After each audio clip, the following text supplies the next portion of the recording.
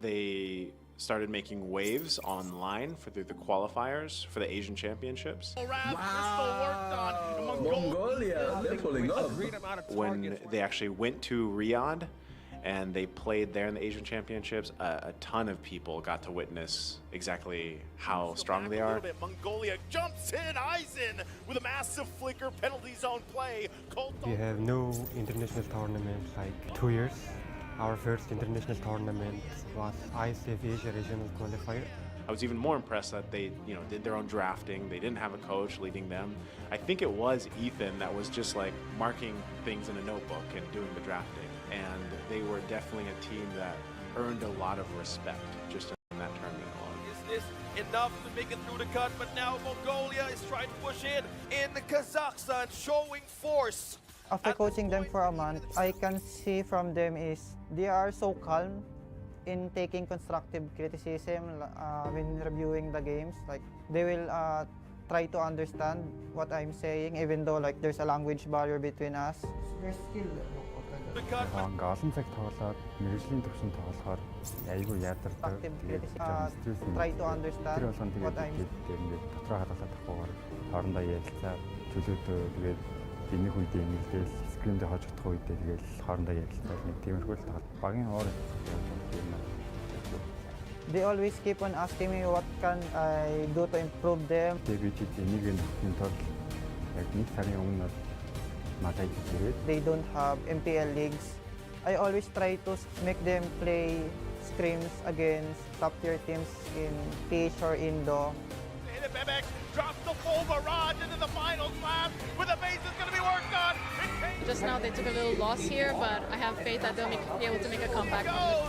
Still working on it, and that's going to be it. Team Lil Gun will win the series.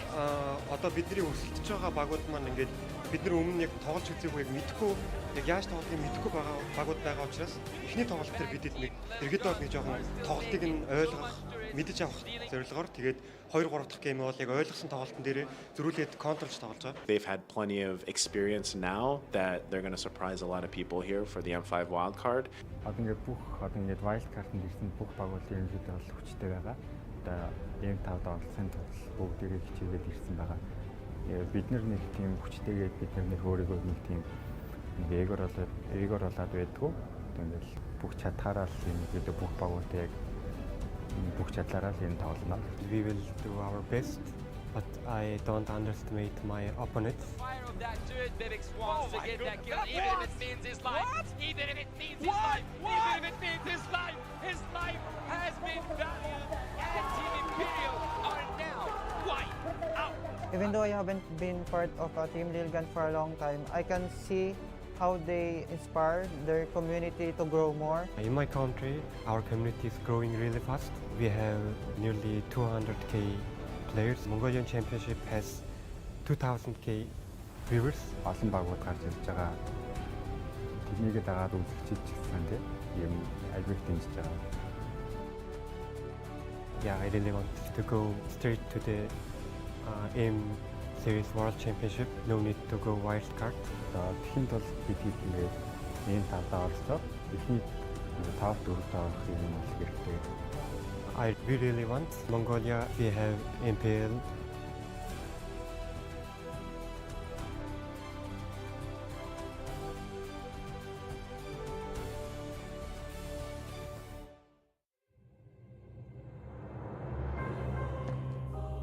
The Shadow Dragon was once my biggest weakness, but now it's my most potent weapon.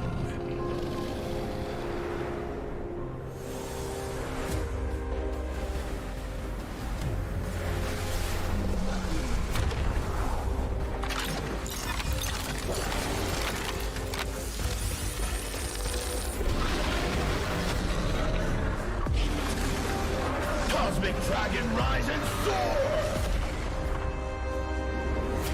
Dragon Stomp! Dragon Scales! Dragon Rush! Rise beyond greatness and seize your own destiny.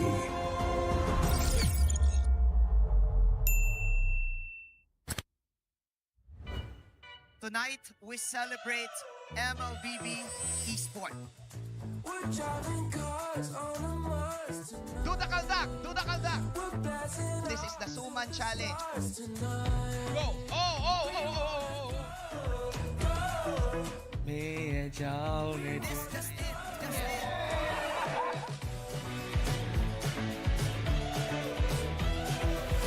Welcome to M5 Gala!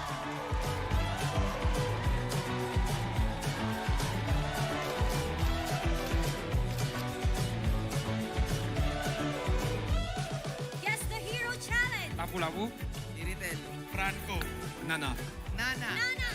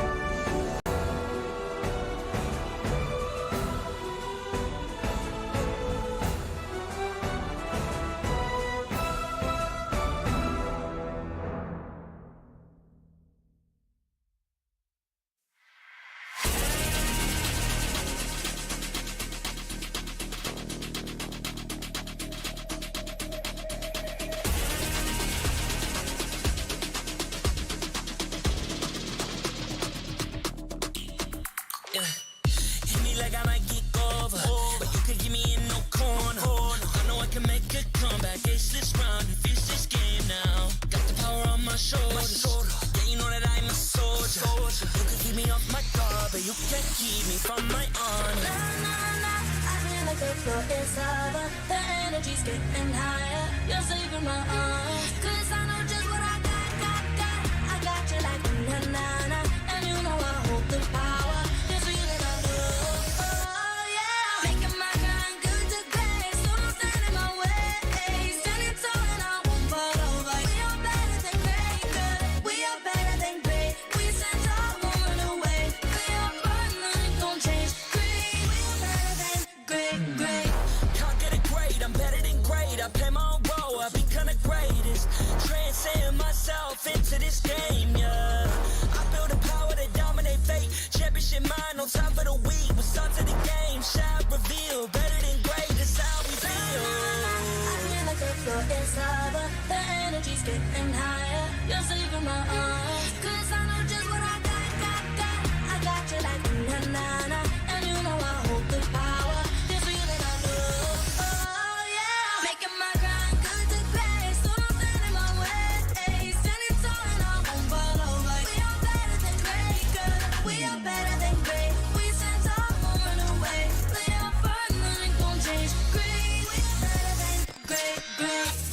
If we stand tall and believe we can make it, you and me, with a sense of urgency, you'll see I'm better than great.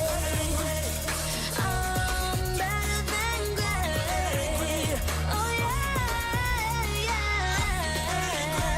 Oh, I'm better than.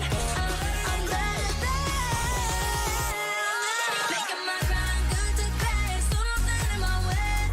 Standing tall and I won't fall over. We are better than great, good. We are better than great. We stand tall, won't run away. We are fun, nothing gon' change. Great. We are better than great.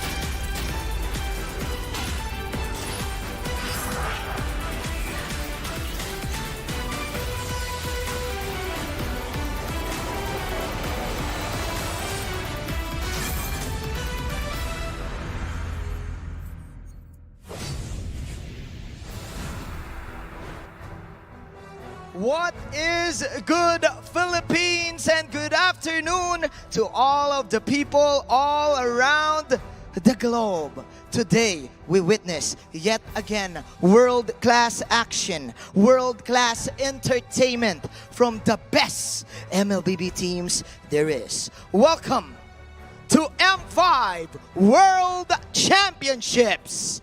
And yes, you're right. You get a new host today. It is me, your kabayas, Manjin Faldas, your resident Filipino team supporter. I got you, Blacklist and AP Bren. Because here in M5, we would like to keep things fresh and throw a little bit of surprise from time to time. But speaking of surprises, we did not see any of those yesterday in terms of matches. But today, I have this feeling that we're going to have a lot of potential upsets and unpredictable plot twists. Can the Burmese schools keep their M5 journey alive by fending off Team Lilgun from Mongolia? Team Lilgun always gives Game 1, you know what it is. What will happen between RRQ Akira, the Brazilian Kings, against Team Fireflux, the Turkish Delight? And can Deus Vault continue to rise to the expense of the hungry Baloyski and Geek Fam? And finally, can Triple Esports create the biggest upset in the entire MLBB history against the Sky Kings? Onic. Alright, you guys have seen enough of me. I know that I can't take this any longer. I know that you guys can't wait as the players prepare to be better than great. Let's pass it over to our Shoutcasters. Shoutcasters, it's your turn. Thank you so much, Manjin. Two teams recognized as dark horses of the tournament are about to open the 4th day of the M5 World Championship group stage. Greetings, everyone. Gideon here. Together with me is going to be LaFell as well as Yasu on the desk to bring you the first best of 3 series of the day between Myanmar's Burmese Ghouls and Mongolia's Team Little Guns. Now keep in mind that the M5 World Championship is powered by Muntun, presented by Kadia, and supported by ROG, the official gaming phone, Grab, the official super app partner, and Secret Lab, our official chair partner. Thank you to our lovely sponsors, because M5 wouldn't be as awesome without your support. And here's the thing, special shout outs as well to our global presenting partner, Kadia. Kadia is a giga project, a city that is being built in Saudi Arabia. It is the future capital of entertainment, sports, and culture. Kadia Gaming is giving away 5 sets of Knockout Stage 2 and Grand Final tickets to join. Just follow Kadia Gaming on social media accounts. Comment why you deserve to win and tag 2 friends you want to bring in the comments. If you don't have friends, anyone will do. The campaign starts from 2nd to the 7th of December. The winners will be announced on the 8th December at Kadia Gaming Instagram story. What? That's not the only giveaway that they're having, right, Yasu? Well, we have the M5 passes now live. Unlock Yuzong's M5 exclusive Dragon Shades skin and Prime Cosmic Dragon skin when you buy the M5 pass. Accomplish all activities, tasks to reach level 75. You stopped at 56? Yeah, I got 56, 57 for now. I still have a few days to grind to level 75. You still have until 75 for free. A ton of M5 exclusive rewards are so waiting for you. Get yours or gift it to a friend. What do you think to me? Let me tell you, I don't think I'm going to stop at 75. No. I'm going to be real. I might go all the way. I mean, it's hard, especially when you sit here, the figurine is literally right in front of you. Keep in mind, the figurine at the very end. Now, guys, after everything that has happened yesterday, all the exciting matches, all the 2-0s that we did actually get to see yesterday, some of them have to be some of my favorite moments. I mean, I'm one counting painful a couple. Well, okay, we don't want to go too far into it, but for those of you who are just tuning in, not seeing the entire group stage, don't worry, we've got you covered. We've got the daily recap. Let's check it out. Mabuhay to everyone in the EVM Convention Center and all our viewers around the world. Welcome back to day 3 of the Mobile Legends Bang Bang M5 World Championship! We just passed the midway point of the M5 group stage, and definitely not short of impressive team fights and skirmishes. See You Soon of Cambodia did not hold back with their warm welcome for Triple Esports' debut in the M Series. Tier 2 they go, they don't care about these turrets!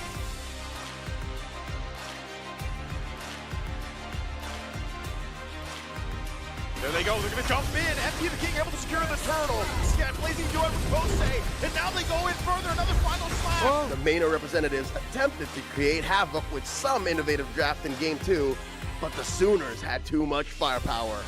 The clash between Team Flash and Team Lil Gun started with the Singaporean champs taking the first game. But it was all part of the plan for the Mongolian downloaders to adapt and learn.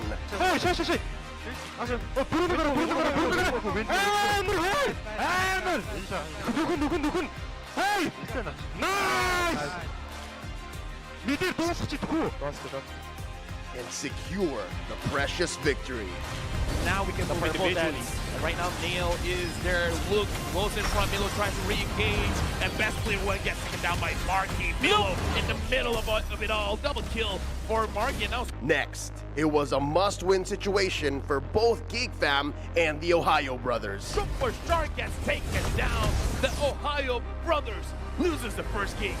Led by Boloyski, the MPLID first runner-ups dictated the tempo for the series. Killing spree by Look. Game goes over. And eventually took the W. It was a nail in the coffin for the North American representatives. It was an uphill battle for the Malaysian squad to try and topple the hometown favorite, Blacklist International. Oh, they're coming in. Implosion. Yes, sir. Thank you very much. It's 3 men defending for Malaysia. Then, Sasa, the last Kage himself, delivered the first Maniac of M5 group stage to tie the series 1-1. We're going to game 3. However, it was not enough to stop the agents from breaking the code once again. Blacklist International gonna win this 2-1. Now that we have seen all the teams at the group stage, which 8 will be advancing forward and be better than great?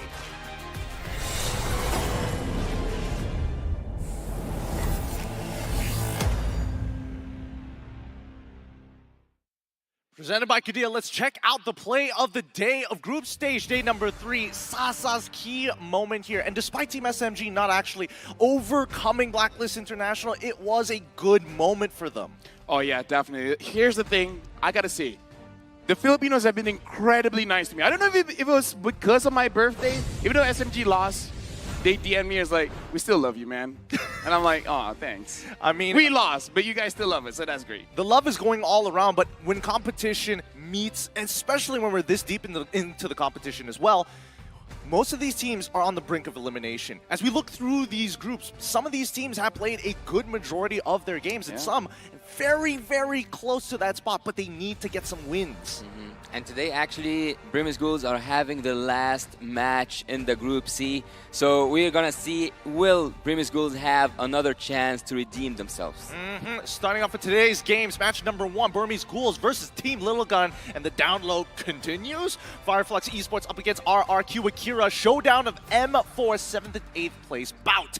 Geek Fam versus Devu in potential decider to clinch the top 2, and finally to end things off, it's Onyx versus Triple Esports.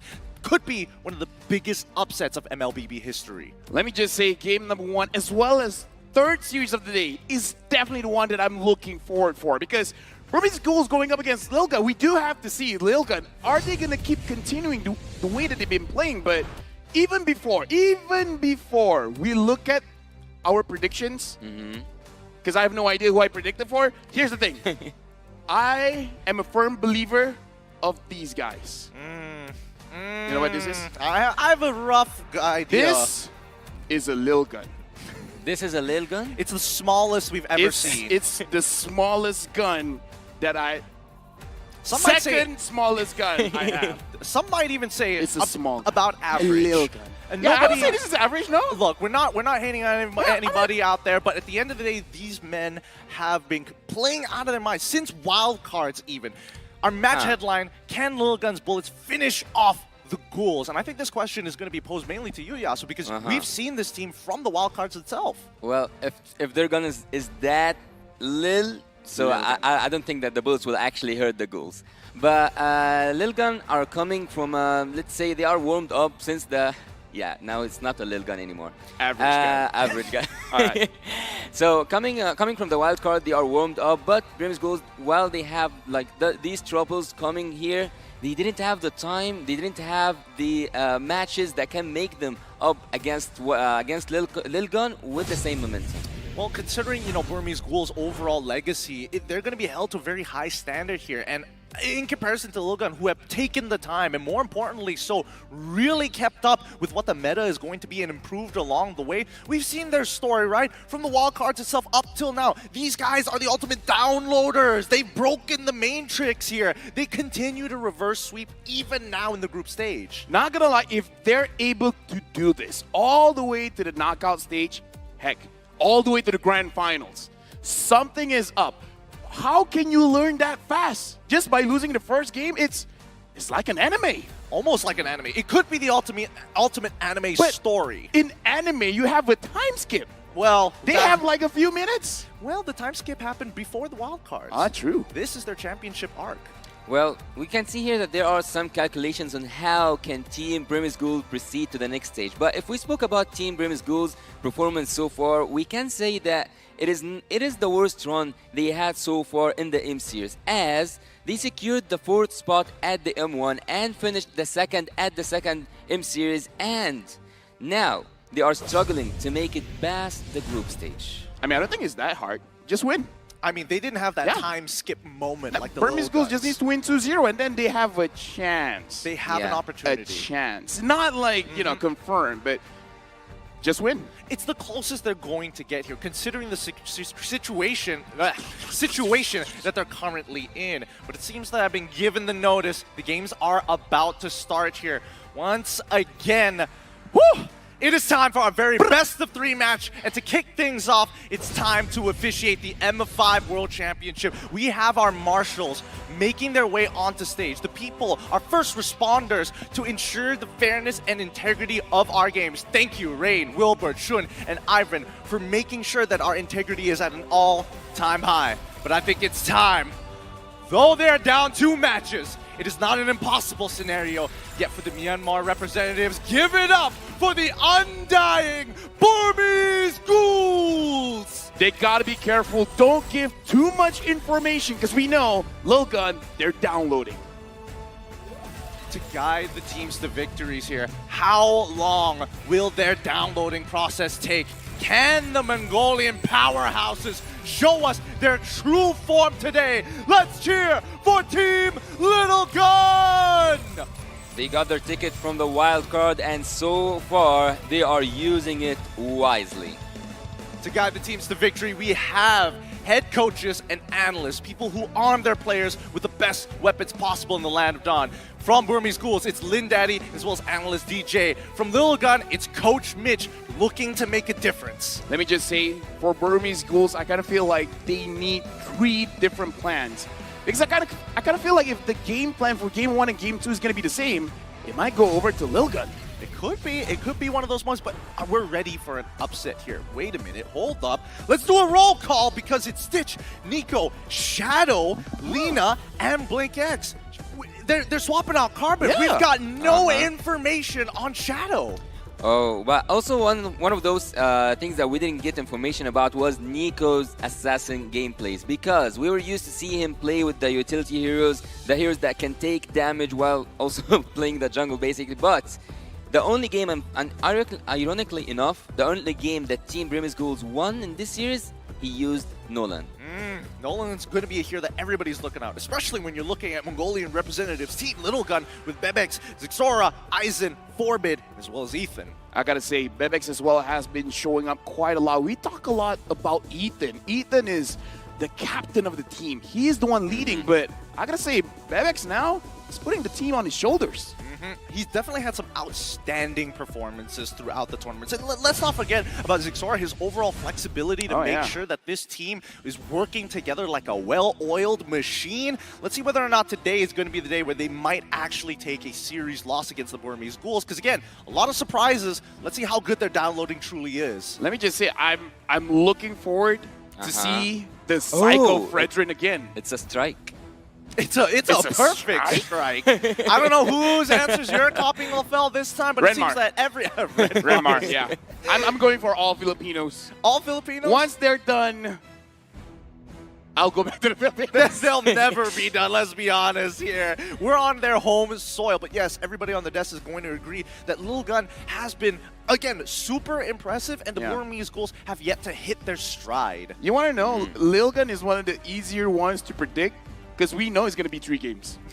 So when they're like, is it going to be a 2-0-2-1? Come on, 2. Maybe, I don't know. Get out of here. I don't know. Maybe Burmese Ghouls could shake things up, you know? Let Lil Gun take game number 1, and then the reverse sweep. Yeah. They need to break that curse, actually, because one of my prediction was basically upon this statistic. But let's look here at the fun fact out from the shadows. This is the first official match of Shadow. Oh, it's her first appearance. Hey, Yes. maybe this is the strategy. Maybe the downloading won't be enough. They don't know enough about Shadow. Look, this could be a reverse Trojan horse situation, right? They're sending in the horse, so hopefully to download all that information, get into those back lines. But with Shadow, it's tough to say. And also, he just memed at the camera right now, 2-0. He's confident. Yeah. I like that. Imagine it says 2-0. But he doesn't say which team. I mean, who knows? Who knows? Truly, who knows with this? And I think, this might be a good idea. Really shake things up against Team Illuga. Keep in mind, this is a best of 3 and not a best of 5. Yeah. With the majority of Myanmar leaning in towards the Burmese Ghouls. And even the rest of the world, some actually truly believing the Burmese Ghouls have a chance. While even, big EECA support coming in for Team Mongolia. They love the reverse sweeps. Yeah. And also, if you are here in the Philippines, do not forget to come on, join us on this marvelous journey. You can be here attending in this marvelous journey, as I said, M5 World Championship. We are still at the group stage. Imagine the playoffs. Imagine when you reach the finals. I gotta say, Gideon, you've been for all 5 M series. Yeah. Congrats, dude. Thank you. I'm feeling older every single day. My knees are weak, arms are getting heavier each time. In those 5 years, have you seen a team like Lil Gun? That's the interesting thing. Initially, when we saw a team like Lil Gun, they were under the banner of Burmese Ghouls. Yeah, right. During M2, right? They were coming off with some of the strongest performance yet, and that legacy is yet to be upheld by this current new squad. I don't hold it against them. I truly don't, because again, they've gone through so much. They might not have even made it to M5 in the first place. We gotta talk about the legacy of Burmese Ghouls. They created a name for a skill with the name of a player, the Ruby DD play with the Lunox. We gotta see more of that. We need to create more legacies by the players. I mean, Myanmar, as Leo likes to mention it, is a country that continues to produce top-tier athletes every single time. But an athlete is only as good as its equipment. Let's get into the drafting phase and see what our coaches and analysts are willing to give them here in our very first match. Well, as I said earlier on, the only game that Burmese Ghouls actually won during this series they were using that Nolan. And also, something that quite interesting about Team Lil Gun is that they are only running for the objectives. They only group up and they want to play that utility. They want to play that obey strategy. Well, it's very interesting to think about Lil Gun's first draft, because no matter how good it looks, there's a chance. There's a chance it won't work. I mean, like yesterday, if I remember correctly, their whole idea was the pick-off composition. It didn't work out with the Kaja and all, but once they start playing the side lanes, start getting a little bit better. Exactly. And that's where I think, some of the key players start to show up. I've yet to see an Aizen truly go all out Bankai, ego mode, go sicko mode on his opponents, because we saw that during the wildcards. When he is disrespected, he's a little petty about it. He remembers it. He will isolate one guy just to get the 1v1 off. Isolate. Well, I think that Team Lil Gun needs to be provoked, actually. Like, they need to lose the first game to wake up. It's a wake-up call for them. Gotta stoke those coals a little bit. But let's see. Current bans, it's going to be the Arlet, the Matilda, as well as the Farmers. We look over to the side of Team Lil Gun, and it's going to be Nolan as well as the Guinevere. All really good picks thus far. And considering what the stats have been looking like here at the M Series, Farm is such a problem, but that's only in condition with the Valentina. And I don't know whether Lil Gun cares about it enough or not. We got to talk about Bruno as well. Bruno is basically the face of M5, and Shadow here being the unknown. What if he brings a hero that we do not expect, like the Uranus? Oh, don't please. I would rather, just bring Thomas. Be cool about it. Actually go for the ego challenge. If you're going to proxy the wave, you're not going to be super tanky, but you're willing to put people down. Do you smell blood? Because Team Lil Gun has secured 60% of the first bloods in 15 games at M5. This is inclusive of wildcards. Wow.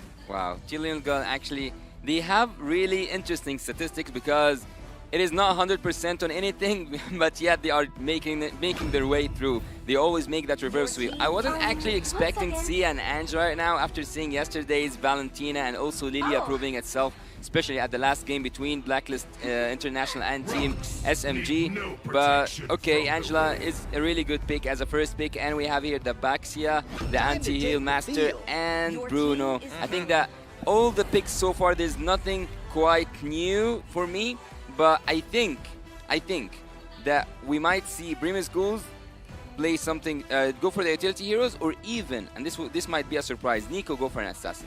I like that they went for the Baxia, because giving Baxia and Angela, that's kind of like, you're asking for trouble at that point. And at this point, it's not even a Bruno. It's Brew, heck yeah. It's Brew too much. It's brutal. It's honestly, we saw the stats earlier, right? 98% pick and ban rate, meaning there's only a 2% chance that people kind of forget about it, right? If not, it is either banned or picked up, and a 60%, over 60% win rate, that's some good numbers. Oh. Now we jump back to the Burmese Ghouls, right? This is what I was worried about. They were looking to say, hey, we don't mind you actually having the Baxia because we're going to be locking in the Wanwan. We're also going to get a Fredrin. I think it's rather interesting because this is one of the few like typical matchups for the Baxia that traditionally is more favored towards him. If I'm not mistaken, I've actually seen this combo work yesterday from Team Brimus Ghouls. I've seen Blacklist play that Fredrin alongside with the 1-1. They were so successful, but seeing the Valentina here makes me actually question what else does Team Brimus Ghouls, or what hero else can Brimus Ghouls play in the upcoming stage of the draft that can be used by the Valentina against their own. Is the surest path. That's something that you have to keep into consideration here, because I feel like the Burmese Ghouls are expecting the Valentina at some point. The real question is, how are they going to actually play out the EXP lane, because we got no info on Shadow. So I'm guessing that at least for the side of the Burmese Ghouls, yeah, that's the thing. I think that they're going to play more lane dominant heroes. It's going to be very interesting, definitely. Valentina here could take away the hard guard, and like I said, Baxia and an Angela together, that's a combo you don't want to go up against. But Valentina has to wait for that level 4 first, so it's not as oppressive, but it's still a combo that is very dangerous.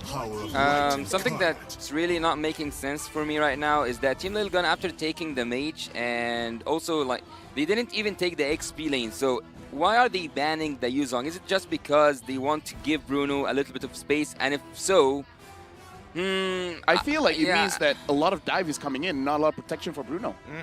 That's going to be one of the few indicators, right? Because if we're talking about quote-unquote peel, there's not much peel other than just the Baxia. Baxia is kind of like a good in-betweener, but half the time when Baxia is in the fight, he's kind of stuck in there. But whenever I see someone secures a pick that's 100% gonna go to a certain role, like the Valentina here, we are mostly expecting an 89%, near 98%. Look, anyway. To go for the mage. So why not focus on the mage in the second phase of banning? Rather, they go for the Yuzong, they go also for the Fanny. Also, are they expecting a Fredrin EXP? They're expecting a Fredrin EXP? I think Lil Gun is just covering their bases, right? They know something we don't. They're not entirely sure, and I think this is a good way to approach it. Keep in mind, they're on red side, right? At the end of the day, they get first pick once this phase is over, and they get the very last pick of the entire draft, so they can see all the cards the Burmese Ghouls have laid out. Oh, a Paquito. Actually, a Paquito is really good. He can take the 1-1 out with one-shot, two-shot combo or something. But Lil Gun, as you said, having the last pick is actually will work in their favor, because so far they can change things around. Things around. They need the rumor. They do need the rumor. But I think that there's a lot of rumors still left, even by banning the Kaja, also that Matilda. I think Kufra would be good here. I think a lot of heroes can be good here. Yeah. Like, this is one of those things when Fredrin is going for a turtle take or something like that. Kufra could just jump in, and then everyone else could just go on the Fredrin. If the Fredrin secures the turtle, whoop-de-doo, we don't care. We just want to kill this Fredrin, making sure that it's not a problem. Here we go. We see the Franco, and as well as the glue. You were talking about, yeah, let's go. Let's get ready for these turtle fights. And now Burmese Ghouls have kind of answered that question of saying, hey, even if you sit on top of it first, we got enough lockdown to buy us the time for a free retribution. Actually, I haven't seen glue for quite a long time, because when he was in his own era, I would say that he was the most annoying XP that Mobile Legends have ever experienced, because whenever there's a turtle fight, whenever there's a Lord fight as well, he takes that jungler out. And in this case, it's pretty easy since the jungler will not be moving around. Yeah, I think that this is going to be interesting. I mean, team fights specifically, there's a lot of factors going around here. With the Minotaur, it's something to keep in mind. It's going to force out the early inbuilt Purify in Wanwan's kit, and that's going to bring the question, who exactly are you looking to heart guard once we start getting past mid to late? I gotta say, looking at the situation here, I'm still in the back of my head. Team Lilgun, what is the approach for this game? Are they gonna try to win it out, or are they downloading? Because I kind of feel like, based on the draft, they look pretty good to me for both teams. I don't know. I think this is downloading phase, personally, in my opinion, because again, Aizen's got a lot of work on his shoulders, right? If he misses a single ability, he's going to be left out in the waters as we start going into the game to kick things off here at the M5 World Championship. This is our first best of 3 series to start off day number 4. Teams are getting close to eliminations. They need every single one of these points. On the blue side, we have the Burmese Ghouls up against Team Little Gun on the red side. Okay, things are now gonna settle down. Everyone's gonna be so quiet in their own jungle. There's no invades whatsoever so far. Team Lil Gun will play it safe. Also Team Burmese Ghouls. Both of them need this point. Both of them need to prove that they are better than a 7th or an 8th spot in their last appearance. So Team Lil Gun, oh, they want to go for an invade with a Minotaur?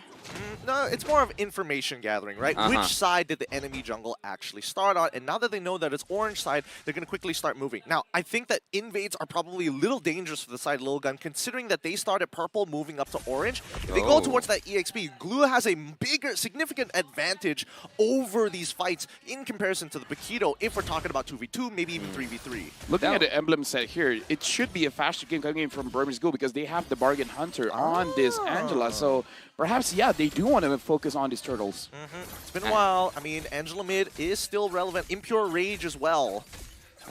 And I've seen right now that Bruno used his Purify. There was a lot of pressure on him on the bot lane. And also Bruno is going for kind of a defensive approach in terms of his emblems. So that's a thing to say. And he will be able to play a 1 versus 2. He will be able to handle his own lane after he gets that Has Claws that he is now building. Well, assuming that it doesn't get hit by these hooks, right? Blink X, even though you might not necessarily feel the impact just yet from the Franco, you're waiting for that one amazing hook. Now, Shadow, he does lose out of Flicker. There's no way he dies this early on in the game, especially when you're Glue.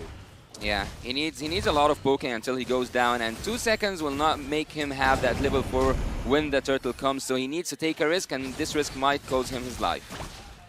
Right now, looking like Aizen as well as Forbid is respecting Shadow, so he will get the level 4 first. Zixora on the turtle. Nico sees him as well.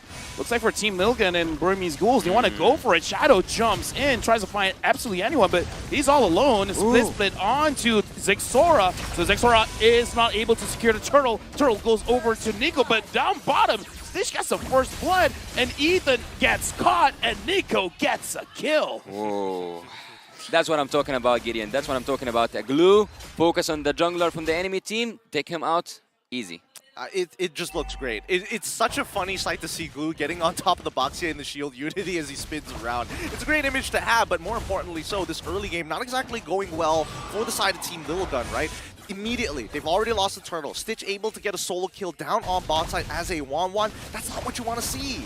And right now, at the top side, Aizen is getting attacked by Nico as well as Shadow, and right now Aizen trying to fight for his life. Nico gets the taunt off and Shadow grabs the kill. This Fredrin is doing pretty good. Yeah, no matter how many shields you build up, you cannot deal with such damage. Also, the crowd control was so high, was so heavy from Team Burmese Ghouls. So far, they are ahead in goal 2K in the early game. That's something, that's a number to speak about. Team Lil Gun needs to find a solution, rather it was an outplay by a person or even a team fight.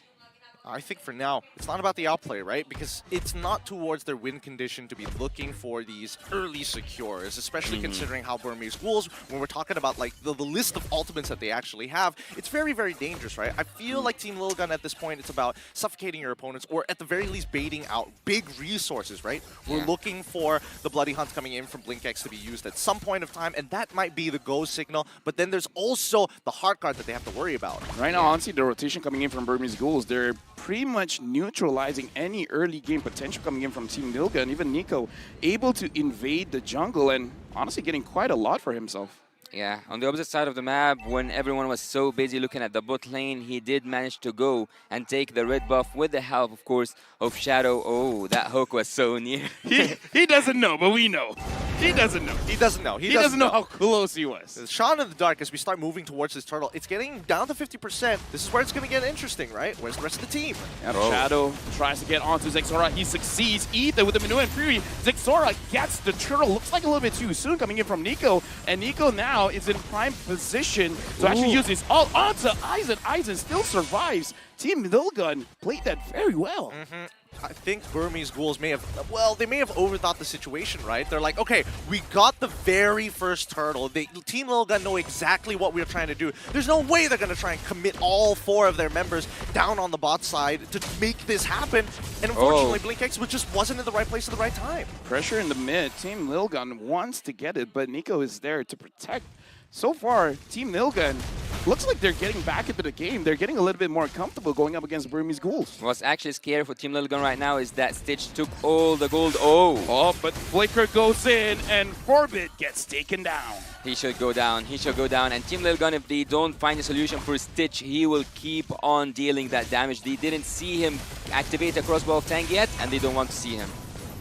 They're going to take their... Oh, nice hook. Good hook by Zexora. Gets haunted in, and the Minoan Fury able to get onto Nico as well as Shadow, but the damage isn't there just yet. Yeah, Stitch, it's still very early in the game. It's 5 minutes, 49 seconds, right? I'm expecting Stitch to have only about like 1.5 items at this point. Let's double check. 2 items already complete. He's 1.7k ahead. Sorry, 1.6k ahead of his opponent right now. Looking good, but he still needs 1 more. That's what I'm talking. That's what I told you. That's what I told you guys. He is farming, free farming, got a gold for the turret alone, and even got the turret himself. Right now, Shadow 1v4. He gets onto Zexora.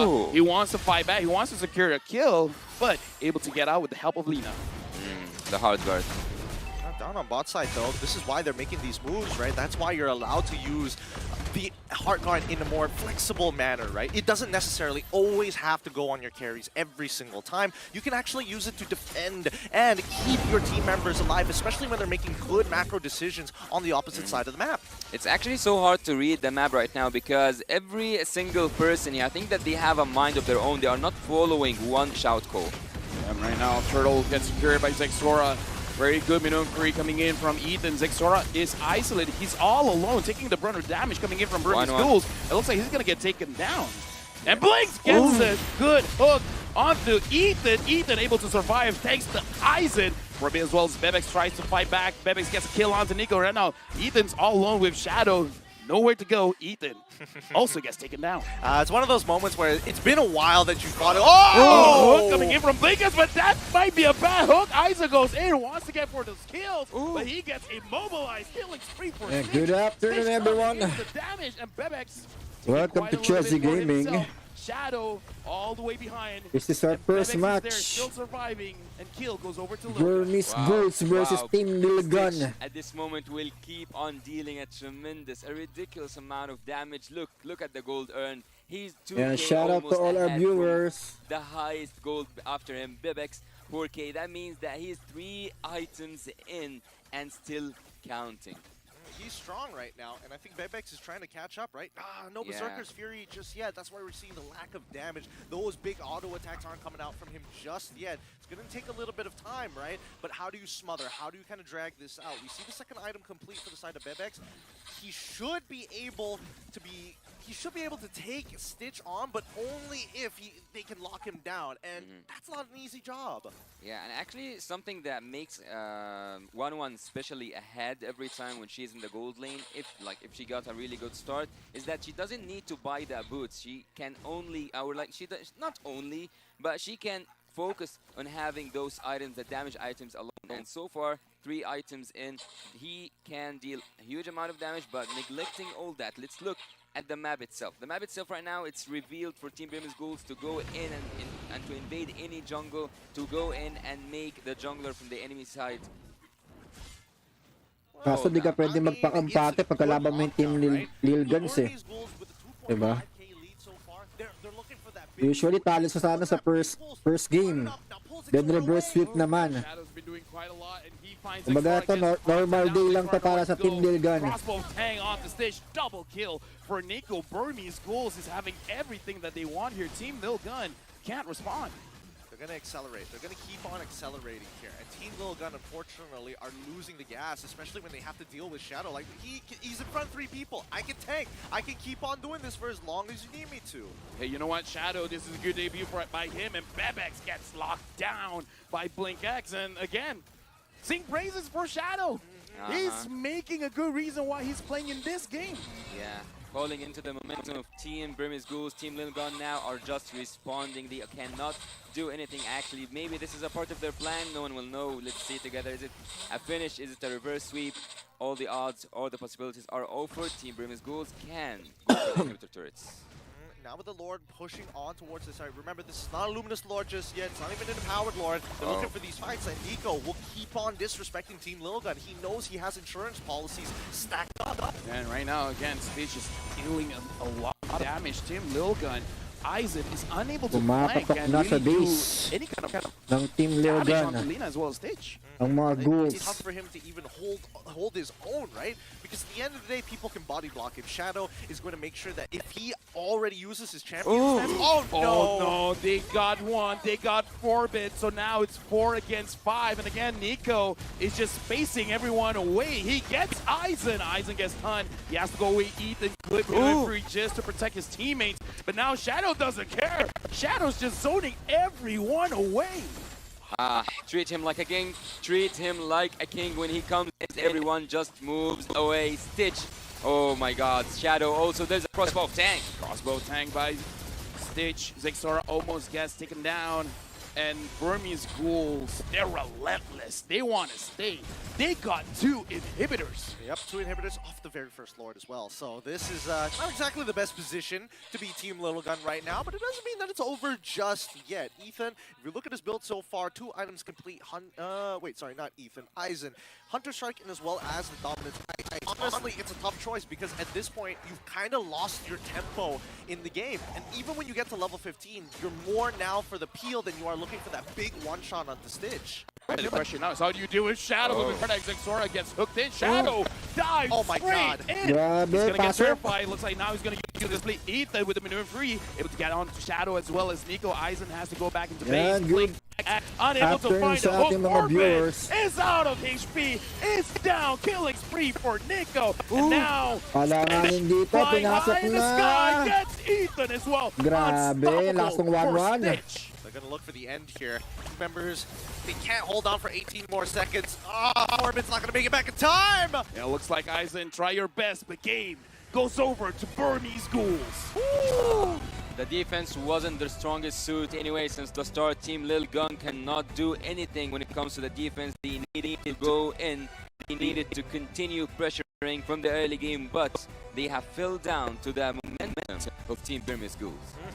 Shadow coming up with a huge debut here, being able to zone out multiple members. Let's see if we can keep this up so that they can secure a 2-0 and still keep their hope up of not getting eliminated here in their own group. Sounds like downloading to me, man. Oh no. I don't know if the next game Burmese Ghouls doesn't close it out. Again, history tells us if you don't learn from it, you're bound to repeat it. It feels like it's going to be, well, we'll see in game number 2 whether the Lil Guns are able to have that Mr. Smith moment, but I think that we have a good idea of how they want to play it, even for us here at the desk. When we look at the Burmese Ghouls, they got some really good power picks, and they're playing around their key players, Stitch, right? At the end of it, at least we know what Shadow, well, a rough idea of how Shadow wants to play on the EXP lane. Okay, but when it comes to the draft of Team Brim Schools, but before we go to the draft, let's see together who is the MVP from the side of Team Brim Schools. Zoom out and give it to your boy, the man, the myth, the legend. Ah, they're always so humble. Come on, you're the MVP of this match. Give it up for Stitch on this 1-1. Absolutely killing it. He did deserve that MVP, and not just that, he was treated as a king because everything and every hero in the draft in the side of Brim Schools was aiming to make 1-1 successful. Whenever he speaks about Franco, whenever he speaks also about Regin, every crowd control hero was able to make that 1-1, was able to make that crossbow tank a possibility or even an inevitable at the end of it. But here we see that Shadow was going by the enemy. He was trying so hard, and every time he succeeded actually to either zone away the jungler himself or even drag back someone into into the hands of the team. He was so annoying, and I think they not download Shadow. Yes. Yeah, honestly, looking at it, we do have to talk about the build making him stage, especially that he set up his because you yourself have to make sure that you always have that desire during your fight. You have maximum damage all the time. Exactly, right? We saw the timer earlier. 60 seconds every single time. 1 minute is all that's been forced in. They try to make these big outplays actually happen, and I think that might have caught little guns off guard, right? Hopefully he'll look back, and all of a sudden, he's moving faster than normal. He's regenerating more than normal. Yeah. Or like say, Lil Gun have to pay the price of leaving Stitch far really during the whole early game, taking turrets, taking the minions, taking everything, having 2 items ahead from your whole goal.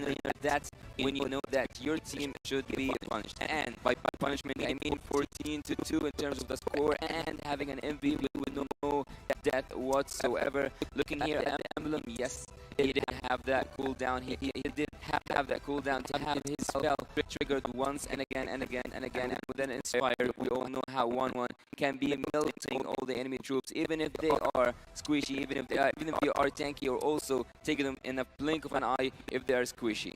Honestly, looking at the emblem set, it's all tempo, having pull yourself together for Stitch as well as Blink X. And like I said, Lina having that bargain hunter, making sure that even before the game starts, we knew what was the game plan. Get the turtles and then never stop attacking. And by having the 1-1, as I told you in the early stages of the game, or like when we were in the draft, they did ban the Kaja. So there was only one more suppression hero that can be used against the 1-1, and they took it.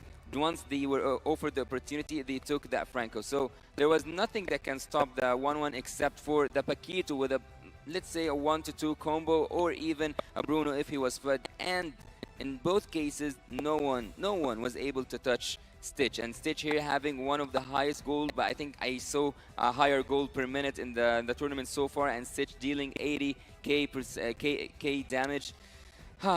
Stitch was the man of the game. Look at the damage dealt. Look at 80k, and everyone else is just like 30, 33, 27. No one's actually dealing damage from the side of Team Brim Schools. There wasn't a magical damage that you should be afraid of from the side of Team Lil Gun, actually. It was only Stitch.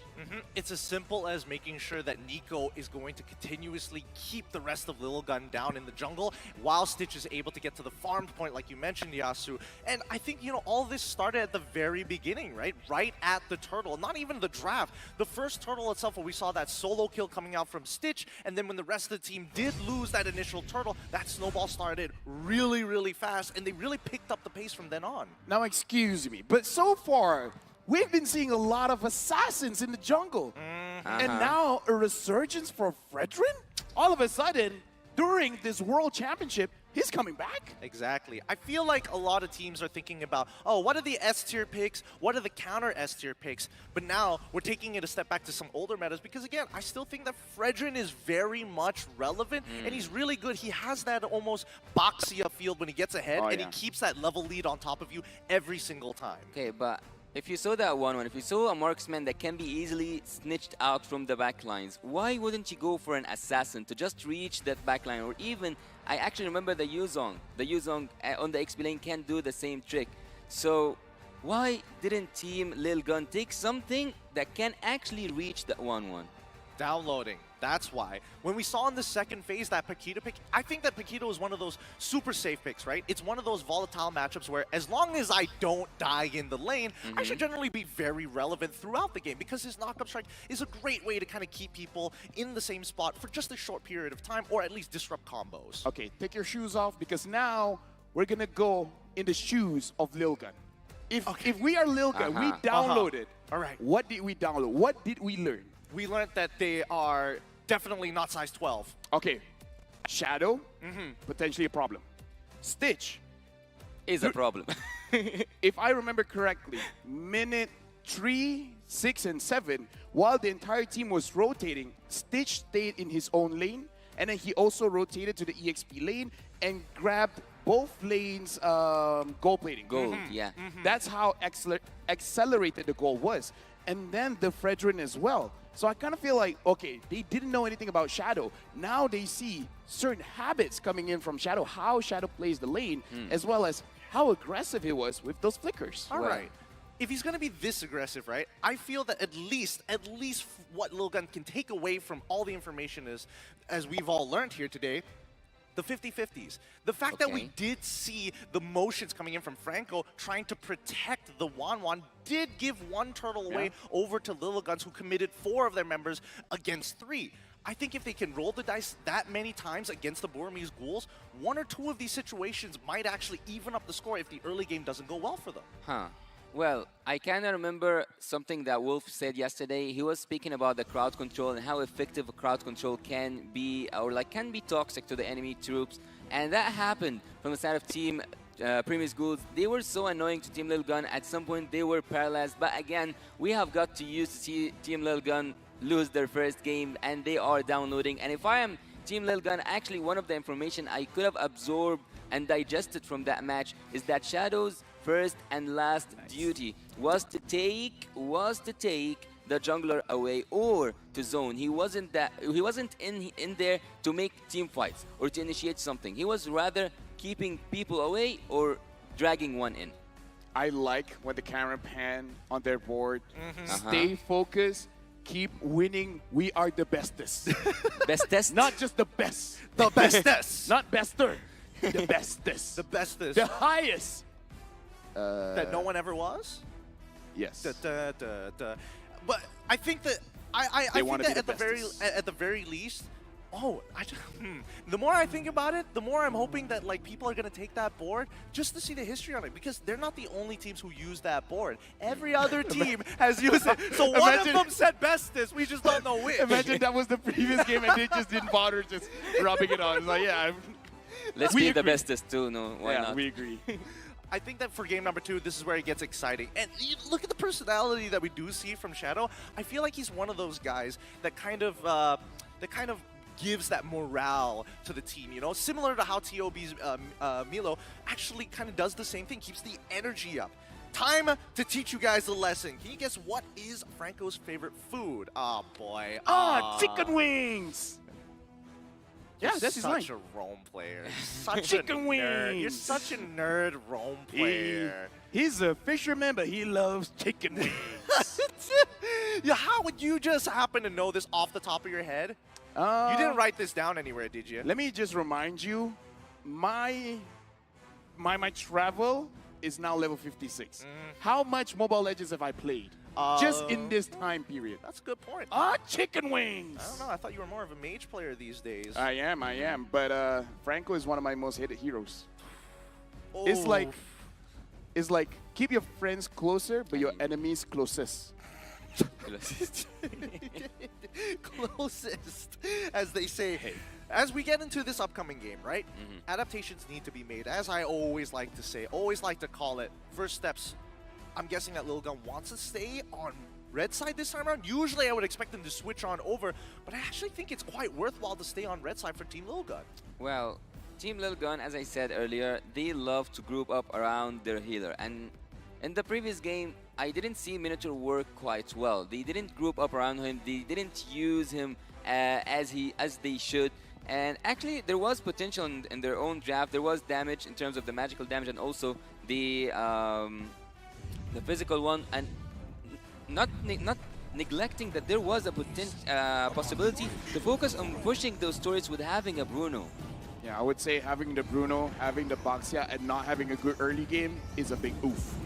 I mean, the solo kill told us a lot about how that game was going to go. As we get into the second draft of this best of 3 series currently, Burmese Ghouls at match point, but the downloaders, I mean, they've been in the spot way too many times. This time, they're actually taking the blue side. It's time for them to take the initiative. I would have preferred them to stay on red, but it looks like they have a very clear idea of what they want. I'm just saying at this point, I'm not surprised if Lil Gun wins. I'm more surprised if Burmese Ghouls wins. And at this point, let me just take a bit of time to remind you guys. Burmese Ghouls need to win this one. They need a 2-0. 2-0 for an opportunity. Yeah. Not confirmed, opportunity. Yeah, 2-0 will make them have a chance to qualify to the playoff stage, and 2-1 will qualify them, or like will make them have a chance to have a tiebreaker. So they will need a lot of odds to align together just for having a tiebreaker. I wouldn't risk those odds. Now we see bans coming in through. 2 bans from each side. Wanwan, Nolan immediately taken out. We look on over to the Burmese Ghouls, Matilda, and as well as Guinevere. These are all S-tier picks so far, but I like the fact that Lil Gun are making sure that at least, you know, the top performing heroes for the side of the Burmese Ghouls are taken out. I want to see Burmese Ghouls banning out the Fermis, because Fermis is one of 4-bit's best heroes. And considering how many times he got hit by the Iron Hook when he was on Valentina, I would have put it past him for them to try and repeat that process once more. Thinking of the Valentina, have you saw Valentina steal anyone's ultimate and use it last game? Yes, a couple of times, except she was holding on to it and then dies with it, unfortunately. There's nothing much you can do when you get bloody hunted and get hit by the Iron Hook. It's a very minimal counterplay to that. So by seeing that the Kaja is banned by Team Lil Gun, oh, they also banned the 1-1. So which heroes that comes to mind when you see a suppression hero getting banned at the first phase of drafting? Not gonna lie, a lot of very strong frontline heroes as well. And it could be a throwaway ban. Yeah, Joy is one of them, so Joy gets banned out. And again, I am thinking of that Fermis. It is between Fermis and Bruno at this point.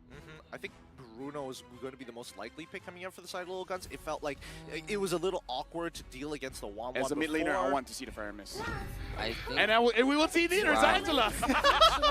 Wait, you might be right though. This might just be mid lane Angela, similar to how Burmese Ghouls played it in Game 1. We haven't seen Angela quite effective this season, like in the M5 in the mid lane, so I wouldn't actually strongly recommend it as a mid lane, and the damage out, which actually saw almost a maniac, so yeah, I might take back my words.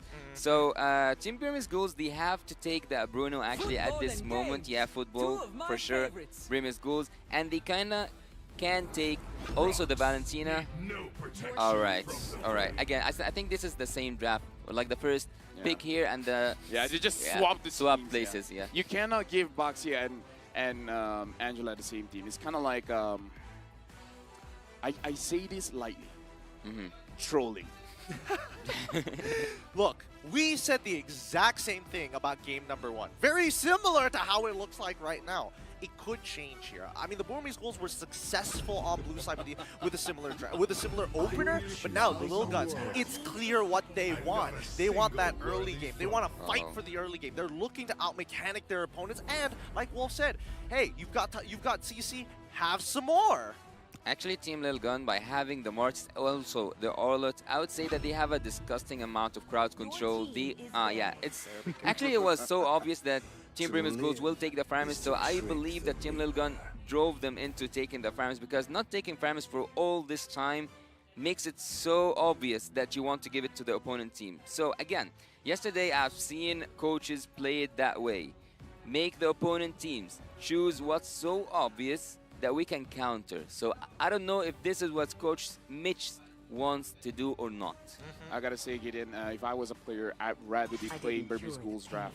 No, you're losing faith in Coach Mitch here. Because right now, what I'm seeing is the fact that Burmese Ghouls want to group together. What does well into things that want to group together? We have the Final Slash, which sounds like a good idea. I'm thinking about things along the lines of, hey, maybe a little bit more lockdown and pair it up with a Beatrix maybe, you know? Get rid of the glue so that they don't have enough peel. You want to play for that early game? Fine, take that Bruno. As long as we are able to survive the lanes and get into these neutral fights, we have combinations to pair up with later down the line. And actually, there's something that doesn't make sense to me. Sorry, I kind of mixed two things together. So having the Fire Mist means that you will counter glue by your nature. Just second skill and glue will buff off. But Team Premise Ghouls might have been aiming to take that glue on the second phase of drafting, so that's why they banned it. From my, before I go into this idea, I thought that Team Premise Ghouls are the ones who banned that glue. I was mistaken. You know what is one of the great things about having a Bruno? What's great? Not a lot of things that you're really afraid of in the gold lane, so they don't have to ban it out. That's true. Right? That's it's like, true. okay, what do you guys want to ban out? It's like, gold lane, you good? I'm good. Give me Bruno. I got nothing else. What do they want? Claude? Doesn't matter. You want the Ixia or anything like that? Okay, that one hurts a bit, but I'm hoping for my team to cover for me. I was just about to say, if you have an Ixia with Team Lil Gun right now, it will make so much Here's sense. the thing. If I'm not mistaken, the only time Lil Gun used the Ixia, they lost against Keep Best Gaming. Yep. Horology is my craft. Yes. This is what I'm talking about, right? It feels like Coach Mitch, he's slowly closing in on it. He wants the Burmese Ghouls to team fight. Again, Ixia is looking so good right now against a team composition that wants to get together and actually has a good laning phase against the Bruno. Oh, man! Let's go! I'm all for Burmese Ghouls, baby! Oh, no! Uranus! Why do they have to tarnish their record? Why does Shadow play all the annoying Hey. EXP laners? Hey, at this point, Lil Gun needs someone to burst those tanks. Are we looking at something like a carry? A carry. I mean, even carry, let me make this clear. It's very difficult going up against this draft. I It agree. is very difficult.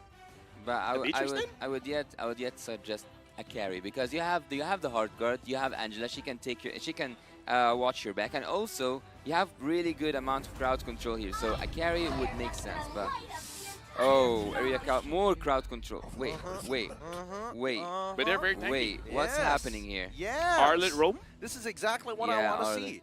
Arla goes into the roam, you're able to kind of make that impact in the early game. Because again, Arla doesn't need to babysit, he just needs to show up. What if Terizla mid? Who used it? Rosa was Rosa. it? Rosa, right? The Thorn Queen. The Thorn Queen. It makes me nervous, but you can definitely see the idea here. Punish the team that wants to gather together. Look for smaller skirmishes across the map, whether you're using your global ultimates or at the very least just showing up with stuns. The same problem occurs again for me. Yo! Oh, the OG is here. But the same problem still appears for me is that Team Lil Gun don't have any magical damage that can be mentioned. If Team Burmese Ghouls focus on the defensive items, they can take care of the Beatrix easily. Of course. But that's under the condition that they don't end the game early. And I think that's what Lil Guns want to do. When we saw that Martis, you know they want to play for the earlier stages of the game. You know what? In my head, I was even thinking of, instead of a Tigreal, just pick up an Estes. The Netherrealm? Ouch. The Netherrealm having an Estes, having a Uranus? This Abaxia. game will end tomorrow. Where do we draw the line when it comes down There's to no health insurance? There's no line. There's The no line line. is a myth. Double the health insurance, double the premium, extra bonuses all around. I'm looking at these team comps and I'm already nervous as we get into the second match here of this best of three. Currently, the Burmese Ghouls on the red side are a point up on the Little Guns, who have been downloading all of game number one to look for the comeback of a lifetime. The reverse sweep kings themselves might just be stopped here on the blue side. Let's get right into the game here at Land of Dawn. Team Lil Gun are about to make history if they continue on doing those reverse sweeps. Ever since the wild card, they have been losing the first game and making that reverse sweep possible. So far, at least, in normal cases, I wouldn't say that, but so far, so good for Team Lil Gun. I gotta say, Nico is clearing the jungle way faster than Zexora, just because having the Bruno do a little bit more damage on the orange buff. So just, you know, again, just the first 3 seconds, but I kind of feel like Burmese Ghouls are on a good track. They are on a good track, and I think, you know, Burmese Ghouls made the right decision of saying, you know what, we don't really want to contest for the Lethal Wanderer. I want to instantly invade you. That's what I want to do, and that's where you see the Boxia instantly move down into enemy territory. I'm looking at Tigreal, a lot of movement speed here. Yeah. He doesn't want to stay in his lane. Okay, I think he wants to match the Arla this time then. Yeah, actually, in terms of the junglers, they are now mirroring the map. Both of them are going for the same exact thing, just on the opposite side of the map. And that indicates, oh, Nico is also in his comfort zone. He's playing the Baxia, so he's playing the utility hero. And oh, they caught him hard. Nico has been making some really good decisions here, right? Ethan, he wants to check for the 4-ball camp. Yep, and right now, Ethan still surviving quite well. Burmese Ghoul as well as Team Lilgun in the early stages of the game. It looks like they're just testing each other. See, like, what do you guys want? You guys want to go for it, or do you guys actually want to play it safe? I'm actually now kind of curious. Why Bebex is always losing a 1v1 against Stitch? We can see here that Stitch, for the second time in a row, he's ahead in gold, also ahead in lane, clearing faster, doing everything. I think that the Beatrix in the early game is really good in clearing the waves, but is it like, is it inevitable to lose against the Bruno? Bruno is the king, man. Bruno just wins the lane straight out. The only one that can really contest is Ixia and Brody. Yep. And even Brody, there's a limitation to it, unfortunately, right? There are conditions Skill that need to, it's a skill matchup, right? Very, very volatile. But now, let's see this very first turtle here. Zixora immediately on it. Yep, right now, Shadow frontlining for the team already gets level 4. Turtle secures by Zixora, and Lina is going to get taken down. First kill, first decimate, goes to Zixora, and now he's looking for Shadow. Double kill for Zixora. The first win condition for Martis achieved below 3 minutes. Oh, that's got to be frustrating. Like, Lina was trying to get that Netherrealm off, but the penalty zone change just kept canceling the animation. Team Lilgun are just back on track, 2-0 early game advantage, and now they are catching up to the momentum. They are living to their own myth of losing the first game and then dominating that rest of the game. Stitch, as I told you, he is winning the 1v1 battle. And when his team was fighting in the turtle, he was also winning on the top lane, which is quite interesting because he won. He won against the Bruno with the 1-1, and now he's winning with the Bruno against the Beatrix.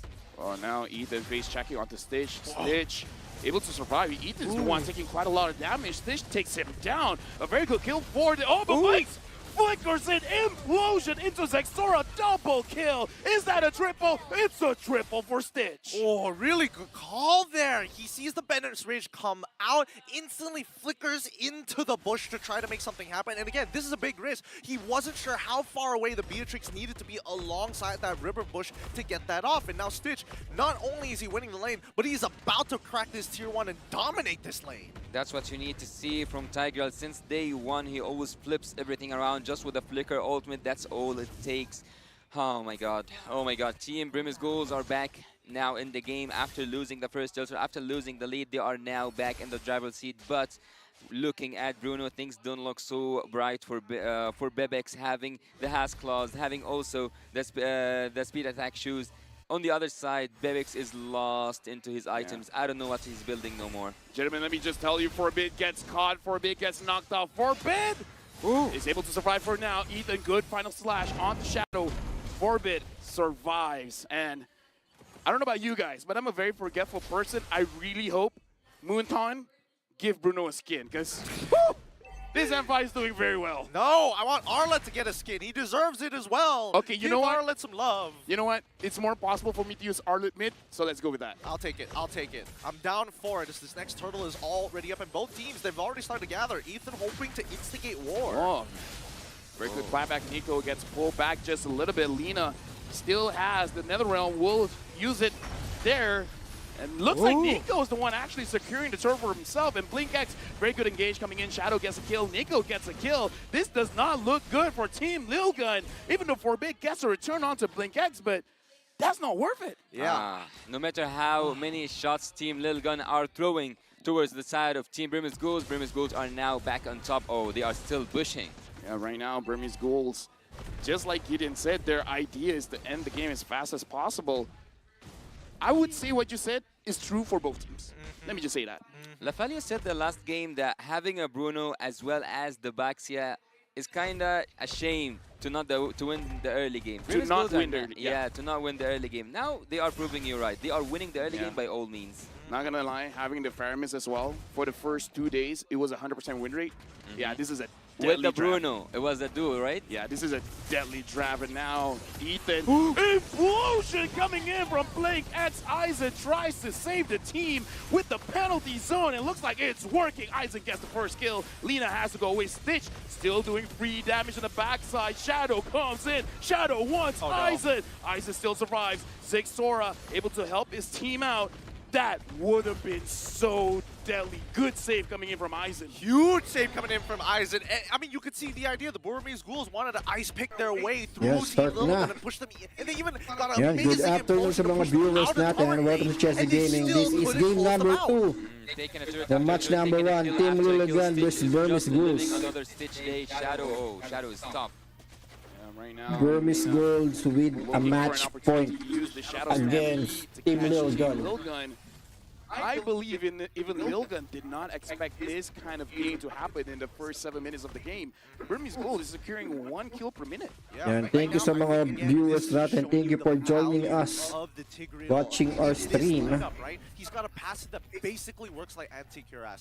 How many shots does Bebex have to put into him before he goes down? Hindi natin pwedeng i-discount dito yung capabilities ng Team Lilligan. So previously we were talking about, hey, they Mga ano to eh, tawag doon. Reverse Whip Kings. Alright, it's not like you have any difference in diversity in your damage. I'm gonna punish you for it. Right now, good implosion by Nico Blinkex. secures the So far, turtle. just to make sure that they get the turtle, but looks like Dito na ang Aizen's gonna asim get play caught. na Penalty Burmese zone Ghouls. trying to Makakuha ba survive. Aizen is down. Unstoppable from Stitch.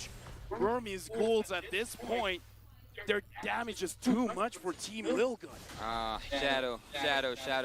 By now, his game style is revealed for me. He is not into the crowd control. Yeah, I mean, right now, Shadow gets Langanin dito, Shadow na palalim doon. Nico from the backside tried to zone everyone away and looks like Pina-download na ba ng Team Lilligan?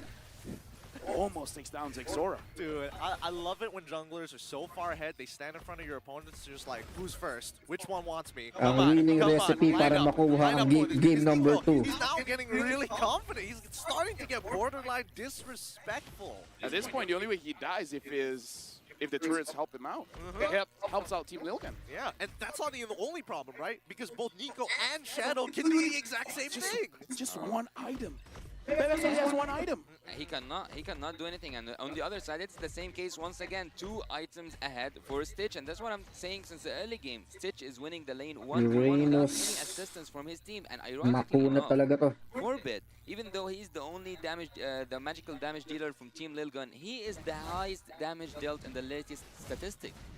Yeah, I mean, he's the only one who can quote-unquote free hit because all of the members from the side of Burmese Ghouls make sure that Bebex is completely out of that fight. Like, Hey, Boss GQ, welcome sa ating stream. From Shadow as well as walang internet. just getting right Tawagan mo na yan. make sure that it's awkward and uncomfortable to move around. Thank you sa I've seen a pagbisita. lot of Uranus players being just bullies, and Abangan Shadow is natin one of dito, them. pero alanganin dito ang ano. Blinkex again. Team Lilligan, pinasok. From Ethan pulls back to Stitch. He doesn't care. He has the damage. He goes in. He lingers forward. Gets a double. And now, Burmese Grabe yung Ghouls. asim play dito ng That ano, was one of the ng chances Burmese Team Lilgan Ghouls. can actually win a fight. But it wasn't enough. That was an amazing final slash, but it wasn't enough. I don't know what Stitch's insurance policy is, but get me signed up for that because right Yeah, now, shout out it to is Boss just, how Ezekiel. do he plays with no fear, no fear. Ang ating mga favorite na yan, content creator for He MLBB. just walks in and does what he wants. I'll answer you. Having Nico, did you see him tanking that turret until the last hit from the turret? He was waiting until Stitch does his work, goes out, even if he wants to go in once again. All the HP was going to be utilized for the favor of Stitch himself. And Stitch can be called now. He is in a total different game from the Bebex. Look at him, almost 5k difference between both gold laners. It feels like right now the way that the Burmese Ghouls are playing, considering how far they are in the item section, is like, we like to call it, protect the president. But I don't think they're playing protect the president. It feels like everybody else owes Stitch money or something. And they're like, I'm sorry, sir, please put down my debt. I'll do anything for you, man. I don't know, maybe at this point, Burmese Ghouls with almost 10,000 Yung mga patuklo dito, ang Burmese Ghouls. Ito na ba makukuha ang unang ano, match loose ng Team Lilligan. We're 9k ahead. Is this enough? Alien 626, please, sir. Burmese Ghouls bang naka-download ng ano, para matalo ang Team Lilligan. Crashing down with the help of the Lord. They're just getting zoned out. They're getting stat checked. At this point, Shadow also legit doesn't care. At this point, he just wants... He and Nico are fighting for the most... Grabe to. Di makalabas ng Team Lilgan. Excuse me, sir, I'm the sandbag. No, I am the And then sandbag. Mika's just like, guys, I'm a rope. Grabe kasi yung sustain na mayroon yung ano dito. Burmese Goose. Pero ito, simple ba kayang ubusin? Naipit dito yung Uranus, buhay pa rin. Pero Stitch hindi, babawi tayo. Ethan is still surviving. Bebex, the snipe is good, but the damage is not enough. Sustain pa rin ang bubuhay sa mga Burmese Goose. We can see the amount of damage. The bulls are not something to mess with. Look here, look here. Malakas ka sa akin, boss. Honestly, I think that I will take that for the side of Team Lilgan, considering how far Quarantine. want to win games will take these. Pahinga ka daw muna, masyado kasing busy, sir. Very, very close. We did see a bit of a mechanical mistake coming in from Stitch, slide tackling into the wall, forcing to have to use his flicker to close the distance. If he just made it over that wall with the slide tackle initially, I think it would have been a wipeout for Team Lilgan. Going to a late game right now, I cannot neglect the fact that Team Lilgan can make a good and a solid defense. Having the Beatrix and also having good crowd control, and if Grimace Ghouls come in on a certain point, and in this certain point, Buo pa rin yung tower dito ng ng Burmese Ghouls. Pwede pa to hanggang mamaya. Zexora and Aizen need to work and have that space for Bebex. And if that didn't happen, specifically, as I said, Team Lilgan will fall down. It's about the counter engage coming in from the side of Team Lilgan. I mean, if it's not Aizen, then it's Ethan who has to find a way to kind of create. Ayaw bang makagawa ng miracle play dito ng Team Lilgan? Ayaw bang mas-kill? This type of oppression before. Whoa, okay, Nico, let's calm down. Oh, Shadow wants to be sent. Grabe, pinasok na ni Shadow. Zinone lahat ng players. Wala mauna, kahit itrap mo pa yan. Nandiyan na si Onto Shadow, Aizen using the penalty zone as well, and Shadow still survived with the Netherrealm. Linkax, I'm pretty sure he's just waiting for that one opportunity to just... Grabe yun. Lina for the save. Everyone back. Bebex is still free hitting from the side. Shadow is able to... Ubos ang skill nila para kay Shadow lang. Still not enough. I wish we could get the mic check for Burmese Ghouls because Stitch was working on the Luminous floor, but the rest of the team was running it down on Team Lilgan. Eventually, Stitch was like, actually, that's... Ganda rin ang pasok ng Netherrealm ni Lina doon. For the save talaga. He didn't take it down until the last breath. Stitch, if he was in this fight, it was a maniac. It was almost also a savage. Grimace Ghouls are so far ahead in game, and Team Lilgan have to make one more solid defense, because with one more solid defense, they can get back into the game actually. As I said earlier on, physical defense from the side of Team Grimace Ghouls can deal with Bebek's damage, but so far Bebex Maliit na ang mundong ginagalawan dito ng Team Lilgan. Now having the Demon Sword onto Stitch as well. Aizen was already taking a lot of damage. But it looks like Steve's like, nope, not enough. I'm gonna deal a little bit more. The Lord is in and Grabing kunetas ng lineup nila. Ito na ba? Kaya naman tapusin. And double na. Burmese Ghouls will sweep. Team Lilgan ang unang pagkatalo sa isang match ng Team Lilgan. Kumakapit pa dito. Making sure that group stage run has a possibility, a chance, an opportunity to make it to the knockout stage. Team Grabe yun. Now, the history is not... Natapos na ang match win streak ng The history will say that they are ng now Team Lilgan. with making any more. 2-1 reverse sweep, no more. Shadow said it at the beginning. Sila'y napag-aralan dito. And that was just happened. Kudos the download was sa Burmese Ghouls. the internet connection, but Burmese Ghouls is just like, yeah, you guys Umapalag pa sila. do this shenanigans anymore. We're stopping you. This is our opportunity to go to the knockouts. They were trying to export that file, and once Shadow's file came up, and it's like 3 petabytes, and they're like, whoa, that's so much more than we needed to download. It was a virus. It was deadly. It was deadly. Is this how you deal with Lilgan, bringing a player that no one has ever seen before? I mean, they could shake things up and then swap back the old players all of a sudden to do it all over again. It's the first time that we're seeing Lilgan take a Yan, again, shout out kay Boss Zkild. Ang ating favorite content creator. Let me just say, I'm pretty sure Stitch is the MVP, but Shadow though. Shadow though. He was playing hot. Yeah. You like him, Uranus? No, not at all. I respect your conviction. You stay with your guns, and they're big guns. Well, I mean, it's subjective. It's about average. But Average I guns. think that for the most part here, we have to give credit where credit is due. The overall team play style coming in from Burmese Ghouls and our MVP that's brought to you by the Republic of Gamers. Let's ring him up for the boy because it's so easy to tell who it's gonna be. There you have it, up on screen. Give it up for your boy from the Burmese Ghouls. It's Blinks. Look, you guys thought it was going to be Hey. Shut up. The epic play, care of Blink X. This is the World Championship. You're getting the MVP. Totoo yun, boss. Made such an impact again.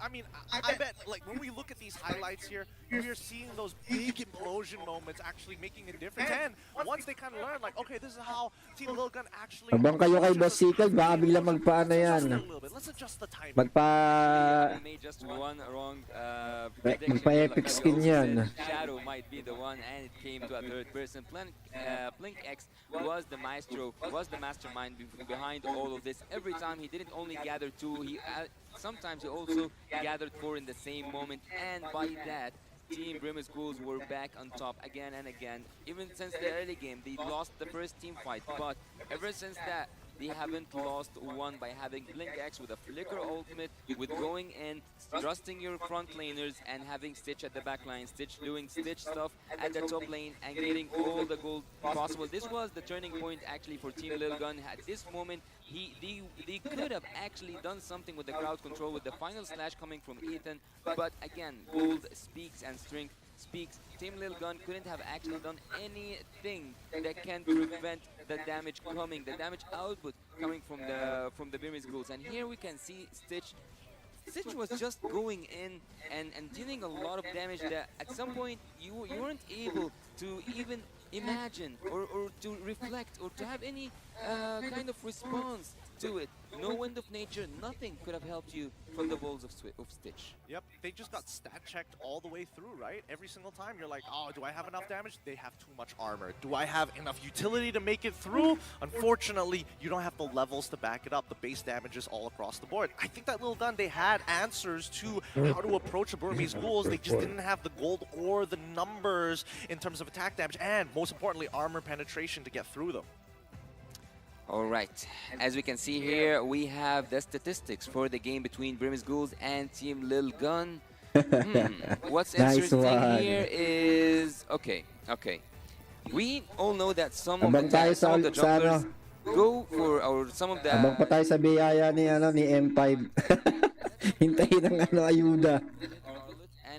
Wala pang announcement kung kailan yung ayuda natin sa atin eh. Completing his own items, focusing on just surviving, on just buying some time, having that amount. Ang bigat ng ano kasi.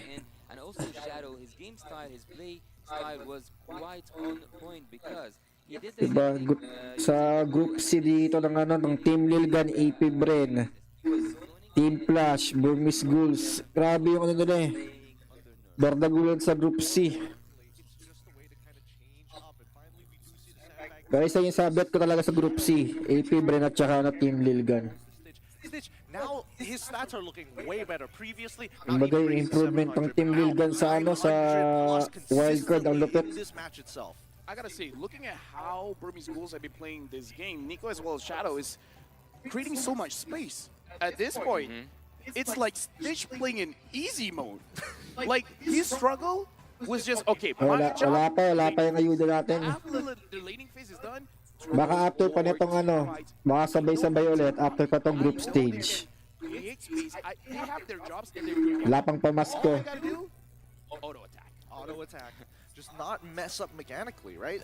That's the thing. As long as Stitch can free hit, this game is pretty free for them. But it also felt, at the very least, that the Lil Guns were a little uncomfortable against this Tigreal. Not just because of the Yung next match natin sa group B naman, Fireflux Esports versus RRQ Akira.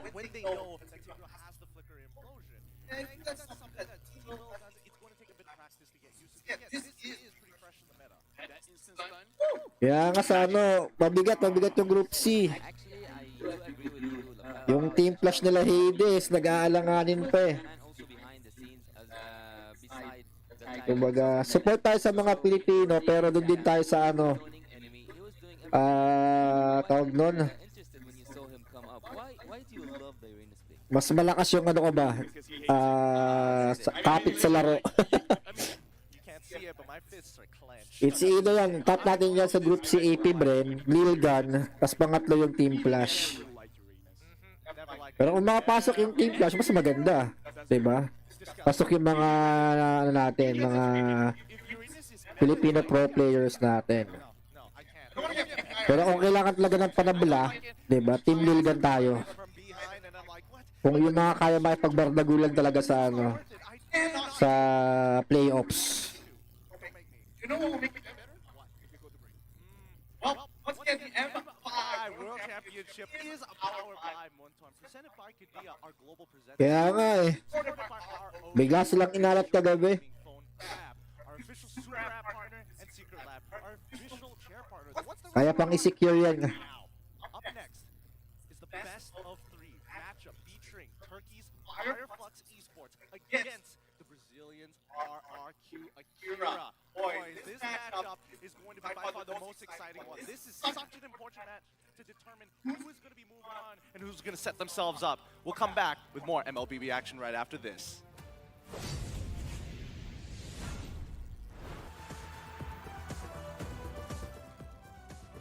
Mahirap gawin ng ano yun, ng Team Flash sa AP Bren. Hindi bibitawan ng AP Bren yung laban nila kasi sana sa scorecard pa.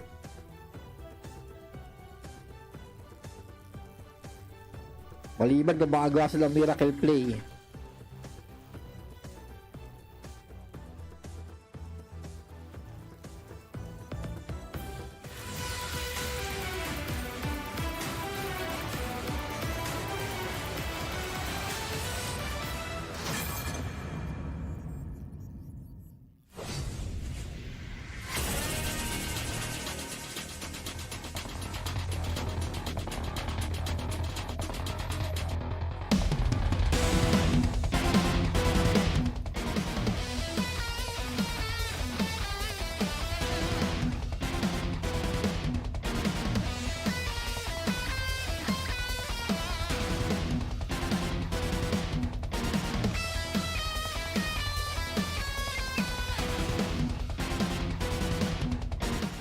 Oo, balak talaga. Balak mo rin na nga ipibren yun. Para hindi masyadong ano, tawag doon, mabigat yung labanan. Baka kailangan makuha yung upper bracket. Para at least yung ano, buo yung ano nila, 2 lights nila. Unlike pag nasa ano ka, lower bracket, laglagan.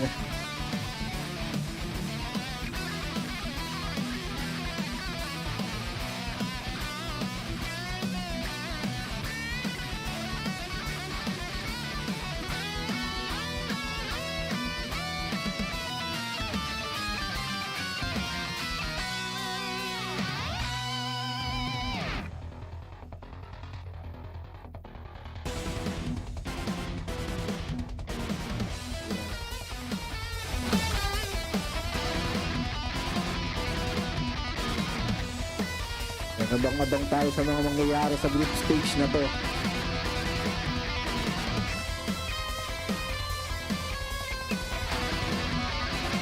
Yan, medyo hindi naman masyadong ano, inaabangan sa ano, group D. Yan, yung grupo ng Homeboys, Devu, Geek Pop. Medyo alanganin pa tayo dun. Oo.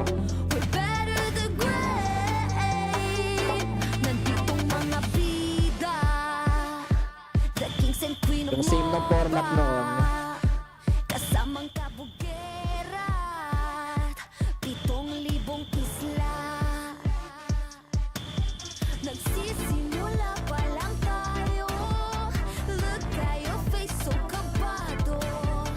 Dito sa aming teritoryo. Get this ground sa amin ito. Ang laban na to ang magiging binhi.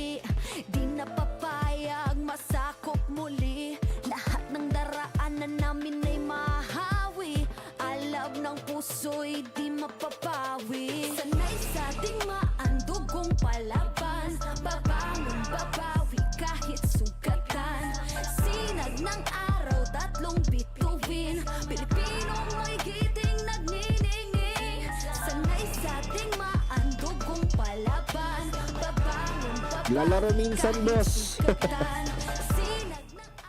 Nagano ako, plug down a power mirror.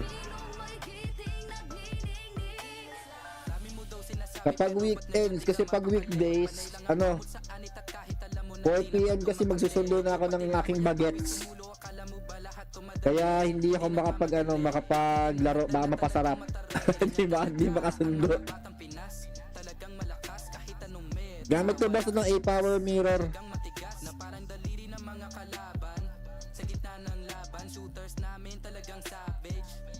Yan, pag weekends yun, nakakapaglaro during commercial break time. Pero ganitong weekends, hindi masyado. And karamihan din ng mga viewers ko, mga bagets din. Mga estudyante, kaya matumal taga pag weekdays yung laro.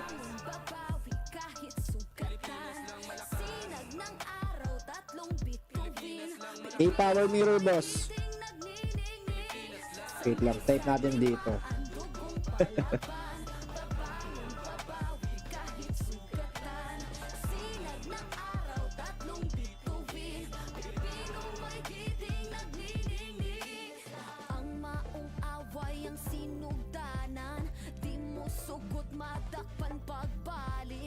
Ayan, a shout out box. A-Power Mirror.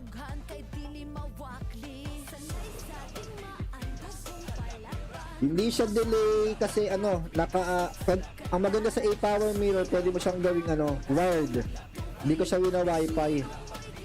Kasi pag naka-wifi, medyo may konting delay. Kaya pwede mo siyang USB. Pwede mo siyang i-wired through to cellphone papuntang PC or laptop. Kaya mas okay siyang gamitin. Unlike sa ibang mga mirroring app na wireless. Medyo kung pangit yung wifi, damay pati yung reception. Pero sa A-Power Mirror kasi pwede mo siyang i-wire.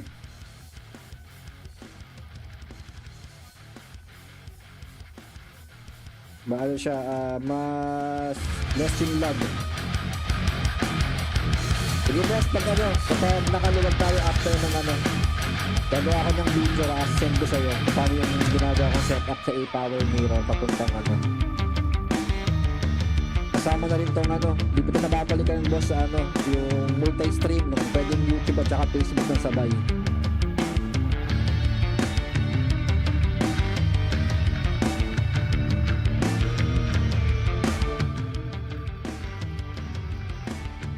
Pwedeng USB boss, pwedeng naka-USB ka from cellphone to PC, pwede ka rin naka-wireless through Wi-Fi.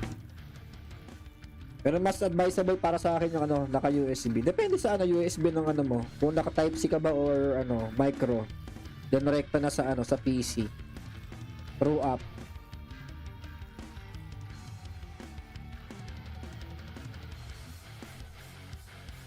Yan, gawan kita ng video na lang ng boss. Send ko lang sa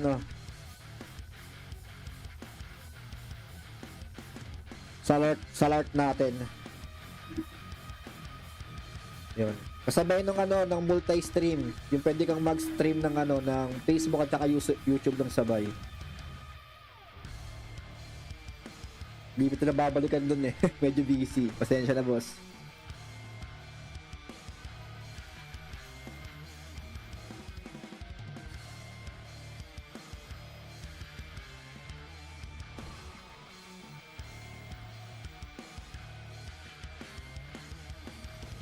Yes sir, yes boss. Yung ginagamit mong yung USB cord.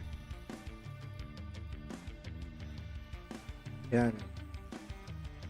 Connect mo lang yung para nagta-transfer lang ng data ng transfer ng ng files from cellphone to PC using USB cord. Same lang siya, same function lang siya. Parang nagmi-mirror ka using USB cord. Sige, thank you boss, thank you sa pagdalaw. Yan, shoutout kay Boss Zekiel, ang ating favorite na content creator.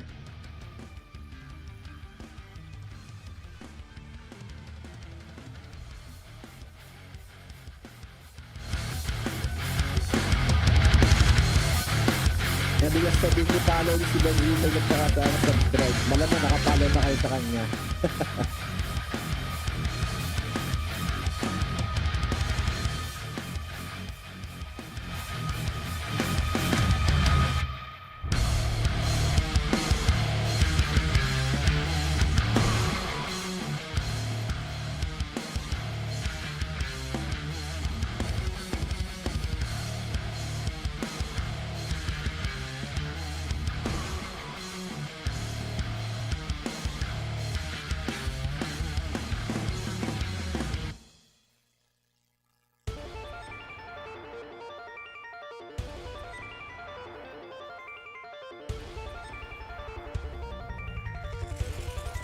Yan, sa mga hindi pa nakapollow, like and share na lang po ng stream natin. Maraming salamat. At pakishare ang ating live restream ng M5 group stage. Yan, we're also live po sa YouTube and Facebook using same channel tayo, ChezyGaming.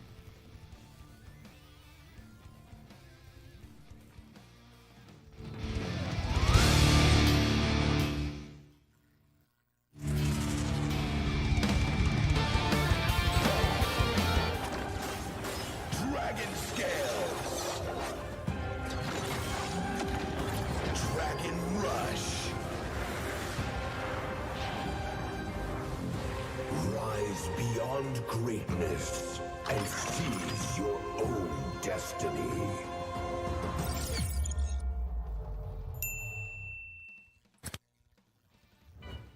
Tonight, we celebrate MLBB Esport.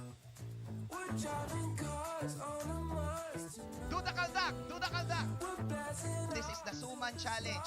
Go! Oh!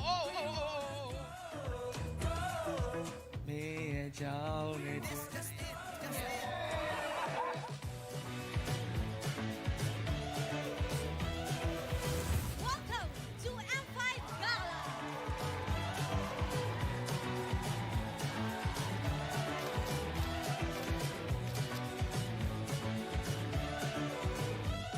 Guess the hero challenge. Lapu-lapu, Iritel, Franco, Nana.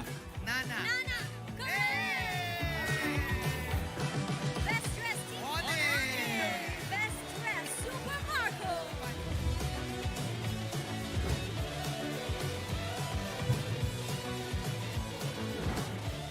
Thank you so much for joining us at the M5 Gala, and we'll see you at the M5 World Championship.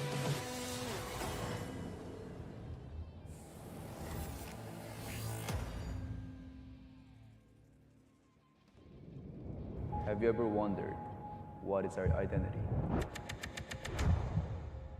Our identity isn't limited to just esport players. Our style. Sweat. Our passion. And vibe. You are energy. When we dominate the stage,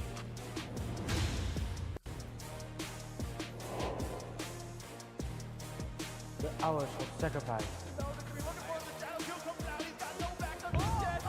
shape who we are. So, what is our identity? We are legendary.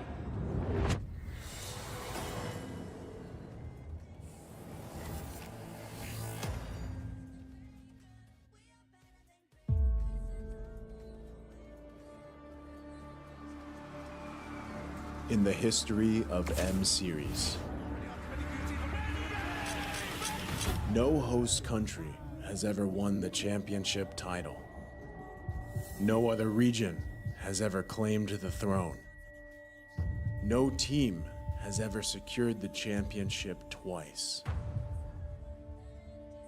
In this thrilling showdown, 16 teams across the world have gathered once more to seize the trophy.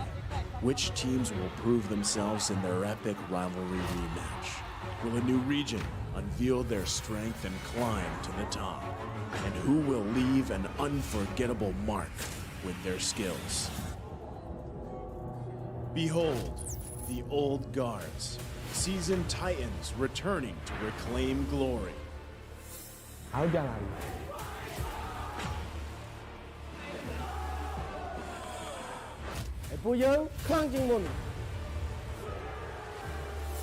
Судьба будет в наших руках. The newcomers, eager to forge their legacy.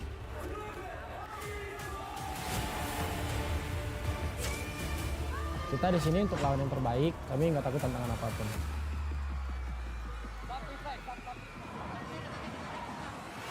Emerging from the ashes, the rising stars are vying for the spotlight. Kita orang dah tunggu lama untuk momen ni. This is our time. It's now or never.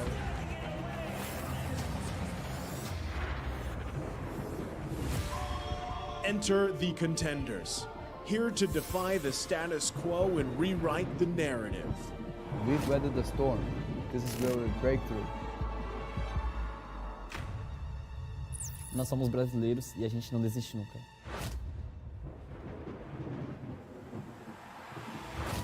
The Kings, legends in their own right, descend to defend their crown. Kita sudah merasai kemenangan. Ini saatnya kita menguasai dunia. Naitaas na namin ang kampyonato at itataas ulit namin ngayon. Babawiin namin ang corona para sa aming hari at reyna. Get ready as the stage is set for the most dynamic championship of the year. It all begins here. It's time to see who will be better than great.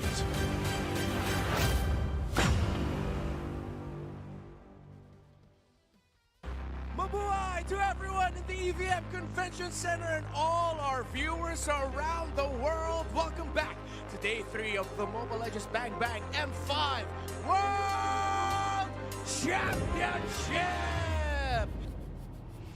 We just passed the midway point of the M5 group stage and definitely not short of impressive team fights and skirmishes.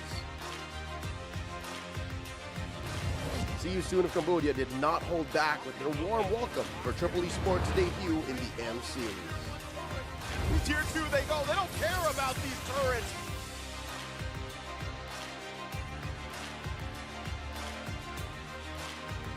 There they go. They're going to jump in. FP the King able to secure the turtle. Scan blazing to it with Kose. And now they go in further. Another final slap. The MENA representatives attempted to create havoc with some innovative draft in Game 2, but the Sooners had too much firepower. The clash between Team Flash and Team Lil Gun started with the Singaporean champs taking the first game. But it was all part of the plan for the Mongolian downloaders to adapt and learn.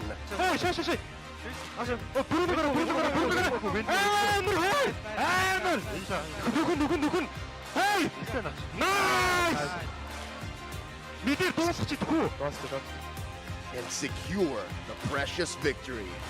Now we can move into that. Right now, Nail is there. Look, close in front. Milo tries to re-engage. And best player one gets taken down by Marky. Milo in the middle of it all. Double kill for Marky. Now Next, it was a must-win situation for both Geek Fam and the Ohio brothers. Super Shark gets taken down. The Ohio brothers loses the first game. Led by Baloyski, the MPLID first runner-ups dictated the tempo for the series. Killing free by Look. Game goes over. And eventually took the W. It was a nail in the coffin for the North American representatives. It was an uphill battle for the Malaysian squad to try and topple the hometown favorite, Blacklist International. Explosion coming in. Implosion. Yes, sir. Thank you very much. It's 3 men defending for Malaysia. Then, Sasa, the last Kage himself, delivered the first Maniac of M5 group stage to tie the series 1-1. We're going to Game 3! However, it was not enough to stop the agents from breaking the code once again. Blacklist International gonna win this 2-1. Now that we have seen all the teams at the group stage, which 8 will be advancing forward and be better than great.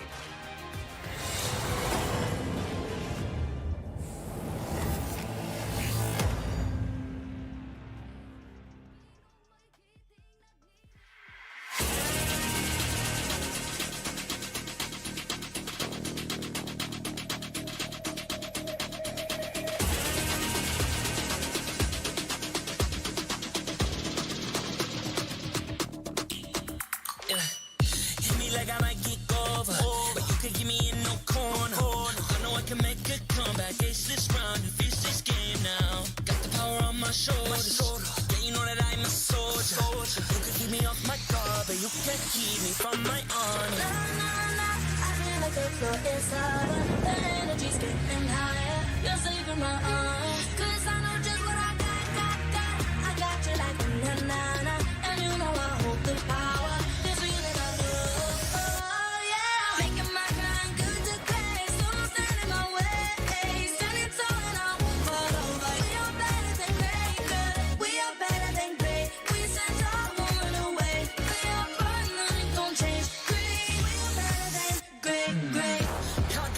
I'm better than great. I play my own role. I become the greatest. Transcend myself into this game, yeah. I build a power to dominate fate. Championship mind, no time for the weak. What's up to the game? Shall reveal. Better than great, that's how we feel. I feel like the floor is over. The energy's getting higher. You're saving my arms, 'cause I know just what I got. I got you like a na-na-na, and you know I hold the power. You feel it, I do.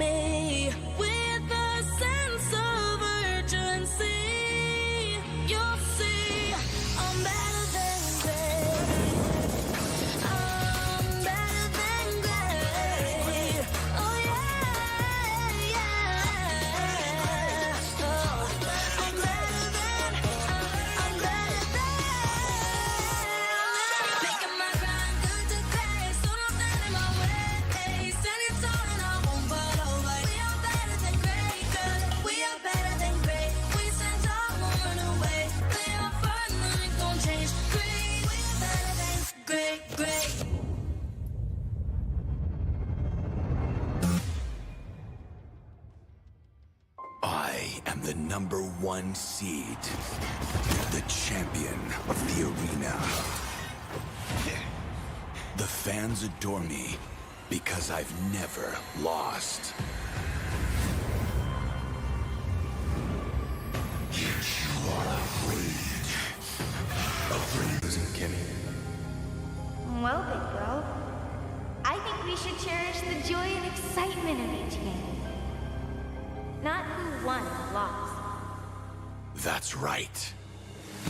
I'll strive for victory, but I won't lose myself in its pursuit.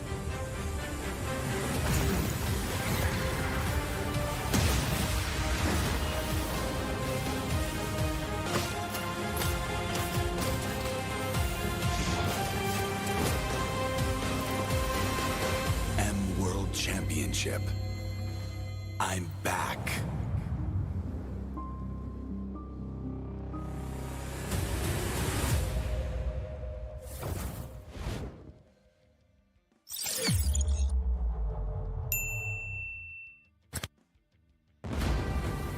We are here at Gamers 8 to show that we are walking the walk.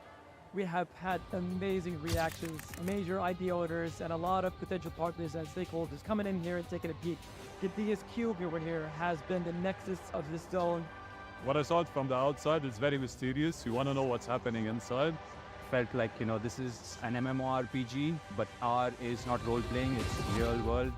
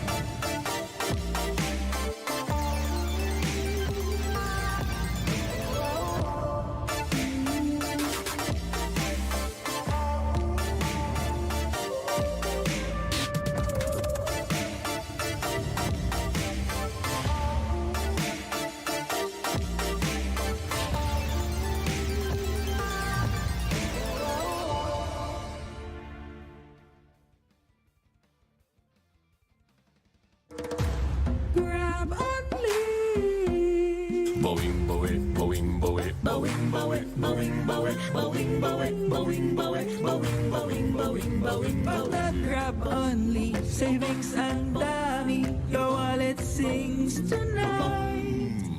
Laki ng bawi, pag nag-grab only, save 244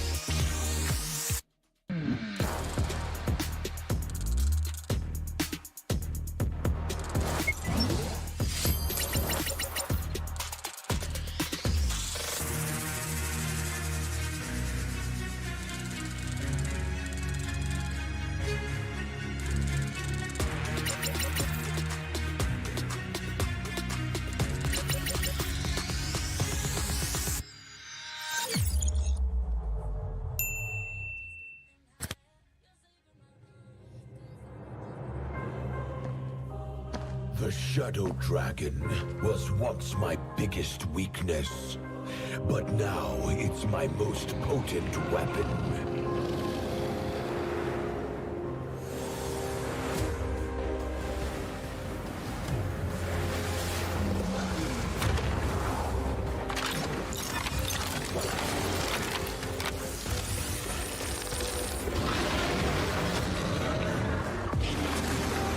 Cosmic Dragon, rise and soar! Dragon Stomp!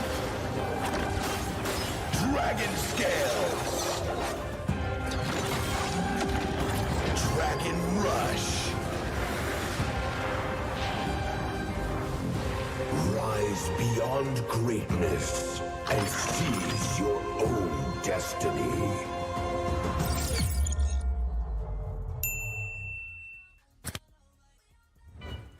Tonight, we celebrate MLBB Esport.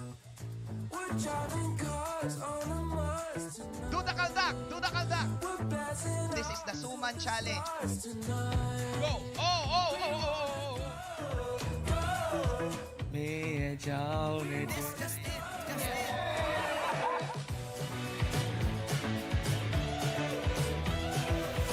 Welcome to M5 Gala!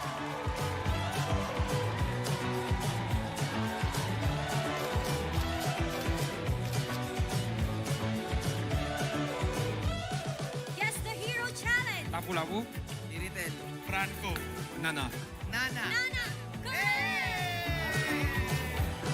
Best dressed team. Best dressed Super Marco.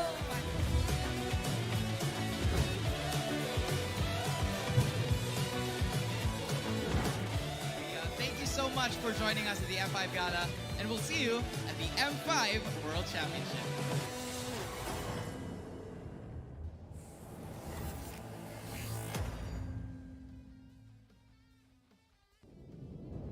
Have you ever wondered what is our identity?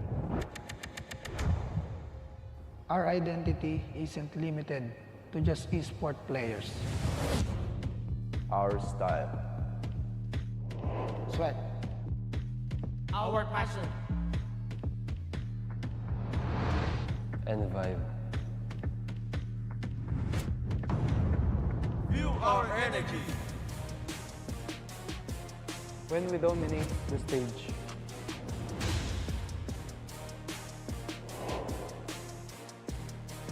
The hours of sacrifice.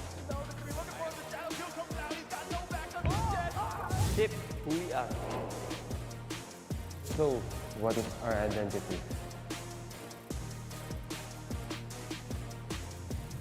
We are legendary.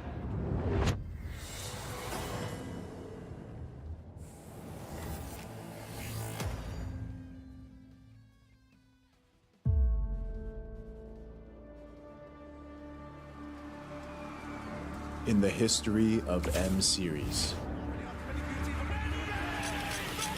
no host country has ever won the championship title. No other region has ever claimed the throne. No team has ever secured the championship twice. In this thrilling showdown, 16 teams across the world have gathered once more to seize the trophy. Which teams will prove themselves in their epic rivalry rematch? Will a new region unveil their strength and climb to the top? And who will leave an unforgettable mark with their skills? Behold, the old guards, seasoned titans returning to reclaim glory.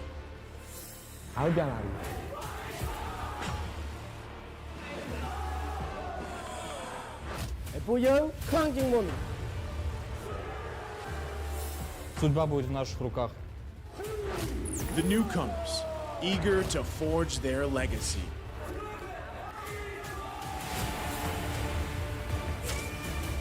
Kita di sini untuk lawan yang terbaik, kami nggak takut tantangan apapun.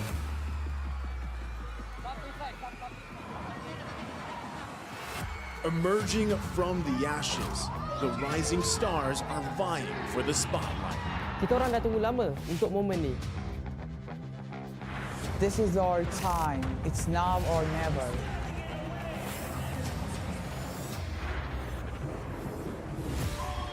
Enter the contenders, here to defy the status quo and rewrite the narrative. We've weathered the storm. This is where we break through. Nós somos brasileiros e a gente não desiste nunca.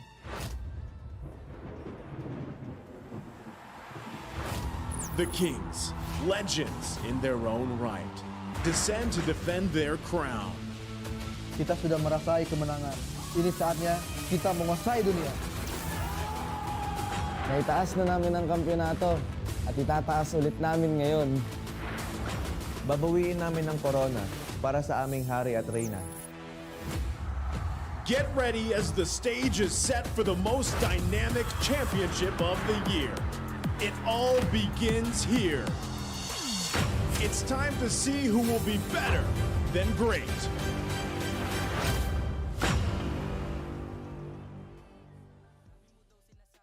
Mabuhay to everyone in the EVM Convention Center and all our viewers around the world. Welcome back to day 3 of the Mobile Legends Bang Bang M5 World Championship! We just passed the midway point of the M5 group stage, and definitely not short of impressive team fights and skirmishes. See You Soon of Cambodia did not hold back with their warm welcome for Triple Esports' debut in the M Series. Tier 2 they go. They don't care about these turrets. Warm welcome for Triple Esports' debut in the M Series. Tier 2 they go. They don't care about these turrets.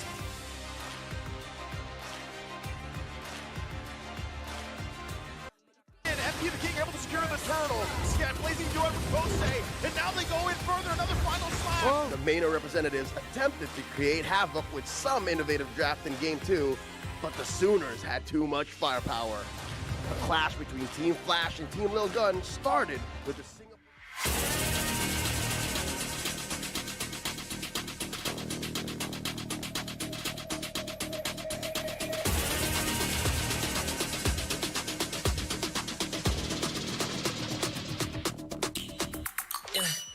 Hit me like I might get over, but you can give me in no corner. I know I can make a comeback, ace this round and finish this game now. Got the power on my shoulders, yeah, you know that I'm a soldier. You can keep me off my guard, but you can't keep me from my honor. I feel like the floor is lava, the energy's getting higher. You're saving my arms, 'cause I know just what I got. I got you like na-na-na, and you know I hold the power. This feeling I love, oh yeah. Making my grind good to great, so don't stand in my way. Standing tall and I won't fall over. We are better than great, good. We are better than great. We stand tall, won't run away. We are fun, nothing gon' change. Great, we are better than great. Can't get it great, I'm better than great. I play my own role, I become the greatest. Transcend myself into this game now. I feel the power that dominate fate. Cherishing mine on top of the weak. The start of the game, shine, reveal. Better than great, that's how we feel. The energy's getting higher. You're saving my arms, 'cause I know just what I got. I got you like na-na-na, and you know I hold the power. This feeling I love, oh yeah.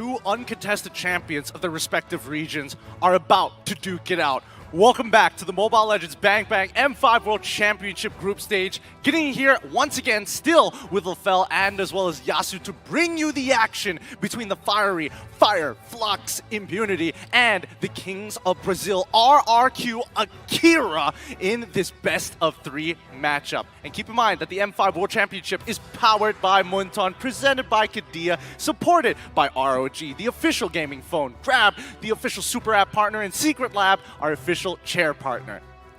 And again, honestly, all of this, if it wasn't for our sponsors, man, I'd still be in Malaysia. I've been loving the Philippines, and here's the thing.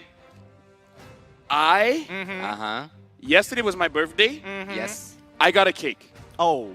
But I will not consider that a birthday present. Really? Because you know what I want? I know exactly what you want, my guy. Because if you guys don't already know, well, let me tell you about it. The ROG Phone 6 is M5's official gaming phone, and it packs the game-winning power of the Snapdragon 8 Plus Gen 1 chipset with the class-leading Game-Cool 6 thermal system that lets you break every limit. And here's the thing. It comes with a spectacular 165 Hz AMOLED display and a monster 6,000 milliamp hour battery.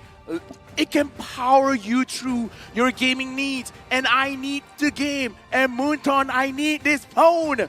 We all need this phone, and also check out here Fireflux Esports doing their big checks with the ROG Phone 6. You know, I've had friends tell me, close friends of You mine. have friends? Yeah, and they're going through some rough times. I you need know? some of those. Exactly. I mean, here's the thing. Some of my friends are going through some tough breakups, and they want to get back in their relationships together. You know who I called up? Who will you call up? The Republic of Gamers. And they sent themselves phone. They've been married for the next, well, past 2 years, happily married because this phone brought them together. I'm single. I kind of need this He phone. needs the phone. Republic? He needs the Republic of Gamers. Call the Republic. Call the Republic. We got another one on the desk. Wait. I'm already married, so I can't have one. You want a happy marriage? That's why Look, the man is being greedy here. The Republic will remember that. But keep in mind, for today, it's RRQ Akira's I hope my wife's not chance. watching. Oh It's boy, not about- I can't guarantee that. It's not about the Republic remembering. It's about someone remembering or not remembering what just Lefel said. Maybe I'll tell you at what. home. Yes. It was just a joke. It was just a joke. Let me buy. Until he gets you one. Again, hold him accountable. But keep in mind, for today's matchup, RRQ Akira. From Ube Express to Turkish Delight. Because right now, Fireflux Esports are looking hotter than ever. And RRQ Akira, they've had, well, some tough games against Blacklist International, but we did see them in game number 2 in that match in the best of 3 series against Blacklist. They actually have some pretty dank skills. I would say that they had a warm welcoming by the Blacklist International here, the agents themselves 2-0, but yet RRQ Akira bounced back. As you said, they did really good in that second game. They could have got it. They could have went for a third one. Exactly. Let's have a look at the Brazilian GOAT versus the Turkish healer, Luis, versus Apex 47. Let's go through their stats, boys. I might need glasses because they look the same. I'm seeing double here, even though, okay, different heroes, right? A Cho going up against an Estes, but I kind of feel like this is something that RQ Akira, they got to be careful of, because I'm pretty sure this Estes is going to bring tears to their eyes after what happened with Blacklist. I think they kind of, I would hope, I would imagine that the Brazilian GOAT has kind of figured out a way around it, because when we're looking, seeing doubles here up on the stats, 2.57 KDA, exactly the same. When it goes down even to kill participation, exactly the same. And then, when we look at the M5 World Championship team rankings, RRQ Akira is put 5th compared to Fireflux Esports at 7th. Oh, and actually both teams have finished and tied 7-8 in M4. This match will be tiebreaker for them too. Yeah. It's like what you call it? It's more prideful for this kind of match. It's like just winning, like getting points is great. But at this point, it's about the bragging rights. Yeah, I mean, we saw in the ranking just now, RRQ Akira was ranked above Geek Fam ID. Imagine that as a Southeast Asian fan. There's got to be something in this team that sets them apart. I don't know. At this point, I'm a little bit on the side of Fireflux because what happened with SMG? Oh my god. I'm traumatized, man. They too owed us. Wait. They do. They kind of, just a little bit. I kinda might need one of these tissues after today finishes. There you go. I have There you triple go. esports against Onyx. Oh no! Oh no! That's also happening. But with that being said, it looks like this best of 3 is about to begin. So, to officiate the M5 World Championship, we have our marshals making their way onto stage. They are here to ensure the fairness and integrity of our games. Thank you so much to our marshals, as they are our first responders when tech issues occur, and nobody likes that. But I think it's time. After a successful opener, the Turkish champion looks to secure their second straight victory. Let's go, Fireflux Esports! Let me just say, after their debut here in M5, I'm honestly on their side. Going up against them are the redemption-seeking Brazilian Kings of Kings. Vamos, RRQ Akira! RQ Akira, the question here is, will the Brazilians dance Sampa tonight? It's going to be an interesting matchup. Both sides looking for as many points as possible to make sure that they make it over to the next stage, the knockout rounds. Now, let's welcome their coaches. Starting off for Fireflux, Coach Reminiscent as well. Oh, whoa, that's not right. It's Zigabum as well as Bangladesh coming up for the side of Fireflux, and Coach Cabral for the side of RRQ Akira. Honestly, this is going to be quite the matchup when it comes to the drafts because, again, we see that RQ Akira, they're pretty good when they're in the setup lane, when they're trying to get those pickoffs. And looking at Fireflux Esports here, we got to remember Rosa has a lot of hidden gems up his sleeve. He brought out the Terizla mid. The The Riz. Queen. I mean, you don't get that title for no reason whatsoever. With Sunshine, TNC, Alien, Rosa, and as well as Apex 47, this team of veterans have really come together to make a name for themselves at the M5 World Championship. Actually, Team Fireflux, while I was doing some studies about them, I kinda named Rosa the unreachable king because he always lays back in these backlines, but seeing him play Trizla in the M5 changes a lot to me. I mean, some people may take offense to that, especially up against the Kings of Kings from Brazil. It's Gusta Lagusta, King himself, Takashi, Sagan, as well as Luis. We got to talk about the Brazilian GOAT, man, Luis. And after watching how they play against Blacklist, even though they lost, we really do have to talk about that second game. I still remember seeing an Akai flying away with just 1 HP.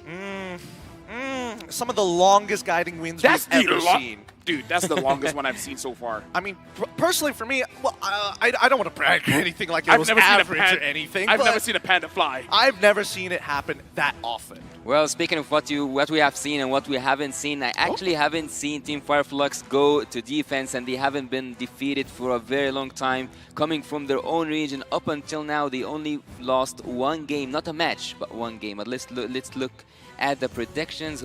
I'm actually on the. You're not actually on the side of Fireflux. Like I said, I have no idea who I voted for. Yeah. I'm looking for shout outs to Remar. I'm looking for some sweet redemption here. I'm looking to humanize the Fireflux Esports. And honestly, after seeing RRQ Akira in that Blacklist International match, it really inspired something in me. I think they have what it takes, but the truth is, when they're up against a team that is very methodical, slow, patient, mechanically gifted, and most importantly, macroly sound, Fireflux is not going to be an easy pushover. Can we speak about how important this game is in this group?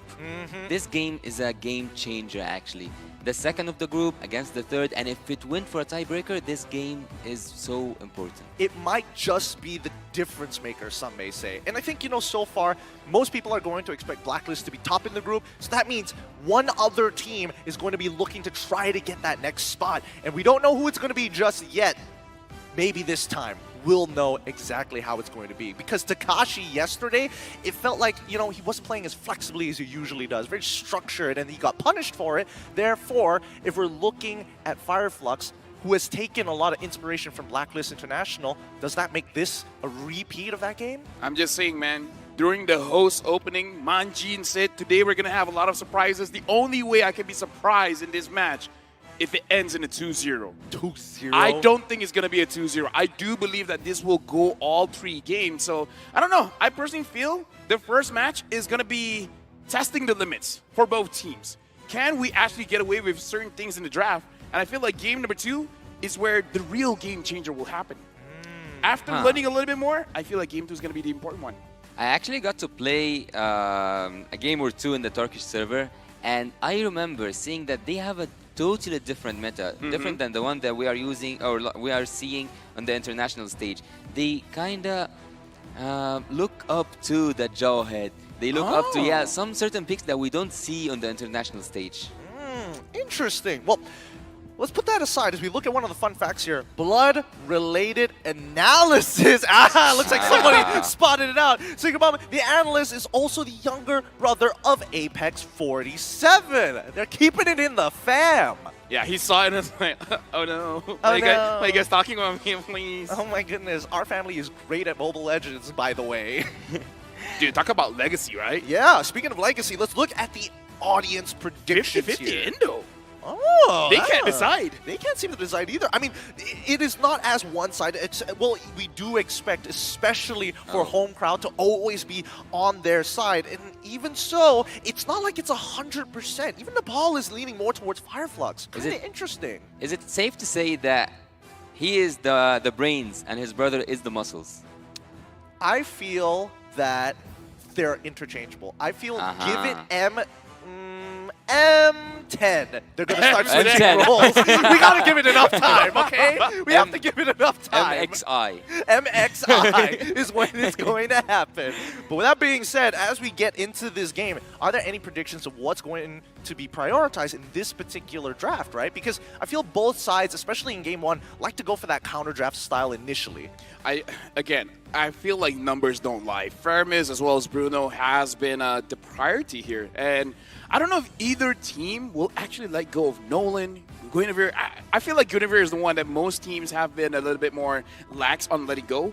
Joy as well. Not many teams are really affording to let go. So I don't know. I kind of feel like, especially for Fireflux, they have a lot in terms of healers. So that's something that I am looking forward to. What I'm looking forward to is to see how many heroes can the Rumor and the jungler Tennessee, like the players from Team Fireflux, can pull off, because this is something that helps actually Team Fireflux to be flexible around the draft. They can go for healers, they can go for assassins, they can go for utility junglers, and they can also go for tanky Rumors. So that's the quite interesting thing. When you have those players, key players, that can give you this space in draft, I kind of imagine I will see something quite different than before. Well, let's see how creative they're going to get, especially in the very first game here as we jump into the drafting phase between these two incredible teams. Let's see which side they're going to be on. Will they prioritize blue or will they prioritize red? It's going to be Fireflux Esports up against RRQ Akira as we jump into the drafting phase. Going into the drafting phase, one thing that I do have to say, I kind of feel like RRQ Akira, if they early pick in an assassin jungler, I kind of feel like it might be very, very risky, because again, we saw the Terizla mid making it so difficult for any assassins to really do anything. And look, Team RRQ Akira, one of those facts that when I was like doing my researches about in the M5 especially, RRQ Akira, when they went up against Team Blacklist International, they haven't used the same hero at all. So 2 drafts, 10 different heroes. 10 different heroes? Not a repeated one. Oh boy, not even repeated. Sorry, I was just getting distracted with the player portraits. I'm looking at Apex 47 and I'm looking, analyst coach ChezyGaming. I can see the resemblance. They have the same nose. I can see how they're related. Yeah, right now looking at Fireflux, again, Bruno, face of M5. Bruno banned out, 1-1 banned out, as well as Arlet. For RQ Akira banning out the Guinevere as well as the Boxia. I'm thinking of Nolan at this point, but if they want, they can let it go and let Nolan as well as Joy off the hook. Again, I feel like it is risky for RQ to use. Okay, they want an assassin. I talked about them having an assassin, and they might. Well, having a Nolan right now, we have seen how many times Phoebus was able to suppress that pick. So if they had a Nolan, which is a really good pick, it's one of the best assassins, if it's not the best assassin right now in this meta, but if Team RRQ took the Phoebus, they will suppress it down. I mean, not every team is going to be like AP Oh, brand wow. where they're like, we'll That's play new. it anyways, but Hey, Fireflux. the counter to assassin junglers, man. Ooh, And let me just say, Hilda isn't the only tank that can do Hilda things. I'm not gonna say those heroes, but there's quite a few heroes that can go inside the jungle very early on. I can hear the telepathy. Yeah, we're connected. You know the hero, but we can't say it just We yet. can't say it just yet. It's a surprise. We'll see it. Maybe we'll see it later on. Yeah. But first, let's look on over to RRQ Akira, right? Because again, this is one of the few flex picks for Fireflux Esports, right? And I think for RRQ Akira, what I've been waiting to see is King really finding his step, right? He has an IGN like no other. Okay. Join as well as Joy and as well as Brody, not bad. And Fireflux instantly respond. They take the Nolan, they take the Valentina. Ouch, ouch. I think that Team Fireflux they saw this coming. They needed Team RRQ to go and pick off whatever they want because, and this is something I mentioned on earlier on today. Coach Bad Golsov here, he did the same thing as we have seen against Team Triple Esports. He led Coach Cabral into the draft. He was the one in command from the first place. I agree because they picked the Teresa first because there's no way they're picking up Joy and Nolan at the same time. So it's just like, okay, you just choose which poison you prefer. We'll just take the other one. Exactly. They could look for some potential answers here, but it looks like RRQ are looking for the more, well, global ult to actually respond to it. Big damage? Oh, good luck going through my heart guard. Hate me for it, I don't mind, but I see that Esmeralda coming from RRQ. From Fireflux. From Fireflux? Yeah. Truly.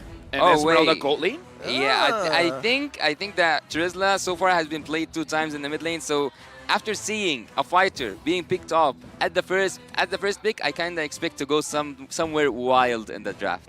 It feels like you're a big fan of Alien and he's already just simulated into your brain. He's gone in and he's just like whispering Esmeralda. And we're hoping for it. But now we go to the second phase, and this is the most important part here because RRQ, they're banning out. Since Bruno's already gone, get rid of the Ixia as well, right? You've got some decent dive, but that doesn't necessarily mean your whole team comp is around that dive.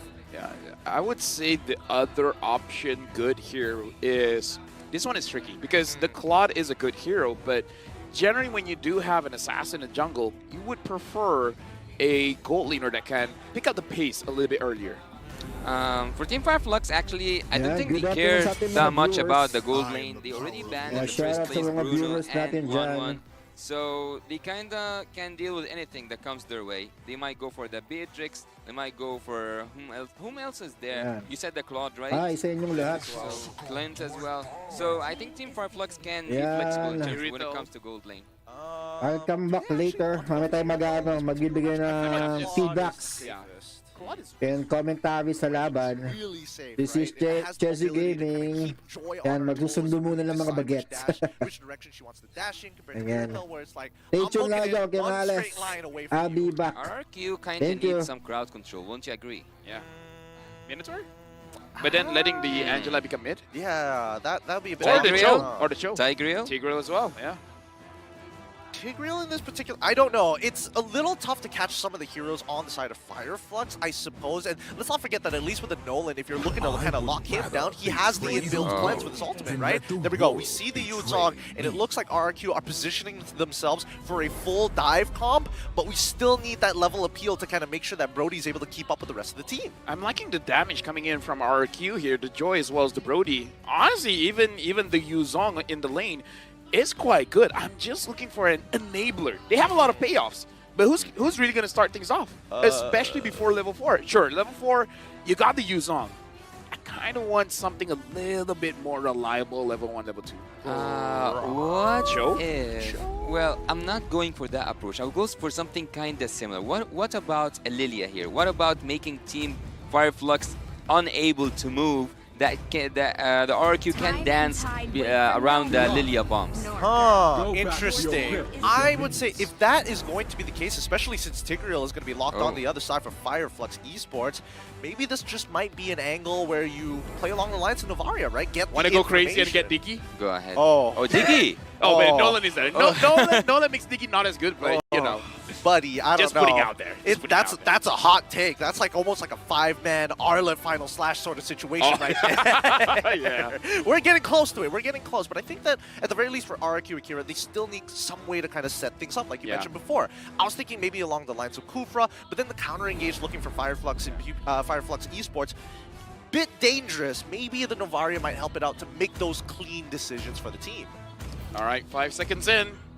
Will this Angela be a mid? Will it be Romer? And it will be... Oh. Okay, Minotaur. Who called it? I think you are the one who called it, Gideon. No. That was LaFell's Lafell? one early on, prior to the Angela there. Interesting compositions built from both sides. I feel like Fireflux is a lot more standard, but then we look on over to RRQ Akira. They've got some interesting synergies amongst the heroes to kind of get by.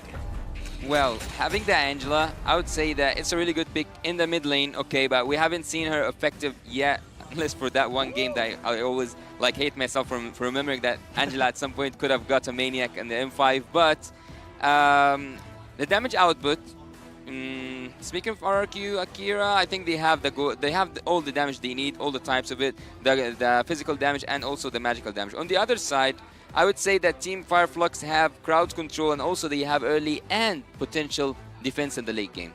With that being said, with all the combinations that we are seeing for Fireflux Impunity, is it going to be enough to take it to the next level against RRQ Akira? Let's jump into the Land of Dawn and find out to settle this debate once and for all in our very first match in this best of 3 series. Welcome to the Land of Dawn. We have Fireflux Esports on the blue side up against RRQ Akira on the red side. Starting things off, I can already see Luis trying to slow TNZ down a little bit.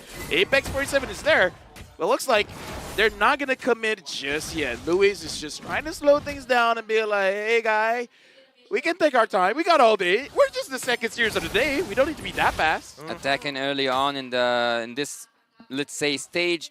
Both teams, if someone were... what happened? What did I miss? Apex. Do it to him. Reset. Reset it. Reset. Evil. Okay, no. Evil desk. Evil desk. I mean, that's what you expect from Tigreal, right? I mean, looking at the emblems, like he's built to do so as well. He's got Wilderness Blessing and as well as the agility. He's got the movement speed to kind of stay ahead of the game. But look, we have seen. I actually remembered Zorn was the one who did that. He lost his flicker earlier on as if I'm not mistaken, a Grok. Yeah. So if the same thing happened with Luis here, he will lose his life more than one time. And at this time, electrifying piece. I mean, to be fair, even though Zorn died a lot, the team still won. Right? Yeah. Right? Still won. That's true. That's true. But I mean that if Minotaur lost his flicker, he will be punished to away. He will be so squishy by the mid game. Well, let's see, right? We've seen both angles before. We've seen him lose his flicker early on and then afterwards become really, really squishy. But we've also seen the opposite where we've seen him play a more counter-engaged, objective-based type game where we're waiting for the opponents to come at us. And considering that Apex is playing Tigreal, the onus is on him to kind of wait it out. Whoever holds their ult the longest generally has an advantage. Takashi understanding that the gank is coming, making sure that he stays safe because this Yuzong is going to be very important in this turtle fight. Yeah, Rosa already stole. He did steal the Minotaur, right? Yeah, he did steal. He will use it even before the Minotaur. That's funny. Oh, that was so good. Forcing that retreat out, making sure that, there's no way a turtle contest is going to come by. It's his presence, the presence of the Tigreal, knowing that he wants to reset you. Do you imagine the disaster that Team RRQ Akira are gonna face if they saw a penalty zone with the stolen Minotaur ult and also the Tigreal? Can you imagine that situation? Oh, that's gonna be super devastating. Speaking of which, Takashi and Alien are just 1v1 each other, and even Saigon was like, do you want my help, bro? And Takashi's like, nah, fam, I'm good. Yeah, it's fine. And I think Alien won out on that trade. He did commit the ultimate. He didn't get the Black Dragon form out of Takashi, but he is ahead in EXP. Takashi, trading for a little too long, ended up missing a minion down by when it was pushed into the turret as Fireflux were looking for. Oh! Explosion coming in from Apex 47. There's nowhere for Luis to go. Gets taken down. No need to use that flicker anymore. Just die first blood. Oh no, no setup there. Can't really do much. This is gonna be a little frustrating. No hole so far for the side of Fireflux Esports. Yep, Saigon, I kind of feel like he committed to that hard guard a little bit too early. Gusta Lagusta wasn't in any real trouble there. Yeah, I think, again, way too early, down by bot side, a lot of focus there, but RRQ Akira, when are we expecting them to actually take the initiative against Fireflux Esports? King. I didn't think that we will see an assassin to assassin jungle here. I kinda lean towards seeing an utility here, even though I don't like it. Oh, what's that, steal? Yep, TNZ got this kill, and King tried to do a little bit onto Rosa as well as TNZ. At this point, Fireflux Esports, they're just, in a way, baiting things out while taking what they want. Yep. It feels like RRQ Akira right now are a little too responsive to what Fireflux Esports is doing, and they're getting away with a lot, right? That's why we are seeing this 2K lead start to develop for the side of Fireflux, and hopefully they're able to extend it some more, because proactive plays aren't exactly happening across the map just yet, and because of the delays and the forcing of King's Retribution, it's making it tough to kind of set up the fight around the turtle, which is what RRQ Akira intended in the first place. Even though I wouldn't agree that much about the counter, so it was an idea in my head, not with you, Gideon, but there was this wild idea in my head, like, RQ are the one responding, even though Fireflux are the one who are supposed to counter engage with the picks they have. But yet, they are the ones who are making the first moves, and they are the ones who are actually winning every trade. Oh yeah, 2,400 gold lead, and I believe it's all just Fireflux taking the farm from RQ Akira. Now it looks like RQ Akira, they do want to contest for this turtle, but there's a lot of members from Fireflux here. Apex 47, Luis committing to the minimum free way too early. Takashi comes in with a Black Dragon form, same as Rosa. Goes for Luis. Luis having to use the flicker early on. Now Apex 47, implosion! Hits onto 3. Rosa gets a kill, gets a double. Beautiful penalty zone coming in from Alien. Oh, dude, this is hive mind tactics for the side of Fireflux Esports, right? They were able to steal away the orange buff from RRQ Akira, even though King was on it initially, decided, you know what, I gotta leave, I gotta be by that turtle side for the rest of my team. And Fireflux, like the hive mind they are, just pull back, send out the appendages, steal away the camp, and rinse and repeat. The whole team moves as one as we jump into this instant replay brought to you by Kadea. Let's see together what happened and what went down for both teams. Oh, look at Apex. Apex just knew the right angle to go in, and that's what I told you about. It's a nasty team fight. The air crowd control coming from the side of team Fireflux can be devastating to a point that you cannot move, almost get paralyzed. Look at Sunshine's gold as well. He's 1k ahead. He's one item maybe ahead from Gusta Lagosta. Team RQ, early game losing the hard. I think it's gonna be so hard to bounce back, to be honest. Let's see how they're going to attempt it, right? 4.5k, 6 minutes into the game. The hive mind continues to take control over the map, and even so, you would have imagined that at least with the Angela's Heart Guard and big enablers for the side of RRQ Akira, they might have been able to get a trade back, but so far, nothing, right? 3-0. Do you see that goal, the XP difference between Takashi and Tenzi? It is, oof. Even King level 9, wow. TNZ level 12. Not looking good. At this point, RQ Akira, the thing is they have the tools to fight back. They just don't find the opportunities. And now Alien trying to 1v1 against King, and even King can't really do much against this Terizla. He had to bolt out of there. Yeah, that Black Dragon was just scouting the sky. Bot side tier 1, all tier 1s on both sides are destroyed. Look at that, the hive mind just invading as one for this purple buff. It's pretty important for TNZ, but honestly, it's just slowing them down. Look at that, even Retribution's being committed to it. After this, during the analyst segment, we just have to see how much buff the RQ Akira actually accumulated. Now King goes for Sunshine, taking quite a lot of damage. Sunshine is all by himself, but personally for me, I might have just forced it, you know? Oh, Apex, look at him coming from a really good angle here. Yep, still. RQ Akira looks like they're hesitating a lot. They're not really being proactive at all. I don't know why they're so nervous, right? It looks like nothing's really going together with them, right? We're seeing these engages coming in from Luis. We're seeing these moments coming in from like King as well, but we don't see the backup. Like, where's Gusta Lugusta? Is he in the right position? It feels like Sagan is being utilized, but at the same time, where are the rest of the teammates to kind of solidify a way to bounce back into this game, to find the trades? Yeah, this is not the same RQ Akira we saw against Team Blacklist earlier on. Wow, that damage. I gotta hold my breath because that was almost a 1v1 kill. And Fireflux Esports, again, this entire game, it's just 3 kills. But Fireflux gets everything. They're 8,000 gold ahead. They're choking them out. I would add upon that, it's also not free kills, it's free turrets as well. Yeah, free turrets as well. Coincidence? I think not, because Fireflux at this point of time, I would imagine that even if they don't like take. Oh, whoa, whoa! Luis goes for it. Hidden free on the tree. They got Sunshine. Sagan gets the kill. Takashi with the Black Dragon form. Looks like he's there to push people away. Now they're being proactive. Finally, finally. Okay, let's look at the items. Let's see whether there was something that made the difference here. And what I'm seeing is that at least 2 items have already been completed for Gusta Lagusta, and that's what gave them a bit of confidence. But let's not forget that even for the side of King, right, he's got the G. No, he's in trouble. He's in trouble. No. Oh no! TNZ with the fracture gets the kill. Is that five levels ahead almost? Yeah. 4 levels. 4 levels. He's going to get 5, Yeah. especially if he clears up that top side, goes back and clears his bottom side jungle, and also takes that Lord. And this is, look at the damage dealt, right? As much as we would like to believe, TNZ, he's doing everything. Rosa is actually almost doubling his damage, 28,000 to 19,000. The thing that doesn't make sense to me, and I need to ask about that because, of course, like none of us is perfect, but why? Why do I see the Necklace of Durance always as a first pick for the Valentina? Even though I think that she can use some other items to have damage outputs or cooldown or something. Number 1 is definitely the Elegant Gem, just because every single time you level up, your HP gets topped off, your mana gets topped off, so you don't have to recall. And going up against a composition that has a Minotaur as well as an Angela, it kind of secures you that first blood, that first kill. Wouldn't you like, oh wow. Yeah, Wow, you can do things that like was quick. Yeah.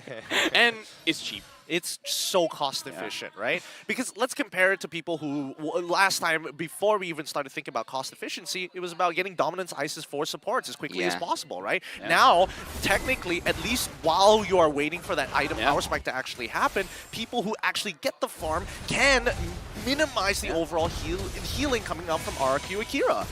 Yep, and right now, Fireflux, they're just getting all of the holy defense coming in from the inhibitor. So RQ Akira, 10,000 behind. They need a miracle here. They need to do what they did just now. Luis needs to catch 3 people with his Minu and Fury. Yeah, it's gonna be so hard though. It's gonna be so hard because looking at the other side, looking at the side of Team Fireflux, they are in. Luis re-engages. Apex 47 still holding on. And they baited it out. Whoa. But from behind, King tries to get a kill, but TNZ out damages him. Gusta Lagusta gets a kill onto Apex 47. Good engages by both teams. Yeah, really good engages, actually. Fireflux, they layered that very, very well. They're like, Rosa, he had the flicker, knew that the Minoan Fury is going to get something out of RRQ Akira, and once that trigger was pulled, RRQ Akira bit onto the bait. They forgot about the penalty zone. They almost forgot that TNZ has an inbuilt cleanse inside of an Apex. He tried his best. He ended up going down, but a 2-for-1 trade for a support, more than worth it, especially with 2 inhibitors. And honestly, all the inhibitors into the hands of Fireflux and Beauty. 13k gold lead, the biggest one we've seen, 11 minutes going to 12 into this game. That's a huge loss for Team RRQ, losing all the inhibitor turrets just with a matter. Oh, did you see? Yeah, it just like took him 2 hits to take the orange buff. 10.7k to 5.8. Yeah, it's like, as I told you, it's the same as last game. Stitch State with Bebex. It's almost the double. Oh man, this is a hostage situation, man. Oh boy. This is, yeah, I'm gonna take the Earthquake alarm because this is a disaster coming in for RRQ Akira. Hopefully everyone stays safe out there. We wish everyone all the best. And stay safe. Yeah, stay safe. Please. Contact your loved ones if you can. Make sure you go to the authorities as soon as possible if you are in some trouble. Now, as we jump back into the game and hopefully on a lighter mood, 18 seconds until the next upcoming Lord, and hopefully that's going to be what it takes for Fireflux Esports to close out this match. Team RRQ actually needs some kind of a perfect approach. Let's look at the good things here. They do have some crowd control. They do have a zoning hero. They can reach the back lines. The Gusta Lagusta haven't died yet. So there are some assets for Team RRQ. If they use them well, they might actually pull off one more defense. And by one more defense, they can buy time. And by buying more time, they can get back to the game. Is that a Lord or a buff? That was fast. Yeah, that was fast. Oh, once again, Apex. Implosion going in. Luis finds 3, but Luis gets taken down. He took way too much damage. Alien goes in onto Gusta. Lagusta, Takashi trying to zone everyone away. Alien is basically 1v3 at this point. Takashi can't take the damage coming in from Rosa. It's just too much. It's just too much. It's checkmate, man. It's already checkmate, and Fireflux looking to end it. Flickers forward. Rosa doesn't care at this point, and King gets taken down by TNZ. Rosa finally goes down to Gusta Lagusta, but he's gonna get taken down as well. Game 1 goes to Fireflux Esports. Oh man, that was difficult. That was really difficult to watch. I mean, so many of the win conditions just denied away from RRQ Akira, on top of the fact that they were getting stat checked time and time again. Once again, Fireflux playing like a forest fire, honestly, taking as much of the land as possible, working like a hive mind. Well, they already got 1k gold per minute or even more. Oof. If we look at the stats when it comes up, it was almost 15k gold lead in a matter of 13 minutes and 48 seconds. Can you? It's like 15k gold is a match itself.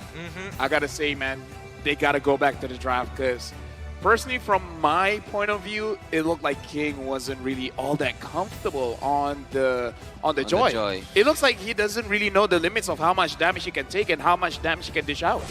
I think it was one of the few situations whereby, like, you know you have the damage once you start getting into the Holy Crystal. Like, you know, Genius 1 is great, but then afterwards you start recognizing, like, oh man, I am dying in 2 shots here. I would much rather, instead of having my Retribution, to actually have a Vengeance even, to kind of keep yourself alive when you're that far behind. But I think he got boosted, like confidence boost, whenever he have that hard guard. I think this is when he thought that he can actually go in and 1v4. Yeah, but apparently it's not enough, man. Like, yeah. There's so much an Angela can do. There is too much. I think that it was a tough game overall, but I think the base problem, the root problem, even if we're looking past the draft, the fact that they're very overreactive. It's almost like an autoimmune disease where you're just overreacting to situations. Yeah, they need to find windows to attack. I feel like that was part of the key problem here. Well, let's have a look at our MVP, brought to you by the Republic of Gamers. Give it up for your boy, coming up from Fireflux Esports. It's TenZ once again, coming up big time on this Nolan. Oh man, he's 1 off 900 GPM. The bestest of the best. TenZ is there, 306. What a wonderful KDA in such a short time. Kill persuasion, 82%. I think at this moment we can say safely that he was almost full build, and King was almost halfway through to his second build, which is devastating for King, of course. But let's look here where the things turn around. Fireflux were in the driver's seat since the beginning. Here there was a difference. Here, like, we saw a glimpse that Team RRQ Akira can do something, but Apex had to take all their hope and flip it to a nightmare. Luis was trying here to pull off something. King also got Sunshine out of the way, having the hard guard with him. And that's the moment where I told you, Lefal, he kinda thought too much of himself when he got the hard guard. He had overconfidence when he had that shield. A false sense of security, I might say. I would agree with that sentiment as well, but I think, you know, with a composition like this, and especially when Lefel, you brought it up in the draft, at the draft, there's just more layers upon layers for the side of Fireflux Esports in comparison to RRQ Akira, where King is supposed to be the linchpin to bait out 1 or 2 of these big ultimates, because if he dies first, then there's always another layer of counter-engage for the side of Fireflux. Something has to change between Game 1 and Game 2, because RRQ Akira, they did not have the confidence to really do anything, because we saw Apex 47 starting off in both of those highlights. We didn't see the same from Luis. And also, you have asked, when it comes to the analyst segment, that we see how many purple buffs were taken by Team Fireflux, 11 to 3, and 10 in terms of the orange buffs to 3. And if you looked at everything from the side of Team RRQ, they haven't even participated in the game by taking a turtle or a lord or even a turret. So everything and every number was for the side of Team Fireflux. As I told you, it's accurate, as I said, almost 15k in a matter of 13 minutes 48. Now it's just 50 seconds, so I'm off with 2 seconds, but forgive me for that. Fireflux here, looking at the itemization, actually, the one thing that was quite interesting for me was the Necklace of Durance, but you guys already explained that. And for the side of Team RRQ, the most effective thing that I would say is happening with picking an Angela. She can deal the damage you cannot expect, because you expect Angela to be tanky earlier on before like we get to this season. So having her applying damage when she is using the hard guard is kind of unbearable. So you are both absorbing physical damage and magical damage at the same time, so you kind of cannot build up well against an Angela mid lane. I think that, you know, the earlier stages of the game are actually very crucial for the side of RRQ Akira, and it's very clear that even for the Sandbag Louise, that he was reckoning to try and create that space initially, figure out the overall pathing to get an idea of what Fireflux wants to do. But then when you see both Rosa as well as Tianzi really working well in tandem with each other to pose multiple threats across the map, like, look at that damage dealt, right? Rosa, he doesn't necessarily have to walk with Tianzi. He can just walk to the opposite side of the map and cause havoc. Honestly, there's two ways to play the mid. Either roam around or make sure your opponents can roam around. And Rosa was able to deal out a lot of damage because Saigon and Louise just couldn't move forward. The moment they move forward, they're taking basically free damage. They're getting terrified. And when they're terrified, if TNZ's around, someone's going to get taken down. The area crowd control, though, from the side of Team Fireflux was remarkable, because they do have the penalty zone, also they have the Tiger, and not to mention, as I told you, whenever Rosa steals the Minotaur ultimate, it's gonna work like magic. So Beatrix just had to go along with the play that Team Fireflux were doing. Not to mention that Tennessee himself on a 1v1 against King and own invades without even the interference from his own teammates was able to successfully take a purple buff or outplay Retribution on a turtle or a lord. But look here on the damage taken. The damage taken 71k for Louise. It just wasn't enough. Even though he tanked a lot in a matter of 14 minutes, 71k, I would actually say, Louise, that was the best that could have been done by a Minotaur. Truly, I don't think there's much he could have done after that, right? He's finding these good engages, but you just don't have the stats to back it up. No items, no way to actually penetrate through this hard front line that we see from the side of Fireflux. And it was tough, but I think a lot of recovery and more thought needs to be put into this upcoming draft here, because I feel like, you know, now that they started to download a bit of the information of how Fireflux generally plays the game, maybe they can come up with a counter draft that is of use this time around. We gotta talk about this Tigreal, man. Look at that instant setup. It's like, it happens faster than you can think. At that point, I even gotta ask, even if you have a Purify, it might not be enough, because even if you're able to escape the implosion, the Tigreal could just dash and knock you up afterwards. Well, looking at the Tigreal, also looking at the Terizla, I would highly recommend having Lilia on the opponent, on the side of Team RRQ instead of that Minotaur at the end. Yes, Minotaur and Lewis did a really good job, but if there was a slowdown effect to such heroes who who don't have mobility, I would say, and also having that Terizla in the early phase as a first pick was so risky enough.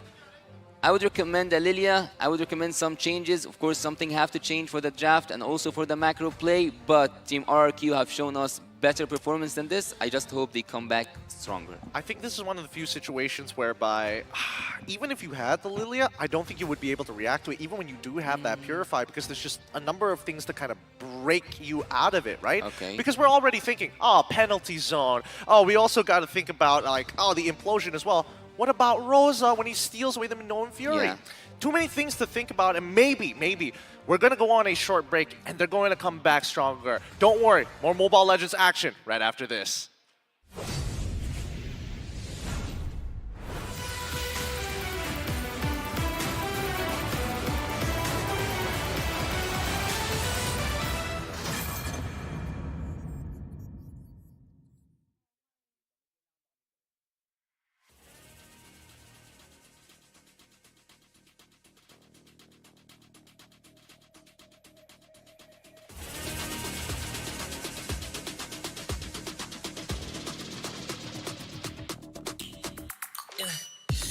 Like I might kick over, but you can give me in no corner. I know I can make a comeback. Ace this round and finish this game now. Got the power on my shoulders.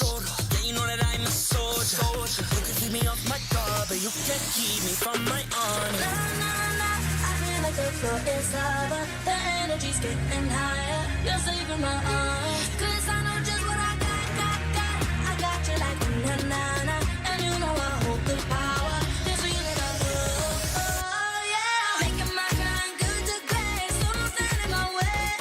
Standing tall and I won't fall over. We are better than great, good. We are better than great. We stand tall, won't run away.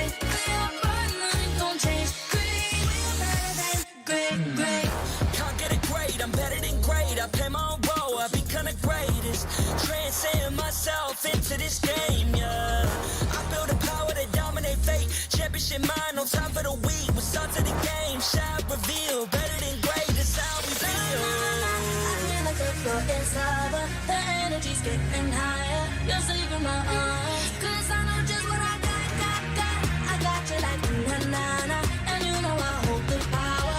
This feeling I love. Oh, yeah. Making my grind good to great. So don't stand in my way.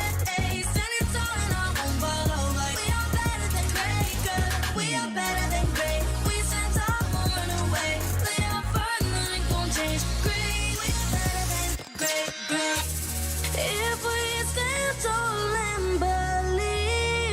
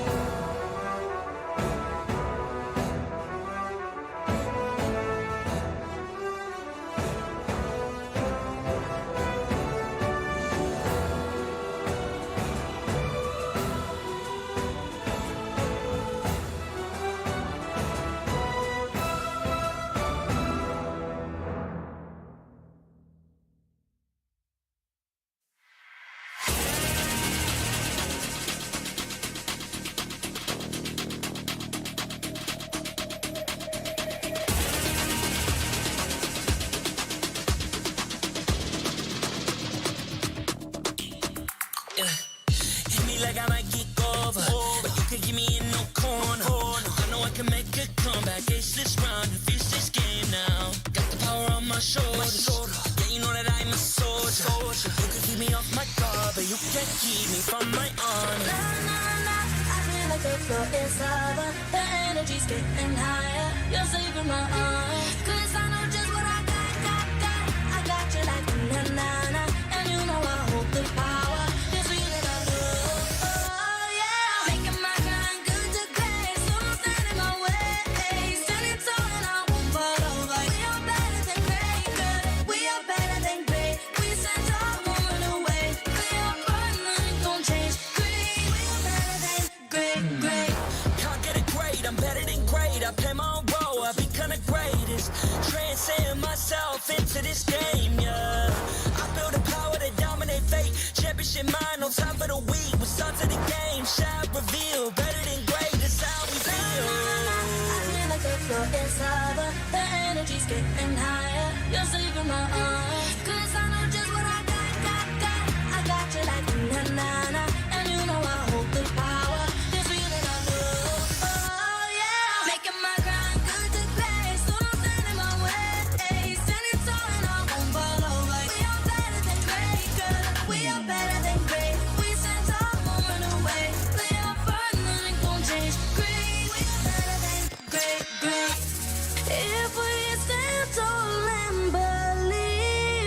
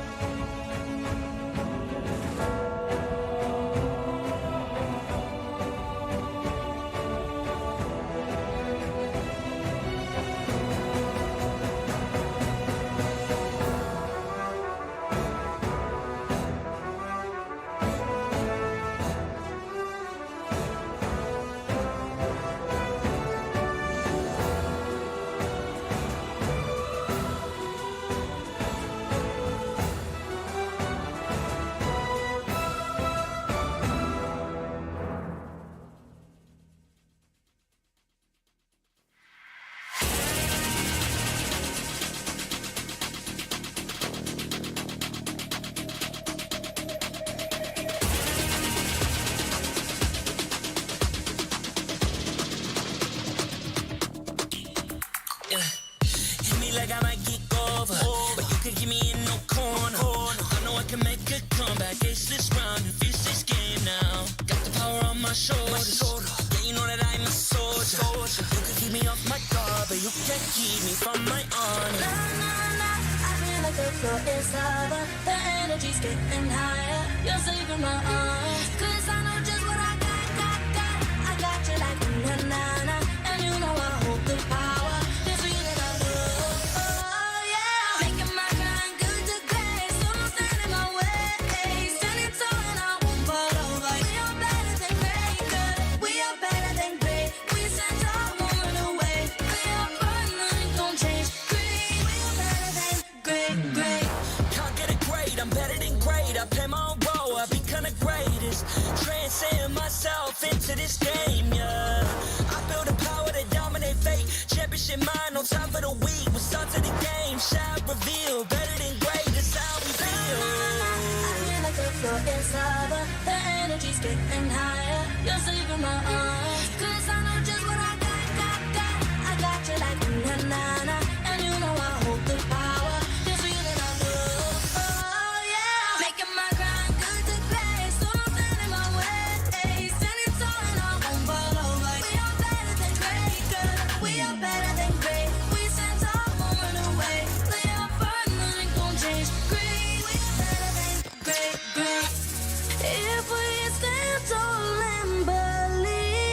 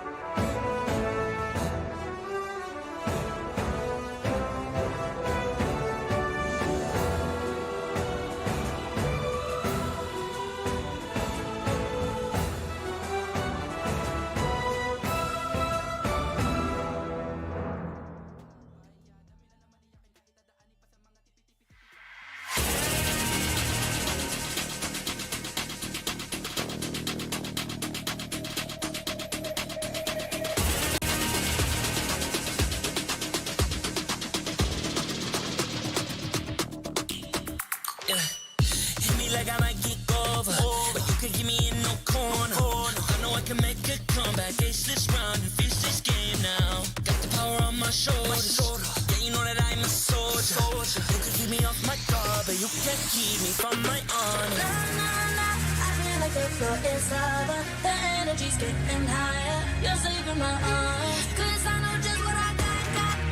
I got you like na-na-na, and you know I hold the power. This feeling I love, oh yeah. Making my grind good to great, so don't stand in my way.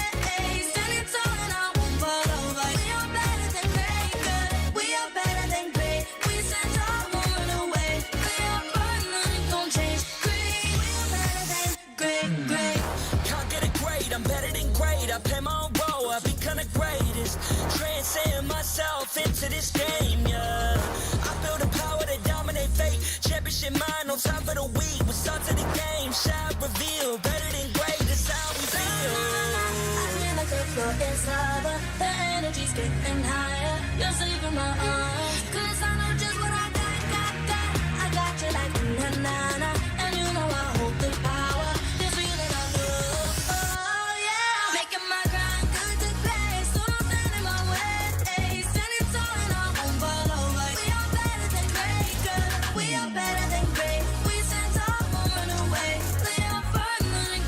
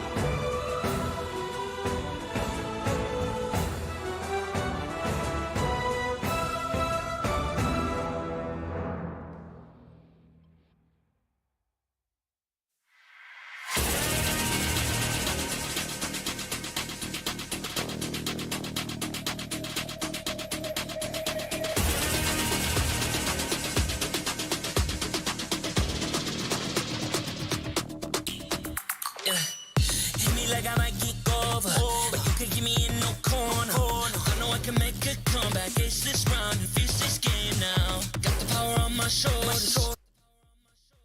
Yeah, you know that. You can keep me off my guard, but you can't keep me from my honor. Nah, nah, nah, I feel like the floor is lava. The energy's getting higher. You're saving my arms. 'Cause I know just what I got. I got you like na-na-na. And you know I hold the power. This feeling I love. Oh, yeah. Making my grind good to great. So don't stand in my way. Standing tall and I won't fall over. We are better than great, good. We are better than great. We stand tall, won't run away. We are fun, nothing gon' change. Great, we are better than great. Can't get it great, I'm better than great. I play my own role, I become the greatest. Transcend myself into this game, yeah. I build a power to dominate fate. Championship mind, no time for the weak. We start to the game, shout, reveal. Better than great, that's how we feel. I feel like the floor is lava. The energy's getting higher. You're saving my arms. 'Cause I know just what I got. I got you like na-na-na. And you know I hold the power. This feeling I love. Oh, yeah. Making my grind good to great. So don't stand in my way. Standing tall and I won't fall over. We are better than great, good. We are better than great. We stand tall, won't run away. We are fun, nothing gon' change. Great, we are better than great. If we stand tall and believe.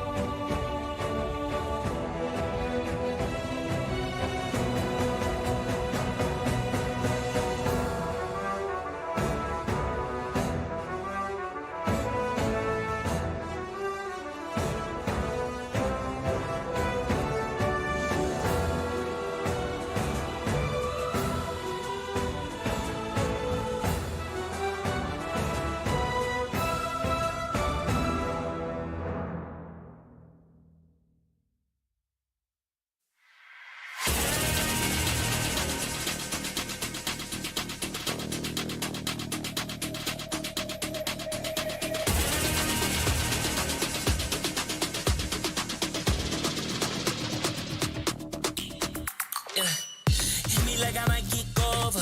But you can give me in no corner. I know I can make a comeback. Ace this round and finish this game now. Got the power on my shoulders. Yeah, you know that I'm a soldier. You can keep me off my guard, but you can't keep me from my honor. Nah, nah, nah. I feel like the floor is lava. The energy's getting higher. You're saving my arms. 'Cause I know just what I got. I got you like na-na-na. And you know I hold the power. This feeling I love. Oh, yeah. Making my grind good to great. So don't stand in my way. Standing tall and I won't fall over. We are better than great. Good. We are better than great. We stand tall, won't run away. We are fun, nothing gon' change. Great. We are better than great. Can't get it great. I'm better than great. I play my own role. I become the greatest. Transcend myself into this game, yeah. I build a power to dominate fate. Championship mind, no time for the weak. We start to the game, shine, reveal. Better than great, that's how we feel. I feel like the floor is lava. The energy's getting higher. You're saving my arms. 'Cause I know just what I got. I got you like na-na-na. And you know I hold the power. This feeling I love. Oh, yeah. Making my grind good to great. So don't stand in my way. Standing tall and I won't fall over. We are better than great, good. We are better than great. We stand tall, won't run away. We are fun, nothing gon' change. Great, we are better than great. If we stand tall and believe, we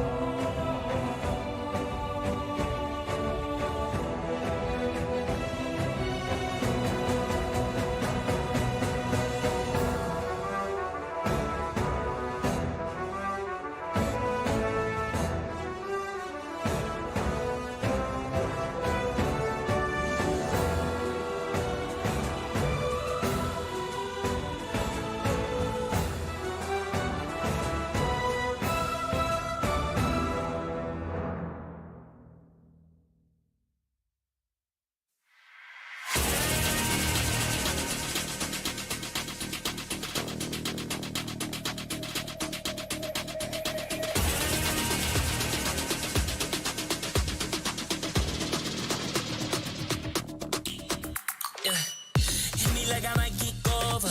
But you can give me in no corner. I know I can make a comeback. Ace this round and finish this game now. Got the power on my shoulders. Yeah, you know that I'm a soldier. You can keep me off my guard, but you can't keep me from my honor. Nah, nah, nah. I feel like the floor is lava. The energy's getting higher. You're saving my arms. 'Cause I know just what I got.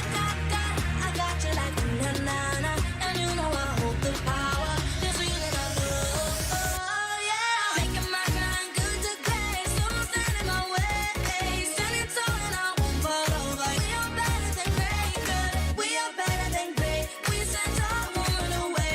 We are fun, nothing gon' change. Great. We are better than great. Can't get it great. I'm better than great. I play my own role. I become the greatest.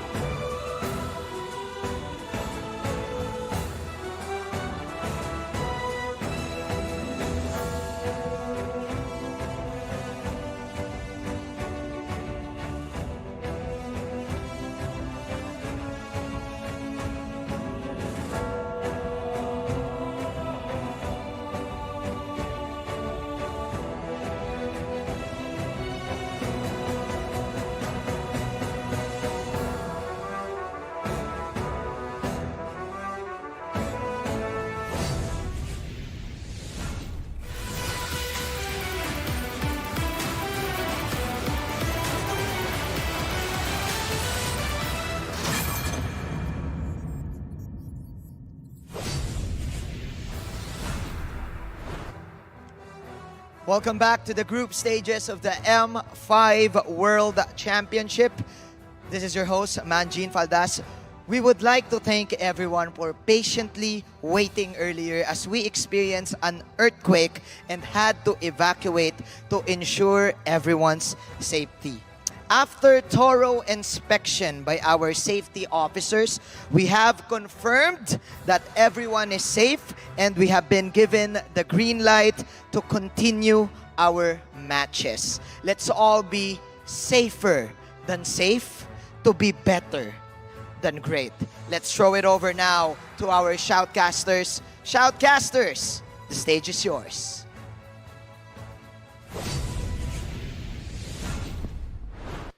Thank you so much, Manjin. Our host is doing a great job. So is everybody here at EVM as we now continue the games. And currently so far, in case you missed out on it, Fireflux Esports currently a point up on RRQ Akira. This is match point, and this is by far the most important time for RRQ Akira to bounce back. Because we gotta talk about what happens when Fireflux wins. The moment they win, two teams are basically eliminated. It's not looking good for Team RRQ Akira right now. They haven't won a single match since this group started for them, so their journey is not quite as they expected. Wouldn't you say that? Yes, no, honestly, things are really just... It is in an awkward spot. Yeah. I would say that it is not exactly the best situation for RRQ Akira as of right now, but considering everything that has happened so far, they had some time to really think about this, especially with the next moves that they're going to be making here in the Land of Dawn. Starting off, hopefully in the draft itself, we might get a bit of an idea or maybe even a lead of where they're going to be putting their focus on. Yeah, I do believe that RRQ Akira, they're playing like they're not really all that comfortable, so I kind of feel like they do have to readjust.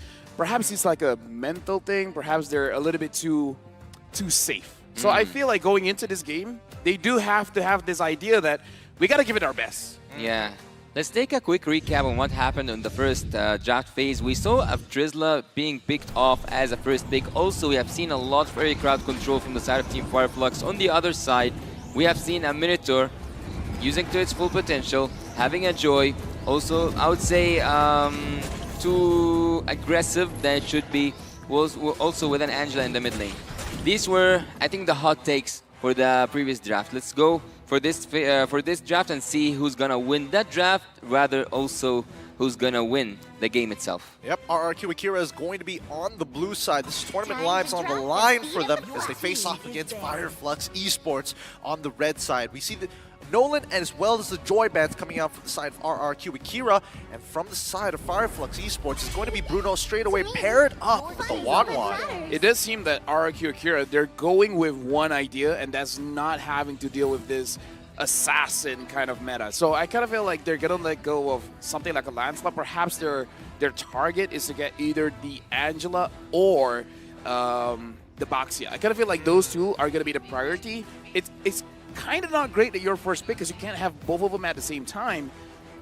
I'm also wondering if Guinevere is going to get through this ban phase. Perhaps RQ might pick it up. But if it's up to you, Lafel, who would have you chosen? Angela or Baxia first? Angela. Angela, because Angela can pair it up with everyone. Baxia, not all of the supports can help him out. Well, there's something quite interesting that just happened now. RQ Akira actually banned that Rizla in the first phase of draft. I think was he that much of a problem? I didn't like sense his penalty zone that much in the game, as much as I was kind of afraid of the rest of the team crowd control. It was the Tigreal for me. I mean, you have a point there. I think that, at least for RRQ Akira, it keeps it very straightforward for them. It's not about guessing where this Tigreal is this Rizla is going to go, as they lock in the Baxia first. And keep in mind, Fireflux are the ones who ban out the Guinevere. So now, Fireflux, they can have the Angela, and the Arlet is open as well. Previously, it was banned. Yes, I think Arlet is always going to be a good pick. There's always so much relevance with that final slash, especially since the animation time has been cut down back to its almost original form. Valentina going to get picked up for the side of Fireflux. Just keep in mind, the Farmus is still up and about. I would say that this is a really wise choice here. Having the Valentina, she can have both, or like have the best of both worlds. Either the Netherrealm or even the Hard Guard if they were picked off by Team RQ. Actually, they can have both having also the backseat. I think this is a really toxic composition in the first phase. RQ have a lot of opportunities here to get a very solid draft. Again, Fermis or Angela, either or is going to be great. And then you can secure your priority marksman. Would you say Matilda? Matilda's fine as well. Like, there's a lot of supports open here. Yeah, I think Matilda is actually not too bad. The extra mobility is always going to be useful, considering that it comes down to... Ow. And Lilia! Ow. This is rare for me. Yeah, because we were thinking maybe this is gold lane priority. Actually, it's mid-prio. Wow. I was calling for that Lilia earlier on, but I'm not kind of calling for her right now. I'm not seeing the use of a Lilia in this draft so far. We still have 3 picks to go for Team Fireflux, but I think this prevents them from taking heroes with low mobility. Yeah, perhaps they're trying to prepare for a possible Fredrin or Martis pick. Perhaps that's the idea here, because having the Kaja makes it a little bit difficult for you to use something like a Lancelot, like a Ling. So they're kind of Though the Kaja's still going to be relevant, especially for neutral fights. But keep in mind that Arla, the counter engage is also there. You try to pull him away, Arla pulls you back. True, yeah. Yeah, Fredrin, even though he sees that there's a Lilia and he will not be able to move that freely, he still goes for it. He still goes for that take. Crowd control, there is. And also some preventation from the side of Team Fireflux having the Valentina. Yes, there is. I think the Valentina have a lot to pick from, actually. But let's forget about the first phase of drafting. Let's look up a little bit about on the second phase of ban itself. I see that Tiger, as I said, was the biggest issue for me. Having it banned by Team RQ makes most sense. Yeah, I think at least, making sure that you can't just get locked down and you're forced to, like most people are forced to take Purifies, especially if you are in that gold lane. That's one less thing to worry about. We do see the Claude ban coming out for Fireflux just to make sure that you don't have as much mobility. They might force out the Brody from the side of RRQ, and finally the Matilda ban for RRQ Akira. I feel RRQ, they have a lot of good options for the gold lane here. Having the Kaja, having the Brody or the carry is going to be devastating, because what your basically checkmate position is, have one lane empty, and in case even if you're losing the team fights, just have Kaja and your marksman split push, and you could just end the game there, because there's no one that can really hold off against that kind of combo. I think the RQ Akira actually have a really good early game also. They have really good burst damage in terms of the Lilia. Also, the rotation is going to be so fast having the Baxia. But as you said, we might see a carry and carry occurred right now. And it's a really logical pick, actually, because you have a lot of HP, I would say, on the other hand, from the side of Team Fireflux. So having a carry here, but there is something wrong with the carry, actually. A pro player advised me against the carry when it comes to such a draft, because he's saying the mobility of the second skill alone cannot allow carry to move freely in the map. She needs a lot of setup.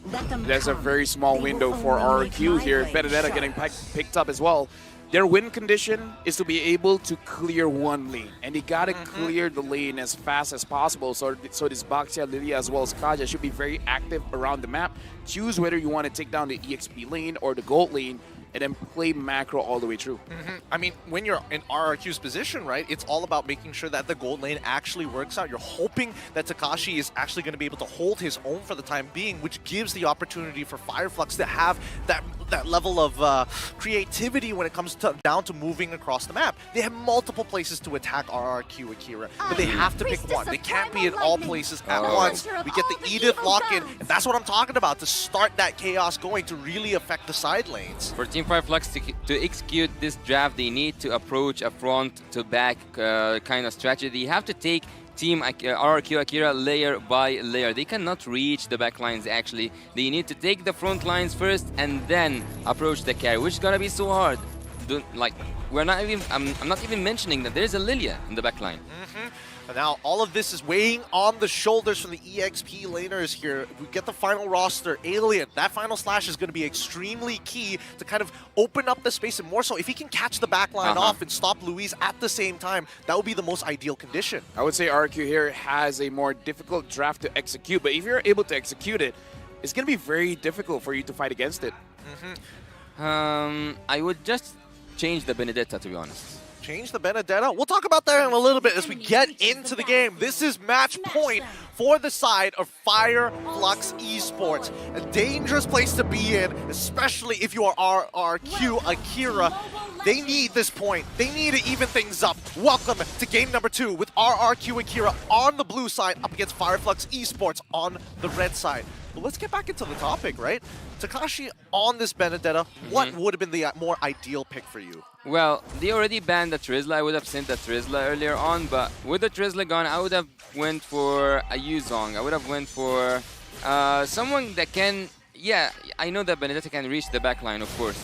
But again, I don't think that she is that hero that can front damage for you. And you kind of lack some fronting heroes. You have the Baxia, you cannot sacrifice him. He's the jungler after all. And also you have Lewis. He's going to be almost all about the flicker ultimates. He's not going to be fronting anything, for me at least. Well, I mean, you are Benedetta, so that's not naturally supposed to be your job. But I think at least with the Benedetta compared to the Yuzong, you have the access to Eye for an Eye, which is a very, very powerful spell if timed right. Now, in a lot of cases, Brody ends up kiting out the Yuzong more times than you would like to believe, and that's why the Benedetta is just slightly better in that type of situation, or that's what I believe to be the case. Right now for RRQ Akira, I'm really wondering which side of the map that they want to approach first, because sure, get level 4 onto Louise and then perhaps you want to be a little bit more proactive, but starting things off, we don't want a repeat of game number 1. Right now, Apex 47 having to use that flicker early on.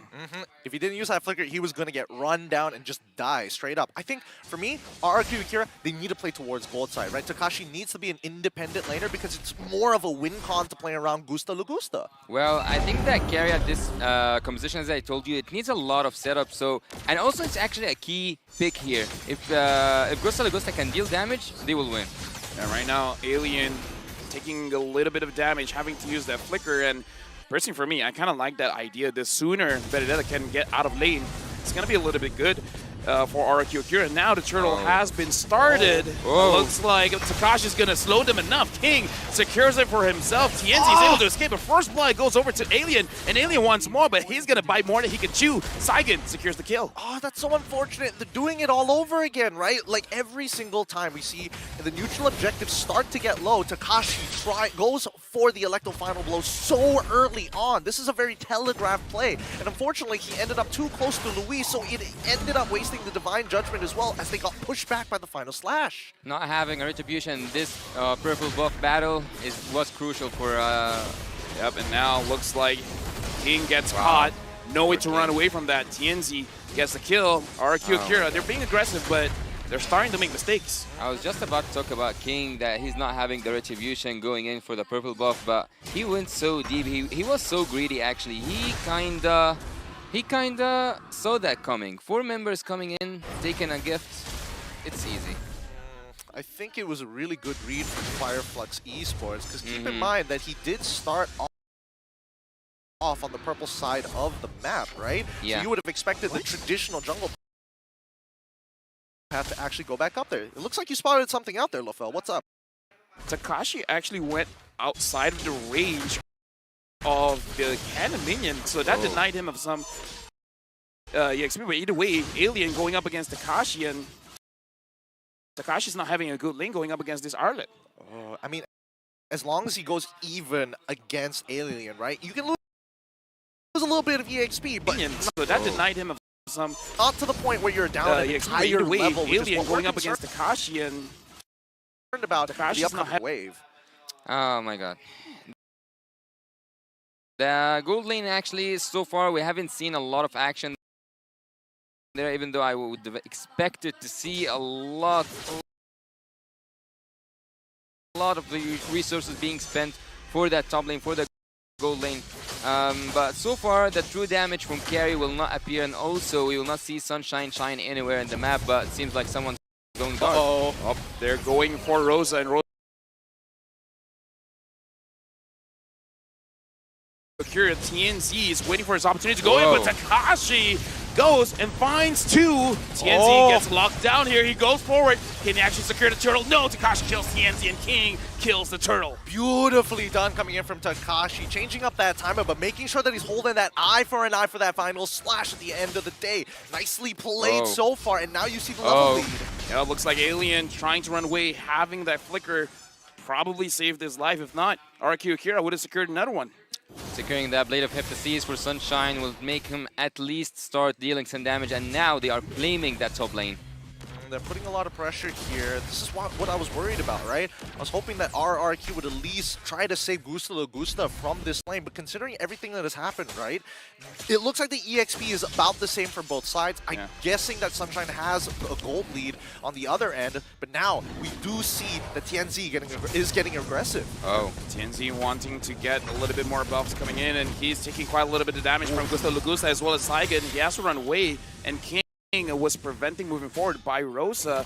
But yeah, looking at the levels here, especially from Alien as well as Takashi, I guess I might be wrong. Perhaps he did actually secure the EXP minion. Yeah, using that conceal was a really smart move from Team Fireflux, but let's look here. What did you spot?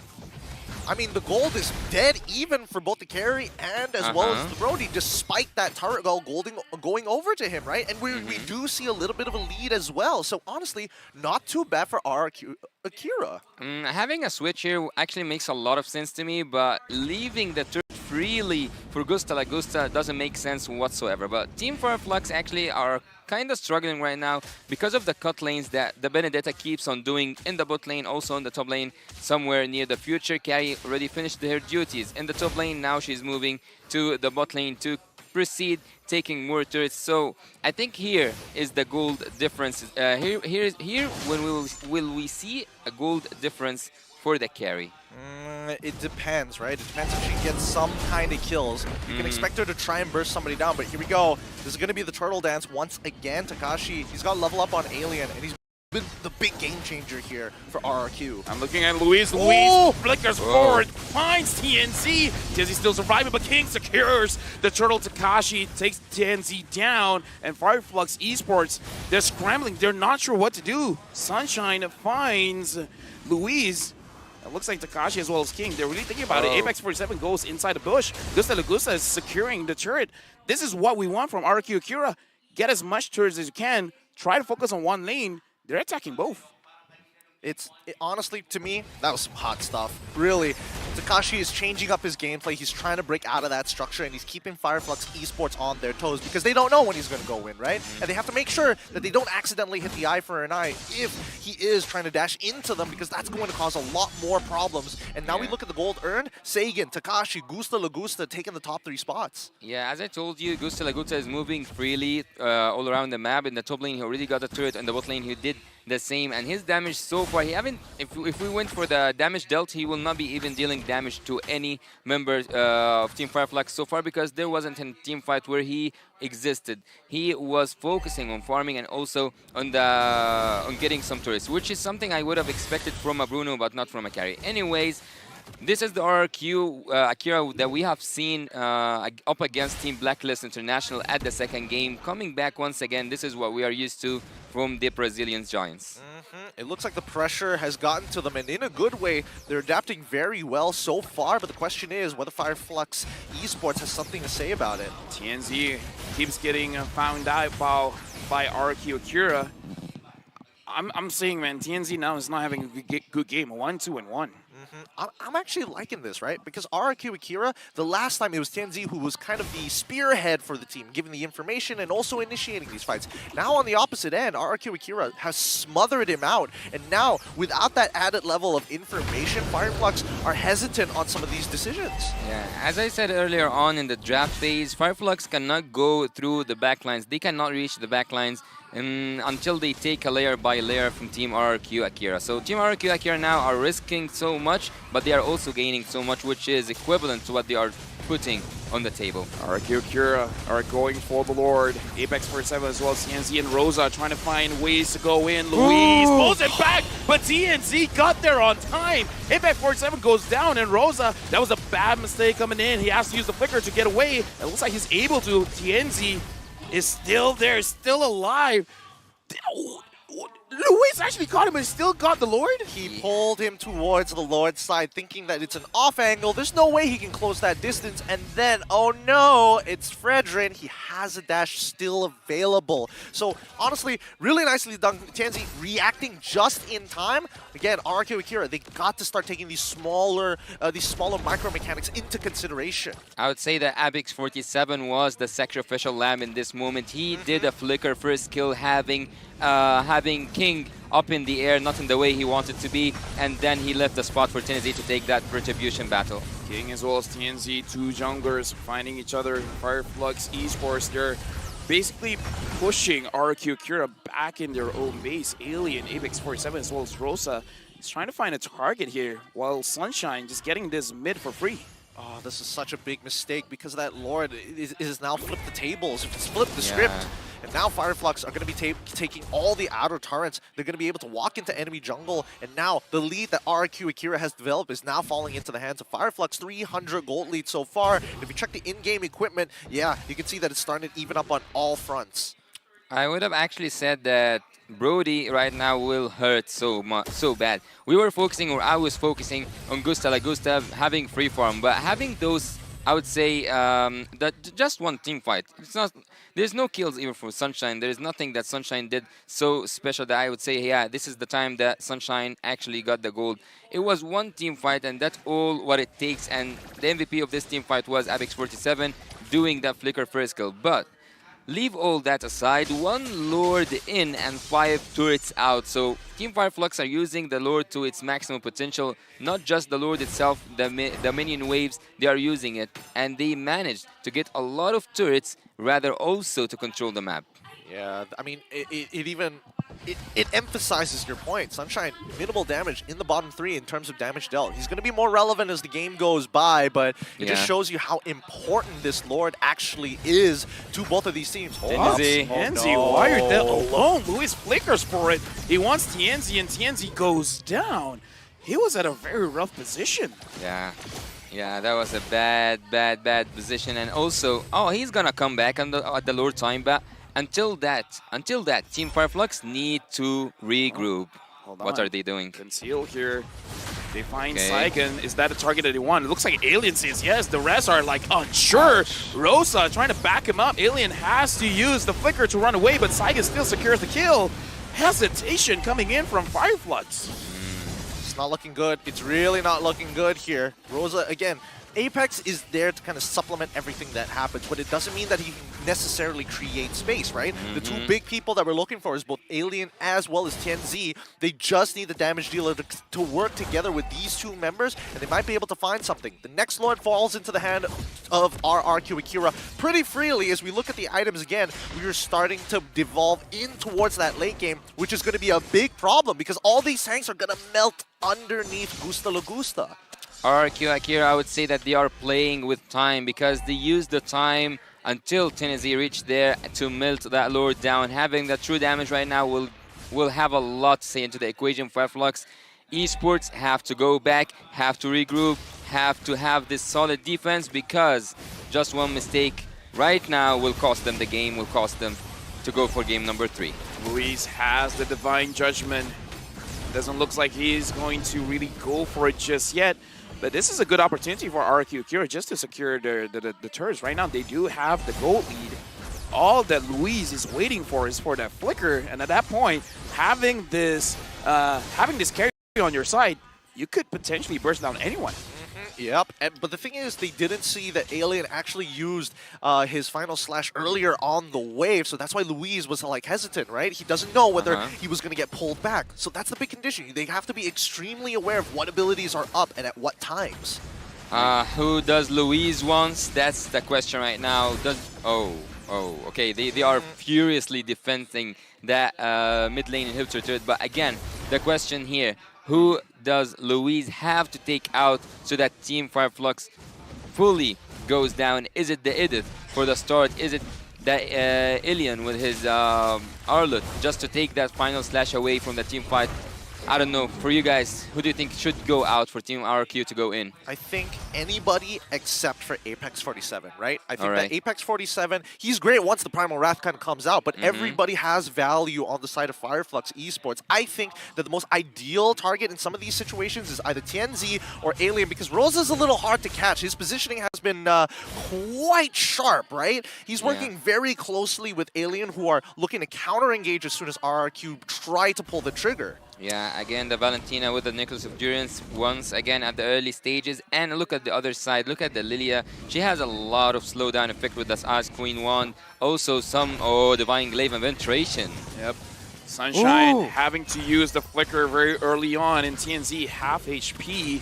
Fireflux, good movement, but Rosa is caught in between. There's nowhere for Rosa to go. What? That's the sharp position we're talking about? Dude, you cursed it. I cursed it. Why did you have to say that? Look, Fireflux were trying to look for a play here, and RRQ Akira were at the right place at the right time and called for it. I think that, you know, at the end of the day, RRQ Akira are not thinking too hard about this, and it feels like Fireflux are kind of getting in their own heads about how complicated this play needs to be. At some point, I think that RRQ Akira just found Rosa by chance, because he wasn't on map, he wasn't like, no one had vision upon him, and just appearing like that in your backline, it was a gift. It was a gift given by Rosa that Team Fireflux cannot actually afford.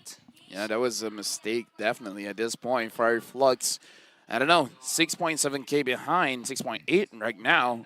And again, this is the win condition we were talking about.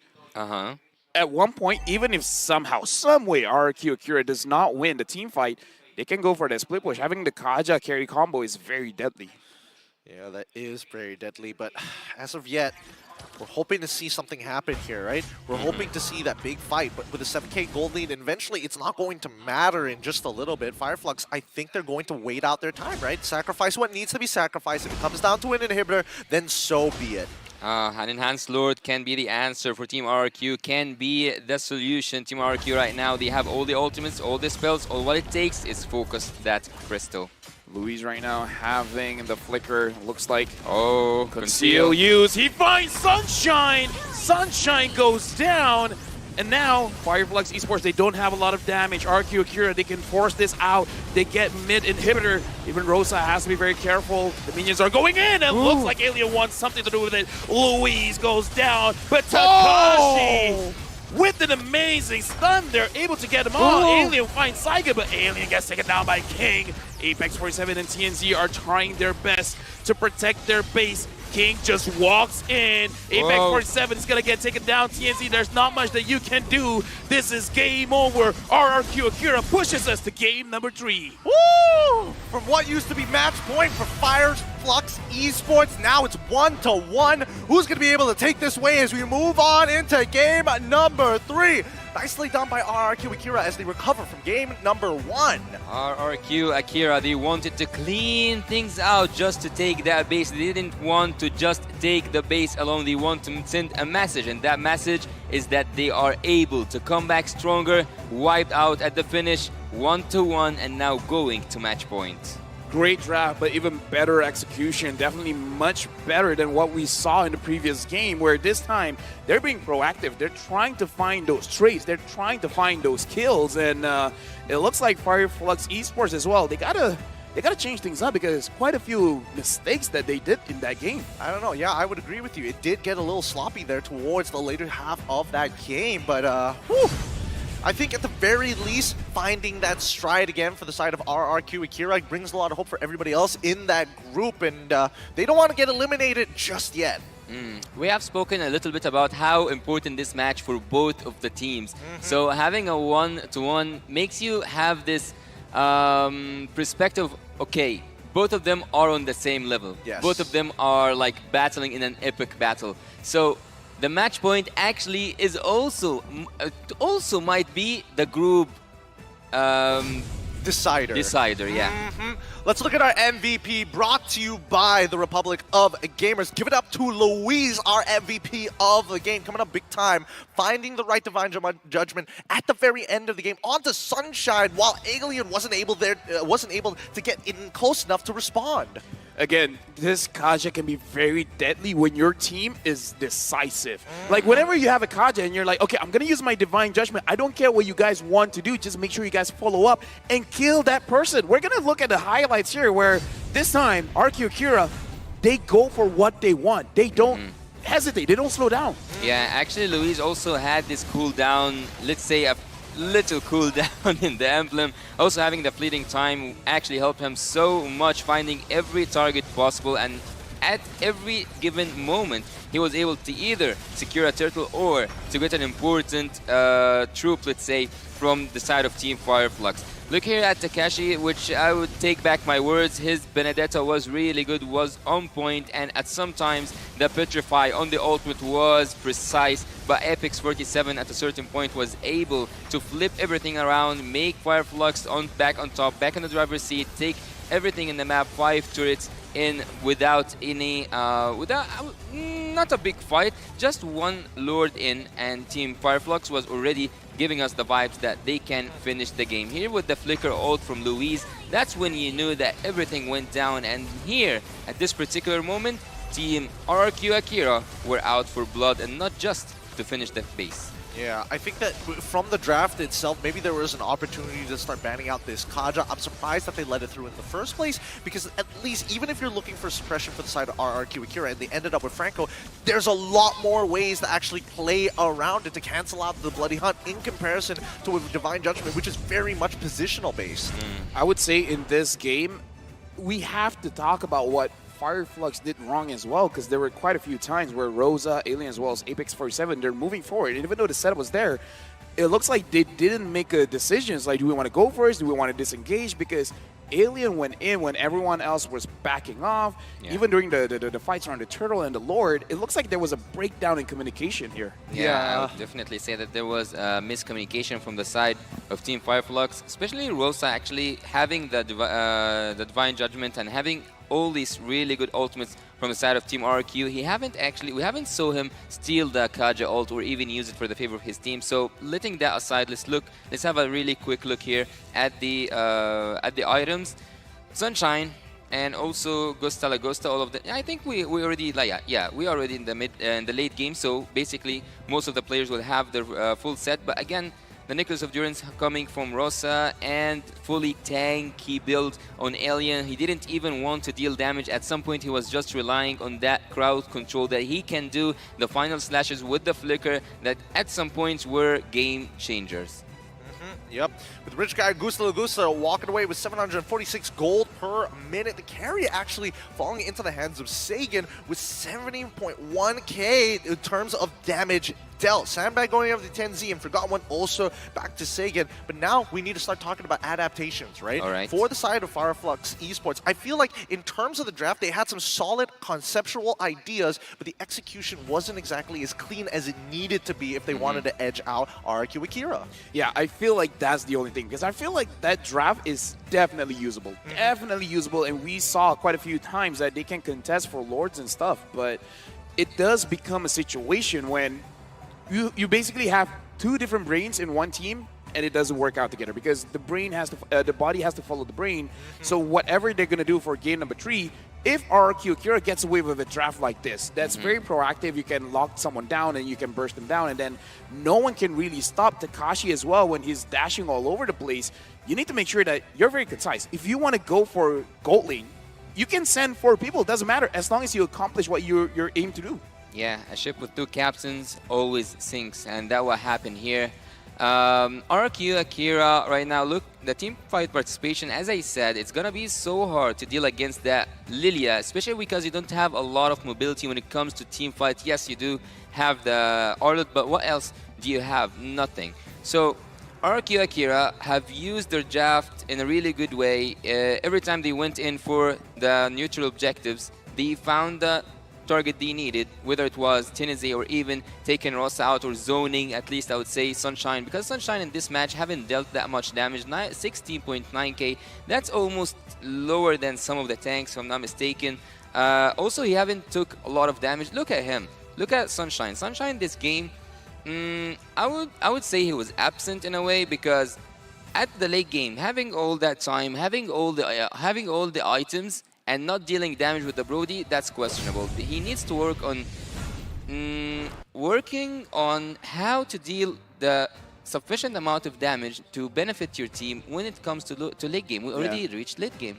No, I think a lot of it just comes down to Takashi completely zoning him out, right? Oh, yeah. Again, it really boils down to, do I want to sit inside that Benedetta ult? And most of the time, I tell you, it's a no for me. It hurts, even with just one singular item. But with that being said, you know, considering that how everything is going on, 1-1 is the current scoreline. Whoever wins this pretty much secures themselves an opportunity. But with that being said, I'm getting word on here at the stage that Manjin has someone special to talk to. Let's throw it over Manjin for the interview down by stage. Thank you so much to our shoutcasters. Once again, it's your kabayas, Manjin Faldas, RRQ Akira, forced game number 3 up against Fireflux. This time, we have ourselves our own kingdom here in the Philippines. Introducing RRQ Kaito from MTL Philippines. Hi guys, can you please introduce yourself? Okay, wait. I need to speak in Tagalog, and then I will translate. Alright, pakilala muna kayo. Pakilala kayo. Hi guys, my name is RRQ Ferds. I'm RRQ Shocker. RRQ Mark TZ. Go. RRQ Card. Yeah, alright. RRQ Janus. There you go. RRQ Kenji. Alright, of course. You all know who Kenji is. Come on. Alright, so guys, hindi obvious. It's not obvious that you guys are rooting for, you know who it is, RRQ. This time, this is the question. Kung kayo ang magiging tourist ng RRQ, saan nyo sila dadalhin sa Pilipinas? Sino gusto sumagot niyan? Kung tourist, dadalhin ko sila sa Tondo. Sa Ugbo. Madaming pagkain kasi din. Masasarap. Okay. So the question is, if you're going to be the tourist of RRQ Akira, where would you take them in the Philippines? Shocker said, ano yung sinabi ni Shocker? What did Shocker say? What did Shocker say first? Give me the mic. Okay. Translate. Translate. I think you... Okay. He can't. So Shocker said he will bring them to Tondo because Tondo has so many tasty food, alright? Tasty food. So Tondo is quite far here, but okay. Then again, who else? How about you, Carl? If you're going to be the tourist of RRQ Akira, where would you take them? In Palawan. Palawan? Why Palawan? Because there are beautiful views. Beautiful what? Madaming magandang mga tanawin. Okay, beautiful scenery, all right? And beaches, all right? Of course, in Palawan. Okay, so RRQ Akira is now at 1-1. How do you think will they come back from this game? Malamang naintindihan nyo yun, ha? Okay. How about you, Mark? Para sa akin, mas maganda if gagamit si King ng utility jungle kasi mas may impact siya sa damage. Okay. Ferds, you translate. Go. I understand. Yes. I understood. I understand. Yes. So what did he say? He said, King use utility. Yun lang. Okay. So King needs to use utility. That's it. All right. Okay. Now, let's ask them. Okay, that's right. Of course. Let's ask them their fearless forecast. Of course, they're here to support RRQ Akira, and they have their predictions. Let's ask them, who do you think is going to the grand finals? Let's ask RRQ Kenji. Kenji, what's your fearless forecast for M5? Gusto ko sana RRQ Akira. Pero tingin ko AP Brand tsaka Onyx. AP Brand and Onyx, you guys understood it. Come on. He says his heart is saying RRQ Akira because he's part of the organization, but he's being real. He thinks it's AP Brand and Onyx. Do you agree, Ferds? Do you agree? Yes, very agree. Oh, very agree. Come on. He's very agree. Okay, go ahead. Please, give a message to your fans and do your shout-outs. All right, one by one. Come on. Give him the mic, Carl. Okay.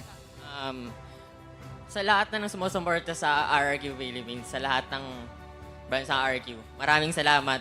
Tuloy niyo lang yung pagsusuporta sa amin. Thank you. Okay, Shocker? Thank you sa mga sumusuporta po sa RQ and patuloy nyo po rin po sila supportan and kami po. Yun lang po. Okay. Patuloy nyo po supportan yung Kingdom. Okay. Shoutout po sa RRQ Kingdom. Pagtuloy niyo po yung pagsuporta sa RRQ. Okay. Shoutout po sa RRQ fans and sa Kingdom. Shoutout po sa manager namin na pupunta dito. Okay. Who's your manager? Manager Tets, ang OG. Okay. Alright. Alright. Kenji? Shoutout sa mga fans ng RRQ. Patuloy niyo lang po silang supportan, lalo na yung RRQ Akira.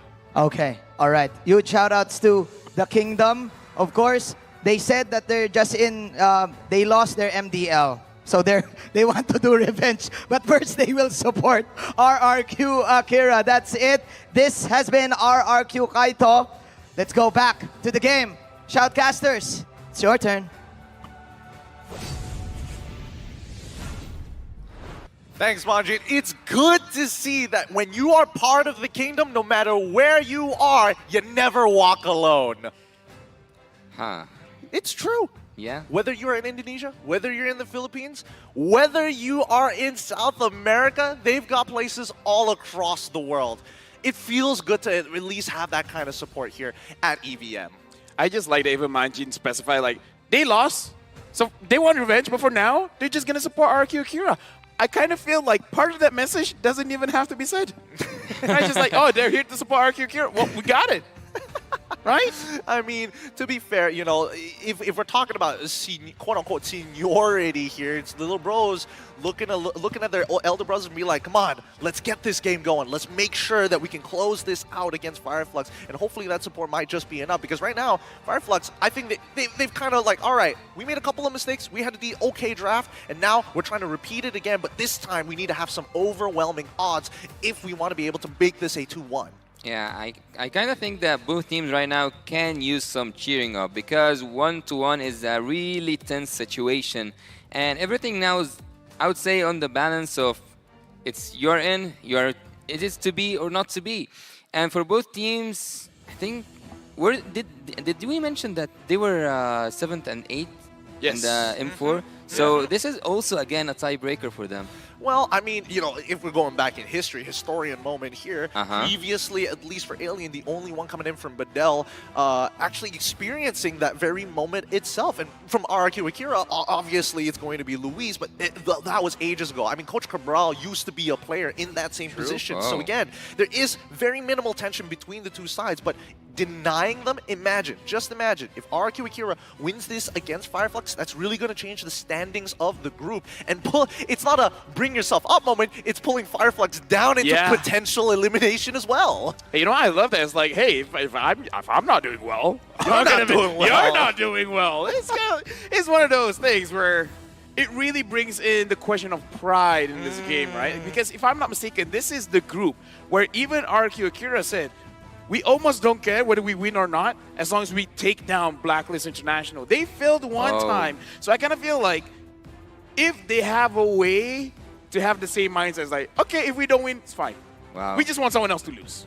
I actually love it when things get kind of, I'm not going to say personal, but in terms of the game itself, it's a bit personal. So Team RQ Akira and Team Fireflux, both of them have shown us really good drafts. I would say some of them are quite surprising to me. I haven't seen the Kaja played quite a lot this season. So after Luis taking Kaja today, and after we saw a lot of tag girls today as well, I think that the M5 will witness a shift, I would say, in terms of the rumors at least. Possibly. Possibly. How much? 60.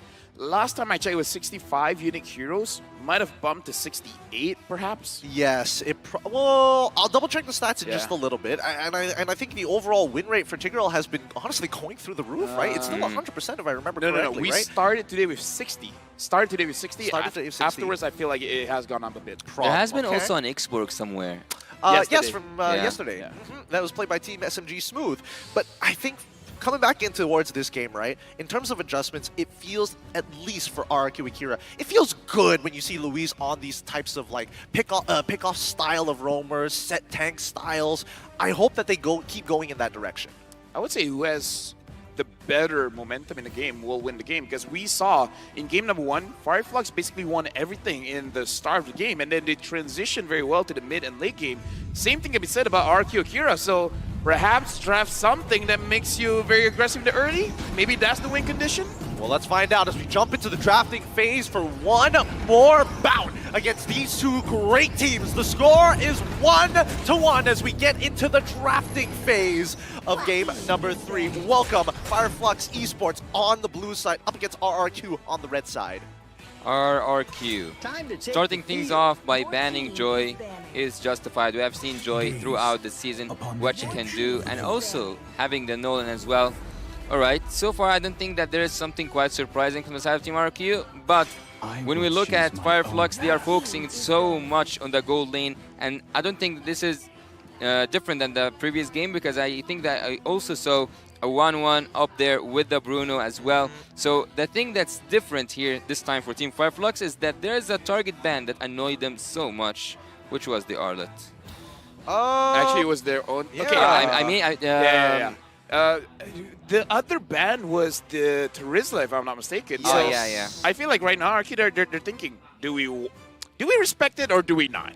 I'm looking at Coach Cabral. I can only imagine that he's doing it in his own language. It's like, boys, what do we think about this? Like, do we really need to ban this out? And if so, is it necessary? Because we're losing so much on this. We're missing one more ban. And Guinevere, let it through. I would actually agree with that. RQ side, they banned 3 junglers. And yeah, considering that Guinevere that is a jungler, arguably. RQ Akira banning 3 junglers so far, but leaving Baxi out, leaving a lot of other picks out, and now they are into the first phase for themselves. They still have a lot to pick from. You have the Angela, the Faramis, the Matilda. You can even get the Kaja now, so there is a lot of heroes for Team RQ Akira to pick from. Terizla as well, because if I'm a Kaja, I don't want to go against a Terizla, because when I'm pulling someone in, someone can stop me. So take the Terizla for yourself. Even if Fireflux wants the Kaja, they kind of don't care. They got a Terizla. Yeah, they have ways for counter-engage, which is what we wanted. We see the Novaria, finally. It's been some time. Novaria and as well as Matilda, Matilda has been ignored quite a bit, especially in that first phase, and usually somehow makes it towards the second. Now, we see the final pick coming in for RRQ Akira. Any thoughts on what it could possibly be this time? Because I was expecting Gold Lane to show pretty early on. Speaking of expectations, I would have actually expected to see a Valentina, not a Novaria, because Valentina can actually get the best use out of the black shoes and also the penalty zone and whatsoever comes on the road. But what should we expect here from RQ Akira? I would say a marksman. Taking a marksman now, having these, or like taking the advantage of having the marksman. Also, Fireflux already banned 2 marksmen. Continue with the target bans on the second phase. I think that's the trick for me. I think that's gonna work. They don't go with it. This does show that it's an opportunity to pick up the Kaja, but they don't want the Kaja. I kind of feel like they're trying to bait out Fireflux, ban it out so that whatever they really want is open. Perhaps even something like a Minotaur or a Tigreal, because they got quite a lot of crowd control here for RQ Akira. Possibly. I feel like the Tigreal is just going to be slightly better compared to the Minotaur, only because the Matilda is able to pull out the right targets compared to Tigreal, who just locks them down no matter what, and you have to commit pretty hard to cancel out the ability in the first place.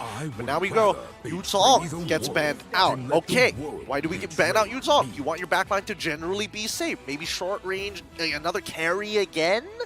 I would actually like for Team RQ Akira to take an Ixia, because they have area crowd control. They can also back it up with a Minotaur, as you said, Lafel, or even a Tigreal. So having that said, I would suggest that they have this into their composition. But I think that Fireflux already see from the same perspective as you, Lafel, they ban the Tigreal, and they know that if you add one more area crowd control hero for Team RQ Akira, the game is gonna be so toxic. Yeah, especially because they have the Novaria as well as the Matilda. They can't really change the direction by having something like a Diggy, because at that point, you're going to be vulnerable to a lot of damage. Extremely vulnerable. Oh, dude, actually, RQ Akira need to be the ones that ban out the Ixia here, because if they give it over to Fireflux, they at least have Matilda to reposition. Either team is good for Ixia, yeah. Okay, ban out the clock, force it on Fireflux. Now it's your choice, Fireflux. Let it through or don't let it through. It's up to you right now because keep in mind, RRQ Akira get first pick on the second phase because they're on red side. Fireflux. What's gonna be the last ban in the last phase of banning? I'm sure in their head they're like, okay, Minotaur, Ixia, Carry. These are the three main suspects. Which would we rather go up against? Would you say Akaja too? Right, Yeah. Kaja bad, like you said, Kaja bad here. Okay, okay. So at least no way to kind of lock down their opponents, or actually when they hit level 4 to snowball out of control, Brody gets locked in for the side of RRQ. 42% win rate. It has I mean, it's not that bad, but it's like not as great as you would want it, right? 42%. It could have been like in a Brody position, of course, Yeah. you know?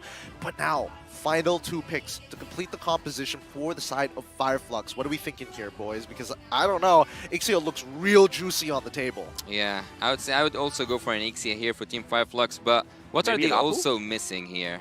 Oh, an The XB lane, yeah. so... Because look, 1, 2, 3, 4, even 5. 5 divers that RRQ Akira banned out. So maybe having a diver here would be great. Benedetta. Yeah, Benedetta. Benedetta, Lapu. Ixia. Yeah. Lapu, Ixia. We could all be wrong, to be fair. They might just go Leslie just to mess with us, but here we go. Yeah. Ixia? Paquito. Okay. Interesting. Would you guys agree with the Paquito? I think that there has been other picks that can be more effective here. I think if we went for a Benedetta, it would work like magic. I think. Wait. Why is Lewis like, yeah, lock it in. Don't even think about it. Lock it in. I don't know. We got 30 seconds to kind of think about it. And Coach Cabral is like, he's consolidating with him. He's like, are you sure you really want to go for this? Do you want this, Luis? He looks super happy just now. It's like, they didn't ban it. They didn't pick it. This is one of these moments where Smiling. the player Joe! himself, yeah. This is one of the moments where the players tell the coach, like, I am confident. Trust me. Trust Wait, me. Did It's they, the way of the dragon. Did they bait out the Ixia? I think they might Right? have tried to That's bait out why the Luis was Ixia. happy. Okay, wait, hold on. Ixia still has counterplay, though. It's Yeah. not like it's impossible, but All it right. may force an awkward spot where you have to take Purify in these types of situations. 2 backline divers to potentially kick you out of there. You still have the Matilda to save you with the guiding wind, so let's see how this plays out. But with the Purify, you will not have that mobility, and also we know that Ixia doesn't have mobility whatsoever using any of her skills, so I would say it's essential for her. I would go for a 95%. She will go for the Flicker. I do see the use of the Purify here because there's a lot of crowd control coming from the side of Team RQ. Let's see what's going to happen in the Land of Dawn. All right, final game here in our second best of 3 series of the day so far. It's going to be an exciting one as we've been pushed all the way down to match point for either side. It's going to be Fireflux Esports on the blue side up against their opponents who have pushed them to the edge, RRQ Akira on the red side. Now, again, I want to see who is going to be the aggressor here, especially King on this Martis. Usually the side quest that you want to achieve with a Martis is to get those early kills. Ideally, 2 kills around the first turtle. If you get on second turtle, then that's pretty good as well, but having those early kills can help you snowball the game. So I kind of feel like RRQ Akira, especially having the Cho here as well as the Lilia, we got to look at that turtle for their first potential big fight. And looking here at the emblem set between both marksmen, they both want to go a little bit tanky. They don't want to have that much damage dealt to them. Oh, Rosa, he needed to use the flicker out. Yeah, honestly, well played by Sagan here. He walks up right in front of Rosa, punishes him for every step that he takes, especially since Rosa's the one that wants to clear the wave. And the wave is pushing into him, so really nicely done by Sagan.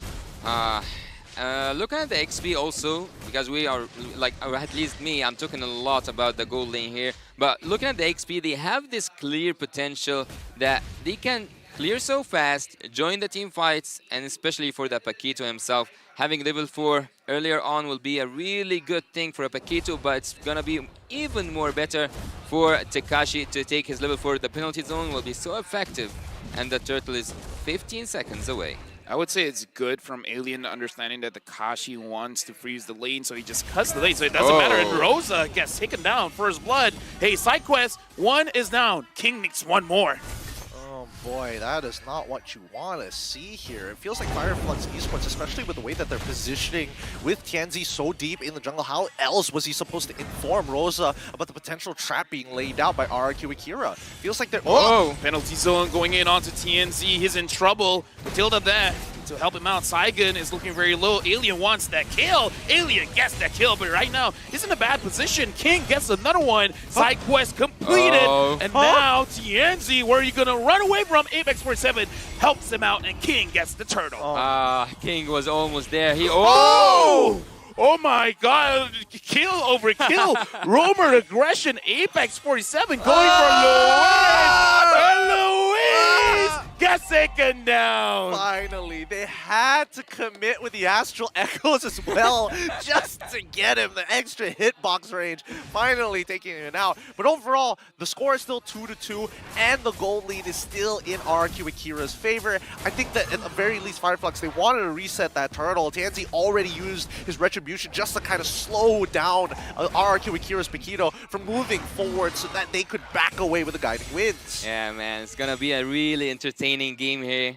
We can see the Team Fireflux both with RRQ Akira with the high mechanics, and also it's not only about the macro. At sometimes I really enjoy the micro skills as well in laning phase. Whoa! Looks like they want Takashi, TNC, as well as Alien. Looks like he's able to survive. King comes up. They really want Alien. Alien can't run away from this, can he? King gets a killing spree.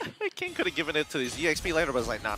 Side quests, gotta get those stacks, gotta max it out. He's not Black Shoes, Sagan's fine, right? Unless he gets hit by another one of those skill shots. But in the meantime, it has been pretty uninteractive down by the bot side of the map. Looking here at the top lane, they are committing to it. Yep. Looks like they're just gonna poke Louise out. I mean, Apex 47 and Louise.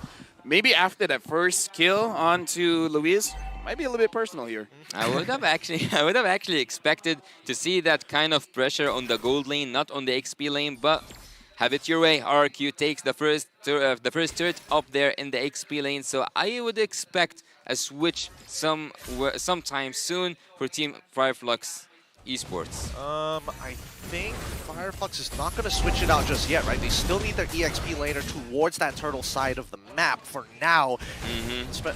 Alien finds Saigon, but the Black Shoes helps him out.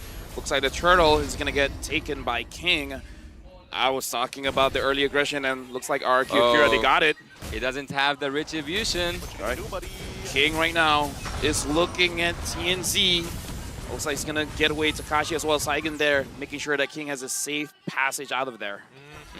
The King looking to reclaim his crown once again, looking for a series win for RQ Akira, right? Now, I was expecting a lot of the pressure to actually be pushed towards the gold lane side, but instead, they do it to EXP. And now, they're going to look for these tier 1s. Yeah, Lagusa just wants to take that turret down. Mortal Coil deep into enemy territory, but looks like RQ Akira, they just want to play it a little bit safe. Get the turret, get out. Yeah, clean. So clean from Team Fireflux, actually also from Team RQ in both ways of the map. But the ones who are now advancing in terms of the objectives are Team RQ. After taking both turrets on the side lanes, now the next quest, the next side quest, I would say, for King is take the mid lane. Yep, TNZ is the target here, but Alien with the knockoff strike, able to push them away.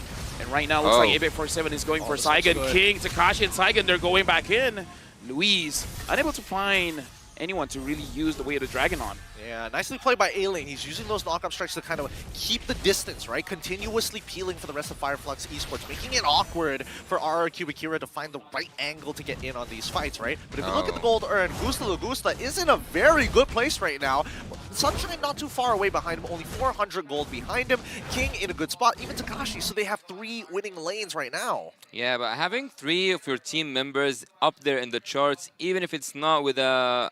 it is just a slight difference between the other teams, between the Fireflux and the RQ in terms of gold, but still, it is an advantage. But 2.6k in the early game in 6 minutes of time, it's not that much that you can be afraid from. You can be afraid from the engage that's going to happen now. Astral Echo used, and looks like Louise finds TNC. Here's the big target. Takashi goes in, but Barrage from Sunshine pushes RQ Akira away. This is what I was worried about, right? When is that full barrage going to take into effect? And with the majority of the members chunked out from RRQ Akira, they have to back away from this turtle. Right now, King taking quite a... Oh! What? Flabbergasted! Flabbergasted! Oh, I felt that in my stomach. That was a gut punch out of nowhere. Oh, goodness gracious me. King just reminded Apex 47, you forgot whose jungle you're in. Dude, that was a moment where you go into all chat in a pub game and just say, sit. What? Sit. Oh, sit. Sit. You don't want to, I mean, nobody has the time to write sit down. You just say sit and you leave it there. Let it hang. Yeah, he let them hang. Okay, Dude, where did that come from? I don't What know. kind of pub games are you in? Personal pub games. I don't want to talk about it, man. It gets rough. It gets real rough. Now Yeah. with 80 seconds at least for the next Lord to actually spawn, a good time to actually take a breather for Fireflux Esports, right? They know what they need to do to actually bait out, because right now RRQ Akira are the aggressors. They are the ones eager to close out this game quicker compared to Fireflux. RRQ Akira right now, I think that they have a lot to be afraid. No, actually it's Fireflux. Fireflux, the next game for them is up against Blacklist International, right? So the next game is so dangerous for Team Fireflux, so they need to win this game so badly just to not risk it, just to not have another risk. Apex 47 made a mistake. He had to use the Purify. Right now, King gets attacked by Alien, but penalty zone so far. Full barrage used, and RQ Akira just like, we respect it, we're out. Yeah, you can see that even Luis, he's like, I could kick the Paquito, but like, when's that full barrage coming? Oh, answers my question. Let's get out of here. Actually, every time I see Sunshine uses his ultimate, it's so hard for me not to imagine a Savage, because every time he positions, he's in a really perfect spot. And also, as you guys said, he can relocate himself using the second skill from Apex 47. Not to mention that they also have a flicker. So at this point, he needs just a proper setup. Fireflux with one setup, and actually Sunshine have the sufficient amount of damage. Yes, they are behind in gold, but yet he can deal the damage enough to get quite... I wouldn't say a Maniac. It's gonna be... Yep. And now the Lord has been started by RQ Akira. Apex 47 and TNZ is close by. The Lord is the target. King gets it. King gets taken down. Full barrage is in full effect. And looks like everyone has to go away. Luis gets taken down. Fireflux Esports, they're trying to go in for the fight. Takashi tries to run away. Gusta Lagusta so far looks like he is in a very nice spot. Saigon taking a little bit of damage coming in from Alien, even though RQ Akira, they got the Lord, but Fireflux Esports, they're the one aggressing. Yeah. They just want, I mean, even though they didn't get the neutral, doesn't matter. I've killed the majority of your team. We can defend against this. And right now, Rosa is coming to a point where his Astral Echoes are, it's such a powerful ability, especially with the Meteor Shatter. It's important that he hits these skill shots because there's not a lot that RRQ Akira can actually do. They don't have Enchanter-style supports to actually top them up after the skill shot connects. Yeah, and defending the Lord from a far distance actually sends you a message that Team Fireflux kind of found their own rhythm by now, and winning a team fight for me actually is kind of important more than the Lord himself, because as we see, Fireflux took the mid lane to it, now they will take the losses, now they will pay the price for leaving that Lord. Right now, Luis finds Apex 47. Luis so far haven't found a lot of good targets to use the Wave of the Dragon. Apex 47 taking a lot of damage. Takashi goes in, and it looks like Gusta Lagusta gets the kill. TNZ is not there to help. Oh, it's not looking good. Where's that full barrage? Sunshine ready to rip it open. And there we go. And RQ, they just walk away. They're like, okay, that's totally fine. But notice on the top side of the map, we see that Alien is actually getting a push of his own and will be able to secure that tier 2 without much contention. Yeah, he was just playing his own game on top lane. He managed to get that second turret, and actually this will give quite good vision for Team Fireflux with time, but he's going for the back line. No black shoes. Flicker has to be used. Gusta Lagusta has to run away. Saigon and Gusta Lagusta, that was so close. Luis is there, but I don't think he's in prime position to use his ult to isolate a target, because even the damage dealers aren't healthy at this point. Yeah, Rosa is hitting some really nasty shots. Gusta Lagusta losing all of his resources, including his flicker as well, just to get out of the situation entirely, right? If that collapse from the side of Fireflux Esports was just a wee bit faster, it could have been quite dangerous. But here we go. Tier 2 on the bot side being contested. Got some formation. Now they know that's only King and Luis. Yep, King is able to clear the minion. So far, I'm a little bit worried. RQ Akira, they're not respecting the push coming in from Alien. He got 2 for free, and only now Gusta Lagusta is responding. Yeah, housekeeping is going to be important here, right? And keep in mind that, like, for the most part, as much as Gusta Lagusta likes to believe that he's really far ahead, if he ends up face-checking a bush that he shouldn't be, Alien might be able to chunk him down enough. Since we haven't seen the Winds of Nature actually come out just yet, I think he's already completed it, but I don't know whether he had to use it earlier to get away. That Lord Dance is going to be so dangerous for Team RRQ, even though they are ahead in gold, but this 1k is nothing compared to one ultimate coming from the Ixia. Ixia can flip everything around she needs, and Team Fireflux needs actually to dance that Lord out and battle it with Team RRQ. One ultimate from the Ixia can flip everything around. Oh, look at the play. Louise manages to use the Wave of Dragon onto Alien. Alien gets taken down, but we're looking at the Lord here. Takashi flickers forward, gets 2, but full barrage. Looks like Takashi's able to escape out of there, but King looks for Sunshine. King gets pulled back somehow. But now the Lord is up for a contest. RQ Akira is in a better position here. King might have overthought the Ashura's aura there, but this dance is starting to look kind of bad for the side of RRQ Akira. Even though majority of the spells are down, Rosa's just harassing them. Yeah, Takashi's trying his best to push TNZ away. Looks like the Lord goes over to RQ Akira. Very nicely played. And Rosa was hitting those shots, man. They could have died. Even though RQ Akira were lower in numbers, they missed Louis and also Gusta Lagusta. They were managed to pull off a 3-4 team fight. That was quite insane, actually. And the one to give the credit to was definitely Takashi. I mean, Takashi finds the engage. Sagan makes sure that no holes are allowed for Fireflux to kind of slip through to get past him. But in the meantime, right, this next upcoming Lord should be able to get an inhibitor turret. It might even force Sunshine to use a full barrage early on. As soon as it's down, it might spell some trouble for the side of Fireflux if it doesn't get a kill, or at least gets a trade. Yeah, what you need right now is just to synchronize the minions, having that enhanced Lord, and find an opening. Team RQ are up for the challenge. All right, right now the Lord is marching down bottom. Apex 47 has to be careful. He's far away from his team. Speaking of which, RQ Akira manages to get the inhibitor down bottom. Looks like they're going to get the outer turret down in the mid as well. RQ Akira, they're not stopping. They want another inhibitor, and they get it. They get the mid. It looks like Alien has to go away. I'm still looking for Louise, but Takashi goes in. Full barrage activated. King tries to run away, but King, hold on. Astral Echo gets on all of them. Gusta Lagusta is marching too forward. He flickers out of the way. Thank goodness. Thank goodness he still has resources to do so, and I think it's a good option. You do not want to get hit by that at max range. Like, Rosa is, look at the damage dealt, 59,000. Wow. He's nearly doubling half the lobby right now. I told you, he is, at least I call him the unreachable mid lane king because he plays from afar, but yet so effective. Well, TNZ is taking way too much damage, more than he wants it to. Gusta Lagusta unable to reach with the Torn Apart Memories. RQ Akira, they're in a good spot, but I don't know. The damage coming in from Fireflux, it might not be over just yet. I don't think it's over anytime soon, right? Because it always boils down to if Fireflux Esports gives the neutral, especially the Lord, over to RRQ Akira, they have some decent high ground defense, and eventually RRQ Akira needs to pull the trigger, right? And there are 2 instances where this happens. In quiet, in silence. Oh God! Louise locks him down. Apex 47 is there. Alien wants to fight back. Gusta Lagusta is in bad position. Rosa gets the kill. Saiga was there, but Saiga has to use the black shoes to get out of the way.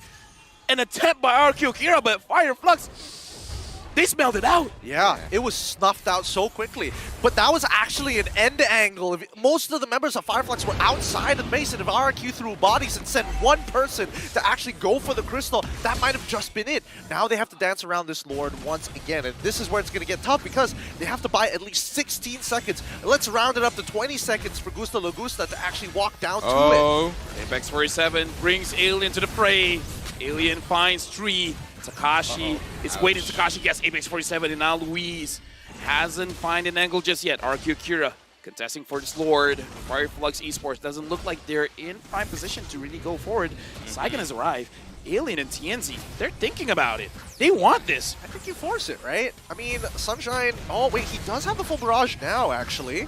There's a possibility if he finds a pick. Seiken doesn't have black shoes either, more reason to. TNZ flanking from the side. Gusta Lagusta chases him off. Wait, the Lord? Oh my god, the Lord got resetted. Oh, Gusta. Gusta Lagusta goes for TNZ, and TNZ survives with the Turtles Poissons. After having that vision on Tinzi, he's definitely gonna commit to that Lord fully. Oh, Alien wants to steal. Alien can't do anything.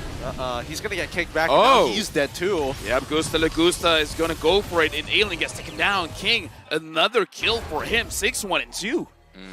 Doesn't seem like a boxing arena down there in the bot lane, but yet he got a lot of punches. Can't do much about it. This is starting to become a really tough situation, right? Sunshine holding on to that full barrage. The key component for Fireflux Esports' potential turnaround against RRQ Akira. As now we're in the ultra late stages of the game, I'm thinking that whether Gusta Lagusta might have made a mistake with the tenacity, maybe he should have gone Weapon Master to ensure that he gets these kills. Right now, it looks like RRQ Akira, they're in the base. The Lord is marching down mid. Takashi goes in, finds Sunshine, has to use the flicker, and full barrage Luis. Luis is stopping him. King is going for the base, and RRQ Akira wins the best of 3. They pull it out. The reverse sweep is complete, and RRQ Akira walk away 2-1 against Fireflux Esports. GG, well played. Now this group just got interesting. It's now on fire. This group is now officially a really group of death. Having this statistic, man, in the group. Wow, you still have Blacklist to play against. You still have SMG to play against. And yet this group is on fire just by game 2. A lot of 2-1s. We got to remind you guys, if Fireflux 1 is 1, basically 2 teams get eliminated. But with the win going over to RQ Akira, everyone has a chance. It's a chance. It's a moment. It's a breath of fresh air. But more importantly, this is why Luis was looking at Cabral being like, this is my time. Give me that Cho. Because in the world of Kung Fu, speed is all that matters. Actually, look, Luis in this game, he was able to take some really, or like to execute some really good way of Dragon Ultimates there. He was able to take Paquito out. He was able to take some of the members at a specific time, especially Tenzi. He was able to push him away. So I would definitely agree on, yes, coach, trust me, I can bring this home. Takashi as well. Those penalty zones, dude, that was an amazing starter. It really was. It really was. And now we're getting to see why, you know. It's strange to see that most teams don't have as much of a hot start that we would like to believe. They take a bit of time to actually work up to it. But it's time to have a look at our MVP of the game, brought to you by the Republic of Gamers. Give it up, boys! King coming out big time for RRQ Akira on his Boxia and as well as his Martis. Martis. That was the best actually executed Martis so far in the M5. We have seen him take that kills one after a time. Sometimes we have actually called it some side quests. Look here, he went for a semi-tanky build, just having the Hunter Strike and going for a full tanky build after that. And also, he was really good in executing his retributions. When it comes to that purple buff, we have seen at some moment, if it came here on the highlights, he didn't use the retribution, he rather went for the purple buff steal and also took the turtle. Here we have seen the Way of the Dragon once and again by Luis being executed to make sure that Team Fireflux cannot get into the zone. RQ, yeah, this was one of the moments we were all excited about, aren't we?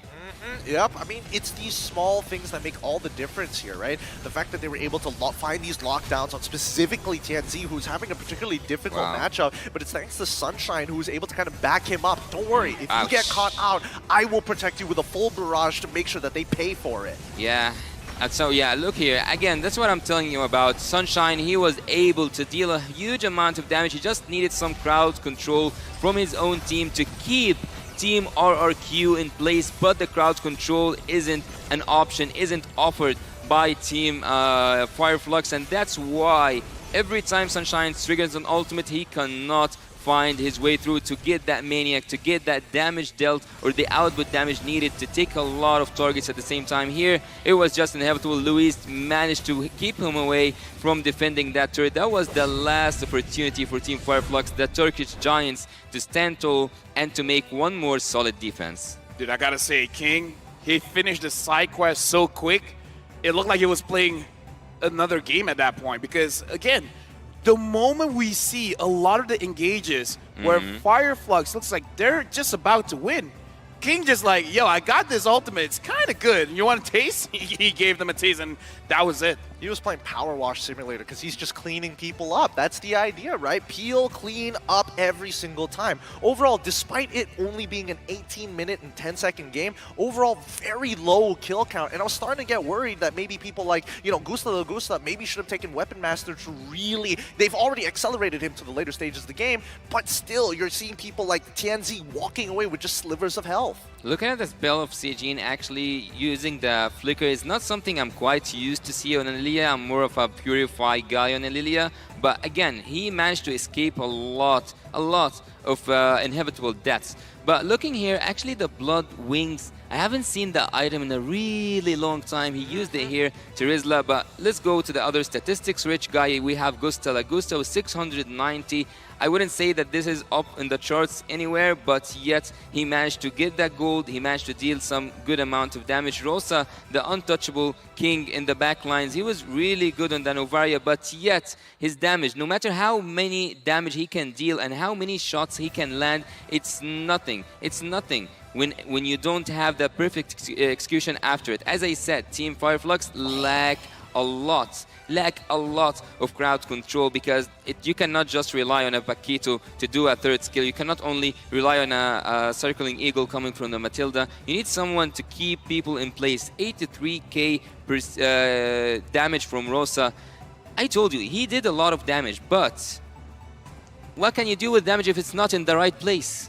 Well, again, a lot of it was just banking whether Sunshine's full barrage was able to find the one-shots on the targets that they were looking for, right? Just make sure that even if they have a small fraction of a second to stand in it, that it's going to hurt like heck. With that being said, congratulations to RQ Akira. That was an amazing match. Like, again, starting off didn't look that great. In case you guys missed it, RQ Akira lost the first game in the series, but then the reverse sweep, they look way more confident in Game 2 and Game 3. The execution was really the key. Yeah. Well, we actually expected to see a reverse sweep, but from Team Lil Gun earlier on today, but we got a reverse sweep, but not in the way that Fireflux wanted to be. Exactly. I mean, you know what? Let me just say, me following Remar's what do you call it, prediction? It has been pretty good. It has been working out quite nicely for you guys. Well. Guys, look, once again, M5 is powered by Montoya, presented by Kadia, our global presenting partner, supported by ROG, our official gaming phone, Grab, our official Super App partner, and Secret Lab, the ones that we're sitting on right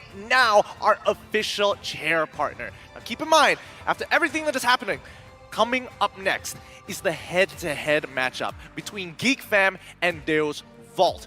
These two teams also in the same position, looking to make their way into the knockout stage. It's going to be an epic battle, so don't go anywhere. And 5 World Championship group stage, we'll be right back.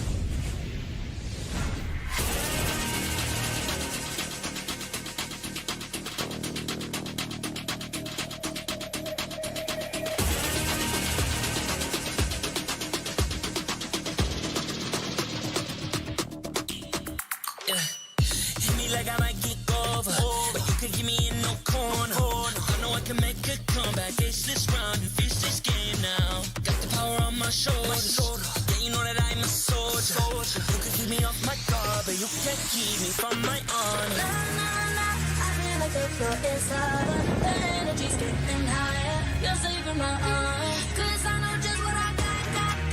I got you like na-na-na. And you know I hold the power. This feeling I love. Oh, yeah. Making my grind good to great. So don't stand in my way. Standing tall and I won't fall over. We are better than great, good. We are better than great. We stand tall, won't run away. We are fun, nothing gon' change. Great, we are better than great. Can't get it great, I'm better than great. I play my own role, I've been kinda greatest. Transcend myself into this game, yeah. I build a power to dominate fate. Championship mind, no time for the weak. We'll start to the game, shall reveal. Better than great, that's how we feel. I feel like the floor is lava. The energy's getting higher. You're saving my arms. 'Cause I know just what I got.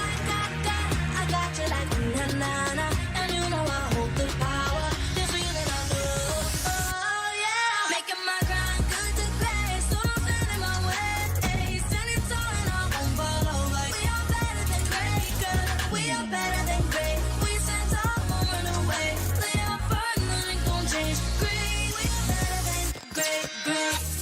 If we stand tall and believe, we can make it, you and me. With a sense of urgency, you'll see I'm better than great.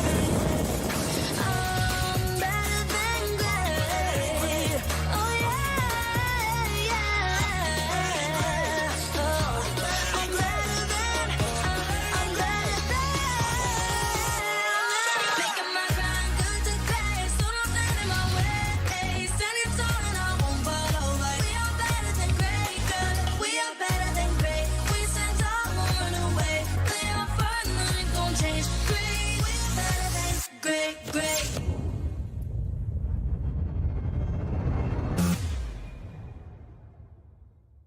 I am the #1 seed, the champion of the arena. The fans adore me because I've never lost. Yet you are afraid. Afraid that you will lose everything.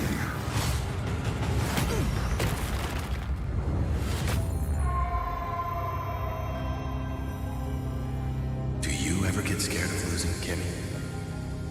Well, big girl, I think we should cherish the joy and excitement of each game. Not who won or lost. That's right. I'll strive for victory, but I won't lose myself in its pursuit.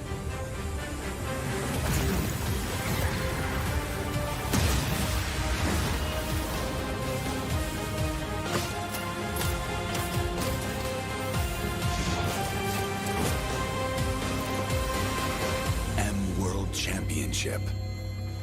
I'm back.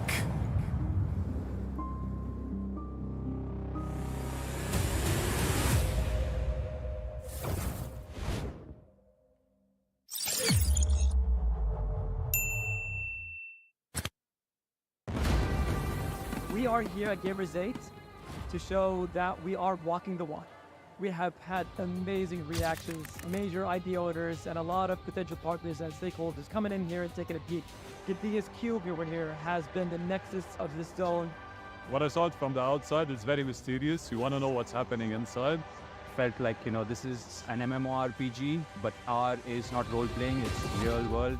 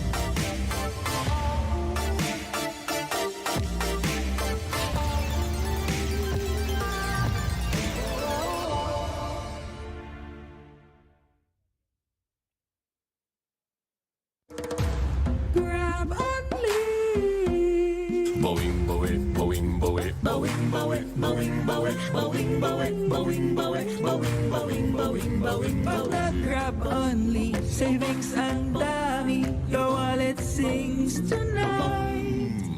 Laki ng bawi, pag nag-grab only, save 244 alright.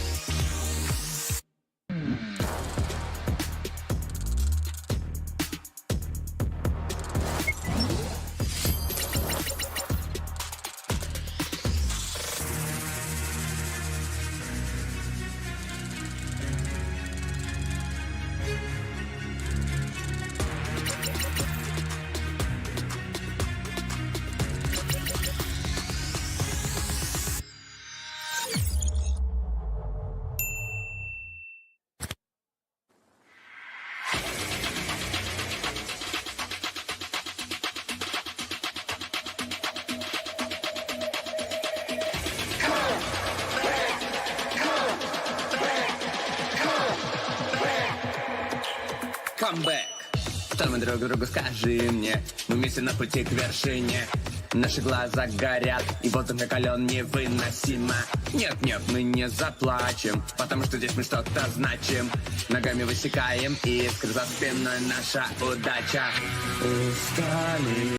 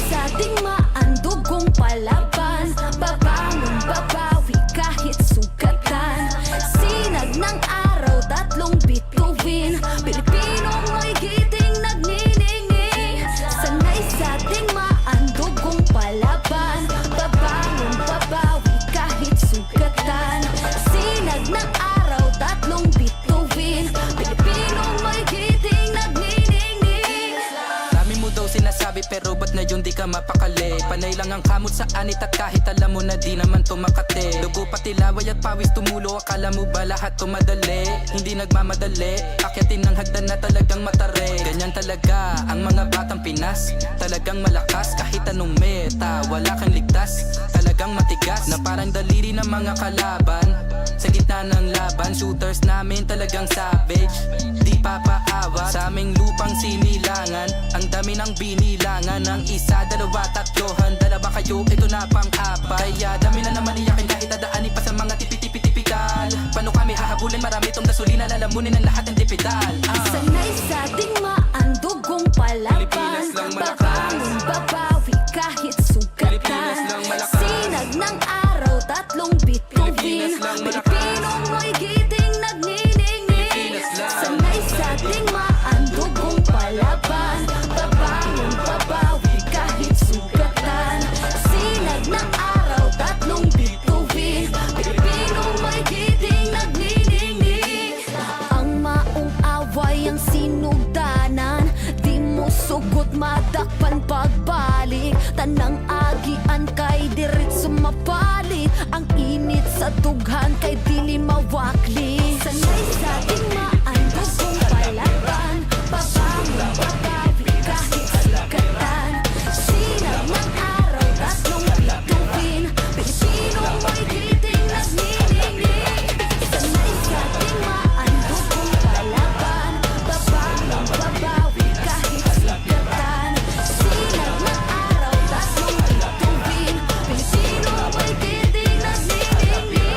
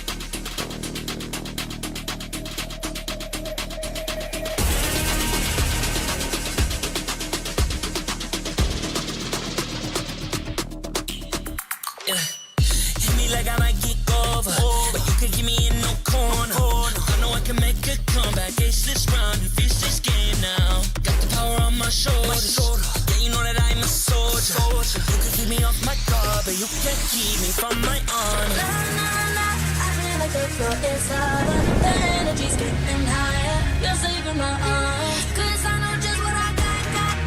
I got you like na-na-na. And you know I hold the power. This feeling I feel. Oh yeah. Making my grind good to great. So don't stand in my way. Standing tall and I won't fall over. We are better than great, good. We are better than great. We stand tall, won't run away. We are fun, nothing gon' change. Great. We are better than great. Can't get it great, I'm better than great. I play my own role, I become the greatest. Transcend myself into this game, yeah. I build a power to dominate fate. Championship mind, no time for the weak. We start to the game, shall reveal. Better than great, that's how we feel. I feel like the floor is lava. The energy's getting higher. You're saving my arms. 'Cause I know just what I got. I got you like na-na-na. And you know I hold the power. This feeling I feel. Oh yeah. Making my grind good to great. So don't stand in my way. Standing tall and I won't fall over. We are better than great, good. We are better than great. We stand tall, won't run away. We are fun, nothing gon' change. Great. We are better than great. If we stand tall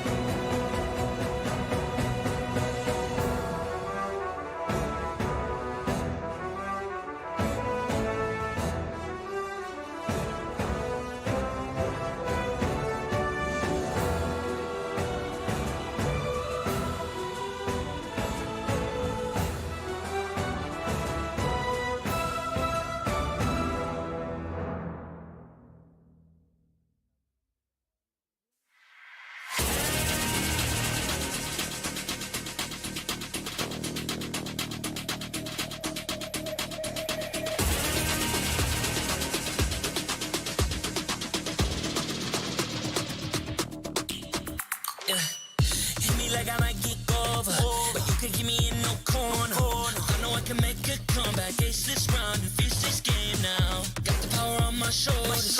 Yeah, you know that I'm a soldier. You can keep me off my guard, but you can't keep me from my honor. Nah, nah, nah, I feel like the floor is lava. The energy's getting higher. You're saving my arms. 'Cause I know just what I got. I got you like na na na. And you know I hold the power. This feeling I love. Oh yeah. Making my grind good to great. So don't stand in my way. Standing tall and I won't fall over. We are better than great, good. We are better than great. We send all won't run away. We are burn, nothing gon' change. Great. We are better than great. Can't get it great, I'm better than great. I play my own role, I become the greatest. Transcend myself into this game, yeah. I build a power to dominate fate. Championship mind, no time for the weak. We start to the game, shout, reveal. Better than great, that's how we feel. I feel like the floor is lava. The energy's getting higher. You're saving my arms. 'Cause I know just what I got. I got you like na na na. And you know I hold the power. This feeling I love. Oh yeah. Making my grind good to great. So don't stand in my way. Standing tall and I won't fall over. We are better than great, good. We are better than great. We stand tall, won't run away. Lay our burn, nothing gon' change. Great. We are better than great. If we stand tall and believe we can make it, you and me, with a sense of urgency, you'll see I'm better than great. I'm better than great. Oh yeah, yeah. Oh, I'm better than. Making my grind good to great. So don't stand in my way. Standing tall and I won't fall over. We are better than great, good. We are better than great. We stand tall, won't run away. Play our part, nothing gon' change. Great. We are better than great.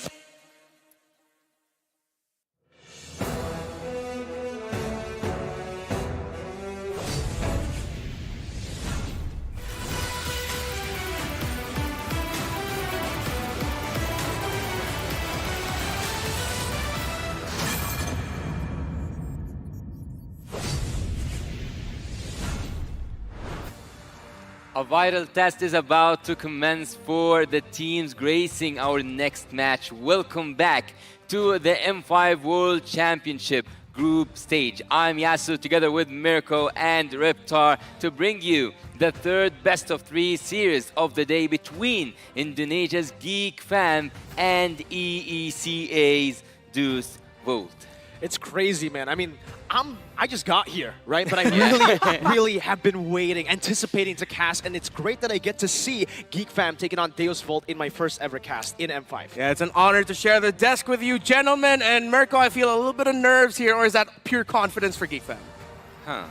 It's a bit of both, honestly. They're a bit inconsistent, but you know, when they get to their tip-top form, when they find that momentum, that's usually where they start doing really, really good. And they're coming off a 2-0 win just earlier yesterday. Yeah, before we get into the depth of that, we need to also be reminded that the M5 World Championship is powered by Muntum, presented by Kadia, supported by ROG, the official gaming phone grab, the official super app partner, and Secret Lab, our official chair partner. Thank you to our lovely sponsors. M5 wouldn't be possible without your support. And you guys can find the best M5 content on TikTok. Just search up hashtag MLBB M5. Also, remember to use that hashtag to share your content and stand a chance to win a lot of rewards. Well, let's see what's gonna come next into this stage. We have a game today between Geek Fam, which is your boys, against Team Deuce Volt from the EECA. We will have a surprise today in the stream. We'll have a guest, right? Yeah, I love surprises. I wonder what's it gonna be. I know I have a little bit of an idea, but you know, no one really told me like what the surprise is. I mean, that's the whole point of a surprise. That's the thing, right? I mean, with surprises, I'm really interested to know maybe some more information on Deus Volt. We've seen them play, but I really want to see like a deep dive from maybe an analyst from the EECA region. Hey, maybe that's it. Maybe that's the surprise we're gonna get. Maybe. Did I just make it not a surprise? Or wait, did you know the surprise? Did they tell you? No. Did you tell me, Yasu? No one told me. No one. All right. All right. So we're all in here It's ready to surprise. get surprised, but we have a theory. It might be a call. Yeah. Well, in 20 seconds, in few seconds, we will have a guest. We haven't revealed his name. When he comes on camera, we'll see who he is and who he is rooting for. Let's all welcome together Wonder Belka from the EECA region. Hello. Hey. Hi, Wonder Belka. Do you hear us? First of all, do you hear me? Yes, Yep, yes. we can hear all you. good. Tell us about yourself. Introduce yourself to us. First of all,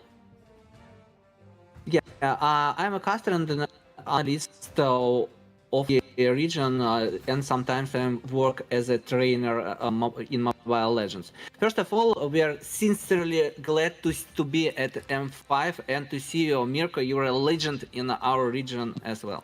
Wow. I mean, I'm flattered, man. Thank you so much. Just because of that, I won't trash talk your team. But no, I have a lot of respect over to Deus Volt as well. But honestly, I want to ask you, maybe, what is the best insight maybe you guys can give without spilling any of the strategies? Obviously, Yeah. here are two Geek fam who are competing for this matchup. What do we need to look out for? First of all, I want to tell small insight about how did Devo prepare for this championship. Most part of Devo players are well-known streamers. Yesterday, Coalition we were their largest because when you are Mobile Legends good at cyber sports in Mobile Legends, you can have some large donators, you know.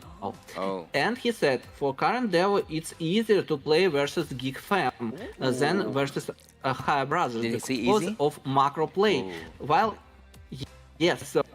Geek Fam plays more according to classical macro, the High Brothers can add some spicy with regular movements and macro decisions, making them less predictable. So our team is better prepared for Geek Fam. Oh, so you would say that if I ask you how do you feel, you will say confident. It's a 2-0 I to can Deus say Volt. I can say 2-1. Geek Farm is extremely, but I can say we have an inner trust in our team who has improved a lot since the M3 championship. Don't worry, don't worry. Indonesians, I got this. I think Deus Volt will win 2-0, destroying Geek Fam 2, man. I completely agree with you. A test for Geek and Divo. What do you have to say, Reptar? Oh man, I think Mirko's just trying to curse Deus Volt now. Oh. No, you're not. You're not. No, of course not. Wait, All right, wait, okay, wait, fine. I'll go along with it. I'll go along One with it. second. Is he What? a cursed caster? Oh, I don't know, man. I don't know with him. I think he'll explain a little bit later on. But Wonder Belka, we just have to ask you though, who's that one player for you in Deus Volt that you feel like the entire world has to watch out for in this series? Who's that one player in Deus Volt? I think it's Sunset Lover because he has an extremely nice finger reaction, and he's very well prepared for mental state. So he's always confident. He was dancing at the M3 series. If you have a chance right now to speak about your boys Geek Fam, what would you say? Well, firstly, I gotta just talk a little bit about Deus Volt first, All right, right? I mean, you know what? Reptar, you know them a bit better. Oh yeah, of course, EECA emerging. And when we talk about this EECA region, they love their esports. They love their competition. And what I love about these players is even outside of the game, you can hear them, even though I don't understand them. I'm just assuming that they're talking about the game itself. When you think about the community, they're a competitive community that loves to analyze tournaments and have high-level discussions. We got a glimpse of that from Wonder Belka. He told us about what Deus Volt is confident about. Their macro, they look like they can, or they know that they can stand toe-to-toe with the members of Geek Fam in terms of the micro plays. Well, he said that we have to look for Sunset Lover, but I would actually say also Sao, because we saw him play that Diggy with full damage, full burst. Oh, He yeah. was melting TOB. Not just melting, honestly. I feel like he was just decimating everything in his path. And that's honestly very interesting. The fact that Deus Vault here, we've seen them before, before even M3. We actually were able to see them in past tournaments. And in M3, Sawa was definitely the standout, in my opinion. Wow. For you, Wonder Belka, since that M3 performance, how much have they improved with new members? They have improved a lot because was particularly training Devo before M3. They were playing as Navi, so I left before it. But I can say Devo have a very interesting trainer, who is who has an experience in Asian. So they have improved their skills for in the late 2 months a lot. But we had a very close finals in the MCC Championship for free, where they won and they went at M5. So our regions has improved, but they made a huge step ahead of everyone in the left. Okay, before we let you go, just send a quick message to the team Deus Vault. Дево, весь регион верит в вас, вы побеждаете за наш регион. Я знаю, что вы можете, да, знал это, вы сами это знаете. Сделайте максимум, на что вы способны. Exactly, as you said. Exactly. I wish I had Lafel on desk. He could have helped me with that translation. We don't have a translation, but I believe Lafel's already translating for us behind the stage. But thank you so much, Wonder Belka. Thank you, Wonder Belka. Thank you, guys. Good luck. Good luck to you too. Good luck to you too. Some new insights. Yeah, so Reptar for Deus Vault here. I'm really excited to see how they play now. Again, I believe they're 1-0 currently. They beat TOB 2-1. Well, he said that he feels confident. Okay, he feels like at some point he said easy geek. Yeah. Right? So what do you have to say about that, Reptar? Oh, it's going to be spicy, and I feel like this is going to be the determining matchup.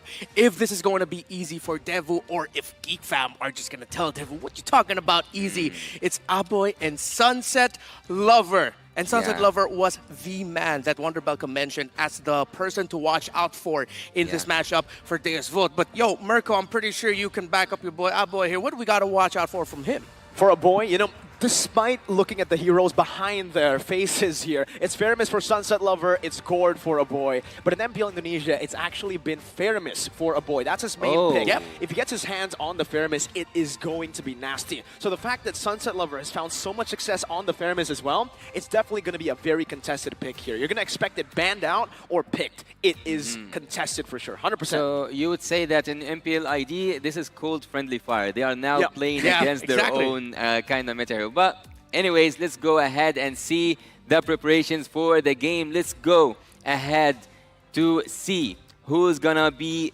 able to be better than great, and not just that, who's gonna help the players to be even better than great. Let's go ahead to the stage to see the M5 World Championship. We have our marshals making their way onto the stage. They are here to ensure the fairness and integrity of our game. We see them now going towards their own places to secure that the game is fair for both teams. The team has found their way back to their winning ways. Can they retain the momentum? Once a geek, always a fam. Give it up for Geek Fam! Beloit, he's looking hungry. I just gotta say, Beloit, he's looking hungry. He wants to win this. But on the other side, powered by veterans, enhanced by young bloods, the pride of EECA returns to the stage with an eagerness to prove their dominance. Please welcome Deus Vault! And now to guide the teams to victory, we have their head coaches and analysis coming up now to the stage.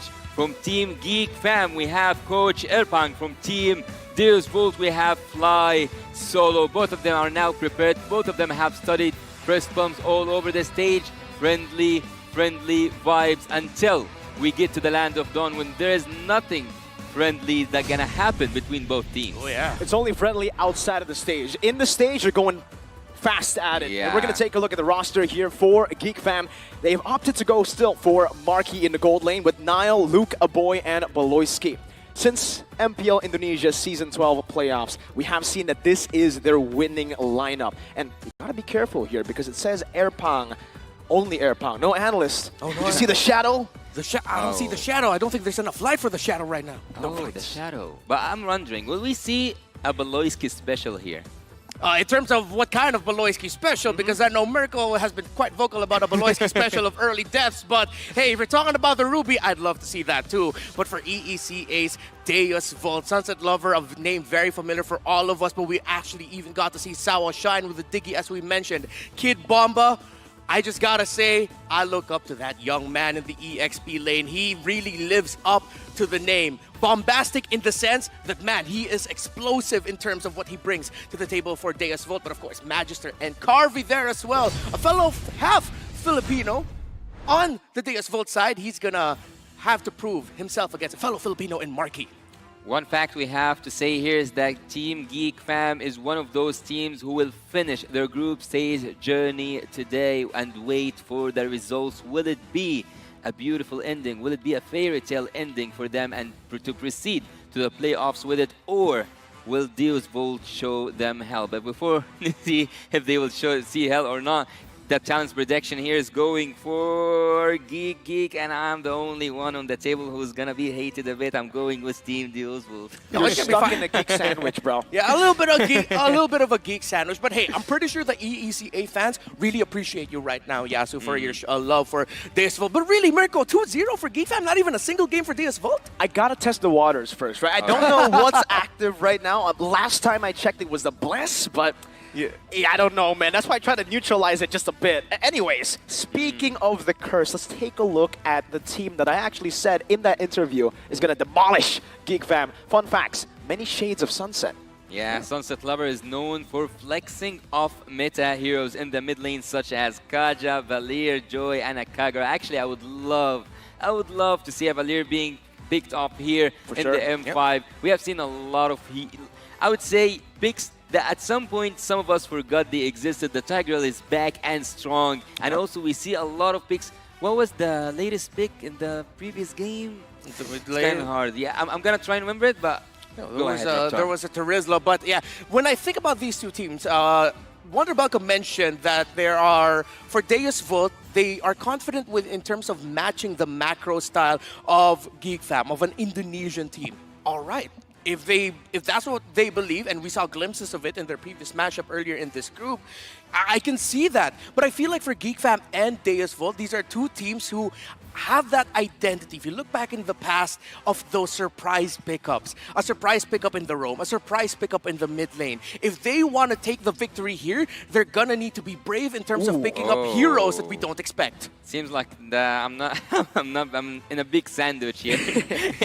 Even the audience prediction is going totally for the side of Team Geek Fam, except for the EECA showing some love for Deus Volt team. But here's one more thing. I want to ask you, especially Mirko. Team Geek Fam lost completely against Homeboys, and the second game it was a dominant game. Do you think that this game affected them mentally? I think for Geek Fam, mental punches like that don't really affect them. They've played through the entirety of Season 10, 11, and 12. They got reverse swept in Season 11 playoffs by EVO's Legends.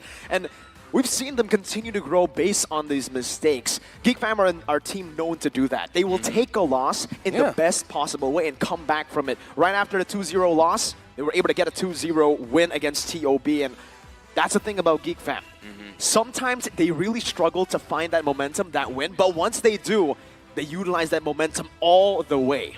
And for you, Reptar, coming from a full best-of-7 against Umbrella Squad for Team Deus Volt, having the first taste of victory against the Ohio Brothers, do you think that they will keep up with the momentum and Geek Fam is just another victim? Oh, they're gonna have to. They're up against a very strong region in the Indonesians. They did mention earlier their playstyle is closer to ID than PH, so that means they've already worked out the inner and outer workings of what makes an Indonesian team, what makes Geek Fam tick. So, hey, if Wonder Belka says that Deus Volt is confident, I'm pretty sure Deus Volt is confident.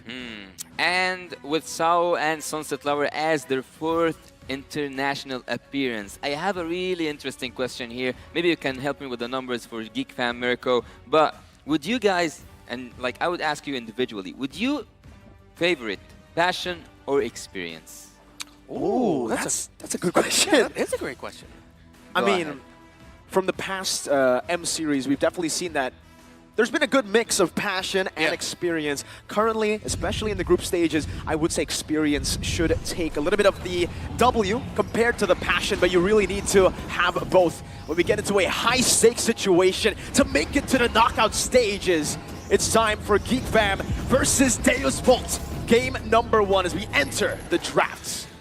First few bans will really determine how we're going to be going here. You already see a bit of teasers there. Angela getting taken out. So, when you're going up against a team that loves the macro, going up against a team that you know has someone in the mid lane who can really play strong, sustain heroes, of course you'd want to take out the Angela just to reduce the presence. But Deus Volt taking out the Nolan here is a tell for Geek Fam. We're going to pick the Nolan. Will they actually commit to it? Well, that's the thing. The first thing that came to my mind, having the Nolan for Team Deus Volt, but you also banned the 1-1, which makes me kind of hesitate. Yeah, it is a Nolan, and we know that Phoebus kind of suppresses him down. But from the side of Team Geek Fam, what are they aiming for by banning that Minotaur?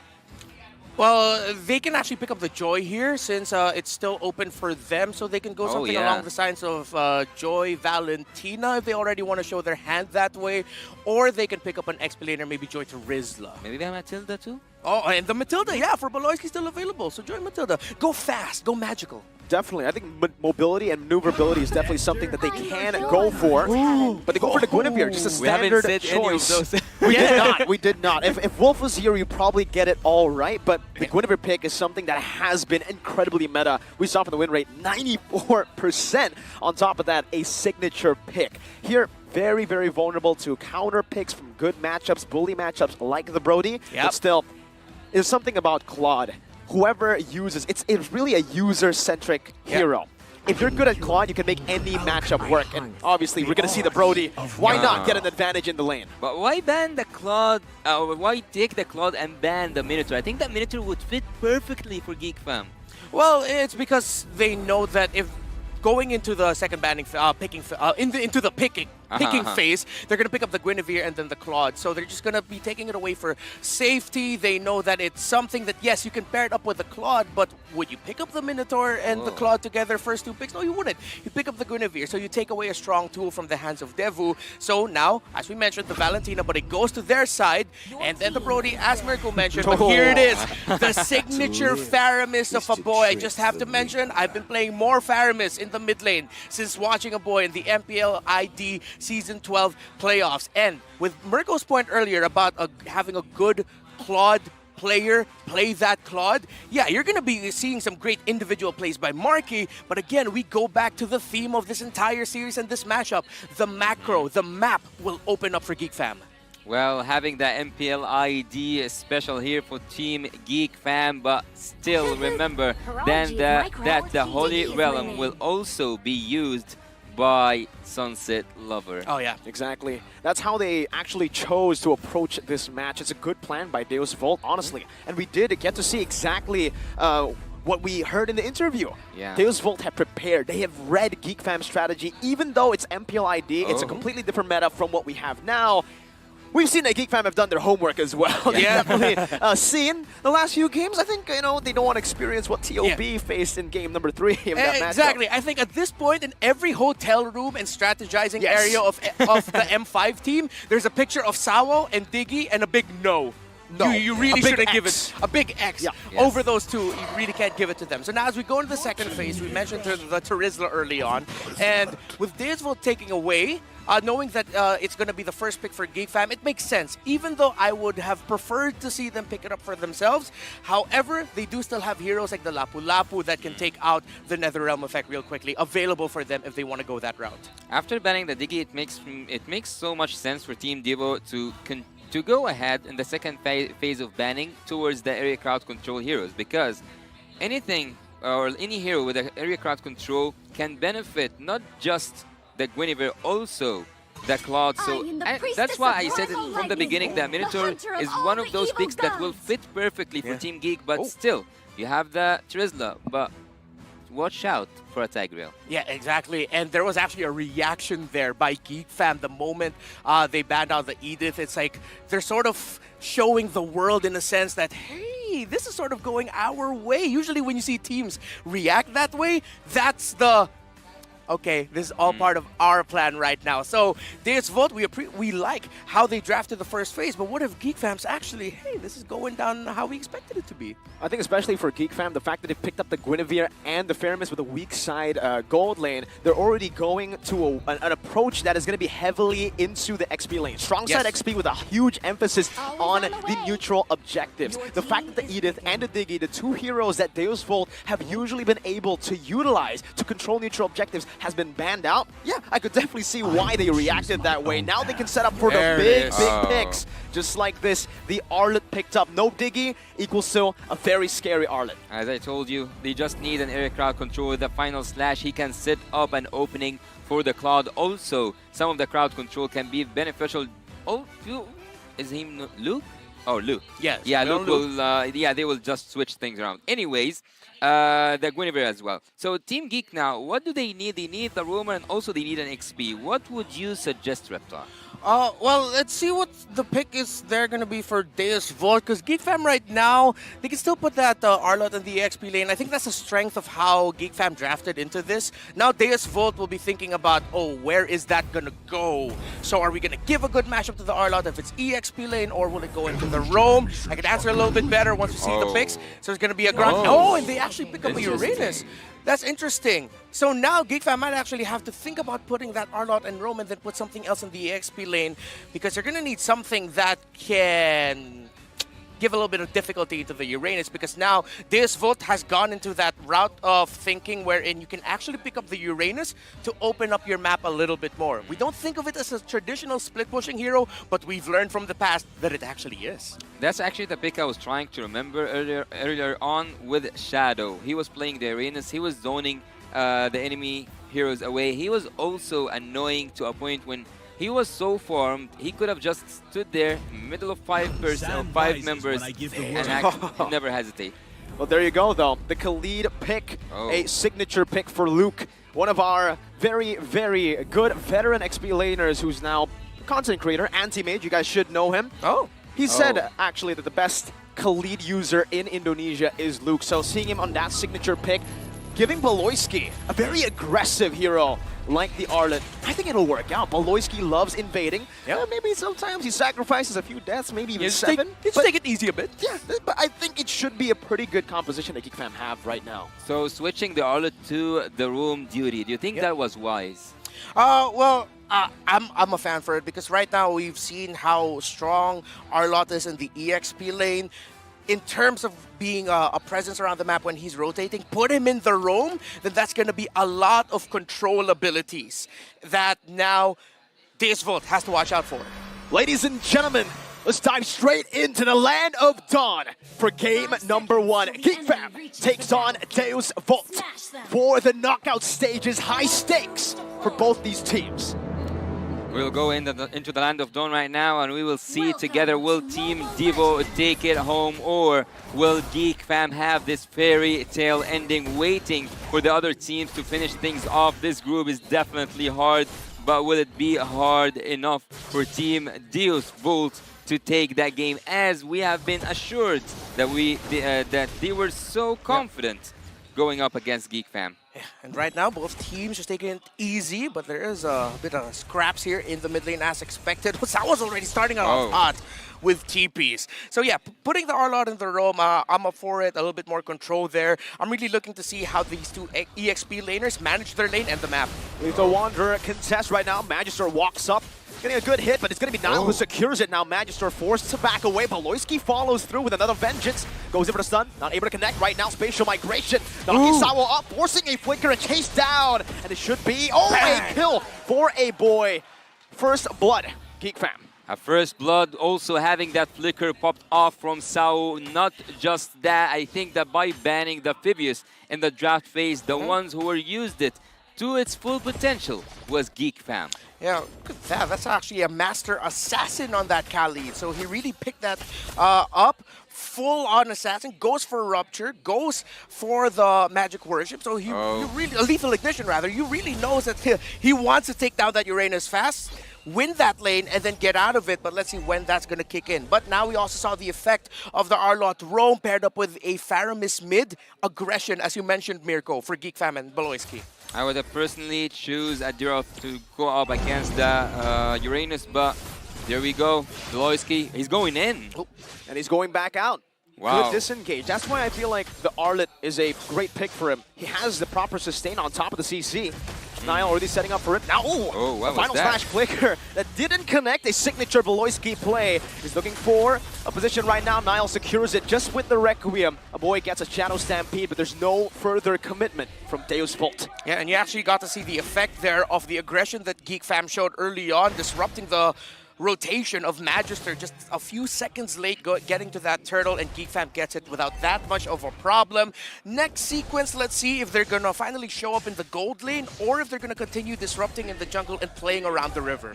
I'm actually a big fan of when you take someone's spell, you have to punish him so hard for it. And Sao, so far, he still have some cooldown on that flicker. So whenever he's not near wall, this is the perfect time to keep punishing him once over and over and over again. And by doing that, Grok will be weak. Good Purify out. Sunset Lover just respecting instantly. Doesn't really want to risk getting caught in the Requiem. Doesn't even want to let Nile pop it. Feels like right now this is just a tension getting built up here. Another spatial migration into the back. Magister forced to dash away. Fortunately for Deus Vult, there's no real neutral objective right now for Geek Fam to capitalize on. Why haven't he used his ultimate? Guinevere had the ultimate.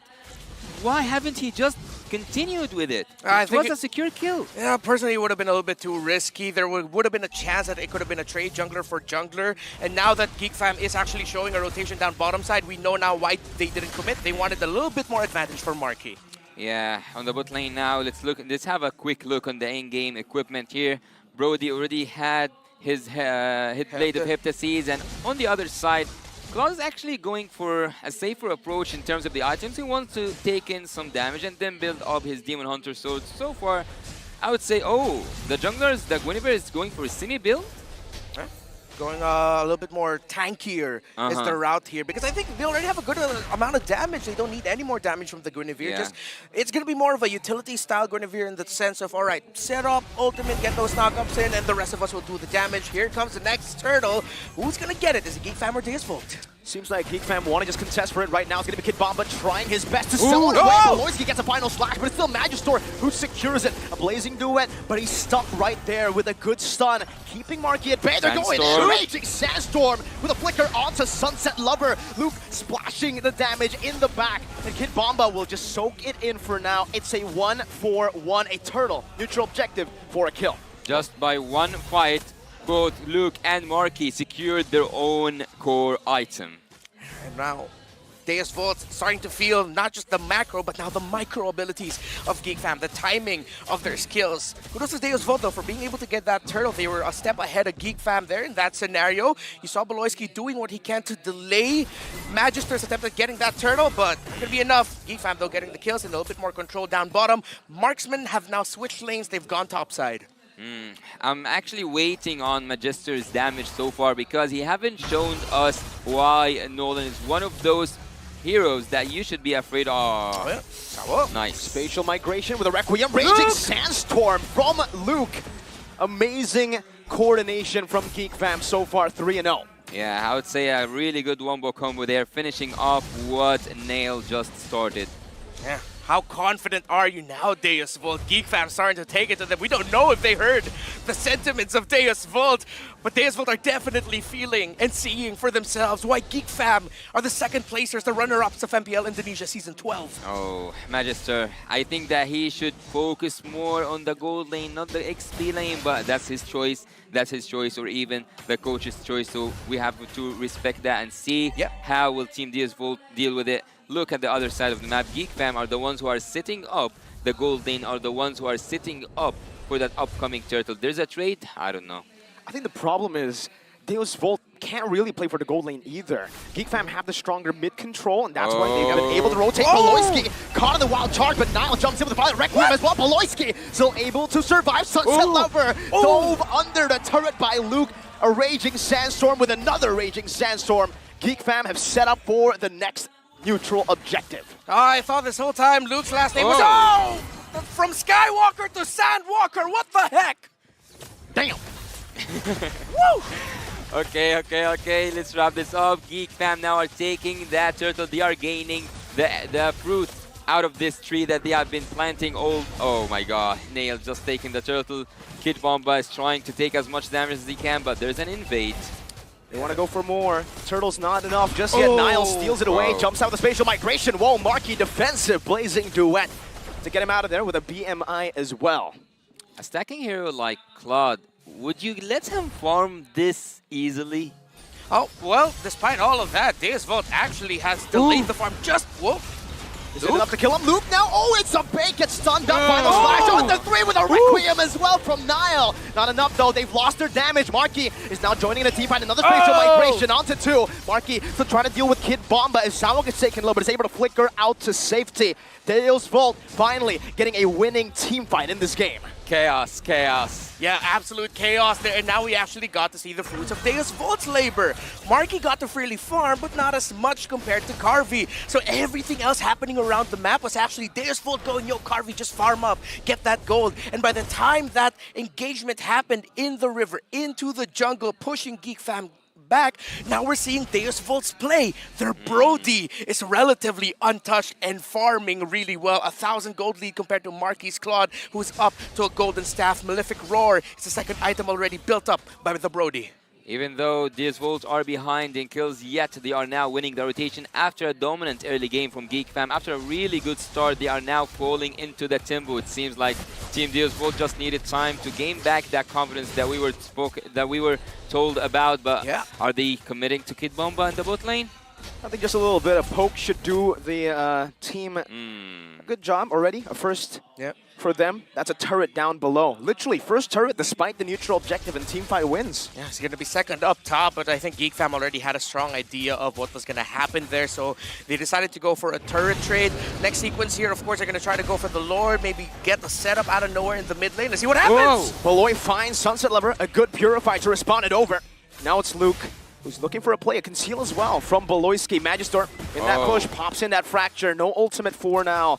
They back away, and Deus Volt are just playing with Geek fam. I'm just waiting for Sao's flicker ultimate, and at some point it can flip everything around for Team Deus Volt, but look at the XP difference. Nail is 12 level, and Magister is 13, even though Magister is the one who's getting bullied in the jungle. Oh, look at that burst! Oh, it's a solo kill from Magister in the mid lane against the XP, the main setup. That's a good final slash. We're going to Magister back. That's also going to be another realm, but it's also respawned over. Marky with the blazing duet to the back line, now backing up with a BMI. Baloyski and a boy, 1 HP. Carvey with a flicker forward gets the last bit of damage to take Baloy down. Kid Bomba's just standing there menacingly, and Geek fam have no way to respond to this neutral objective take. Deus Volt, one of their new mottos right now, it's all part of the plan. We get bullied early on, we're pushing side lanes, we're farming up for our Brody, and now as we reach a mid-game power spike, a crucial one, Geek fam now have their backs against the wall as the mid-game power spike of Deus Volt. Right now, they're gonna need to hold on, they're gonna need to be really careful of when they take their fights. I'm referring to Geek fam here. That's the beauty of the high-level games. It's not about the kills. It's not about who's winning what fights. It's about who's getting the most out of the fight. If you win a fight, if you win a 1-1 or 1v1 kill, you take a turret, you take a turtle, you invade the jungle, you go and make the best use out of it, and that's what Deus Vult was doing all time long. This is a signature Geek Fam strat. Whenever they're behind, they don't look to actually minimize their losses. Rather, they look to gamble that deficit. If they win a team fight, they get back at the game. But if they don't, look at that. Deus Vult have multiplied their gold lead by 2. So it's all or nothing at all. That all or nothing spirit right now of Geek Fam. Let's see if they can get a little bit more all and a little bit less nothing, as Deus Vult are getting everything right now with this Lord push. They're showing it. This is the macro they're talking about, how they manage the minion waves. This push with the Lord, it's incredibly efficient, lads. Yeah, by the Lord coming from the top lane, marching just a level 1 Lord, yet it's threatening the throne and threatening the crystal of Team Geek Fam. Inhibitor turrets might go off if there was an engage from Sao. They should still be able to clear this. I think also from Deus Vult, they don't really want to risk going in and going full on the commitment. They'll just take a good win. First Lord with a base turret, that is incredible value. That was a really easy inhibitor turret. No one even touched that turret with the Lord, right? Yeah, and now we're starting to see the other side of the Geek Fam approach now, where it's all right, we gotta be careful now, because if we try to dive, we try to go for an aggressive play here, it might not look good or end well for Geek Fam. Look at the deficit between the two gold laners. Earlier, the Brody already built up to a BOD, already going to the Wind of Nature, while Marky is still catching up. And Deus Vult know this, as the Brody builds up the Wind of Nature, that they can just continue to take away resources. Kid Bomba, this Uranus eventually just became a huge thorn in Geek Fam's side because they don't have the damage to really deal with it right now. He's just there taking everything. It's all right. I accepted this life. This is what I wanted. Just hurt me, please. What? This is the life of XP, to be honest. Yeah, that's the life of an XP laner.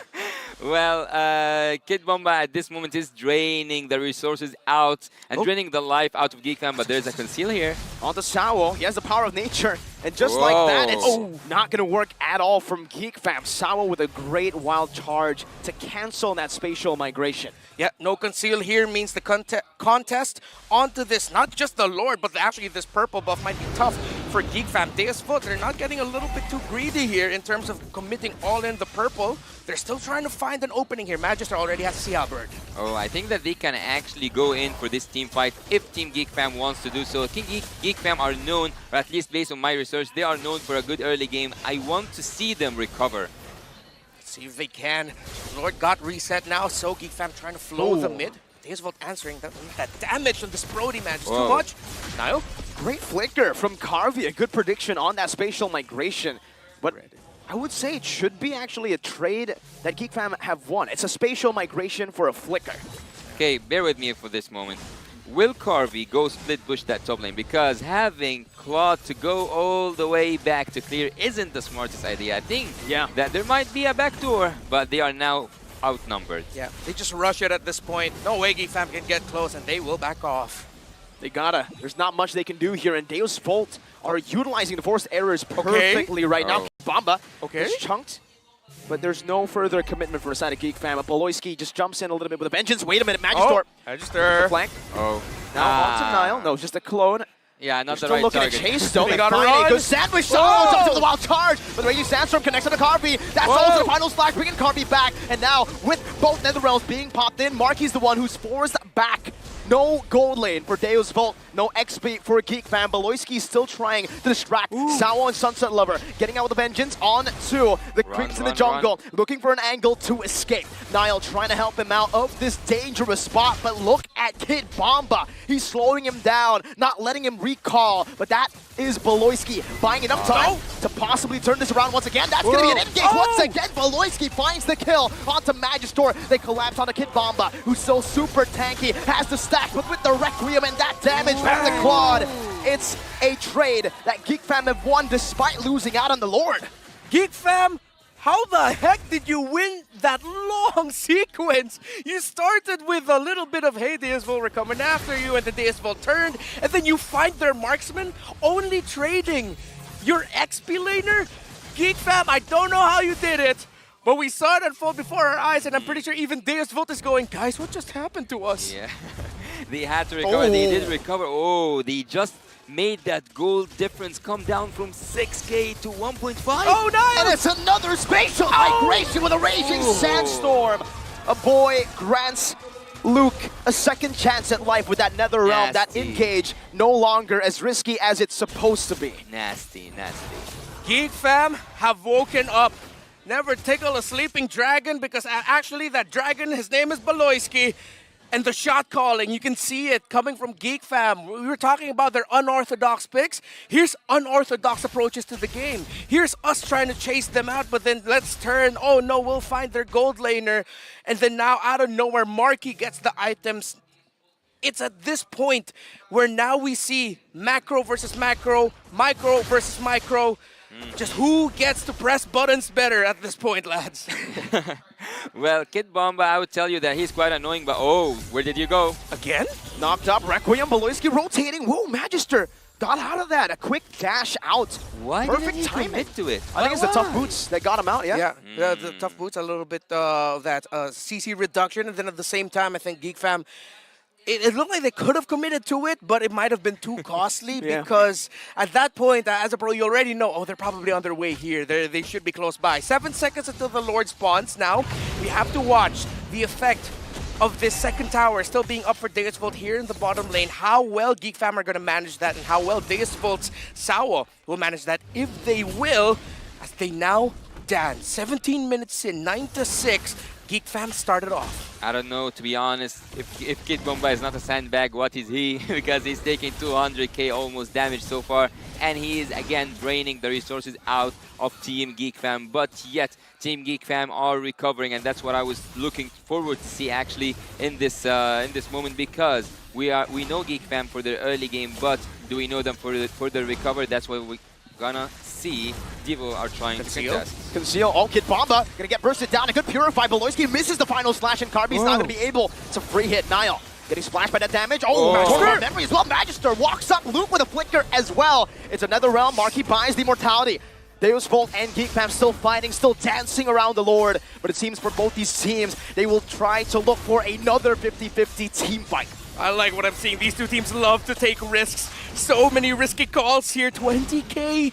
Are they actually going to commit into this? Is no one going to reset? Are they just looking for a setup? On the edge. Oh, Sawa gets executed. Oh, it's a final snipe from Baloyski onto the back. Magister forced back. Hit Bomba able to disengage from that spot on the map, a choke point that Geek fam held. And now with more members alive, they'll take their time. They'll recall Deus Vult. They need an answer to these questions. I can't believe how long has this team fight been going on. It's not resetted. It's a Lord dance. It's a Lord dance. Yeah.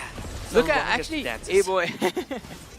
Actually, there's a lot of dancing here happening on the top lane side near that Lord especially. And I could tell you that Sunset Lover is just waiting on to take that Faramis ult. He doesn't want any other ult.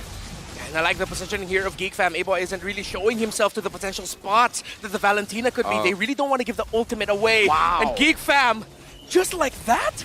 Lord easy? But after all this? Yep. They had to, right? No Sawo. They would have risked the game. It's either they get the Lord, steal it, and prolong the game, or they take the defensive route, and that's what they did. All right, a little bit of an anticlimactic chow-chow, but now it's going to be a hell of a defense required from Deus Vult. Items all locked in. You actually already see 2 Rose Gold Meteors on the key damage dealers of Deus Vult. But now, are they actually going to take down Magister? Nile just took it in the face. That fracture did little to no damage. He can just regen back. Wow. He's all right with this. That's a Nolan, by the way. That one-shots people. Actually, I wonder how many defensive items that Magister have. Oh! Final slash into the Requiem. Kid Bomba falls. Sawa with the wild charge, but there's no follow-up. It's only the greatest opening. Now again with the help of the Raging Sandstorm to the back. It's a good win of nature by Carby. Now with the stun as well, but a boy splashes him with damage. That Sunset Lover doing the same thing with her Truncheon by with the immortality as well. Nile jumping forward. Sunset Lover with a Purify. The base is wide open, and Geek fam will secure game number 1 in this series. Back and forth. Geek fam, just take a breather right now. Geek fam has shown us a world-class performance coming back from a game that was nearly impossible to come back from. They found a way, and as you said, as you said, Miracle, it's either everything or nothing at all. World-class comeback from a world-class confident control showing by Deus Volt. They controlled majority of the early to mid, but then Geek Fam just found a way. Helped out by the fact that Faramis on the hands of a boy. Did you see what I just saw? They were wiping out the nose. They don't want people to know their strategies. I saw one thing there though. What? Discipline. Right there at the bottom, it said discipline, and that's what Geek Fam showed here. I love the fact that Airpong just panicked. Yeah. He panicked way more from writing his strategies down on the whiteboard compared to that game, I feel. I was like, the camera's here, the camera's here. They cannot It's coming in the room, it's coming in the room. Yeah, it'll be funny though. What if it was just a bunch of motivational words actually? Like nothing super technical. It'll just be like, Beloyski, believe in yourself. Marky, you got this. But then to them, it's like, no, we can't show that to them. Nolan, disciplines. Yeah, just discipline, guys. Just discipline. Reach for the stars. Reach for the stars. Because if you fail, you'll fall on the moon. Something like that. I forgot the quote exactly, but no, I think that was it. Is it? That was beautiful. Thank you, man. Well, look. You know what else is beautiful? What? Who else Our is MVP. beautiful? Speaking of the stars, let's see who is the most valuable player for Team Geek Fam. The MVP. The MVP here by himself showing us world-class performance. Nile on that Guinevere 1-0-11 untouchable. Yeah. Wow. What I can say about Niall's performance on this Guinevere, it was smooth and it was controlled. Imagine being a young man such as yourself coming to the World Championship. Maybe a little bit of jitters against our first match against Homeboys, but now here definitely the control you needed to show as a jungler. 1-0-11. You didn't go down once. You actually helped set up for your team. We talked about this earlier. The Guinevere will become a setter, utility type, and he did perform his role perfectly. Yeah, 100% kill participation. I wouldn't call that anything less than excellent. He executed every single moment perfectly, and even by going with full defense items, I think that he did the right call. It's all about the set. All about the set, exactly. All about the set, no trouble at all for Geek Fam. And what I liked about here, and you mentioned it at some point, Miracle, was the layering of Geek Fam and their abilities. All the controls. If it wasn't the setup from the Gwyn, it'll be a pull from the Faramis. And Geek Fam, they showed that off, especially with Deus Volt also being able to layer so well themselves. It's such a Geek Fam thing to do, right? The best form of defense is offense. Go even harder than the enemy team. We saw earlier, Sabo, he's on a big game changer, right? That wild charge literally changes games, and we have seen that beat Geek Fam. The fact that Geek Fam were able to engage right when Sabo engaged, it kind of really just neutralized the side of Deus Volt's engage. They were able to jump so far ahead that even the people who were stunned in the back, no one from Deus Volt could really follow it up. Yeah, and now Deus Volt, I gotta give it to them though. The confidence they showed talking about their playstyle in terms of controlling the map, the macro, we definitely saw that here.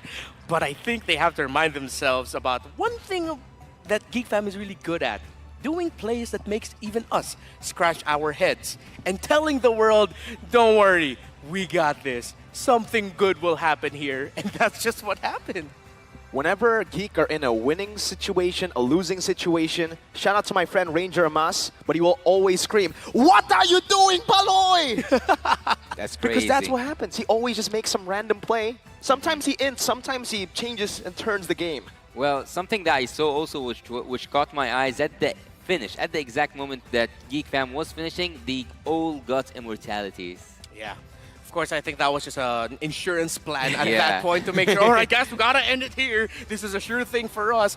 But now, the funny thing about the lineup that Deus Volt brought up, in terms of controlling the map, the Uranus really helped do that for Deus Volt. Because when Geek Fam didn't have the items yet, they didn't have an answer for the Uranus yet. Of course, with Kid Bomba's 230,000 plus damage taken, he did his job perfectly. Just stand in front of Geek Fam, open up the map a little bit. But then as the game went on, when now in this current metagame, control is king. Control is what leads to wins most of the time. Uranus not having a control ability, funnily enough, became the biggest thorn on the side of Deus Volt. Agreed. Yeah, I would say also that being annoying was one of the keys for Team Deus Volt to be able to control that early game. If it weren't for Kid Bomba, things wouldn't have looked that bright for Team Deus Volt at the start. Yeah, definitely. But for the rest of Deus Volt, it was also... Jeez. Looking at that. Sandbag. Literally sandbag. The sandbag Uranus, 230,000. I think that's almost the highest that I've... Wait, no, I've seen like a 300,000 plus at some point. At least it's the double of the Arlet. Yeah. Yeah, that's true. That's the problem, I feel like, though, for the side of Deus Volt. They were able to control the mid-game so well because all of their heroes actually hit their power spike in the mid-game. Yeah. But when the late game came, when Marky was able to get those items, even if you soak as much damage as possible, 230,000, yeah, the Claw's going to do more if you get chain CC'd like that. Yeah, so I think what we saw here was like that classic approach to the game we're in. Yeah. Okay, on one team, they're confident against us. They're going to take control. They're going to rotate fast. They're going to control the game. But then, let's just hold up. Let's defend, you know? Wait for the late game. And chill out. Exactly. Chill out. It's like that's what Geek Fam... Wait, how do you say that? Santayaja. Santayaja? Yeah, that's Geek Fam's emote. Wait, is that what Santai means? Just chill? Yeah, Chill? Really? Really? Santai is chill. Okay, Santai. So that's exactly what Geek Fam were doing. Wait for that late game and boom, they go. Okay, so a question here. What can Deus Volt do to come back stronger? And would you guys think that it's a match point for, like, will it finish for Team Geek Fam? I'll start with you, Miracle. Like 2 questions. I've said this before, I'll say it again. Deus Volt will demolish Geek Fam 2-0. Okay. All right, I'm not going to be the translator for that. Y'all know Mirko enough as to why he would say that. For me, though, I wouldn't be surprised if this goes to a game number 3. Because it looks like what Deus Volt did here, it's just a little bit of, guys, come on, forgetting the discipline. Maybe that's what they need to write on their board this time around, a little bit more discipline. They did that so well in the early to mid, but in terms of like trying to end the game, that's when they sort of lost it. Again, we go all the way back to that play in that bottom lane where Geek Fam just surprised Deus Volt. That looked like a lack of discipline by Deus Volt. Okay. It was them saying, we want to end this now, when honestly, they shouldn't have tried to go for that. So do you think that if we changed the Uranus and put on a crowd control pick, it would look different for Deus Volt? This is the change they need in terms of the draft? Well, I'd want to see them put in a little bit more crowd control here, especially on the XP lane. Come on, it's Kid Bomba, man. Yeah, sure, he can be a sandbag, but if you want him to live up to his name, give him someone with a stun. Just one little stun and that's going to be okay. That's what at one point I mentioned earlier, the Lapu Lapu. I actually can't remember. I didn't note down if it was banned. But It wasn't banned. Yeah, I understand the Uranus. They played that really well to their strategy, but then now they know that going up against Geek Fam, maybe a little bit more control is what we need. Okay, so for you, Mirko, would you say that Geek Fam should continue the way they are right now, or you think they are stronger than what they have shown us so far? Well, firstly, I think I'm going to actually answer what Reptar just said, right? Because though I agree with that approach, giving Kid Bomba a way to make those bombastic plays, going in and, you know, stunning their opponents, I feel like it's more of a problem with their execution. They had the lead. I mean, it's a 6,000 gold lead. Yeah. It couldn't have been turned around without them making mistakes, and I think they took way too many fights randomly across the map that gave Geek Fam that lead back, right? Okay. So for me, I think it's more of an approach of they got to fix the discipline. Something that was written on Geek Fam's board, but should be taken in by Deus Volt. For Geek Fam, I think that's just Geek Fam. That's how they play. It's either BBB, Big Brain Beloy, or healer meta, but we don't get to see the healer meta now. Actually, I've seen the healer meta, but it wasn't for a special thing for MPL ID. It was kind of an MPL MY thing. They were like, they had this term called the hospital meta, where you have 2 healers and it's just disgusting to play against it. It is disgusting. I don't want to play. I played against Estes, against all that. Thank God it's, you know, We've played ranked games We've been together. through it. Yeah, we've been through it. Actually, no, we've been through it during the M Night Gala. By the way, in the M Gala, the casters were playing Mobile Legends after dinner or right before dinner, and we lost to that 5Q. hospital meta. Yeah. No, but we played, but we won 2 games. We won 2 games, but that Lost game that we one. lost hurt, man. yeah. we lost hurt. Completely relate. I remember playing. No, I didn't, bro. We'll play. You just got here, man. We'll play with you. Don't worry. Don't worry. Don't You worry. carry us with your gold lane, okay? Okay. That's a good deal. That's a good deal. Okay, I'm also a roamer, so I'll babysit you, so everything will work just perfectly. What do you play? A room. Yeah. What heroes? Lolita, the Grok, Okay. Kufra, also Rafa and Matilda. I'm not gonna flex here. We're on world stage, but I'm 6,000 points. Oh wait! Top one. Oh, 6,000 points. Top one global squad leader. Yeah, Etc. that's true. Etc. Etc. Yasu plays the game. Yeah. He lives Actually. Mobile Legends. Are you sure you want to be on the casting table, not the stage, buddy? 6,000? One day I want it. Triple but yeah. esports, you need a roamer. Maybe Troll needs some a sub to help him compete. Hey, we got Yasu right. 6,000? Yeah. Wow. I'm the worst out of all of us here. Well, again, let's go back to the game because, they wrote some new stuff, but they didn't erase it yet. We cannot see it because someone's standing in front of the board. But anyways, Team Geek Fam, I would go back again because you haven't told me yet, Mirko. Okay. Are they stronger than what they have shown us? Like, do you think that Geek Fam, the ones you know, can dominate this second game and take the victory back home? Oh, yeah, for sure. I think, unfortunately, though, their main strength lies when Beloyski is able to pick up the healers, Rafaela, Mathilda, heroes that can prolong the team fight. Because with such a high mechanical ceiling in the team with these young players, they usually rely on those mechanics in the team fights to win it out. But they have to prolong it. They got to make it a very, very long battle. And for you, Raptor, do you think that, not for Geek, but for Team Deus Vult, do they need to change anything except for the crowd control? Was there a problem in terms of the macro skills? Well, macro was fine, but then as Mirko and we've already mentioned as well, we really have to hammer on that point of that discipline. Even though it looks like Geek Fam are down for the count, you're going to catch him off guard. They're actually just trying to set up for a surprise play to turn it around. If there's an ambulance meta, I'd like to give a suggestion for Geek Fam. They have a call an ambulance for meta. Because call an ambulance, not for me, but for you. Because just when you thought you're going to take them out, bang, they get to turn things around. A friend of mine would say, boom, bang, bada bing. Boom bap. Kid Boomba. Bomba? Boom. Doesn't he have a boom bap at the end? Sometimes he just adds random things, but it's as long as you get that first part, you can add whatever. I usually do boom, bang, bada bing, bada boink. Bada boink? Oh, that's a brave choice, man. It's a brave choice. Yeah, I go with bada boomba. Bada boomba. Okay, this conversation is going some boom bum bada boom bang. That's how way. Exactly. Yeah, man, you did that perfectly. And that's how Deus Vult roll. Let's see if that's what we're gonna get here. But in terms of the approach, again, we have to commend how Deus Vult controlled the game. Just gotta be disciplined. If they're really gonna shake things up here in terms of the draft, maybe I'd be okay with them letting go of a Phoveus ban. The Phoveus ban could have been something else. I understand why they did it, but even though they are going to be on the blue side and they're going to first pick Nolan, are Geek Fam historically a team to play the Phoveus? Well, I mean, for Luke, he has a lot of heroes in his arsenal, actually. Yeah. I haven't seen a lot of Phoveus, though he has played it before. It's mainly it has to be the setters. It has to be the playmaking heroes. Terizla, Arlet, Lapu Lapu. These are the heroes that usually we see him pop off on. So if you give him something like a Phoveus, I think it should work too. Really depends on who he's up against. If he's up against a Nolan and the Phoveus is left open, I think they're just going to give it to him. Well, speaking of disciplines, there is a quote that I actually live by. It says, without commitment, you will never start, but without consistency, you will never finish.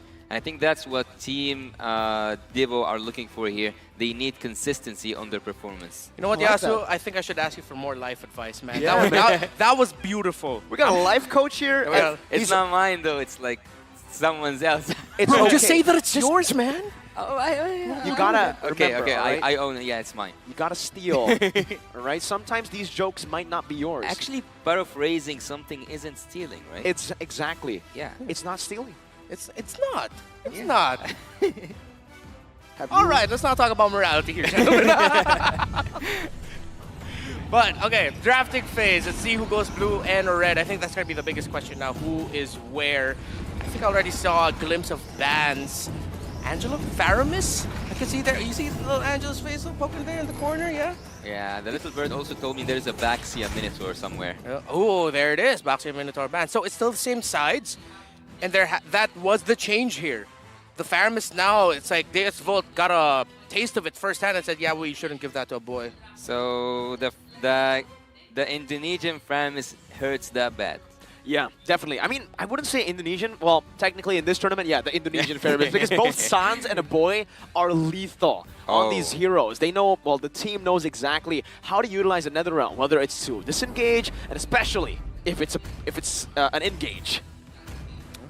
All right, last ban here earlier. On the edge. Oh, Nolan. Okay, so now they're gonna shake things up. So a first pick Guinevere is available for them, but we have seen very surprising first picks in the sense of a Terizla first pick, a Bruno first pick, and even I believe there was one team that went for an Arlott first pick. So Geek Fam read into the Bruno possibility. Guinevere is available for the taking for Deus Volt, but they know that they're going to be going to the second phase where the Diggy might be available. So if this is a Guinevere first pick and Geek Fam don't pick up the Diggy, I would not be surprised if in the second and third pick, Deus Volt already go for that Diggy.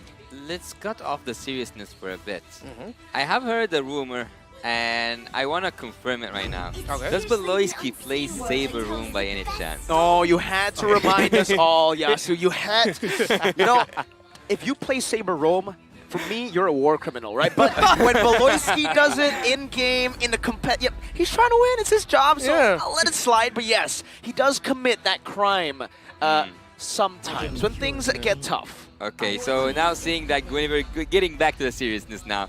Divos now, they got the Guinevere. We know that she appears, I didn't catch the percentage here, but I know that she is up there, up the 90% something. But for Team Geek Fam, actually, having the 1-1 and the Valentina, I think they have too much to give.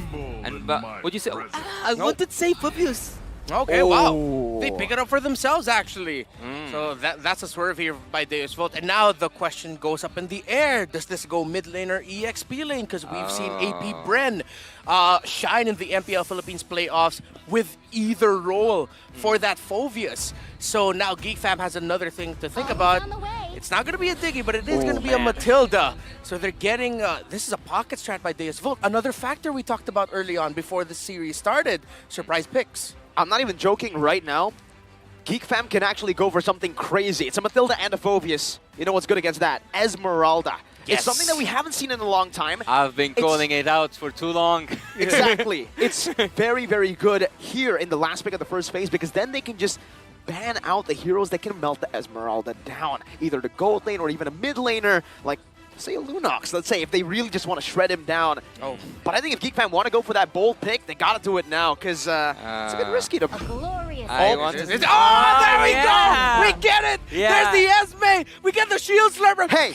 I've been calling it from the beginning of the tournament. All right, finally. First up, Mr. Frederick, dab me up. All right. Mr. Khaled, please dab me up. There we go. There you go. Y'all get your wishes. And I agree with you, gentlemen, here. The Esmeralda, a great pickup. And all those shields now, how will Deus Volt deal with this? How are they going to swerve things around? But we have seen in the past that if the early game doesn't go well for an Esmeralda, it's going to take some time until actually Geek Fam will feel the effects of having an Esmeralda just constantly getting shields from everyone. So if Geek Fam want to shine with this Esme pick, they have to either win the early game or keep it close. I think that Team Deus Volt right now, they have a lot of damage in terms of the magical damage, but there's a really risky pick here for Team Geek Fam that they might go for, and I would actually suggest a Joy if it's not banned. I know that there's a Phoveus, I know that he will of course get benefits out of these dashes, but yet, I think that having a Joy with such draft with Geek Fam and have also a crowd control, area crowd control like a Minotaur or something, this is a perfect draft for me. This is like a team full of aces. Yeah, actually, I'm looking at the draft here now of Deus Volt, or rather their bans. I wonder if they're actually thinking about picking up a Faramis still in the... Oh, wait, no. Sorry. They actually banned it out themselves. So, with them taking out an Akai, is it really just because it's going to be so disruptive to what Deus Volt want to bring to the table? Or it's just because right now, to go up against a Guinevere in terms of Restream battles, the Akai is the safest pick? Because now you're left with, what, Martis, Fredrin, but the Fredrin right now against the Guinevere is like not so good. Martis might be the last best pick here for the jungle of Geek Fam. I agree. I think, maybe you can go for something like a Lancelot, but it's very risky considering it's up against a Phoveus. Never mind. They go for the Fredrin. Yeah. I was thinking Lancelot, Martis, you know, we've seen that from Niall many, many times, but they say, it's okay.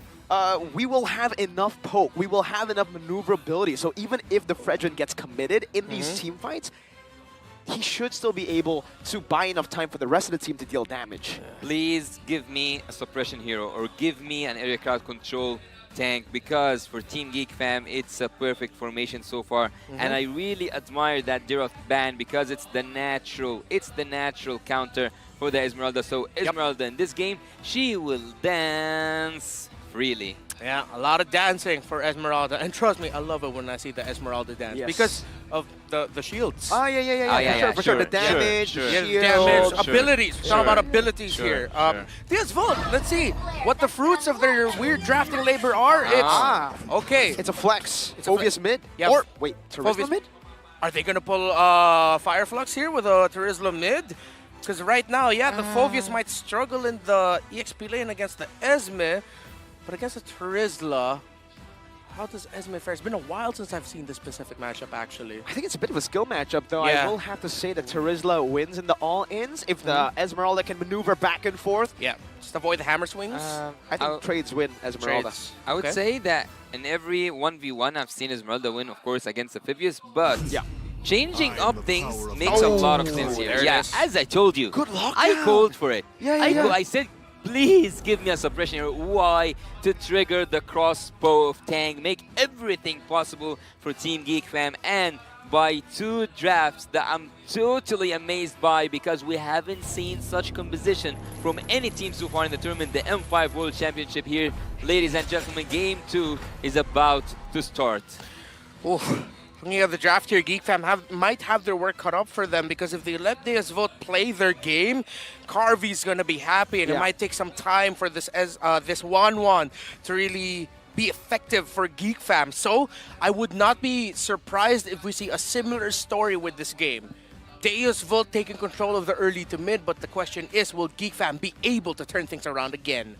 Will Geek Fam be able to secure a clean sweep up against Deus Volt? Or will Deus Volt revolt and take game number 2 to force us to a game 3? Ladies and gentlemen, welcome to the Land of Dawn for game number 2.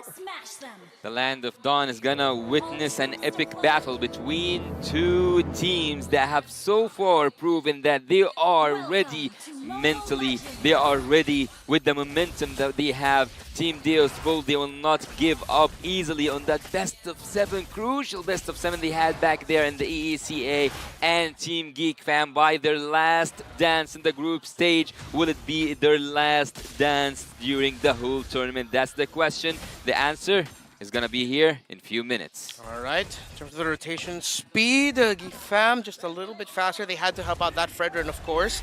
So now let's see where their first exit is gonna be after this Little Wanderer trade, which will be secured by Aboy without a problem. But look at that. This is actually something that we saw already from AP Brand in the MPL Philippines playoffs, or I believe that was MPLI. Well, when AP Brand played that Phoveus mid, it is disruptive in the sense that if you're not careful, especially if you have dashes with your mid laners and your roamers, you're just going to be surprised as to why do I feel like I have to go back home? Suddenly you lose control of the map little by little, so that's what Geek Fam has to watch out for. Oh wow, a retribution early. They're going ham, even Appraiser's Wrath.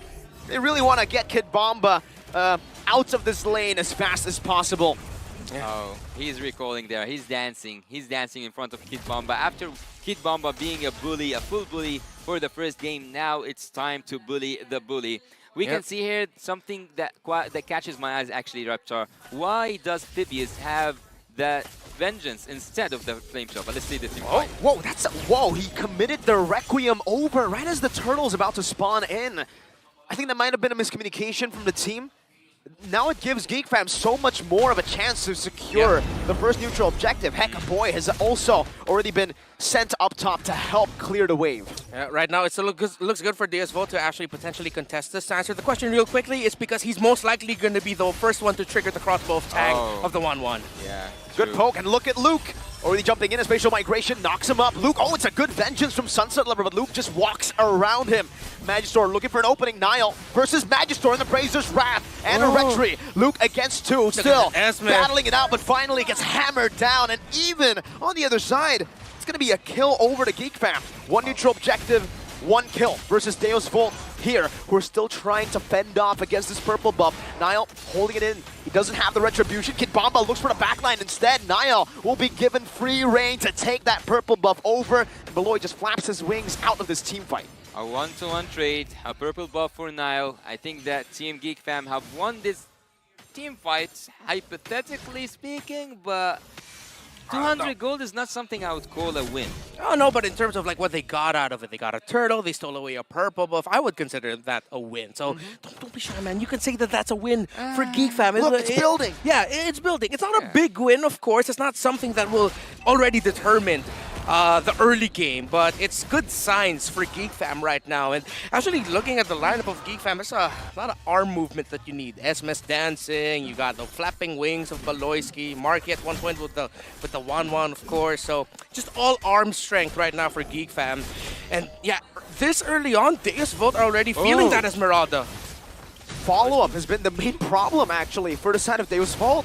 There's been a few chances for them to go for these pickoffs, spatial migrations with even the Violet Requiem committed in, but there's just no one there to really deal damage. Yeah, we haven't seen the Divine Judgment also yet being triggered for the favor of Marky to activate his crossbow of Tang, and so far, Team Geek Fam, I wouldn't say that they are going for an aggressive approach. I would say that they want to take this game layer by layer. They want to take it with the minimum risk so far, but I'm quite interested to see the give it all, win all, or have nothing at all. But let's have a look at something here. I saw that at the items that Luke actually is building that book, the mana book.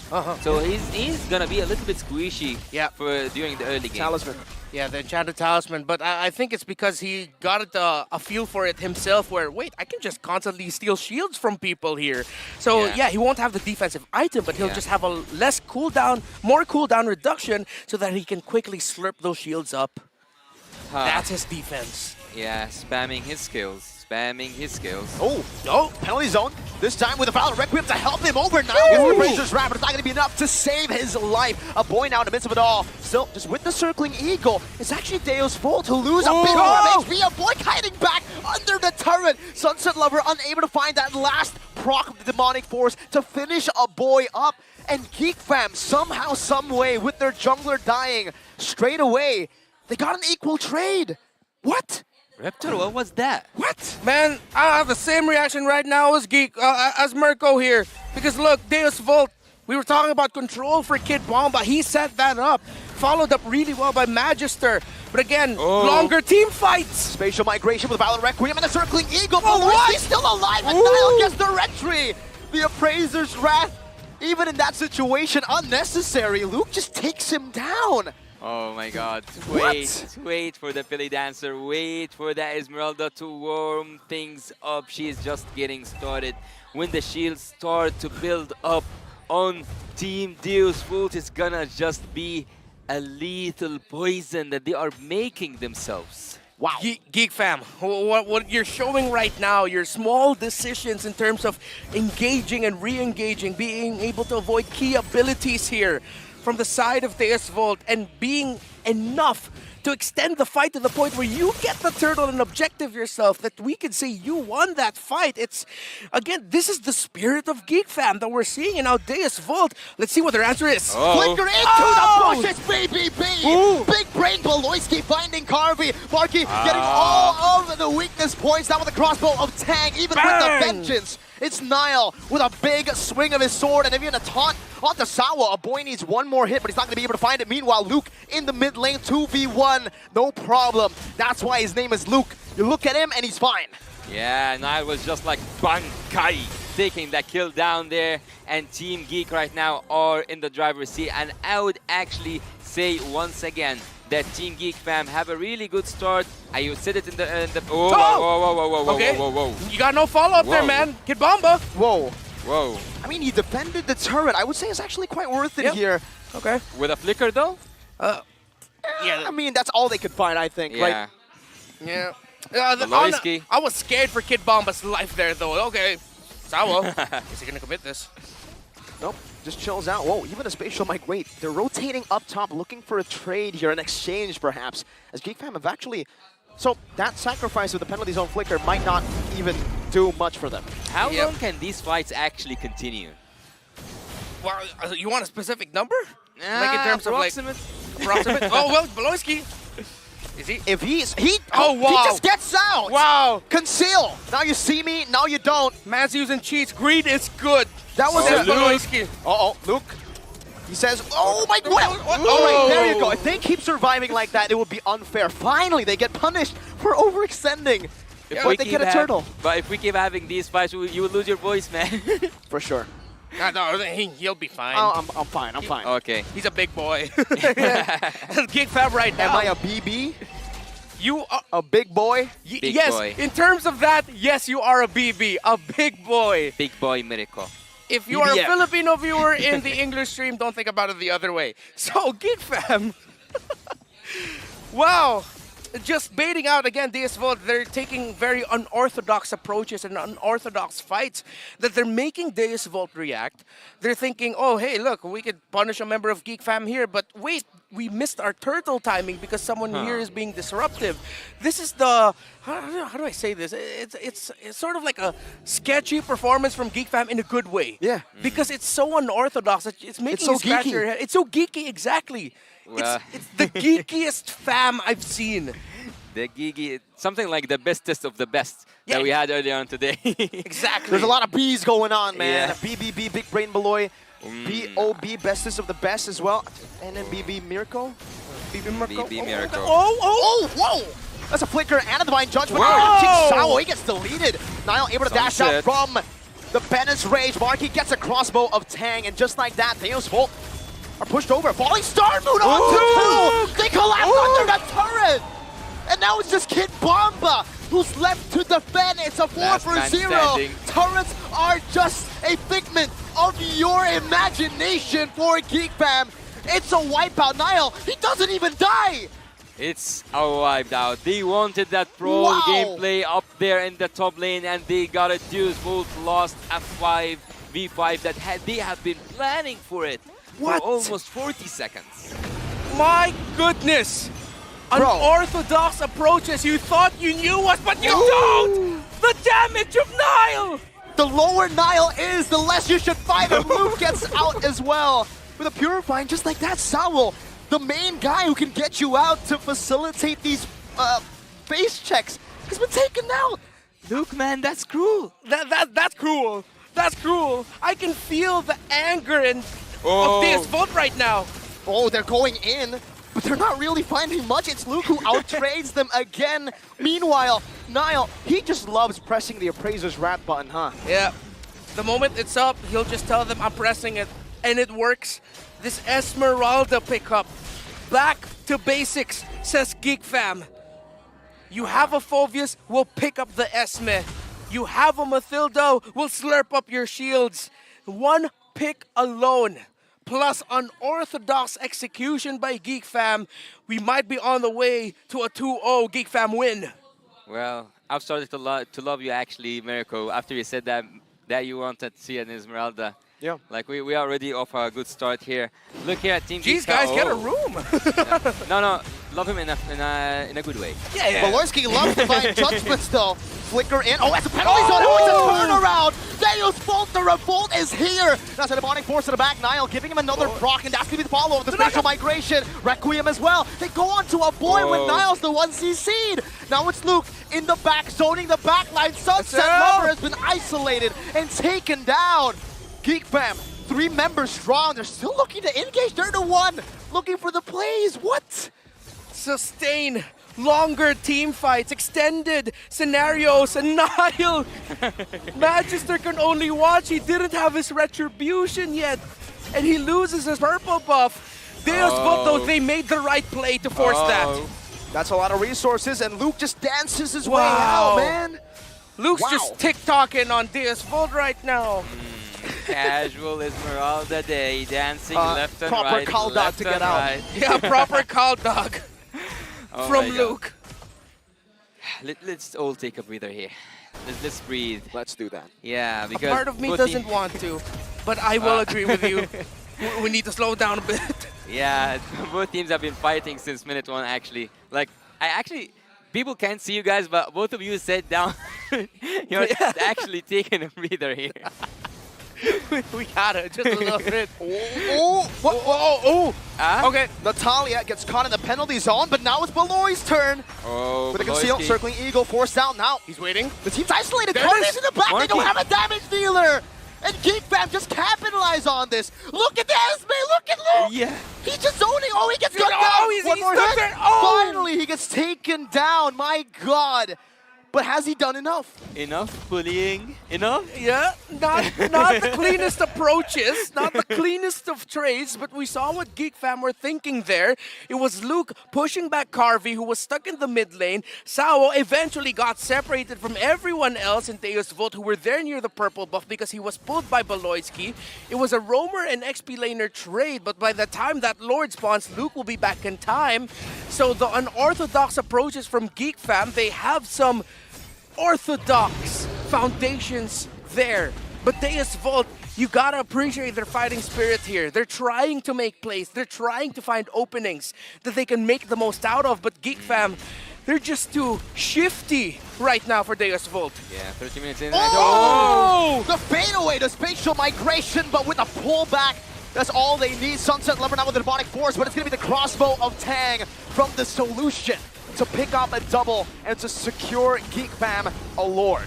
13 minutes in, 14 minutes in, and you can already sense that this is the end game.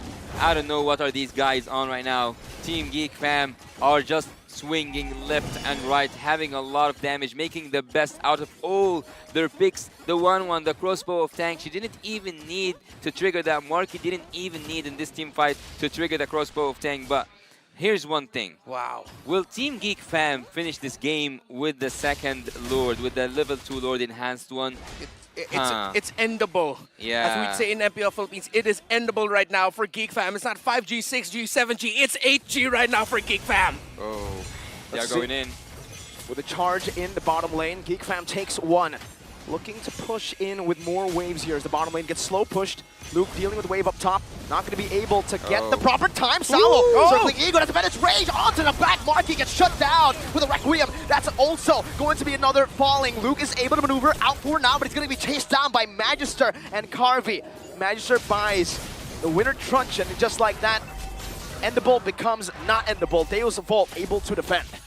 Geek Fam, this happens to them so often. That push with a Lord, a second Lord, going into an inhibitor, getting punished, losing your marksman. Deus Vult now have more space around the map to work with to push out. And what a play there by Sao to force a reaction from Geek Fam to set up Carvey for the Bennett's Rage. Actually, what makes a lot of sense to me right now is that Luke will be the one who dealt the most damage and also the one who received the most damage. But, oh, they're committing? Demonic Force into the back, the combo again. This time it's Nile who gets taken to the skies. The penalties on out to 2. Demonic Force in the back. Luke losing immortality. The crossbow tank is ready for the divine fragment as well. That was going to be Marquis. But Winter Truncheon has been popped. Kid Bomba staying alive for just a bit. Spatial migration knocking him up. A boy now getting knocked up as well with the circling eagle. Beloyski flickering out of harm's way. Luke falling back, recalling. Who won that? Actually, a few seconds ago, I was about to say that all the turrets are intact for Team Geek Fam, but with just one mistake, they were able to tunnel in the mid lane. Yeah, I'd say Deus Vult won that in the sense that now they feel like they have more room around the map to work with. Looking at the items right now, marksmen are locked in. No Wind of Nature here for that Beatrix. Go for full-on damage is what Carvey wants, and actually, the members of Geek Fam got to feel it. One defensive item, sort of, for Marky in the Rose Gold meter, but of course he needed to build that, going up against the damage of the 3 magic damage dealers on the side of Deus Vult. But it's the difference in magic damage between the 2 mid laners, because it's already up to a Divine Glaive, if I'm not mistaken, for the Valentina. Yes, already up to a Divine Glaive, while that Phoveus is only up to 3 core items built up in the hands of Sunset Lover. Well, having Luke on that Esmeralda only reminds me of the basics of this game, because you know and you notice that there's a lot of shields in the enemy with the enemy heroes. Why don't you just go for the obvious? Why don't you just go for the Esmeralda? And so far he's so annoying to Deus Vult, but sometimes like he carries away, like he gets so super motivated by the momentum. Yeah, but that's exactly why that Beatrix on Carvey, he went for the full damage build. You know what he needs? What? Disciplines. Discipline, exactly. A little bit more discipline from Geek Fam. Let's see what happens here for this Lord. Luke's just zoning right now. Beloyski Into the front, the spatial migration cancel, but it's going to be a winner. Truncheon in the penalty zone as well. Marky looking for all the weakest points right now, but it's going to be Sunset Lover who chases all the way to the back. Marky with just one more necessary. He finds it with a crossbow attack, but in the back, Niall falls first. Sunset Lover survives. The onslaught of damage coming through, and now it's GeekFam who are on the run. Deus Volt have won a team fight with a 1-for-0 trade. Wow, Marky. He was stopped single-handedly by Sunset Lover. Now Sunset Lover showing why they picked up the Phobius. Yes, you have an Esmeralda on your side. Okay, you controlled majority of the game. Oh, but the Lord here. Requiem, it's going to be a Purify from the side of Aboya. Circling, eager to knock him up in penalty zone onto Beloy. Luke in the back, looking for a play. Not able to find it just yet. That's going to be Magister who secures the red trait. Beloy, no immortality. Demonic Force coming down. That's a Circling Eagle from Aboy. Sawa taking low. It's Marky who gets taken down by Kid Bomba, and now we're looking for more. A boy still with a Terrify getting out. Niall coming back in, respawning, and now knocking Kid Bomba out. But look at Sawo. Wait, he's going back in. No, Circling Eagle just to prevent another engage. No Marky, no Luke. Winter has come to the Philippines. 3 Winter Truncheons on the side of Deus Vult, all just to negate the crossbow of Tang of this 1-1. 2-man taunt, penalty zone. A boy now buys the immortality in time, but the penalty zone. Niall's getting locked down as well. The praise was rad, not enough. That's everyone except Beloy, who's been taken down. 1 man versus the world. And the base is wide open. 5 seconds for Marky. Deus Vult will deny a clean sweep from GeekFam. That's cold. That's cold. If you can see here from the stage, Team Deus Vult, all of them has stood up and said, here, let me hear you shout one more time. We won this game. They got it in a bloody cold way. That's the Bomba in Kid Bomba. Oh, change your name. You're no longer Kid Bomba. You're Man Bomba now. That's what I like to see. Big words from a big performance. The plays, the entries, multiple penalty zones coming in from this Terizla. And again, it feels like at some point this entire team built Winter Truncheons just to annoy Marky. 3 at one point. And all those bait outs for the crossbow of Tang eventually came back to bite GeekFam. I need to process this. Breathe, Yeah, Yasu, breathe. Inhale, exhale. There you go. They just got the game from one single successful perfect team fight. That was literally cold. Cold-blooded. Cold-blooded is what Deus Vult are now. How cold, I mean, like, Winter Truncheons all around. Mechanically, they were perfect. They were sound right after the late game. Once they got those items, it's the same story all over again from game number 1. GeekFam were waiting for that late game in game number 1. They prolonged it all the way till they had those item power spikes, and this time it's just turned. Yeah. How the turns have tabled is what we love to say. Who's the MVP? Winter Truncheon, maybe? I wouldn't be surprised. But of course, it's him. It's the kid, the man, or is it Carby? Is it both of them? Who is it? Who is it? They're trying to tease us here, and it's going to be... Kid Bomba! 4-2-6 on this Terizla. Penalty zone after penalty zone. And just to show you how annoying he wanted to be for this 1-1, at the end of the game, he didn't have a Winter Truncheon in his in-game equipment showed up. They were buying and selling. Whoever call it was in Deus Vult, who told the entire team, buy Winter Truncheons, sell them, trade things around. What beautiful itemization coming in from Deus Vult. I think that this is the geekiest version we see of Deus Vult. Oh yeah, the geekiest version of Deus Vult. I like that. I mean, let's take a look back at the game, right? The MVP highlights, what brought them the win? Because it seemed like, especially for the first 9 minutes, like it was GeekFam's game to completely dominate, right? I mean, 9-3, a 10,000 gold lead at one point. But like we said, just in game number 1, GeekFam are the type of team to throw a lead and to also come back from a deficit. I'll just say sorry to Kid Bomba for sometimes questioning his penalty zone. That's all I have to say. Don't let him into his zone, man. Yeah, don't let him into his zone. Kid Bomba's going after that throne. And against Geek Fam here, you saw it. And we have to go back to this moment. Shades of Geek Fam versus Homeboys game number 1, where Geek Fam were in the lead.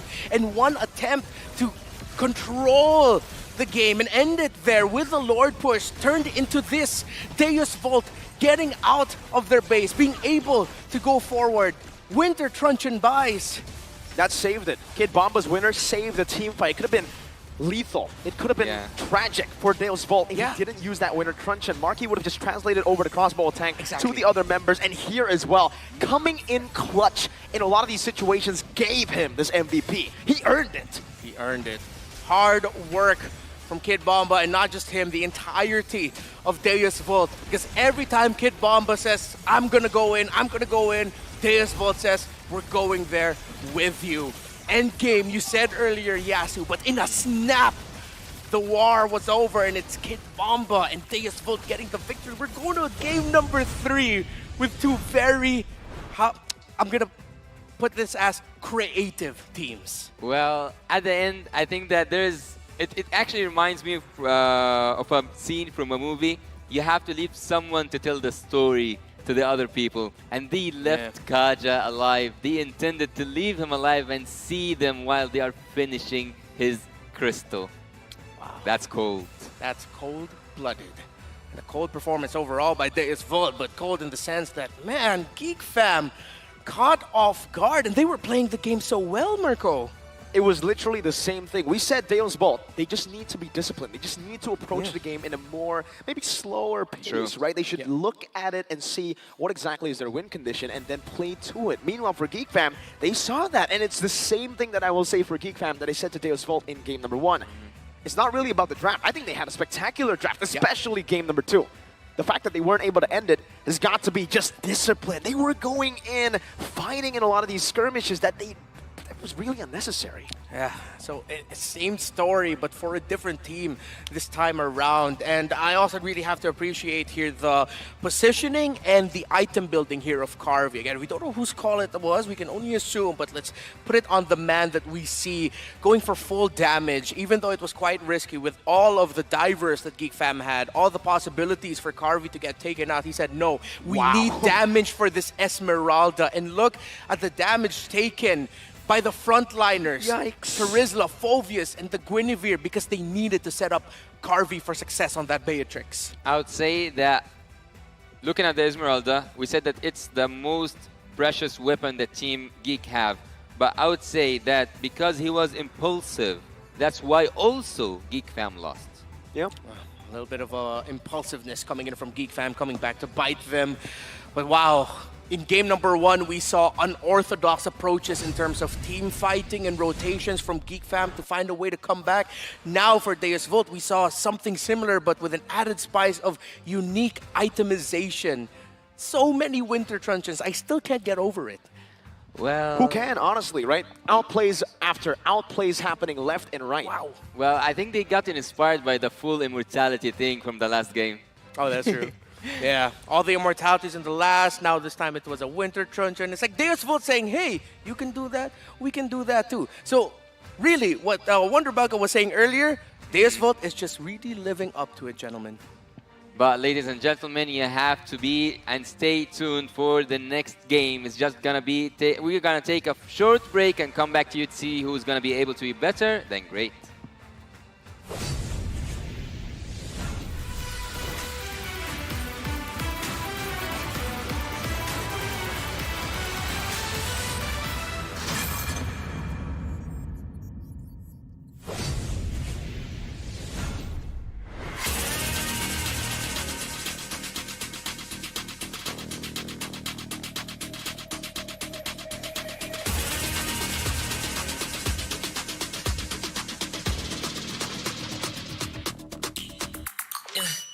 Hit me like I might geek over, but you can give me in no corner. I know I can make a comeback, ace this round and finish this game now. Got the power on my shoulders, yeah, you know that I'm a soldier. You can keep me off my guard, but you can't keep me from my honor. Nah, nah, nah, I feel like the floor is lava, the energy's getting higher. You're saving my arms, 'cause I know just what I got.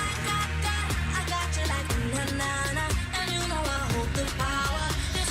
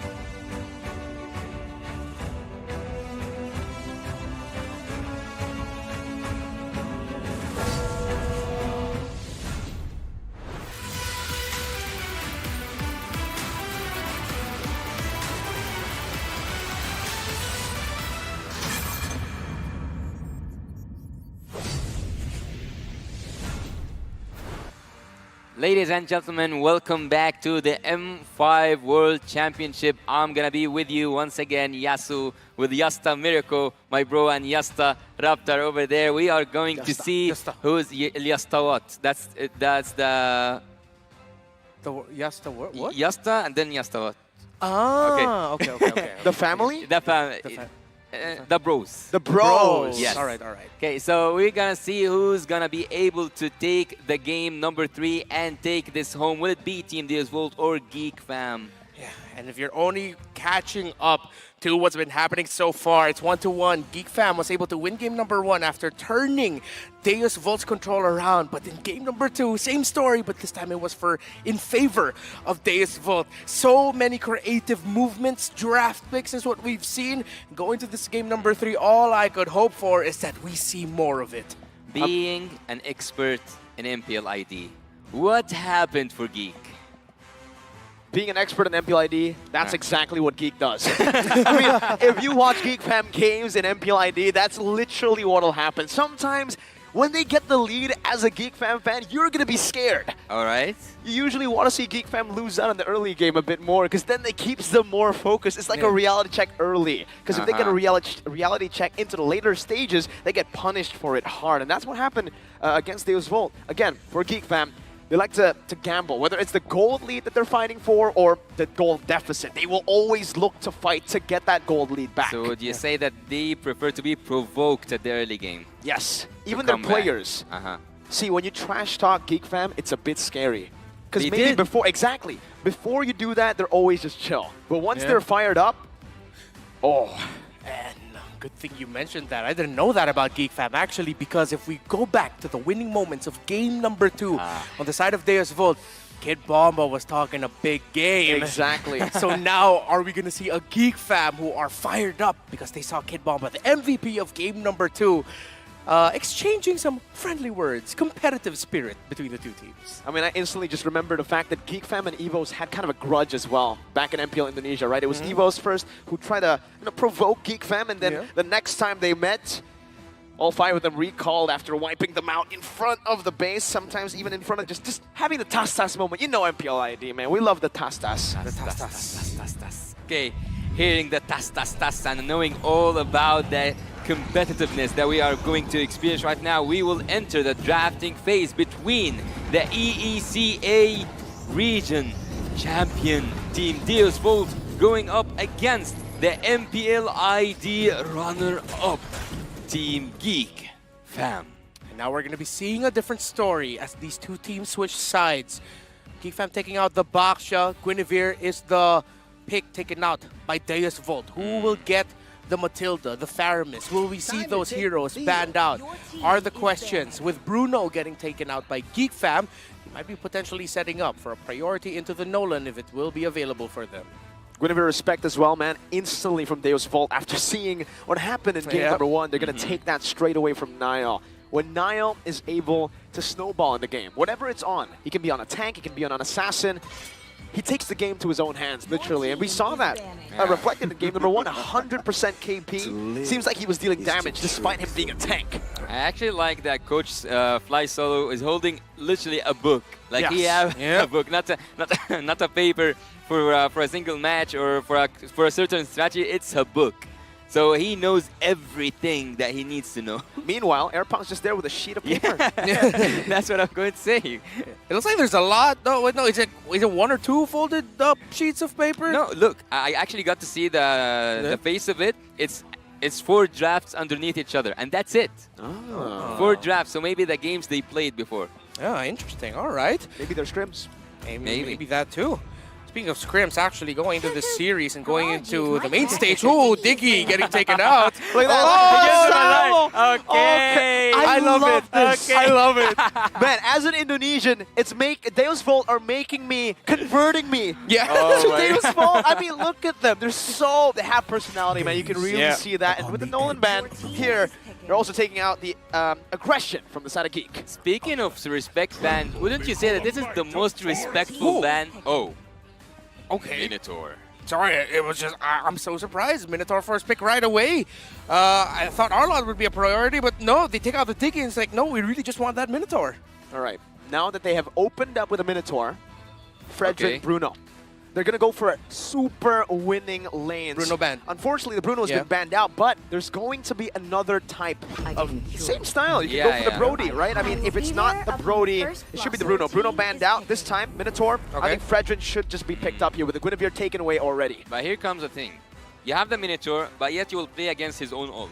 And you already, like, you take the Valentina and the Angela. I think Devo got the first, like, the highest, I would say, approach here. They have the odds going to their favor. Yeah, they have a good concept going for them going into the next phase because now Geek Fam are thinking about the marksman because anything that you pair up with the Angela will be happy. They could throw it back a little bit to a month and a half ago when Irithel was a hot pick paired up with an Angela.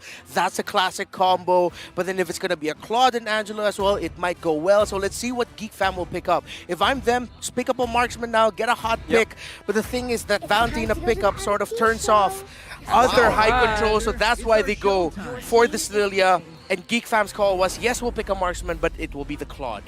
So no Fredrin. Their priority is in that mid lane though still, right? With the Lilia, you're trying to battle out that heavy emphasis from Deus Vult with an Angela and a Valentina to clear those waves, to look for those winning trades. Lilia gets you a lot of that. With the Claude as well, looking to play into the neutral objectives. This is just signature Geek Fam.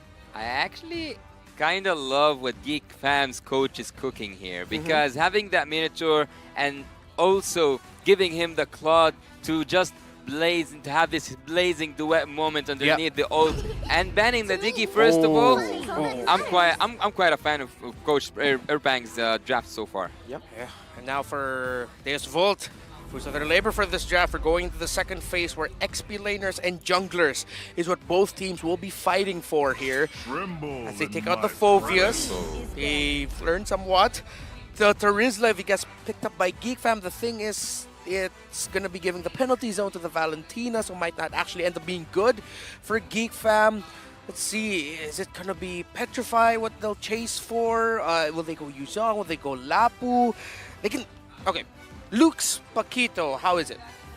I mean, it's not bad, definitely. He can definitely utilize it here, but he's more of that playmaking, the setter type hero. Setter type. If he really needs to go Paquito, he'll go Paquito though. I'll try it out. Yeah, because they need something that can burst down this 1-1, make the 1-1 and the Angela panic.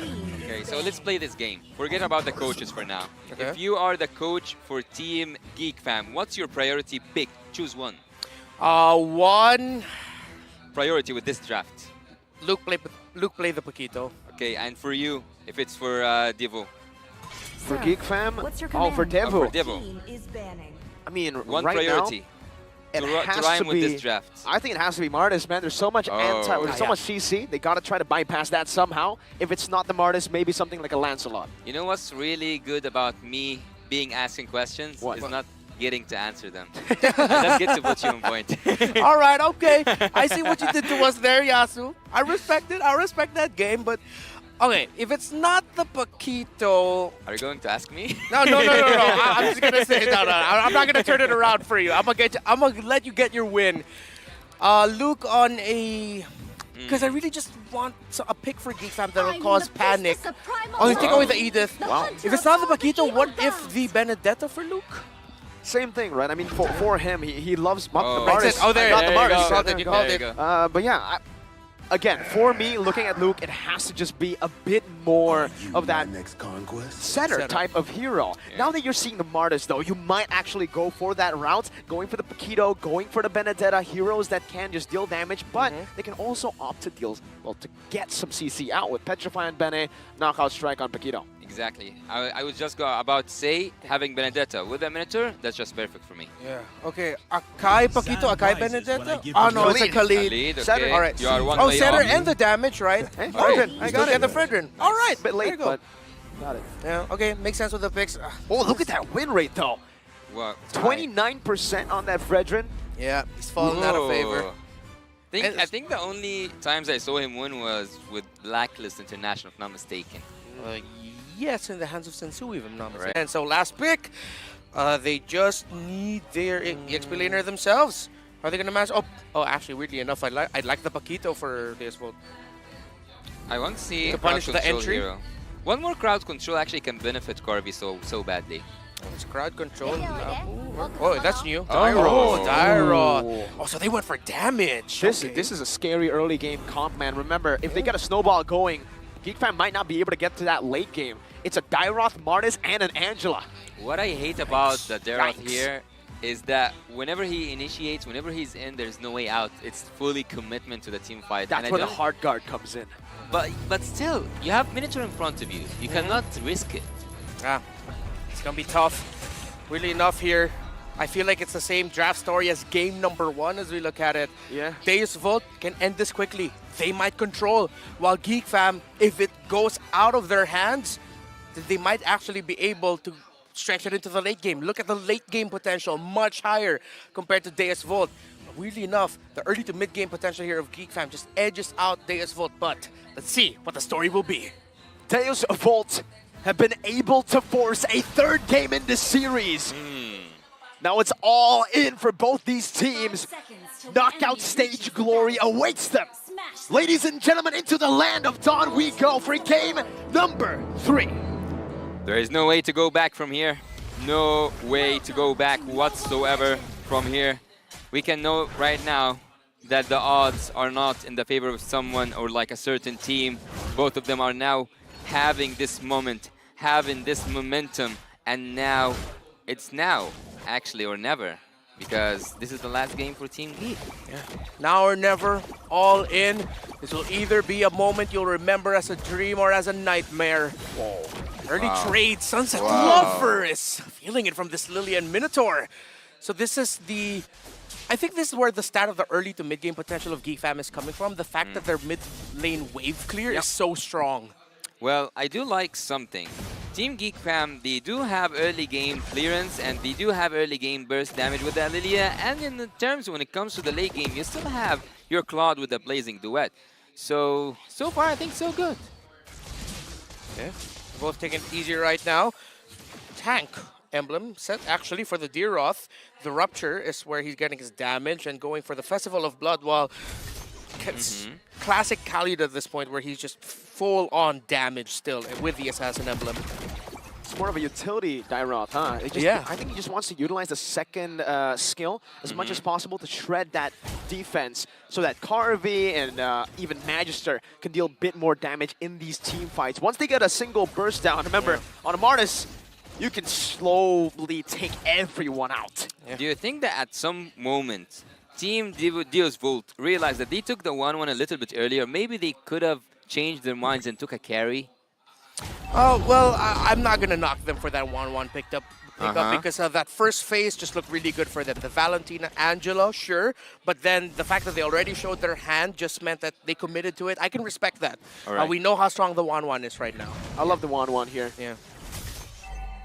See, be able to get this. It's quick reset, so GeekFam now have a chance, and they're actually going to be the one to initiate it. Somewhat. Deus Vult, let's see if they can get a little bit of control again. The ultimate of the Minotaur is on the Valentina. Oh, Beloyski has brought Kid Bomba all the way to the back right now with the Ministerial takes that. Raging Sandstorm, another knock-up of First Blood. Now, going to be able to get taken out, but Magister is looking for the re-engage, has the Decimate reset already. Luke in the back, looking for Sunset Lover, one more hit. He slashes him down. It's 2-1. Magister unable to utilize the reset on that ultimate. I was about to say things are calm in the land of Dawn and especially in the bot lane, but I didn't get to say it and things went down. Yeah. What a way to start off the game number 3, huh? A big wombo combo out of nowhere coming in from Beloyski. Flicker into the knockup with a Minoan Fury to help follow up. Crazy. Help follow up coming in from Luke with a Raging Sandstorm. So that's what Deus Vult needs to watch out for here. And again, now we're understanding where that early to mid-game potential rating from GeekFam is coming from. Their ultimate dependent composition, their fast wave clear in the mid. Yeah, the Demon Hunter Sword is just looking at Marky, and Marky is looking at this Demon Hunter Sword. It's so near than you can imagine. 3 minutes into the game, and the core items for both gold laners is about to be collected right now. Magister actually taking that kill. Did he take both? No, he just took one. Oh, his team only got 1 kill. Yep. So Magister was about to take a second kill on Nile, if I'm not mistaken, right? He was so near, but Nile used the second skill. Am I wrong? Yeah, he was able to dash out. Yeah. Good thing, didn't give that up. But if Geek Fam has that potential, as we pointed out earlier, the potential is there also for Deus Volt.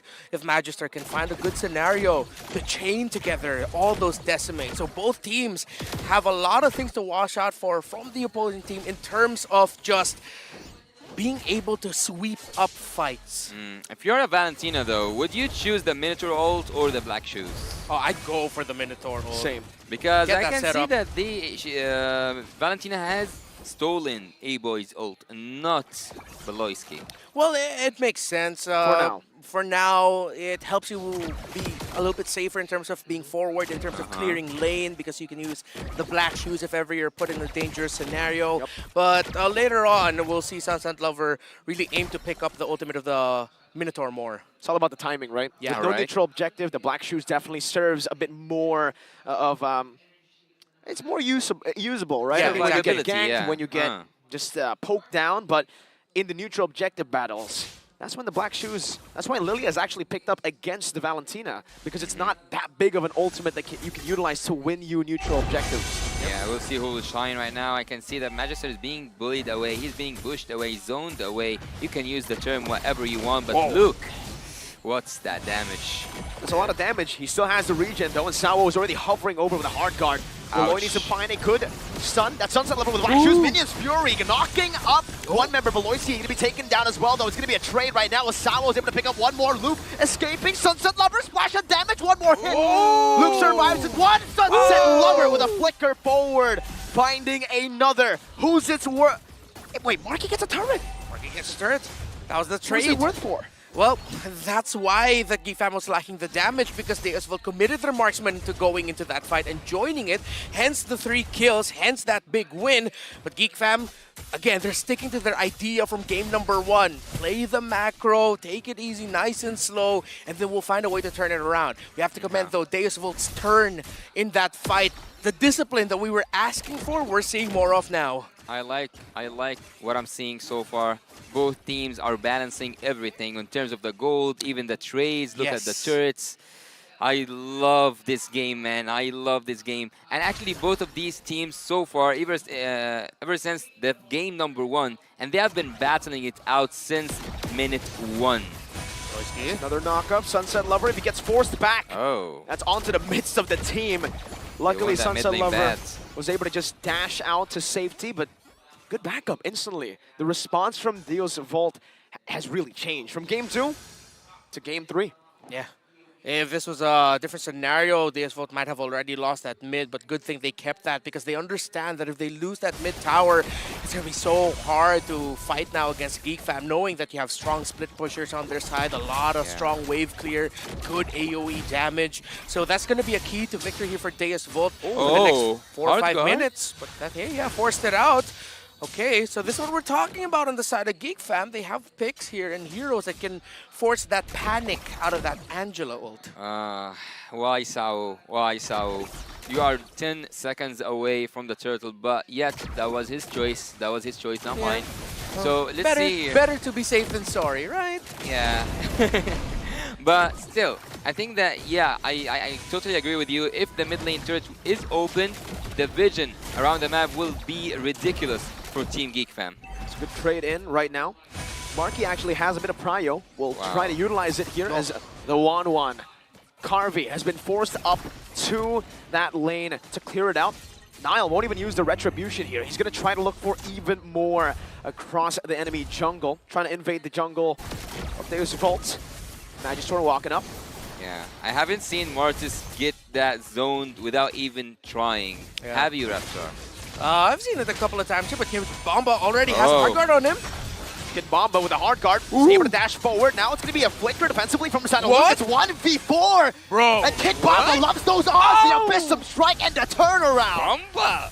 Going in for more, that's Magister now knocking them up. Oh, it's a boy with the Black Shoes onto the back, right onto Sunset Lover, but he falls into the Decimate, and Deus Volt pick up a massive win.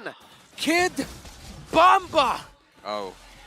Big brain, big other things from the young man to actually take that fight and say, I will take it to you. And Sawo says, I got you, boy. What a call there by Deus Volt. 1v4, man. Wow, speaking of big, we have the big boy Miracle also here on desk. Wow, that's a really big gameplay here. Marky, have he joined that team fight effectively? Yeah, he's 0-0-0. He's playing the map. He's the guy split pushing right now for Geek Fam. And it's been a while since I've seen that, or maybe I've actually never seen that. That's why I'm so shocked.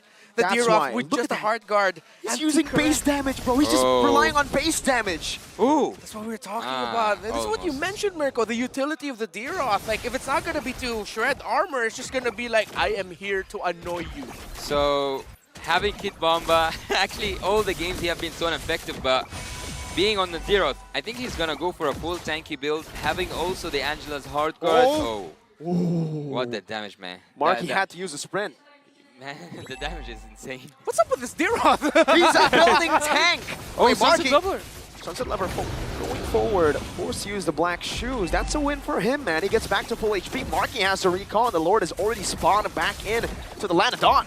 They're both so conceptually evenly matched that it's so hard to call it here. Both teams now trying to set up for that Lord. Geek Fam there. There's both here. Mirko, do the thing! Penetration. This Fury from both these teams is going to be Beloyski, who knocks Kid Bomba off, but he's able to get back. Marky now in the midst of it all with the Blazing Duet, dealing some damage. Kid Bomba tries to predict the BMI. That's a Raging Sandstorm, but Kid Bomba dodges away from it. He gets taken down by a boy with those glooms. In the end, it's XP for XP. Sunset Lever with a splash of damage onto Marky. Now with the BMI.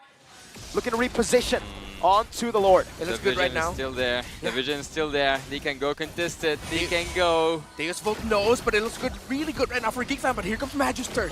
Marky in the front, getting some poke in onto Carvey. No BMI, that's some info right now. More than Coil onto a boy. He makes it out though with the black shoes. Now it's Magister who's caught in a tough spot.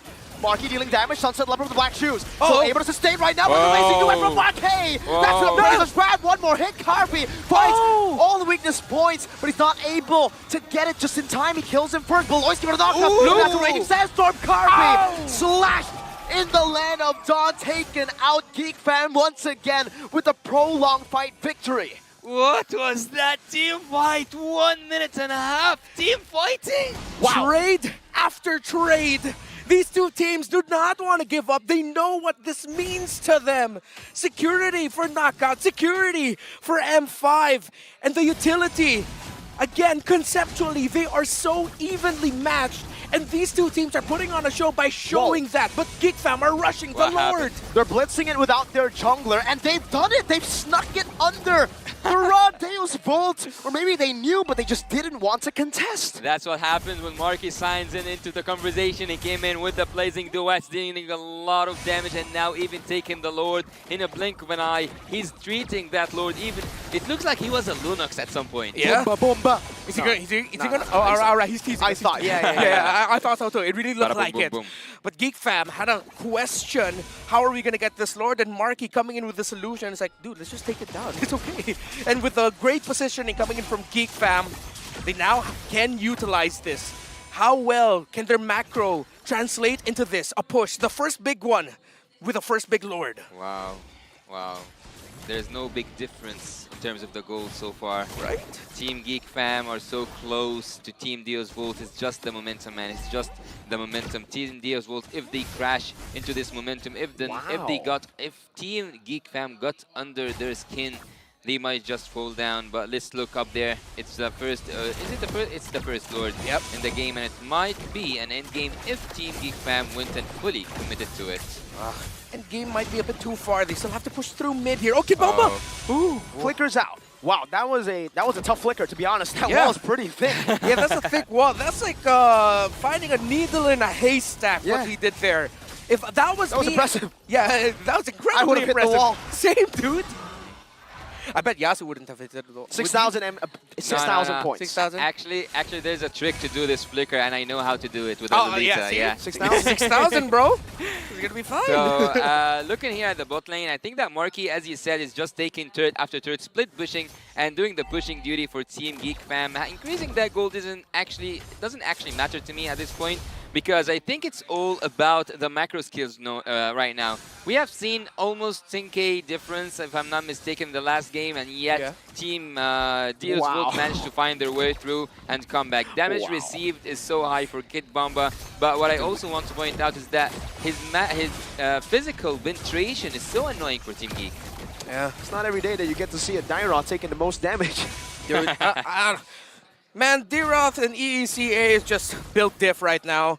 There's just something up with how they train their Dairoth players. The build, the emblem, everything. That Angela.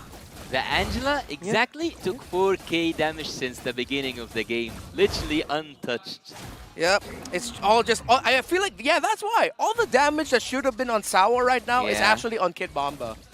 And Bomba's still just full tanking.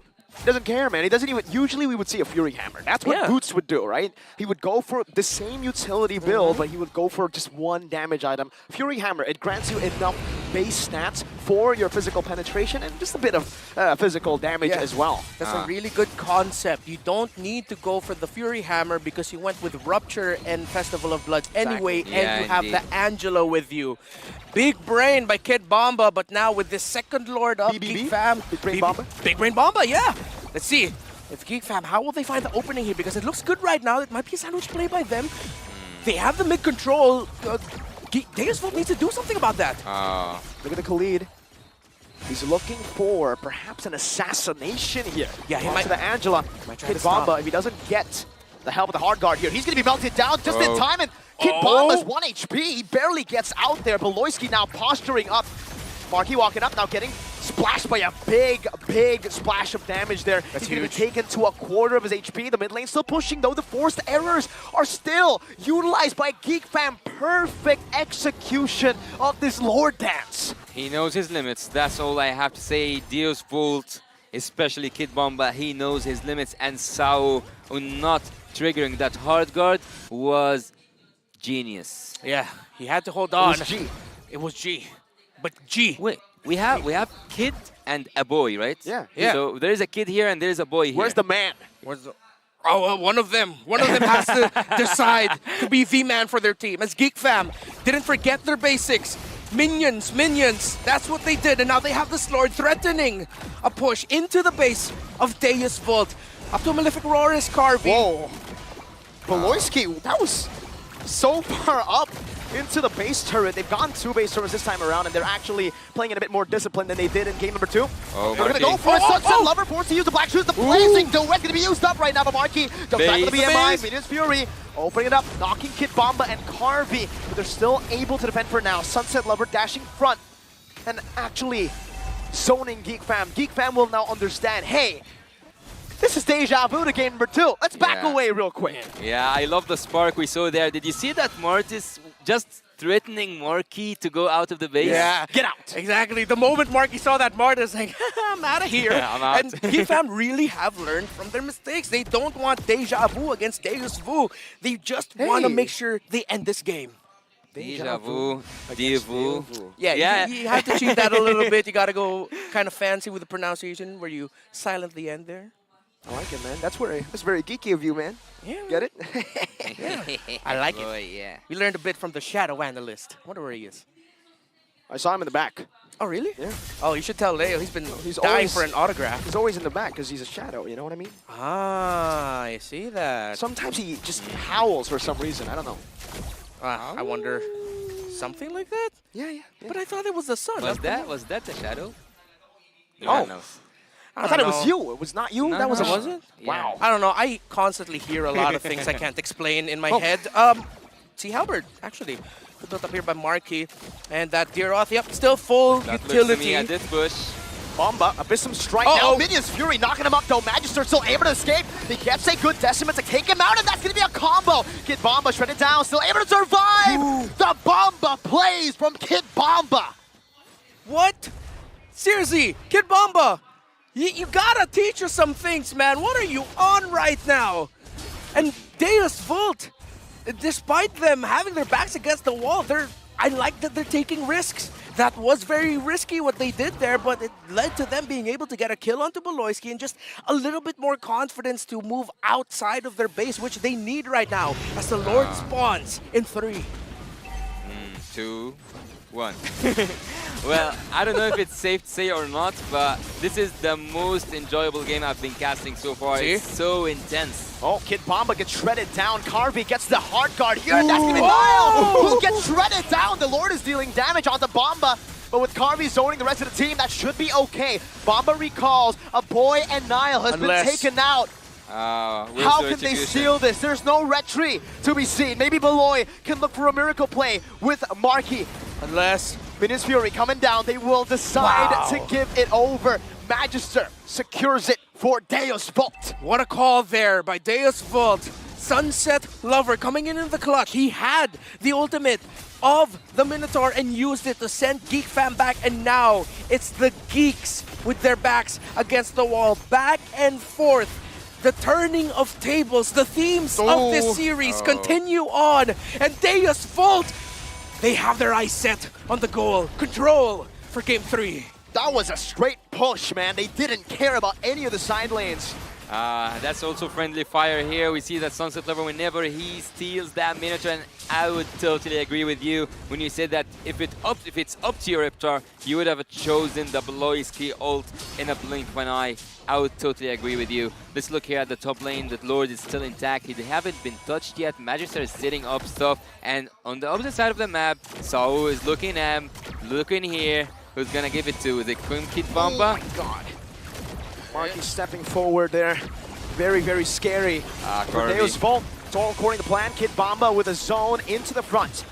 The Lord taking a half HP now should be cleared out, and that should be all that Deus Vult can look for in terms of base turret. They can certainly just rotate down below to pick up the final tier 2 turret that Geek Fam has, but what that means is we're basically back to equal. It's one base turret from each of the teams, maybe even more. There's Vult looking for the engage here, diving in the base turret, no problem. Beloyski would have been his fury, but Sunset Lover finds the same thing now with Winter Truncheon as well. That's Marky with the Blazing Duet. Magic going to be baited in all the way, buys the immortality in time. Does he buy the winner? Wow! Super fast hands, but the Raging Sandstorm cuts him down.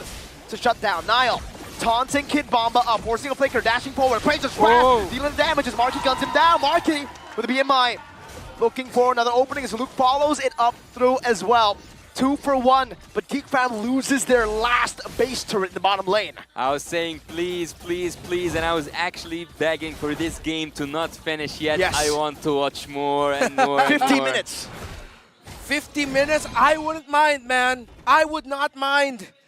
These two teams are putting on an absolute show. The timings, the buying and sellings of tradings of Winter Truncheon. Actually, Beloyski had one built on him when that sequence started. If I'm not mistaken, he just wasn't able to press it in time. I believe the play for Beloyski was that he wanted to bait out some abilities, pop the Winter Truncheon, but no. Geek Fam, they're pushing forward. Look at them. They want to try, hoping for something, but I think it's just so that the minion waves are towards the side of Deus Vult, so it's a little bit better for them to go for the Lord. Well, I gotta tell you, Magister, when he came out of this base, he looked so insane. He looked so fast, and he's willing to take the risk. Team Deus Vult now, it's the same game, and I think the whole map is kind of empty right now. One turret left in the whole map. Everything is wide open. Everything is quite equal. Team Deus Vult can go for the risk, and it's not actually a risk. It's an equal competition. Geek Fam, Deus Vult, who's gonna win? There's a Winter Truncheon on the Fredrin, on the Minotaur. The frontliners for Geek Fam. Deus Vult have sent back Geek Fam right now. Slow and steady. 3 waves. Khalid is looking for an assassination. 3 waves coming down onto the base. Deus Vult need to respond to it, and they do. They send some of their members, but this might just give Geek Fam the opportunity to go for the Lord. Look at the Khalid already threatening a push, a segue play in the bottom lane if Deus Vult do not respond. Geek Fam can continue playing the map here. Luke, at some point, though, he'll need to give that up. That idea of split push and attempt up. He needs to try and gank. Go with Marky to the back. Try to find a sandwich. Kid Bomba jumps in. Minus Fury coming down, but that's going to be the Blazing Duet canceled out. Marky gets out. A boy dealing damage from the back. That's the Winter Truncheon from both the players right now. Is that still going to be the crossbow tank ready? Marky, Leon push in the mid lane. Luke goes in onto Magister right now. Is that going to be a full-on engage from the side of Boy? But it's still going to be Carvey, who reaches the wave in time. 3 for 1. Nile marching forward. Carvey now brings it down. And Luke finds it. It's a shutdown and a win for Geek Fam.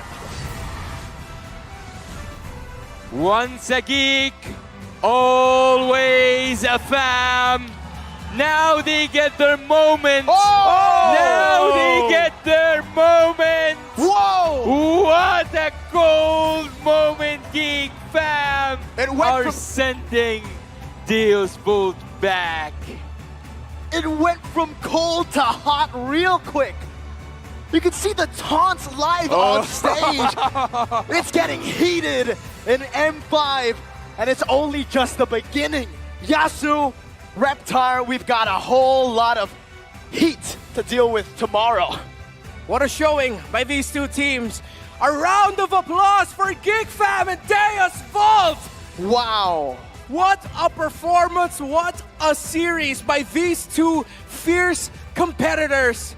But Geek Fam triumph, Geek Fam shine, and look at Paloyski. Oh my God! Where is the spirit? Where is the spirit, man? That's the villain arc.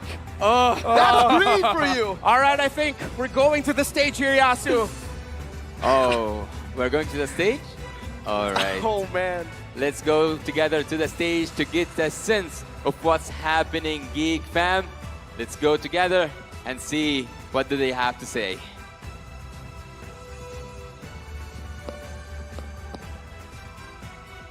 The Geeks have won! Geek Fam, give it up for the Geeks!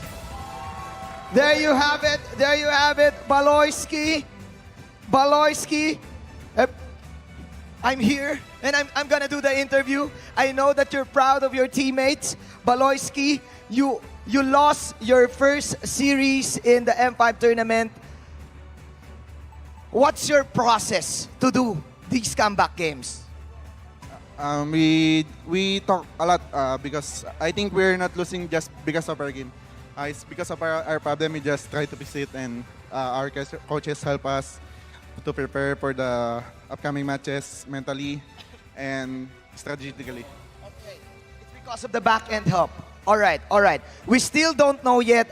We still don't have any updates regarding your placement. We still have no final updates. But then again, you managed to win your last two series.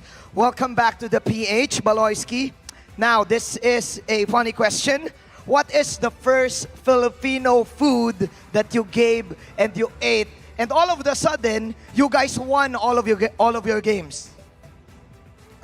After we go in Philippines or because of we win? Because of the loss. Yesterday we ate turon. Yeah, turon, and they like it. Okay. Turon is the key. Banana split is the key. All right. Let me call on Marky. Marky, come over here, Marky. The solution. Hello. That game was tough. What can you say about Kid Bomba's Dairot pick? Okay, you can speak in Tagalog. I will translate. Come on. Ano po? Malupit siya eh. Parang jabomba eh. Malupit. Idol. Marky said Kid Bomba is the bomb. He is the bomb. All right. Marky, this is your second M series together with Baloyski. How is it different this time?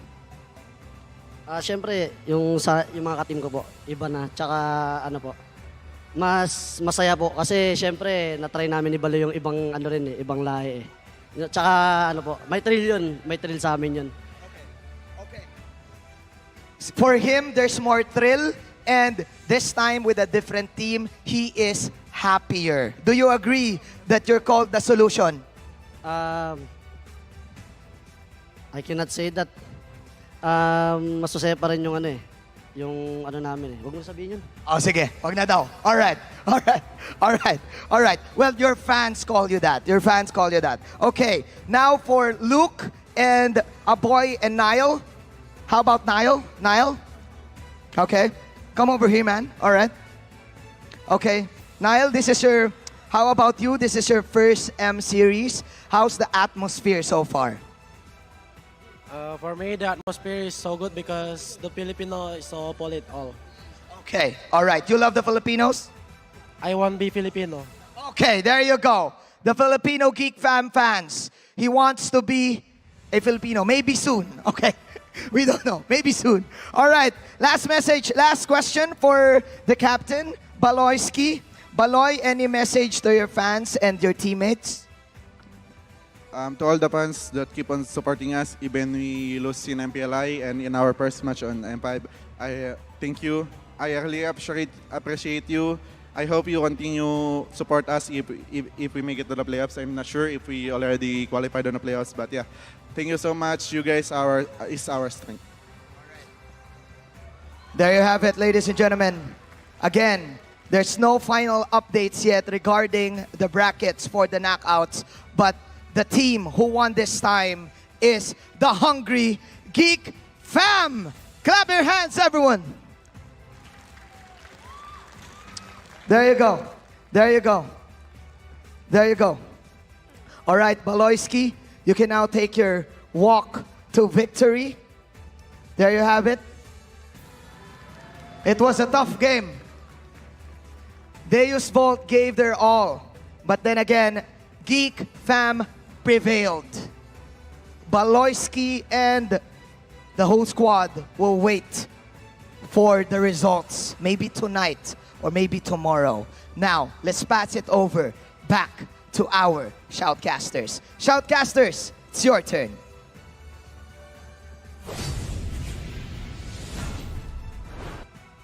After we got a taste from how does the stage looks like, and we have seen a spark there. I heard from you, Mirko, during that, let's say, break here on the desk, that this is the first time for E-Boy to break out of his silence. Yeah. A boy's usually the quiet one. He's literally the Santay aja, bro. Santay. I mean, technically the whole team is, but remember what I told you in game number 2. If you provoke them, they're going to get real mad. And we saw that, literally. Yeah. We saw that happen. And wow. We posed the question between Aboy and Kid Bomba. One of them has got to be the man. And Aboy got the last laugh, becoming a man, the man. One of the main reasons why Geek Fam won that game. But let's see who the MVP will be. Well, speaking of the man, let's see who is the man of the action, who is the most valuable player. The MVP for this match is... Oh! Of course it's him. He is no longer an A-boy. He's a man. He's a man. He's a man. I've been using this joke so many times in MPLID, but since it's the first time in M5, it's fresh. It's fresh, and we can continue it for, well, until the end of M5. You know what? Let's just go for it. 6-3 and 5 on the KDA. And you could really see the Lilia, his placements of the shadow energies on the floor really just maximizing the damage you can dish out on the Lilia and actually making Deus Volt think twice about committing, because every time, especially there near the end of the crucial fights, as we look at the highlights of Aboy and Geek Fam, when Deus Volt wanted to commit, they go into it not fully healed because they've already taken a lot of damage from the Lilia. I know this is an unfair question, but when was the turning point? And it's an unfair question because there was a lot of turning points in this game. I'll answer that question with another question. All right. Which turning point? Because there were so many moments where it was Deus Volt's side, the gold lead, and then it turned over to Geek Fam's side, and then it went back and forth the entire game. I think a lot of the turning points we have to talk about is around the objectives, because now we got to see a little bit of the edge that Geek Fam has with their experience and how they play their macro game, taking care of the minion waves. But Deus Volt, they really showed off here their expertise when it came to team fighting, when it came to winning around the objectives. But that little difference of Geek Fam just handled the minion waves a little better, ended up becoming one of the main reasons why they won this series. As you look into the last major Lord fight here, the damage coming in from the Lilia, what Luke was doing, going for that sandwich play, managing the minion waves, meant that Deus Volt had to look at two things: the fight that was happening and the minion waves and potential split push that Marky was dishing out. Minion wave management around objectives, you must never forget that. Yeah, and at some point Team Deus Volt had a glimpse of how would winning look like, but yet they snatch it out. Team Geek Fam take game number 3. What an impressive showing. EECA, they talked the talk. Even though they lost the series, we have to say, Deus Volt, they walked the walk. They almost won that. We got to respect them, definitely. That was a statement. Yeah. EECA has improved. We asked that question earlier before the match begun. And yeah, we saw that improvement live, taking the first runner-up of MPL ID, a major region in MLBB, to a full 23 minutes where it came down to the last line. Yeah, and if there's something I can say for sure, EECA have upped their game, and not just that, they have came here prepared. Yeah, the preparation here was evident. They're drafting on point, but Daysvolt look like the type of team that will quickly adapt. I'll be excited to see how they adapt in their next series, but now GeekFam, their fate is no longer completely in their hands as they've played their last game here in the group stage. They now just wait, as we mentioned. But looking at the items, of course, again, GeekFam taking a page out of Daysvolt's book, the Winter Truncheon priorities. That double Winter Truncheon there in the end was massive. Things change around, but the sandbag is the same. Kid Bomba. Yes. How he played this deer off is something else, man. It was amazing. Amazing, exactly. Rupture, Festival of Blood, Tank Emblem, but you have the Angela, so you don't build the Fury Hammer. Great concepts and great execution by Kid Bomba and Daysvolt. But Miracle, would you say that A-Boy getting out of his, let's say, comfort zone looked like... How was it feel? How did it feel for you? Like, when you see him play or like have this aggressive reaction? Taunting, for sure. It showed me that he's human. He's not a bot, right? I mean, usually he's so chill, he's so cold, just like a robot. He just, anytime it's heated, he'll just be the one sitting there or chilling. Like, everybody else is taunting, you know, emoting. Yeah. He's the guy who's just chill on the desk. So it really shows you that M5 has gone to him, man. The heat of M5 playing in a world championship for the world championship title. It gets you. Yeah, and again, we pose the question all the time, which team will be better than great? And if being better than great means you coming out of your comfort zone, really letting that passion and fire come out, then yeah, let that come out. Yeah, if that's how things will go from now and on, I am digging into it. Well, let's go ahead and conclude this series. This series has been one of the most interesting series so far in the M5 group stage. So close to a time where we didn't even want it to end. But again, once again, we have to remind you that M5 is powered by Moonton, presented by Kadia, our global presenting partner, supported by ROG, our official gaming phone, Grab, our official super app partner, and Secret Lab, our official chair partner. Up next is the final match of the day number 4, between the back-to-back-to-back MPL Indonesia champions, Team Onyx, and the champion of MPL MENA Triple Esports. You don't want to miss it. You don't want to miss this action, so stay tuned. The M5 World Championship group stage will be right back within few minutes. And message real fast, please be gentle on Triple Esports. Get a breather. Let's go.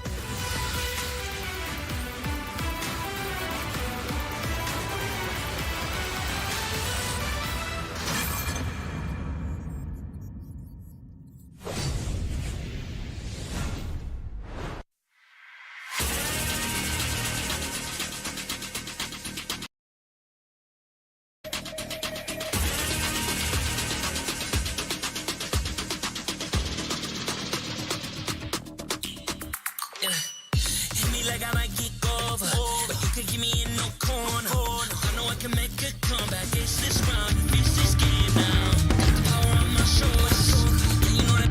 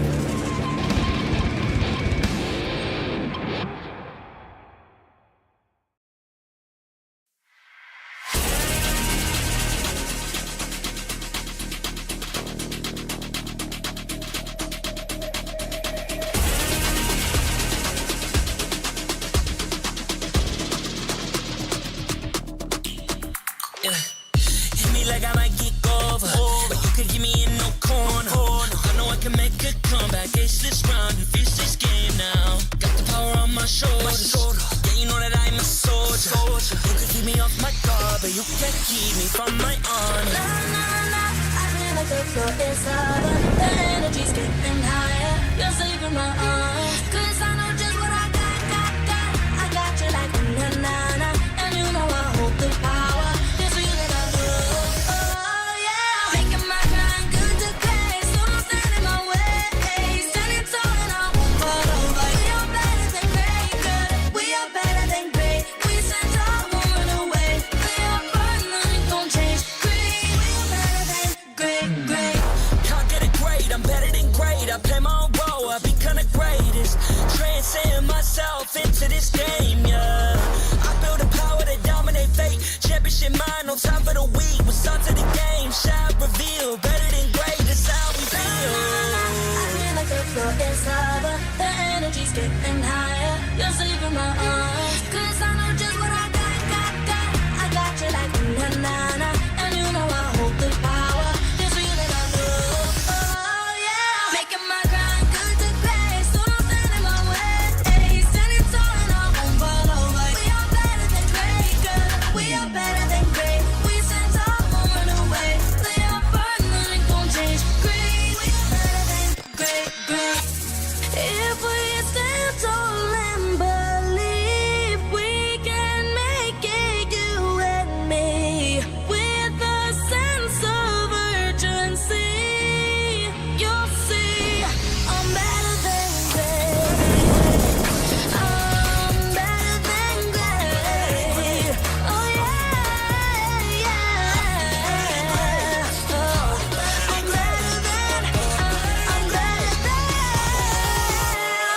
Making my grind good to grace. So don't stand in my way. Standing tall and I won't fall over. We are better than great, good. We are better than great. We stand tall, won't run away.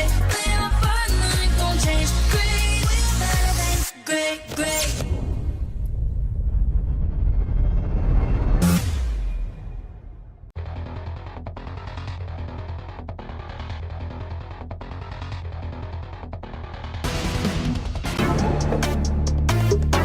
We're better than great. We're better than great. We're better than great. Nanditong mga bida, the kings and queen of MOBA, kasamang kabugera at 7,000 isla. Nagsisimula pa lang tayo. Look at your face, so kabado. Dito sa aming teritoryo, can get this crown sa amin ito. Ang laban na to ang magiging binhi. Di na papayag masakop muli.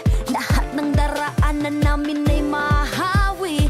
Alab ng puso'y di mapapawi. Sanay sa ating maandugong palaban. Babangon, babawi kahit sugatan. Sinag ng araw, 3 bituin. Pilipinong may giting nagniningning. Sanay sa ating maandugong palaban. Babangon, babawi kahit sugatan. Sinag ng araw, 3 bituin. Pilipinong may giting nagniningning. Dami mo daw sinasabi pero ba't na yun di ka mapakali? Panay lang ang kamot sa anit at kahit alam mo na di naman to makate. Dugo pati laway at pawis tumulo, akala mo ba lahat to madali? Hindi nagmamadali, akyatin ng hagdan na talagang matare. Ganyan talaga ang mga batang Pinas, talagang malakas kahit anong meta. Wala kang ligtas, talagang matigas na parang daliri ng mga kalaban. Sa gitna ng laban, shooters namin talagang savage. Di papaawat sa aming lupang sinilangan. Ang dami ng binilangan ng 1, 2, 3 dalawa kayo, ito na pang-apat. Kaya dami na naman iyakin kahit dadaanin pa sa mga tipi-tipi-tipikal. Paano kami hahabulin? Marami tong gasolina, lalamunin ang lahat ng dipital. Sanay sa ating maandugong palaban. Babangon, babawi kahit sugatan. Sinag ng araw, 3 bituin. Pilipinong may giting nagniningning. Sanay sa ating maandugong palaban. Babangon, babawi kahit sugatan. Sinag ng araw, 3 bituin. Pilipinong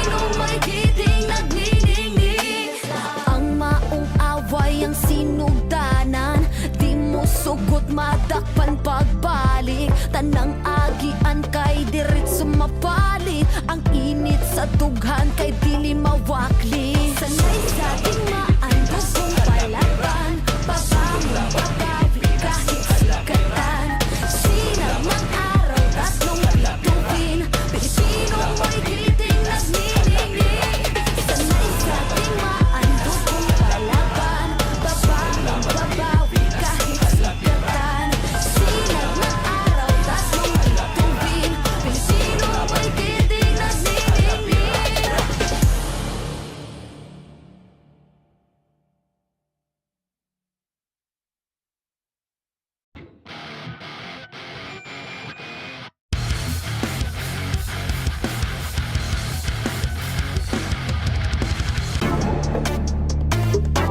We're better than great. We're better than great. We're better than great. Nanditong mga bida, the kings and queen of MOBA, kasamang kabugera at 7,000 isla. Nagsisimula pa lang tayo. Look at your face, so kabado. Dito sa aming teritoryo, can get this ground sa amin ito. Ang laban na to ang magiging binhi, di na papayag masakop muli. Lahat ng daraanan namin ay mahawi, alab ng puso'y di mapapawi. Sanay sa ating maandugong palaban, babangon babawi kahit sugatan. Sinag ng araw, tatlong bituin, Pilipino mo'y giting nagniningning. Sanay sa ating maandugong palaban, babangon babawi kahit sugatan. Sinag ng araw, tatlong bituin, Pilipino mo'y giting nagniningning. Dami mo daw sinasabi pero ba't ngayon di ka mapakali? Panay lang ang kamot sa anit at kahit alam mo na di naman to makate. Dugo pati laway at pawis tumulo, akala mo ba lahat to madali? Hindi nagmamadali, akyatin ng hagdan na talagang matare. Ganyan talaga ang mga batang Pinas, talagang malakas kahit anong meta. Wala kang ligtas, talagang matigas na parang daliri ng mga kalaban. Sa gitna ng laban, shooters namin talagang savage, di papaawa sa aming lupang sinilangan. Ang dami ng binilangan, ng isa, dalawa, tatlo, handala ba kayo? Ito na pang-apat. Kaya dami na naman iyakin kahit dadaanin pa sa mga tipi-tipi-tipikal. Paano kami hahabulin? Marami itong gasolina, lalamunin ang lahat ng dipidal. Sanay sa ating maandugong palaban, babangon babawi kahit sugatan. Sinag ng araw, tatlong bituin, Pilipino mo'y giting nagniningning. Sanay sa ating maandugong palaban, babangon babawi kahit sugatan. Sinag ng araw, tatlong bituin, Pilipino mo'y giting nagniningning. Ang maong away ang sinugdanan, di mo sugot madakpan pagbalik. Tanang agian kay diretso mapalit, ang init sa tughan kay dili mawakli. Sanay sa ating maandugong palaban, babangon babawi kahit sugatan. Sinag ng araw, tatlong bituin, Pilipino mo'y giting nagniningning. Sanay sa ating maandugong palaban, babangon babawi kahit sugatan. Sinag ng araw, tatlong bituin, Pilipino mo'y giting nagniningning.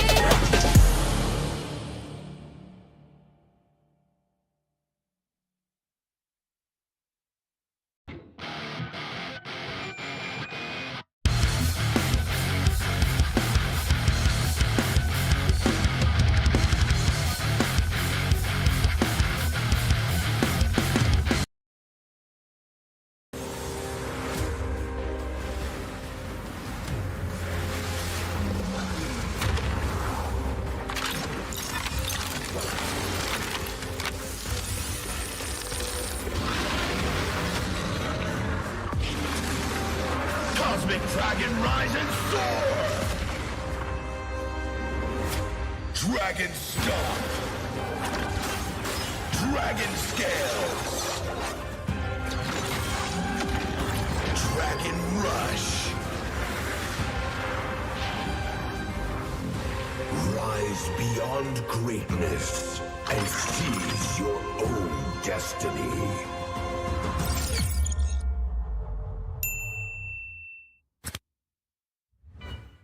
Tonight, we celebrate MLBB Esport. Do the kaldak! Do the kaldak! This is the Suman Challenge. Go!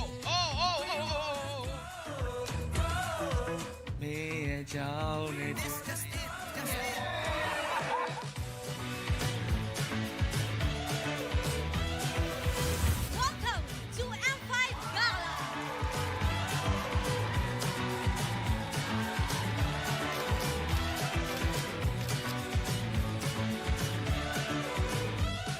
Guess the Hero Challenge. Lapu-lapu, Iritel, Franco, Nana.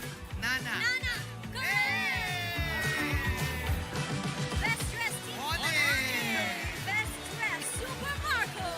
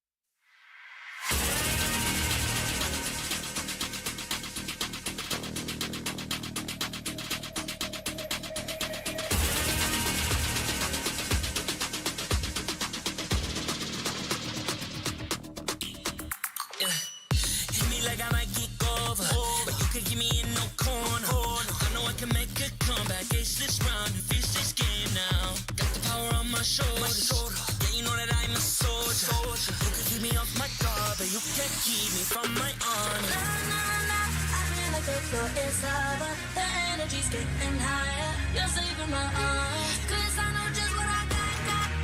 I got you like na-na-na. And you know I hold the power. This feeling I love. Oh, yeah. Making my grind good to great. So don't stand in my way. Standing tall and I won't fall over. We are better than great, good. We are better than great. We stand tall, won't run away. We are fun, nothing gon' change. Great, we are better than great. Can't get it great, I'm better than great. I play my own role, I become the greatest. Transcend myself into this game, yeah.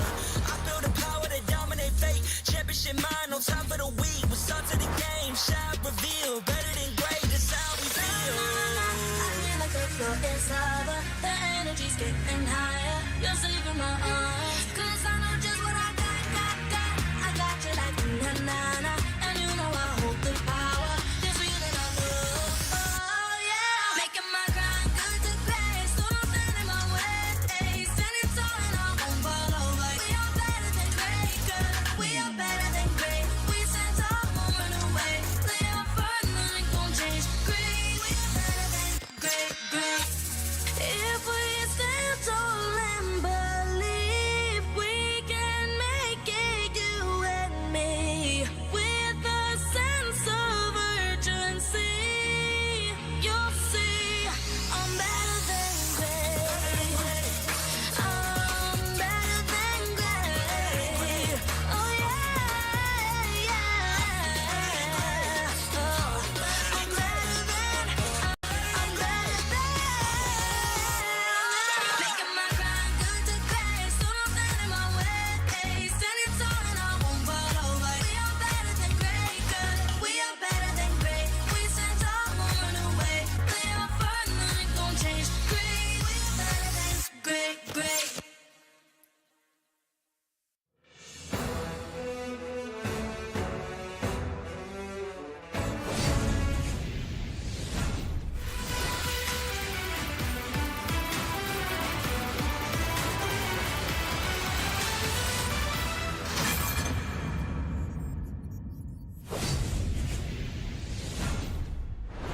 Mabuhay! Hello, everyone! Right now, you guys are watching the M5 World Championship, where a matchup between the Sky Kings and the Guardians of the Gulf is about to unfold.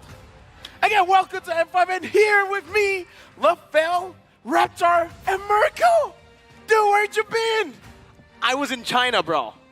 Dude, I miss you, man. Yeah, me too, man. I Me miss too, you, me man. too, me too. Yeah, don't get too close. Nice. What? Oh, you want some? Okay, hold on. Yeah, just a little bit. Group Oh, wait, hug. are you? No, it's okay, it's okay. You don't need to remove it. Here, I'm here. Okay, I'm we here. got the All group right. Okay, it's a group hug. Aww, Group thank hug, you, group hug. Thank you. I'm never gonna forget that. Welcome to M5, especially with LaFell. It makes things a bit, you know, we're close. Where's your... Oh, got it. Sometimes in life, you gotta take the risky way. Yeah. I hate them in real life, but the M5 World Championship is powered by Moonsan, presented by Kadia, supported by ROG, the official gaming phone, Grab, the official super app partner, and Secret Lab, our official chair partner. Thank you to our lovely sponsors. M5 wouldn't be possible without your support. And here's the thing, Reptar. Yo. You gotta think about this, right? Okay. I'm thinking. Best heroes, builds, and combos, it ain't enough. You gotta get ahead of the competition and reach Mythic or Mythical Glory with the Secret Lab Titan Evo gaming chair. Yes. Outfitted with pro-grade ergonomic features engineered for maximum performance. Shop match-winning comfort and keep yourself at the top of your game now. Are you at the top of your game? Yeah. Why? Because I'm on a Secret Lab chair, bro. Clever boy. Clever man. You guys are so cute. You're cute. We gotta Thanks, talk about the you. biggest threat for Triple Esports here. It's down to one series. Hey, take this seriously, all right? All right. This is an amazing game, Yeah, it is. right? Will be. Serious? Dead serious. I don't want us. What do I not want? They're You don't down want- one series. Yes. Yeah. Okay. Down to one series. Triple Esports will face the titans of the tournament. Huge. Going up against Onyx. This is gonna be. I mean, at this point, I don't know, man. Sky Kings going against Guardians of the Gulf. I can't even see Mirko here. This is how insane it is. What do you think, Renmar? What I think is the Guardians of the Gulf, We gotta nip it in the bud. We gotta talk about it. It's an underdog story for the Guardians of the Gulf here, because I think we all know a lot of people are looking at Onyx, the Sky Kings, to make it all the way to the top. I think so. I mean, What about you? looking at the performances before, all the way from Season 11, from MSC, Season 12, they're looking like a force to be reckoned with, and they're currently tournament favorites. We got to talk about the differences in meta. It shouldn't be that much because the battle of the Filipino generals, Coach Yep and Coach Lyric, both have Filipino coaches. So, I don't know. Rechar, what do you think? Oh, well, I think we've already seen the effect of Filipino coaches all around the world, taking teams that were unexpected or to make it to their grand finals, to even become champions, and taking them to the top. With Coach Lyric and Coach Yep both used to be coaches for Onyx Philippines, taking their talents to other countries, getting victories in other countries, really just continuing the legacy of the Philippine era in terms of our great exports. It's going to be a draft battle for sure, but the execution, how is it going to go for the Guardians of the Gulf? All right, so it looks like we may have went ahead here. But yeah, we're talking about Coach Yep as well as Coach Lyric. And I got to say, throughout this M5 World Championship, in terms of the micro skill, not a lot of difference. It really does come down to the draft and how you're going to play around those neutral objectives, especially the late game lords. It's the macro, right? I mean, it's going to be very, very important as we progress in MLBB. And currently in M5, we've seen that a lot of teams that were considered underdogs, they are able to finally step up. Just earlier, Deus Volt up against the first runners-up of MPL Indonesia. I was surprised, dude. Matching up in macro. Can you imagine? I was not on the desk. I was watching in the room. It knocked my socks off. Your socks? Yeah, I'm not wearing socks right now. How did it knock your socks off? Dude, imagination. I thought you usually don't wear socks, though. Either ways, in this game, I don't want to hear you guys talk anymore. Okay. I want to see what's going to happen here. I want to see the matches unfold. We can't start just like this. We need someone. Do you know who we need? Who do we need? We need the Marshals. And with that, the camera will soon pan. It will go to the stage where we will introduce both teams. But before that, to officiate the M5 World Championship, we have our Marshals making their way onto the stage. They are here to ensure the fairness and integrity of our games. Thank you very much, Rain, Wilbur, Shun, as well as Ivan, for making sure all of our players are receiving world-class help. And now, losing will never be an option for these Titans who are now making their way into the stage. Bow before the Sky Kings. They are Onyx Esports. The Sky Kings looking to prolong their win streak ever since MSC. This is the winning lineup, 100% win rate. Facing the Titans are the stalwart Guardians of the Gulf. They're back with triple the efforts to prove their worth.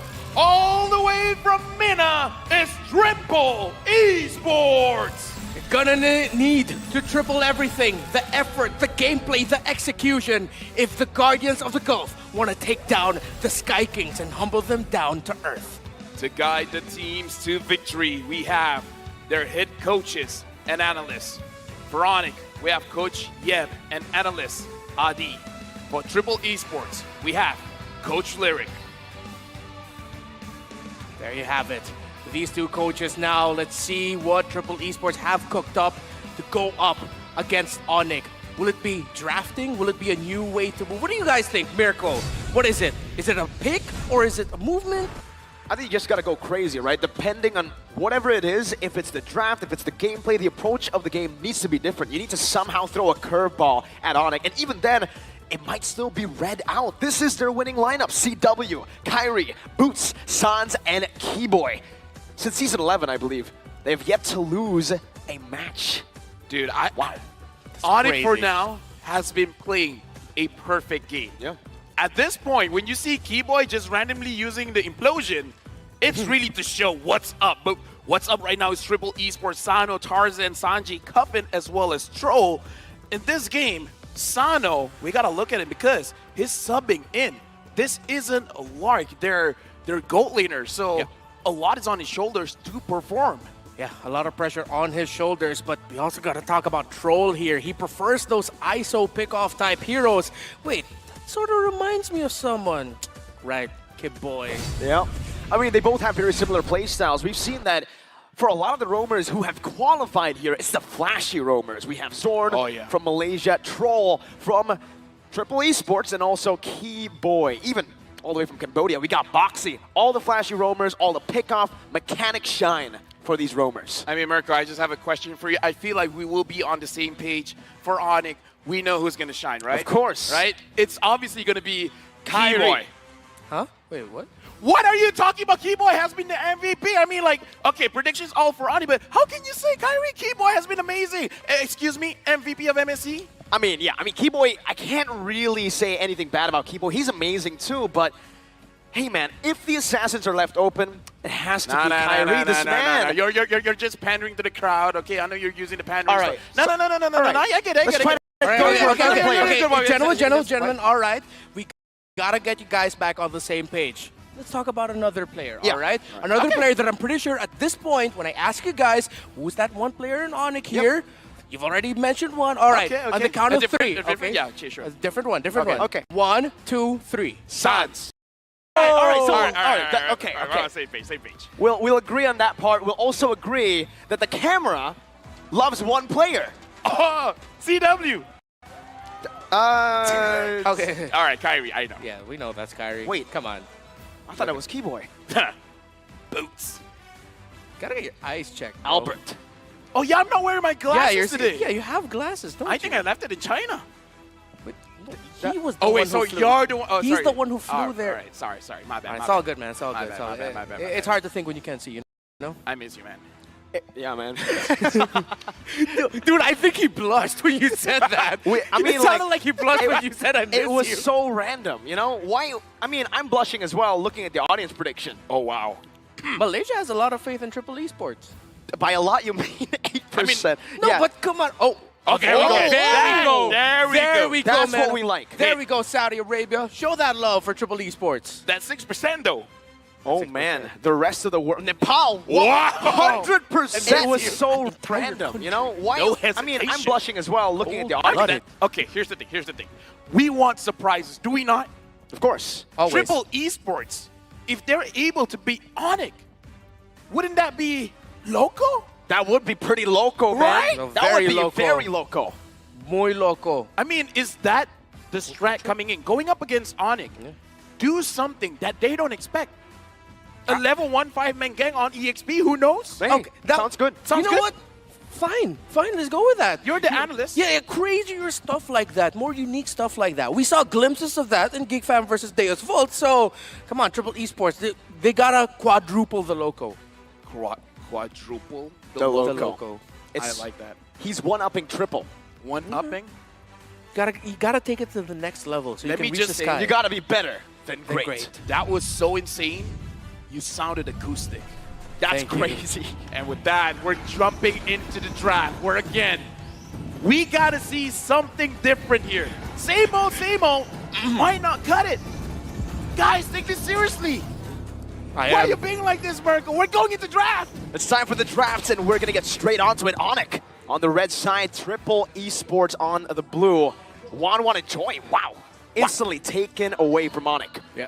I respect that, man. You don't want to give the joy to Kyrie. You don't want to give them aggression. You don't want to give the 1-1 to CW as well. Because Chewe. Onyx loves playing with that Angela 1-1 combo. So, question for Triple Esports, pocket picks. Do you have any other than that Tom's? Onyx, are you going to show up another hero for CW after showing up the Harith? A lot of questions. Gaze. So for now, Nolan, Joy, as well as 1-1 banned out by Triple Esports. A lot of high mobility heroes. Perhaps they want to force a composition coming in from Onyx where the mobility isn't that much, so they don't really have to use a catch composition, more of a setup composition. Limit as many fast-moving heroes from Onyx because they really are able to utilize that maneuverability, the mobility on the map to not just win out of these team fights, but mainly in the early game to get that snowball rolling. They're able to rotate so fast around the map to create a ripple effect across the line of Dawn. My question is, Martin's getting banned out. That's very interesting. Are they looking for a potential Kadena here? That could be a possibility. Mid or roam will be the question. He gets turned around. That's surprising to me, though. A Faramis first pick. The Martis ban, by the way, going back to what Onyx did there, feels a little bit more like a respect ban. I feel like just covering their bases, but Onyx with the Faramis first pick, very surprising. They get the Novaria and the Guinevere, 2 power picks in exchange. All right, so now again we gotta have this conversation because Triple Esports, they're having the Faramis, one of the better heroes performing here in the M5 World Championship. Onyx getting the Guinevere as well as the Novaria. It already looks like Onyx, they want control of the Riverside. How can Triple Esports respond? Oh, well, Triple Esports here, they could go for a high mobility, can invade well roamer, because if they do want to get a little bit more of that control in the mid, they already have one hero in the Faramis who does that really well, who can invade well. So for now, Triple Esports, I want to get a mobile roamer, someone who can just show up in their face. Yeah, I think that's a good approach to this game right now for Triple Esports. They also pick up a Fredrin. That's quite concerning. Looking at the way that this matchup plays out, usually even before the patch hit, Guinevere was the response over to that Fredrin. You're able to get free retribution battles with the Violet Requiem. Now with the spatial migration change, even more so. Onyx, though, however, this is where it can get very scary for Triple Esports. The fact that they can flex the Guinevere into the roam, they can pick up something like a Marksman right now to get Prio in that gold lane. I thought they're gonna flex it in the end, but they flex it now. The Guinevere roam called out Fanny. Wow. Onyx picking up very fast because my question, honestly, is that Triple Esports, they're showing team fight. Faramis, Claude, with the Fredrin, sure, the Claude can go to the silence and possibly end the game that way, but having the Fanny here now, if I'm a Claude player, I'd be a little bit afraid, no? Yeah, I'd be very afraid. If I'm Triple Esports, I'm sad now that my idea of, okay, let's just be defensive, play for the map, split push, they can't do that anymore with the Fanny around. So now Triple Esports are going to be playing into a composition that their first 3 picks are already very uncomfortable against. And this is why it's so difficult to draft against Onyx. They pick up a Guinevere, you expect it to go to the jungle, especially considering there's a Fredrin pickup. It's such a good matchup. No, they say, we don't need good matchups. We'll play through Flex and we will instantly ban out anything that can be a hurdle for this Fanny. The Hilda that was used many times to try to counter the Fanny. The Kufra as well. No bouncing ball. The only option left is Kaja. Dude. But will Onyx take it away? That's a bit risky. Let me just say, the praises you're giving to Onyx, I could have sworn they're BTR at this point. We gotta go for Triple Esports now. How do they fight this? Because again, looking at the Hilda, looking at the Kufra getting banned out, I kind of feel like at this point, maybe catching Kyrie isn't the best idea.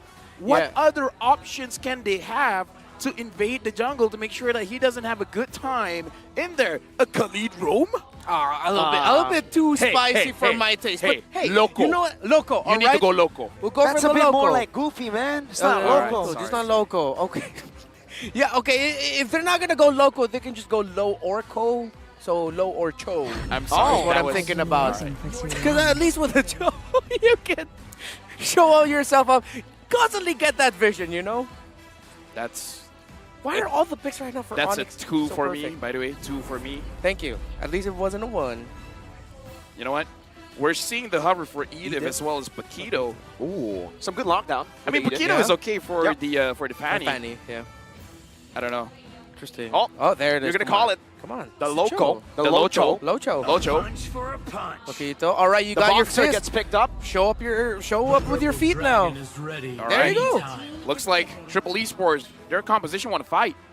I'm hoping they do that because at this point, going up against Onyx, I don't know, is it a good idea to just fight head on? Because this is basically a front-to-back teamfight composition coming in from Triple Esports. It's, is it too direct? Is it too forward? I think it's all right. I think it's really all right for Triple Esports. They have a proper pickoff in the early game. They have proper defenses. They needed that Cho, right? If it's not a Cho, they would definitely have to go for something like a Kaja. But knowing that there's a Guinevere, you go in, you're going to get engaged on. That Requiem will stop you in your way to pick off anyone. And now it's Onyx with a Tyrot. So they have so much physical power already with a Fanny, add on the carry, and now physical defense shred with a Tyrot. That utility that we saw earlier from Kid Bomba. At this point, it might as well be true damage, man. Having the Direhab on your team, I don't know. The amount of damage coming in from Onyx is amazing. But here's the thing. If you don't succeed in dishing out that damage, if you don't do well early, it could backfire. Yeah, so Triple Esports, yes, I also see the idea that it is a front-to-back type of team fighting style, but I also see the other way of looking at it, that they can just try to play the map here. But it's going to be so much easier said than done. Again, that Fanny pickup alone in that first phase just sort of turned off the idea. What I see potentially Triple Esports doing, all right, let's show up in this part of the map. We force something, let's get on out of here. It's like they're always just going to be constantly rotating. It's like guerrilla warfare style, you know? You show up, force a reaction, get out. Force a reaction, get out. And again, that Cho pick, I feel like it's just so forced, right? You go for any of the other suppression heroes, and you get countered hard by the Guinevere. Yeah, but now we're jumping into game number 1. The Sky Kings going up against Triple Esports here. Again, this is a magnificent draft coming in from Onyx. Can Triple Esports fight back? Welcome to the land of Dawn. And this game, who will strike first blood? Onyx look like they're going to be faster this time around. The rotational speed and clearing speed of the Fanny, of course, will trump the Fredrin. So now Onyx, they've drafted for fast. They drafted for early to mid-end. And so far, nothing's happening that's really going to disrupt that. My question right now, which lane can Triple Esports win? Can they win the gold lane? Can they win the EXP? Because as of right now, I don't know, looks like Onyx is winning those. Yeah, honestly, looking at it, the gold lane is winnable, right? It's going to be very hard because the carry definitely has a better time, I would say. But when you're a Claude user, it really comes down to a skill matchup every single time in your lane. In the mid lane, it's more of a non-trading kind of lane, because Nova is just going to clear it out constantly. They really have to utilize the speed they have. Oh, Sanji, what will happen to him? Gonna be dove on under the turret. That's a few cables. Not able to find the proper angle, and Sanji will survive.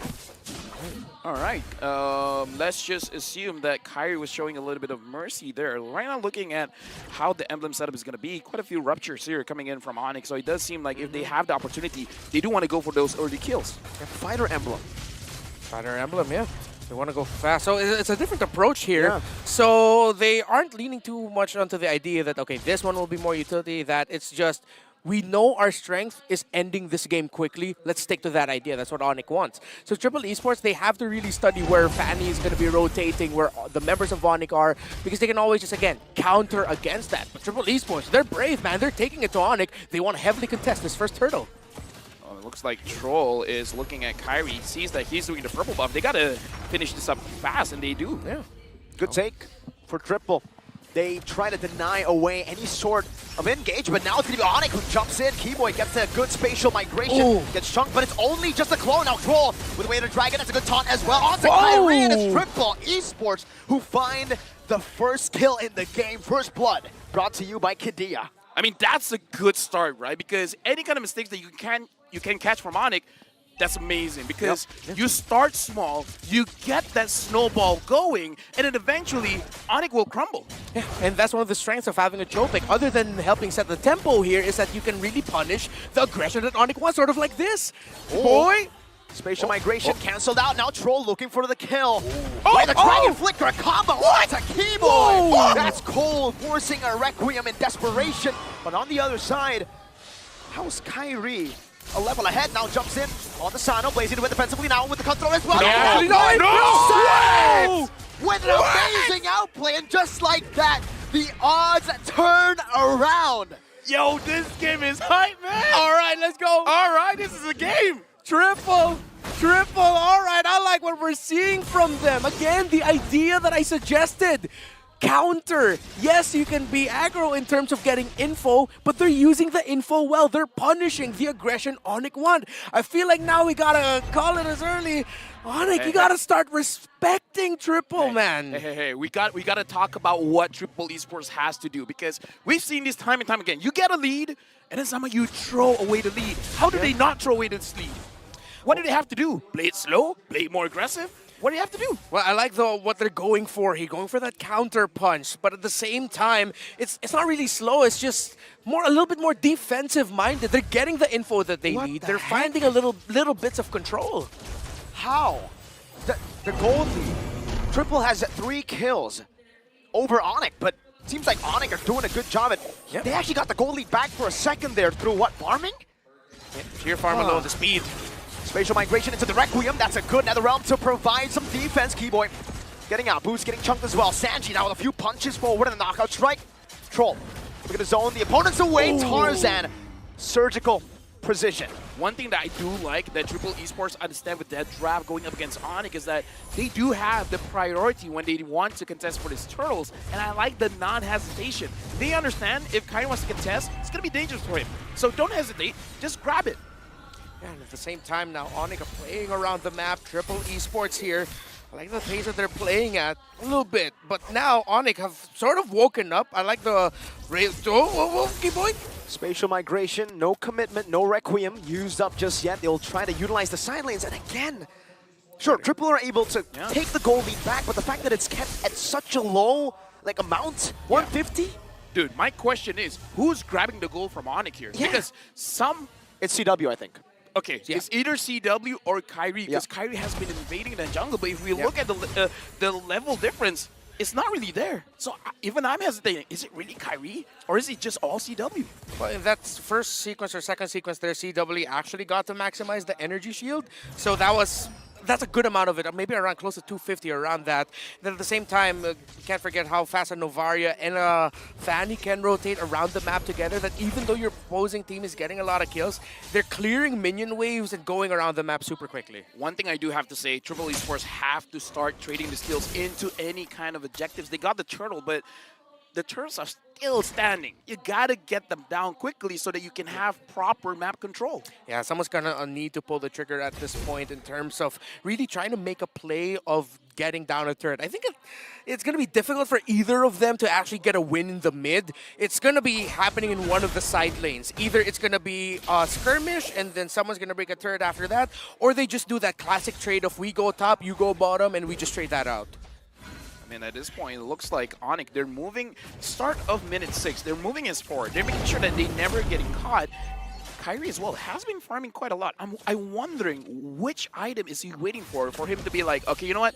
I got this. I'm going for it. He has the Heptases. Yeah, I think he's going to be rushing the Roar after this. Ooh. Yep. A lot of penetration on top of the Dairoth already with the Rupture, remember? Yeah. My mom said no such thing as too much damage. Yeah. And I believe my mom. I believe my mom. I believe in your mom too. Thank you. She's nice. She's very nice. I haven't met her, but I assume. All right. Oh, Troll. Oh! Wait, that's onto the Guinevere right now. The Blazing Duet connecting, but Keyboy just gets out with the spatial migration. Now it's giving the re-engage. Kyrie jumping in. Tarzan. Crisp, clean. Troll, though, going to be cut down, and taken out by CW, who's now shredding Tarzan. Who's jumping in. Netherrealm providing them the right amount of support, but now it's going to be Keyboy, who jumps in once again with Requiem. No follow-up, though. Keyboy forced back. CW doing some damage again onto the Triple Esports members. Poked down by a good Astral Sphere and an Astral Echo. Despite the botch engage coming in from Troll, I do have to say, the team fight coming in from Triple Esports is pretty good. None of them were really taken down just now, and Kyrie goes in. Okay, can he actually? Nope. Not enough, not just yet. Yeah, Triple Esports, you mentioned it, surgical is what they're trying to be, and the control, I can't help but commend it. Let's look at the items, of course, more defensive there for the Fredrin, crazy, well, up to a Dreadnought. So they're really also rushing items to reduce the physical damage output of Triple Esports, still respecting it. Interesting for me is the Bloodless X coming in from Sanji. We don't usually see that build all that often, Not even just the Bloodless, not just as a build, but like just the item in general. Yeah. Usually you see a Hunter Strike. Yeah, I don't remember the last time I saw a Bloodless axe. So, okay, I think they really just want a little bit more sustain, rather. But the he wants to 1v1 Kyrie? Yeah, I mean, it seems that way. They want to try to prevent a split push, prevent him from farming on the other side of the map, as Onyx loves to do usually when they are behind or when they're even equal in gold. Yeah, so it's like there's a theme really for Triple Esports. It's just guys survive. Yep. The item builds, the hero, they just want survivability. They have the Faramis as like an instant let's get away out of here button. And in terms of the turrets, this is what we talked about happen. It's the classic switch. Whoa, Sanji, That's where you get to see it. That sustain plays a massive role in stopping Kyrie, and his purple buff is up right now. Triple Esports has that information. Do they try to commit onto it, or do they go for the Lord instead? I gotta say, so far, they've been ignoring that purple buff all day long. It's like they understand, okay, it's up, there's something else on the map, we're gonna get something else on the map. But as I say that, they're not really doing anything. They're just staying in mid. Yo, they're canceling all the recalls. Now it's a Violent Requiem with the spatial migration. Wow. Great Netherrealm by Cuffin right now, but it's still gonna be a snipe down from Sans. Sano blazing to CW to be taken low, but he's still gonna be able to dish out some damage. It's a 1-for-1 trade in the end. CW for Sano, and Boots falls as well. Kyrie looking for the assassination. Tarzan recalls under the safety of his tier 1 turret. Both gold laners gone, a roamer for Triple, an EXP for Onyx. I don't know, at that point, Triple Esports, they were waiting for something. Onyx engage, and they just fight back. And then, I don't know, at this point, I don't know which one win the trade. One more, and Kyrie finds an angle. Gets the cutthroat down and assassinates Cuffin, who's still going to be able to respawn with the passive. Delayed gratification, but there, Onyx ended up winning that trade. Let's just say that that was an extended part of the trade that happened there in around the mid in the purple buff of Triple Esports. But yeah, right now, Onyx, they've sort of slowed down a bit, but they're trying to be more precise. Earlier, it was a little bit too greedy, a little bit too fast, and now they're respecting Triple Esports game, the champions of MPL MENA, and they're going, okay, you're going to go surgical, you want to be precise, we're going to do that too. It's almost like Tarzan is a doctor.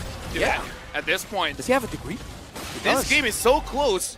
There's no such thing as a goalie. That's how close it is. Neck and neck. Oh, what a kick! Where the Dragon locking him down, but Keyboy stops any attempt of a follow-up. Troll gets isolated. Another realm, not enough to try to save him. It was not in range. And just like that, a few good ults taken out. Boots re-engages. That's an Astral Sphere connecting on a Tarzan spatial migration, not connecting. Triple Esports able to fend off, to slow down the tempo. But you're right. Slowly but surely, Onyx are coming back with that gold lead. I mean, this is a worry when Reptar was saying how Triple Esports, the way that they're building and everything like that is pretty defensive, trying to make sure that they survive. I hope this is not one of those mindsets that we don't want to lose. They need a mindset that they want to win. Yeah, at some point they're going to need to turn that around into something a little bit more aggressive, but it's Kyrie going after Sanji. Some good poke onto the back. A cutthroat as well, and Sanji will pop that sprint. Right now, it does look like Onyx, they're starting to take control of the map where Triple Esports, they've been winning. Wow. But come mid-game, it seems like they are unsure of what they're supposed to do.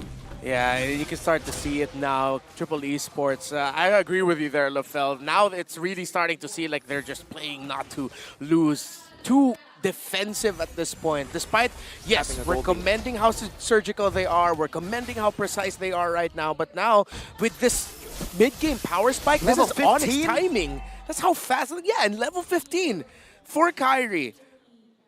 At some point, they're going to need to find an answer. You face check Onyx and they get you. That's a good way. The Dragon, no, locking Boots down for now. Asano deals the damage from the back. Boots going back in. He wants to be the sacrificial lamb with a flicker forward as well. Troll taken very low. Kyrie chasing a cutthroat, but now he gets brought back to the team by the Stampede. And Keyboy is not able to save him for now. Pops to conceal, gets out the blazing duet. No, BMI barely getting him out. Sanji with the flank.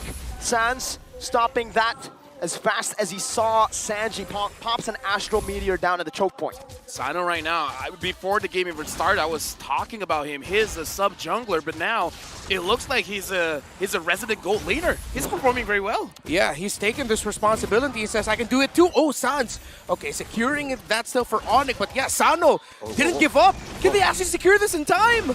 No red trade. The Fredrin's coming over. Sans is looking for the pick, but Sano just catches it. Beautifully done by Sano, denying the Astral Sphere from connecting onto the Lord. It was risky, but it paid off. This is a game, ladies and gentlemen. Triple Esports, they're doing it. Champions of MPL MENA. Never underestimate the heart of a champion. They knew what they were walking into in this series, and they said, hey, we're champions too. We can do that.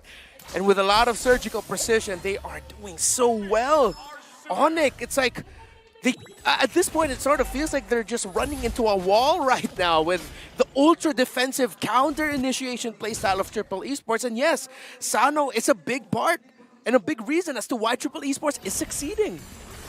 This game, Onyx at this point, again, they have all the tools to deal with Triple Esports. But like I said, it's like you got a lot of damage, but the moment you start to be taken down one by one, you don't have a lot of opportunities to really start a fight.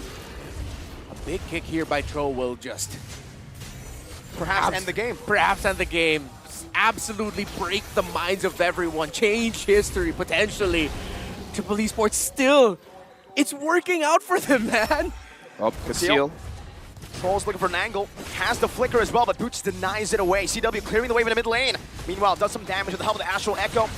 Getting that multiplier on the hitbox now with the Violent Requiem and connects onto Sanji, but that's just going to be Sanji. Sano with a blazing duet to the back, but CW is able to kite back as well. Both teams disengaging, but it's a big win for Triple. They steal away the No, what's still on Kyrie? That's still on Kyrie. We got the secure retribution. Oh, whoa. Wow. Okay. Troll didn't get to tap away the dragon there.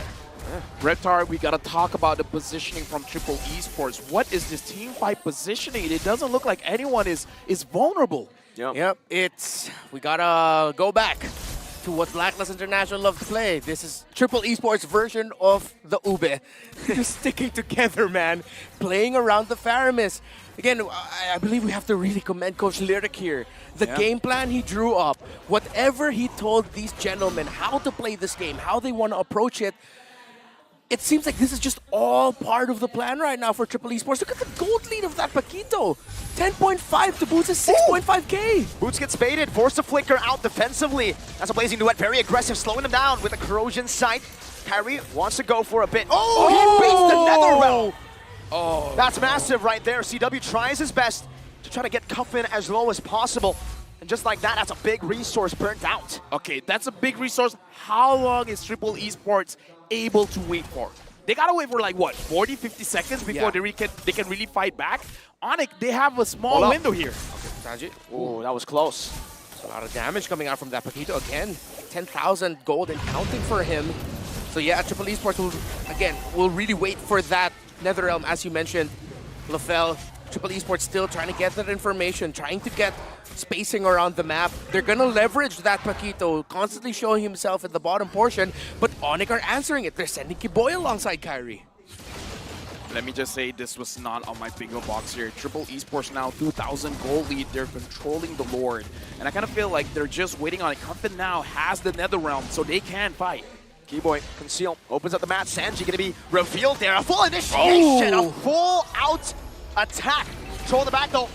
Nobody spotted him. Sans able to utilize the Astral Recall for now. Gets a good shot onto Cuffin.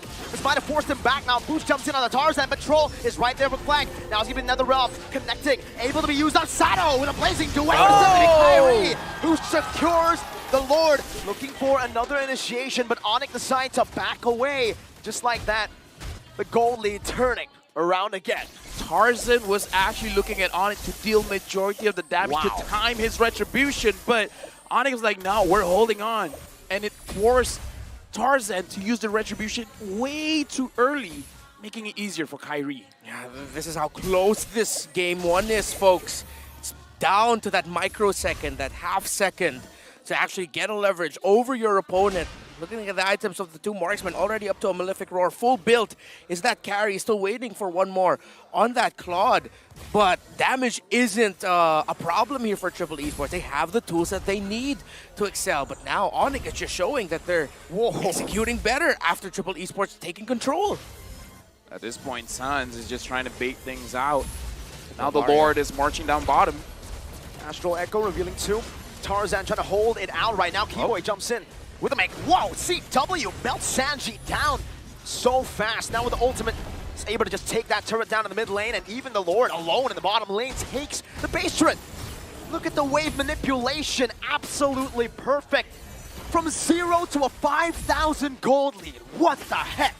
I mean, again, based on what I've seen so far, I legit don't think it's over. Triple Esports, they're just waiting for an opportunity. We've seen Kyrie being able to respond and be like, okay, this is too deep. I can't get out of this situation. But Triple Esports, they might be waiting. Someone will overcommit. And when that happens, Cuffin is waiting, Sano is waiting, Troll is waiting. Triple Esports just need to keep that patience there. If they get too impatient, if they try to force anything, that's not them. that hasn't been them this entire game.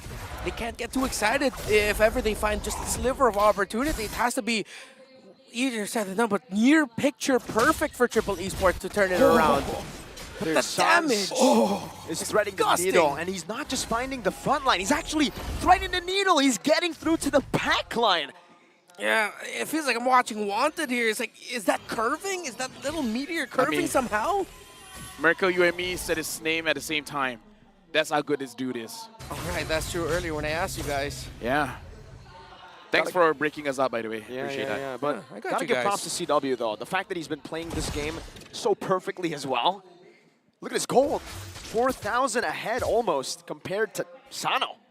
Yeah, but with how well Triple Esports got to play this game, despite that massive swing, it was at the point where both of them were past 50K. Yep. So it was like, all right, you got the swing, you got the map, but again, they haven't. Oh my goodness! The fight hasn't started. Yikes. And you're starting off with below half HP. That's a good way to start a fight. Let your opponents bleed before it begins. Yeah, that's the strength of the Navaria. Why Or in she's this such a free case, pick. Bird. Oh, that's true. Maybe just a little bit of bleeding. Yeah. He's able to just poke them out. Troll's looking for an angle to go for this pick, but Sans has that Purify. That's why it's so hard, even when Troll gets a proper angle. A flank Tarzan knocked up. Violent Requiem as well. Sans pops down to Astral Meteor, but look at that. They've just baited in. Boom! With the Abyssum Strike, and now it should be a full-on initiation. No Netherrealm to save them. Triple Esports decide to back away. Keyboy using the clone to bait out a few more resources. Have Onyx just won out on a Lord? Let's see, can they get close enough? The Retribution's still up there unless Triple Esports are actually going to force it or maybe even try to force a reset. But still looks good right now for Onyx. Troll! Sans purifies out of it. Troll now baited in all the way. The Astral Echo gets placed down. Sano forced to jump all the way back to the defensive BMI. He placed down Free Fight and Boots. Does not want to let Tarzan go. It's Sans who picks up the kill. It's Onyx who, out of nowhere, found again a small hole in the game of Triple and are utilizing it to its maximum potential. The discipline and the respect that Onyx is showing, they're not over-committing to a fight. No, they're really trying to bait things out. And now Keyboy finds one. Violent Requiem again, another realm gonna be baited out, and Keyboy, he only loses out on the clone. There's nothing that they are giving away. Oh, Sano! Sano with a big play right now. CW is gonna be able to dish out some damage, but Kyrie will still secure it! Sans! Gila Sans! From Jakarta with love. What a hit by the Navaria. What Dude. the heck? All right. Meteor hurts. Oh man, Lafal, we said the name of the player and we got it right, man. So Yeah, this you know is what happens We got when it right. two curses predict the same thing. Neutralized. It's neutralized. I can't imagine if Wolf is here as well. Oh no. Okay. This guy needs to stop, bro. Onyx right now, as a friend of mine once said, this is endable. It's endable. Good for them.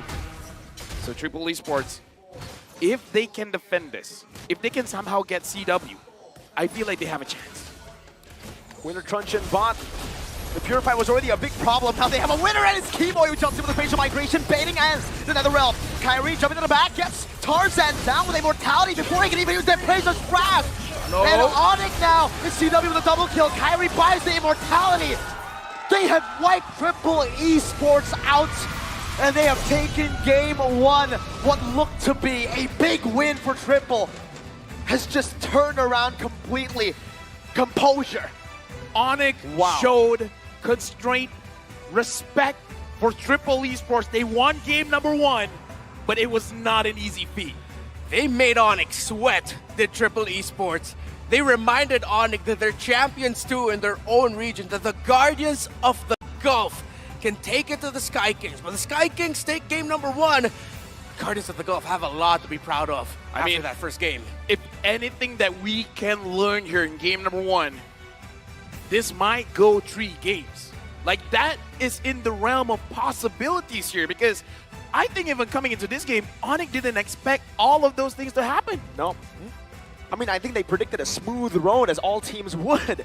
The fact that Triple gave them so much trouble in the early game only goes to show you how strong or how much potential this team has Remember, even in ISF, they were third. They made it all the way, almost beating Team Indonesia. After this, we will be looking at the MVP, but I do gotta say, one person was a big problem. Oh, Keyboy. Like every single time he went in, baited out, that NetherRealm is like, dude, one person baited out one of the most important ults, and he just left his clone.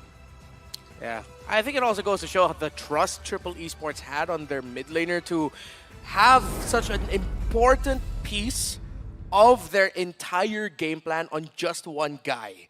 The pressure that you put that Faramis on, but for a good amount of the game, he was telling the pressure, I can do this, until it couldn't anymore. Yeah, now we gotta look at the MVP of the game. The MVP is going to Gilat Sans! Was there ever any doubt after that performance? Dude. Sans deserves it all the way. 4-0-9. I mean, what is there to say? We gotta look at the damage. The thing about a Novaria is you don't do a lot of damage if you don't hit your shots. Sans hits his shots, man. Yeah, and it's interesting. It wasn't even the type of Novaria. He went for the Enchanted Talisman. I know there's like a different school of thought now with Novaria in terms of the item prioritization, but going after all that cooldown reduction meant that he just willy-nilly just tossed all of the Star Shatters that the Novaria had, and that's one of the reasons why Onyx kept it somewhat close, despite Triple Esports punishing everything that Onyx were trying to throw at them, just that Star Shatter that he was getting. We gotta talk about how good the early to mid game is for Triple Esports. Sano. At one point, it just seems like they aren't really sure what are they going for. And I kind of feel like that's what they need to change. If they have an advantage, they need to figure out how to drop down those turrets to make sure that they can control the jungle. It was like they were relying on Onyx to make a mistake more so than being proactive on the map. And once Onyx were able to come back with that power spike, that's when it all turned around.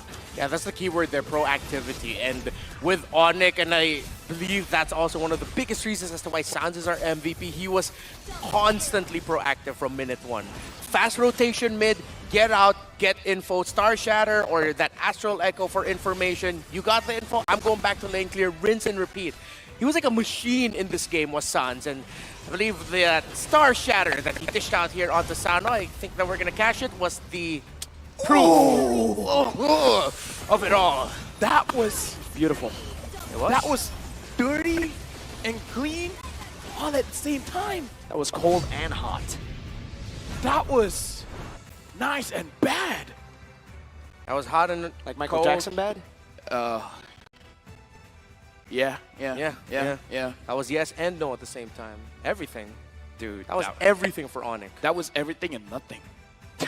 That's a good one. Yeah, right? Yeah. All right. Now we got to look at the items here because, again, Triple Esports, again, we don't see this kind of build on the Paquito quite a lot. Being a little bit more defensive, but we saw in the early to mid, is actually quite good against the Fanny. Yep.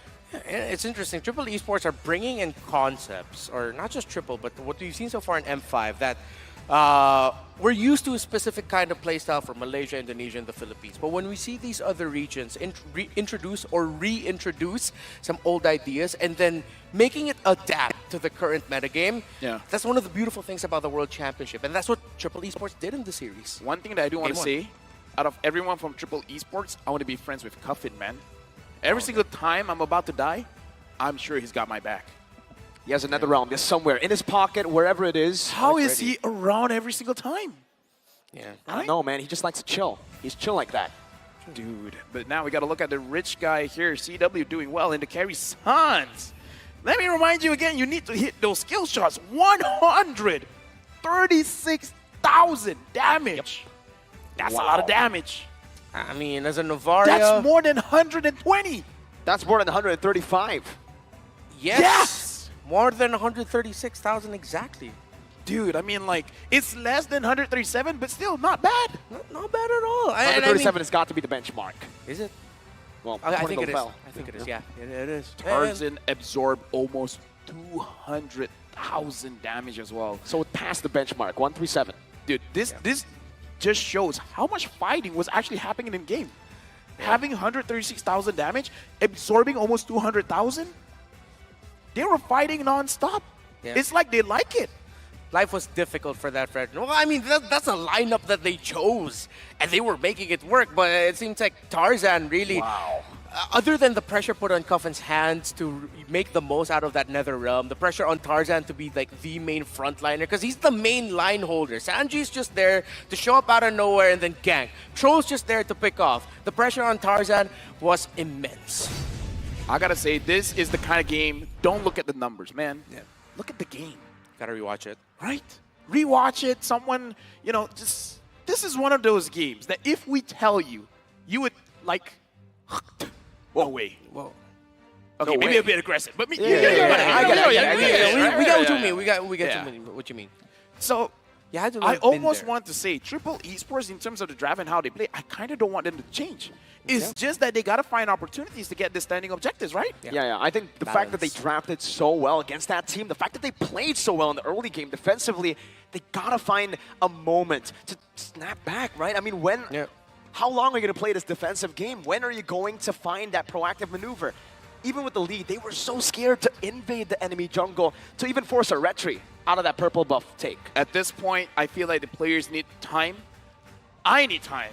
You guys need time? Yes. And with that, we're going to with the host because he has something to say, and we are here to listen. What you got to say? Man, Gene.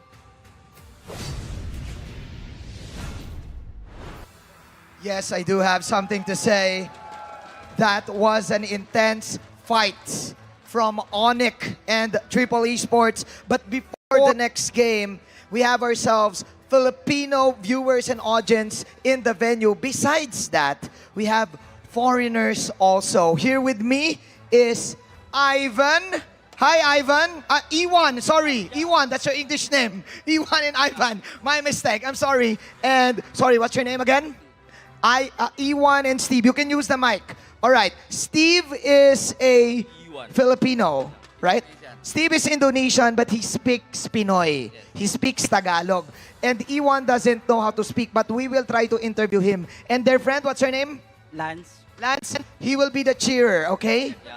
Okay. All right. So you're Indonesian. You're new here to the Philippines. Which places in the Philippines is your favorite? I feel peanuts. Chili peanuts. Sorry, what? Tempat di mana yang kamu jadi favorit? Makati City. Makati. Makati City, yeah. Makati City. That's far from here. That's around almost the south. Yeah. Okay. Shout out sa mga taga Makati. All right. Siya ang ating translator. Okay. All right. Okay. If you want to taste a Filipino food, what food is it? Kalau kamu mau coba makanan Filipino, makanan apa yang kamu mau coba? Siomay beef. Okay, beef siomai. Yeah, beef siomai. Beef siomai. There's so many of that in the streets. Okay, that's very cheap. That's nice. That's nice. All right, beef siomai. What team do you support in M5? Tim apa yang kamu dukung? Onyx. Onyx. Okay. Yeah. Okay. Of course. Of course. All right. Of course. Okay. If you're gonna say a message to Onyx, please give them a message. Kalau kamu bisa kirim pesan ke Oni, mau pesan apa? Tetap semangat untuk Indonesia. Yeah. What did he say? What did he say? He say always Always fight. fight for Indonesia. Always fight. I learned the Indonesian term. It's Jaya, Jaya, Jaya, right? Yeah. Can you say that again? Jaya, Jaya, Jaya with feelings. Okay? 3, 2, 1, go. Jaya, Jaya, Jaya. Okay. All right. All right. Who do you think will win M5? Siapa yang akan menang di M5? Onyx pastinya dong. Okay. Okay. He's not biased. He's not biased. How about you, Steve? Who do you think will win M5? Onyx Indonesia. Okay. Props to Steve. Kasi si Steve, he's Indonesian, pero ang straight niya magtagalog. Bakit? Ba't ang straight mo magtagalog? Araw-araw kain ako tapsilog eh. Araw-araw kumakain tapsilog. Okay. I asked him why he knows to speak in Tagalog. All right. So I have a challenge for you. I have a challenge. Are you up to do the challenge? Ada challenge. Okay, challenge. Okay. We're gonna pass it to the casters. Okay, but there's a famous dance step right now in the Philippines, and I want you to do it. Okay? If you're gonna pass it to the caster. So it goes like this. So if we're gonna pass it to the casters, it goes like this. Okay? Just like that. Yes, you're feeling. Okay, with energy. Okay? Alright, we're about to start the game. We're about to start the game. E1, please pass it to the casters.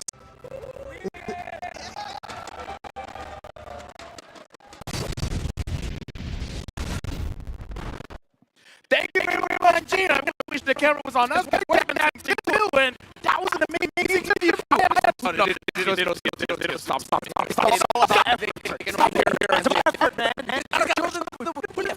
Okay. We have to dance. We have to let them know we're singing.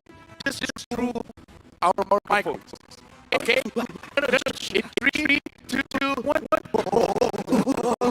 That is not that was really acoustic. Yeah. Well, it was. I mean, it's very musical. Favorite genre? You know, it's like beatboxing. Without the beat.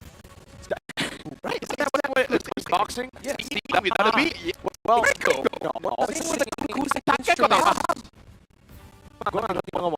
Aduhai kamu ni. Ano sinasabi mo in the English broadcast? Sorry. No. This is how you celebrate the world championship. Bring in different languages. Exactly. You were speaking Tagalog, you were speaking Indonesian, I was speaking gibberish. Wait, you guys are speaking, I know you guys are speaking the same language here. We're celebrating diversity in the M5 World Championship. Gotta get Assassin Dave up here. Speak some Mandarin. And then Yasu for Arabic. Yeah. Get one up here for Korean. Gideon to speak American. Right? What? And with that, we're going into the draft. This is important, guys. Take it seriously, all right? All right. Serious. This is game number 2. If Onyx wins this one, it's over. It's a clean sweep. But we want to see more games. We do. So Triple Esports. They gotta take us all the way. Triple. That's clever, my guy. Triple game esports. Triple esports. Yeah. No, yeah. You're right. What? No. Yeah. We led into it. Come on. Dude, don't disappoint me. That's right. My best. Well, It's it not seems enough. like it's. Oh man! All right. That's a bit sad. Sorry. You know what? Triple are doing the same thing that they did in game number 1, though. They are taking the same approach. Like we said, don't change too much. Just change the approach. That's what they're doing. They're going for the 1-1. They think they had the proper drafts to counter Onyx. They just need to change a few things in the execution department. Yeah, in Onyx, it got to the point where they respected the Faramis. Oh, yeah. They looked at Cuffin and said, hey, a little bit of gila on you. Gila? Yeah, Is that gila. correct? Gila. That's Yeah, crazy. a little bit of gila on you, so we're going to take away that Faramis. We're going to respect it. And I think this has been a common theme right now for Onyx as well. In game number 1, Marta's ban, we rarely see that. We almost never see that. Oh, yeah. That was a show of respect by Onyx, and now they're respecting the Faramis. Now we're looking at Coach Lyric as well as Coach Yap. This is the battle of the coaches here because after game number 1, I do feel like more respect is gathered by both coaches. For sure. And you can definitely see it already reflected in the bans. But I think the Marta's ban here is just to really set up the Guinevere. Fun fact though, looking at both these coaches, usually when we see a coach, they bring a book, they bring a sheet of paper. Yes. Both these coaches do not bring anything. They're just there. They brought themselves. Yeah, that's how I want to roll. I come into a cast. Yeah. If possible, I don't even want to wear a shirt. Okay, maybe that's too much. Yeah, but, maybe you a know, little bit too but much. You know, I get it. I'm here with my voice and. Do you guys know the story of Coach Lyric? Sure. No. Tell us the story. He used to just be Demon Shoes. Demon Shoes? Okay, so for the longest time, he was a content creator on YouTube, and you only heard his voice. As they first picked that Bruno, knowing what they want to prioritize, he was just doing voiceover tutorials until it got to the point where Onyx Philippines was like, hey, we like you. And then now we saw what the face was behind Demon Shoes. And now he's showing his big brain alongside Coach Yep all over the world. Okay. Just everything memorized. Then let's just pay homage to it by doing this draft with our voice over voice. Yeah. You mean do exactly what we are always doing? And Our now jobs? Onyx has picked up the Guinevere, having the same hero that had a lot of impact against Triple Esports. Is this where Onyx brings in the Faramis? No, it is not. It's the Arlet. Because little does LaFell know, it was banned out in the first phase. Hey, don't be like that, bro. That was literally our first talking point. Nah. Rafael forgets, but he also says, Hey, The following I stars have brought us ADHD. here. Got it. Triple Esports now. Oh wait, I forgot Fermis was mad. Triple Esports now. Picking up the Novaria. Respect. A lot of rage here by Triple Esports. How will they continue? Do they pick up the Frederick? Or they be like, nah. See value in me. You called it. That was great. That was great. Yeah. Thank you. And I mean, they needed that frontliner. Yeah. So hopefully they stick that Nova now that's chunkier. Someone who can really help hold the front line. The lack of existence of a Minotaur in this game is sort of perplexing to me. I think Triple Esports would benefit well from having a Minotaur with them. ooh. Matilda, hey, even more. I think this one should be the roamer though, right? So we should we should know now that the Arlet and the Guinevere should be going to the XP and jungle respectively, and with a lot of CC. Oh, gotta take away the Diggy. Dude, I gotta say, man, Diggy is one of those heroes that just did one good game, and then after that, everyone just instantly respects it. Yeah. Blame Sawo. If any team wants to play Diggy, blame Sawo. He denied it for everyone. He was too good on it. I mean, why did he do so much damage? Oh my god, That was was good. really good, LaFell. I'm proud of you. Not gonna lie, I've been doing that joke for a lot now, but this is the first time you guys heard it. Yeah. I like your reactions. Yeah. I like you. Thanks, man. It's a colleague and professional. No, more. Yeah, as a friend. As a best friend. I'll take it. I'll take it. You know, Ixia getting banned out. Oh, Minotaur getting dang banned out. Why'd you have to say it? Onyx read it so well. They knew that a Minotaur would mess up the with the the dive strategy. comp? Yeah, with that comp, a Minotaur would have been perfect. But Triple Esport in the previous game, a lot of ways to protect their damage dealers. Triple ways. Triple ways. Yeah. Now without the Paramis, what else do they have? Are we looking at something local like a Estes or something? It's a bit too low. Wait, but with the Arlot and the displacement? Yeah, that's what I was about to say. Against the Requiem and the Spatial Migration too, might be a bit too risky. Hey, Final Slash. excuse me, Purify does exist. Goshen exists Finally! I finally What get to the cast heck? a Goshen game! Wait. Mid or jungle? Mid. Mid. Mid? Wait a minute. Should be mid. I mean, it's against an Novaria. We understand the dive. I'm not going to completely turn off the idea of the jungle Gushen. All right. But the Petrify Gushen in mid, I feel like gels so much better with the rest of the comp of Petri, Onyx. you're right, yeah. You need the Petrify. Wow. But if Kyrie goes Gushen, I'm going to lose my mind. Dude, anyone uses Gushin, my mind is half there. A punch for a punch. Okay, they go Paquito.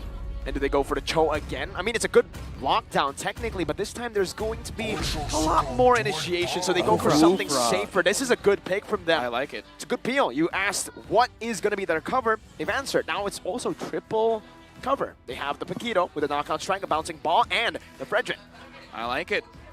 I like it more. Everything about this draft, there's nothing about it that I hate. Yeah. The way I see Triple Esports draft, I just imagine chunks of damage, chunky combos. This is a full dive combo. They want to go in. This is N5 World Championship. Wow. This is the kind of drafts we want to see. Oh, I love it. I love what Triple Esports and Onyx have showed here. Troll, if Triple Esports wants this, he has to play the Kufra game of a lifetime. Mirko, is this worth coming to Manila for? You travel all the way from China. Is this worth it? It's worth. It's worth? Worth it. All right. Going into this game, what are we expecting, Reptar? The last time I got to see a Kufra versus a Gushen Petrify mid matchup, it didn't go so well for the Gushen. All the way back in MPL Philippines Season 10. Bren Esports against RSGPH game number 4. I still remember that. Or game number 5. Triple Esports here. That's why I said Troll needs to play the Kufra game of a lifetime. Coffin now, his role changes. Yes, you provide a lot of utility with that vision, but now can you land the Star Shatters as well as Sands? If he can, that might just be the biggest X factor. This is the kind of games that make us love our jobs, love being casters, because we're going to watch Gushen going up against Kufra, and I feel like we got to slow down our roll here. Seems the game agrees with you. They need time. You gotta let it sit. You gotta let it settle. Games like Gilad Sans. This will truly be Gila if he's able to pull it off, just like Umbrella Squad. I think that's the only time that it's been picked up this tournament so far. It was in the wild card. And that was the game where Umbrella were able to win. It was the first game. It was their debut during the wild card. Yeah. That's a debut to remember. Wait, the very first game was it of the wild card? Meaning No, very, not very their first game first for game. them. Yeah, for their them, debut. for them, all right. Yeah, Okay, the first okay. game for Umbrella Squad. Right. Looks like Kibo here needs assistance. And again, thank you very much to our marshals, making sure that all of the players are having a good time. Speaking of good time, look at Sans. He's ready to play this Gushin. He's chill. He's excited. He's like, this is gonna be my time to shine. This is my MVP game. And Kyrie is just like, guys, I want to be the best player in the world, but you guys are stopping me. See their Yeah, fellow that's jumper. crazy, right? The fact yeah, that exactly. he is competing against his own teammates. Yeah, this to is be the what best player. This is what I've been telling everyone else on the desk when you guys weren't here. Is like, Kyrie, his competition is Sans and Keyboy. Unfortunately, his name isn't best player though, so that's already taken. Dude, imagine though. What if he adds a tag to it? What Best if he- player 2? Or best player Kyrie? Too long. Too long. Yeah, Too long. Too long. Need something a little bit catchier. Yeah, You know what? Let's talk about Sansa's pick, right? Because to see Gushin, it's a little bit bittersweet as a caster. Why? Yeah, I'm gushing right now with excitement. Yeah, I mean, firstly that, because you want to see these crazy play, but then again, you look at the ultimate and how do you pronounce this? Incandescence. Incandescence. Incandescence. No, Incandesced milk. incandescence. Incandescence. And Incandescence. there we go. Hey, We're no! jumping into the game. That was dramatic. That was really cool. amazing. That was better than great. Truly is incandescence. Incandescence. Incandescence. It's like this. You know Ikan, Yeah. and you know Jokit. I know that there's a bait attempt happening now, but it's a good thing that Triple Esports has good backup. Okay. So right now, the Guinevere is so much faster compared to the Fredrin at some point. It's surprising to me. I thought Triple Esports would actually help their Fredrin clear. They just help protect, not really trying to speed up the process. So I think slow and methodical approach is going to be the call again for Triple Esports. Going to be trusting on a stronger counter engage. Dude, even considering this, Sans has not just one way to enter a fight. He has Keyboy as well. So even if he misses his daggers, he has different ways to bring in the damage. He can fly in with the Matilda. And we haven't seen that combo. I do want to see it if ever. Just ride along with the Matilda straight into your target in the back line. Yeah, if I'm the side leaders, I'm not feeling safe. I don't care if I'm in EXP. I kind of feel like the damage is going to be enough to take down the Paquito. Sano going to be engaged on already early on. The Requiem takes him down. First blood, Troll looking for a re-engage, gets the knockup with the Towers of Engine. Now it's going to be Tarzan, who looks for the follow-up. Kyrie trying to dodge away. That's a guiding win from Keyboy to guide Kyrie to safety. Close there from Tarzan, almost able to take Kyrie down, but able to get out with the spatial migration, and CW walks up, tries to deny this invade, and he does, right? Did he do it? Tarzan gets the final one there. Keyboy is the real evening savior, sa man. I ating mean, mga like before viewers. this, we saw Kyrie basically 0 HP, This still is being able to be prime saved by time Keyboy. So M5. this game, Triple Esports will have a tough time, even if Troll gets a good lockdown. Yeah. As long as Keyboy is able to evade that, his team is fine. Whoa, Bruno versus a Claude matchup, and it looks like this. Wow. Sano right now, it looks like he's getting outclassed. I see double Kyrie. A good spatial migration, but it's going to be canceled out. Razor's Wrath locked in. Tarzan still fighting with the Petrify. And the Incandescence locks him down, takes him out. CW versus Sano. Up top this time, CW's going to be the one losing it out. Boots flickers out with the knockout strike. Cufflin's looking for a shot to thread the needle, but Keyboy just soaks it in. Just flies over. Oh, man. Someone would be proud. Someone. Okay, right now, I'm actually looking at the lineup for both teams. Onyx has a lot of damage. Triple Esports, I'm a little bit worried that they don't have enough. Yeah. That will be a problem. It will be. When I is talked about the here. chunks earlier, the Triple Esports can bring out it. They need to set themselves up for it. So at some point, I want to see them commit a rotation into wherever Sano is, to just so that he can get a clear lead over CW right now. It's a little bit too close for comfort. You have the Bruno with you. You have to be playing a little faster, as Troll and Sans just exchange TPs and stickers. This is the global and universal show of respect between players. That was not Incandescence, that was Sun Dances. Sun Dance, yeah. Incandescences? 5 out of 10. Oh, thanks. 2 out of 10, man. I'll take Reptar Raji versus Yeah, I'd be surprised if he did. but Pero sa taas tayo, kaya mas baka na. Oh, Troll wants to just go in. Keyboy locked down and taken out. Tarzan picks up that kill. CW gets caught in the Astral Echo. Tarzan Sphere not takes out connecting. Keyboy. Look at BMI gets him out defensively. Meanwhile, Sano just shredding that turret gold up top, easily getting the Haas Claws. Oh, CW will be losing out on a lot of gold. I want to see more of this. I want to see Triple Esports Ayan, going shoutout to sa high mga lanes viewers and actually natin. get This something, but is look at Suns. He's Triple positioning himself Esports essentially playing from versus behind. Yeah, Troll's waiting. Onyx. Trying to wait for something? Blazing away. Keyboy with a good knock-up on the Tarzan. That's a lockdown, but Tarzan's Pero able to kaya ba? find just Si the top. W takes the Not enough Tarzan. to get him out, though. Sans jumps forward, not able to find the sword spike, and is forced to back away. I was quite perplexed as to why Troll was Pero waiting. I Christian, thought they could have been a magbabakbakan bit tong more, well, decisive with that approach. Like before even Kyrie got there, I thought Troll and Tarzan would go forward, but here he is! Beautifully done from Troll. Kyrie locked down and taken Whoa! out. This time it's going to be Kumpin who takes it away from Onyx. Boots with a vengeance now onto Troll with the help of Keyboy. Boots with a vengeance again. Tarzan Ipit, kaya coming ba in nito? trying to save his roamer, and he does. Meanwhile, Onyx in the bottom lane finds a kill back. Sano taken out, and CW gets the free hit on that turret gold. I gotta say, that's a goal lead experience I don't want to experience. Right now, Sanji going up against Boots. Looks like Boots is having quite a good time against Sanji. He is. Maximizing. As I say that, Sanji got the gold grab. Congratulations. That's the curse. Yeah, sometimes you can't get everything you want in life. What? Similar to Mobile Legends. What do you mean? Sometimes you don't get everything you want in life? Yeah. Oh, I heard the opposite. Oh. Tarzan. Triple Esports right now, what do they have to look for to go up against Oni? The engages were good, but the timing, save me here, Mirko. The timing has been phenomenal for Troll. Timer's revenge and the rage. Keyboy gonna be clapped down. Oh man, he just gets out. Leo would say that's a caca move, man. Kaya bang dalhin picks ko up na the turret. Triple It is gonna be Esports for traded, game however. number In 3? that top lane, it's the Arlet who picks up a turret. I really like. Oh no! In the mid lane though, Sanji gets taken out, gets found out by Onyx. But Triple Esports again, you gotta respect how they're playing the game. They know what they want in terms of the macro control, clear minion waves, going for a specific gank somewhere. They're Pero helping out lamang nga Sano ng now, but they 1.5 need gold to lead dito ang try to apply a little Onyx. bit more pressure on CW because right now it's very close. They can actually try to hunt down the gold laner, but in classic Triple Esports fashion, they'll probably just get away before MSC could answer. champs. And Sans, right? The fact that he picked off Sanji there with the Gushin.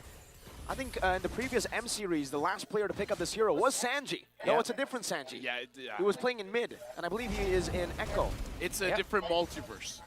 Ah, Right. so this is a multiverse where Turtle Sanji ang is ating born in Saudi bakbakan. Arabia and played XP. Exactly, and now looks like Tarzan wants this turtle, but Keyboy, CW, and Boots, they're Sa waiting. top lane. You want to give it to the side of Triple for free. A violent Requiem and Oh! Retribution Kyrie from secures the despite turtle for Tyrant's range Onyx. connecting Tarzan. And So dito na they're po, Tarzan getting is down. Tumatakbo na palayo ang mga members ng Triple Esports. Meanwhile, Sans just clears out this mid lane with the help of CW. Kyrie walks across the tier 1 and the tier 2 right to the purple buff to steal it away. Yeah, Tarzan couldn't even get his retribution off there.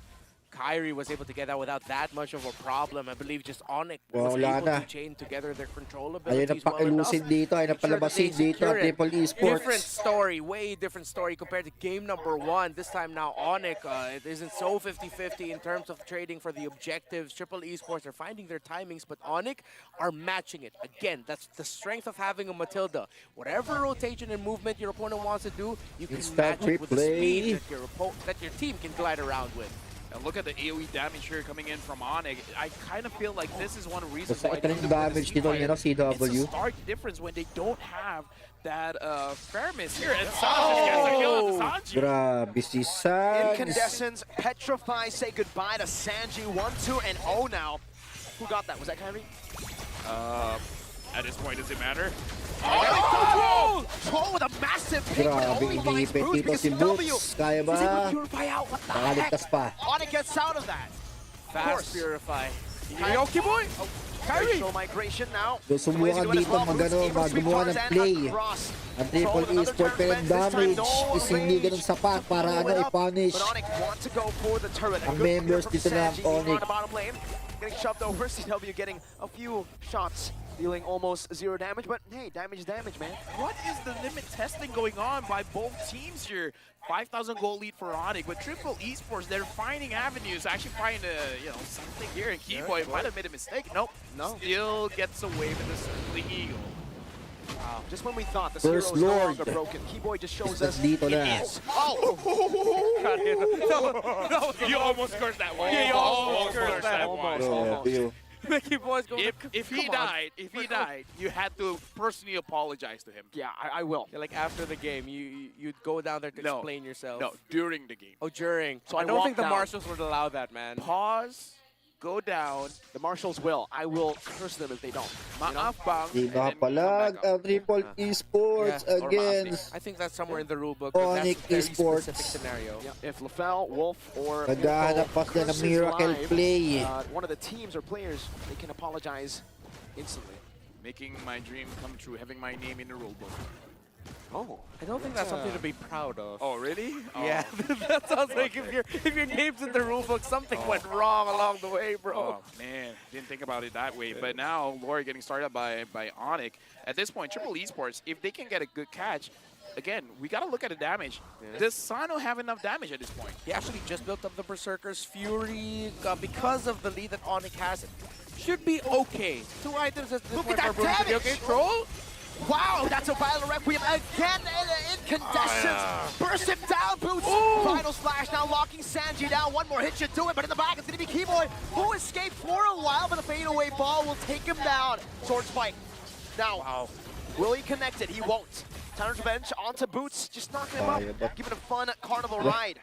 Grabe yung ginagawa ni Boots dun, last man ton. Triple Esports, I believe they have enough damage because Sano was able to get a kill onto Keyboy. It's just that they're so mobile. It's like everyone's moving all over the place. If I'm Sano, I don't really have a good position to stand on because if I feel like I'm dodging Boots, I'm gonna get attacked by CW. If I feel like I'm avoiding both, I'm getting attacked by Sans and Kyrie as well.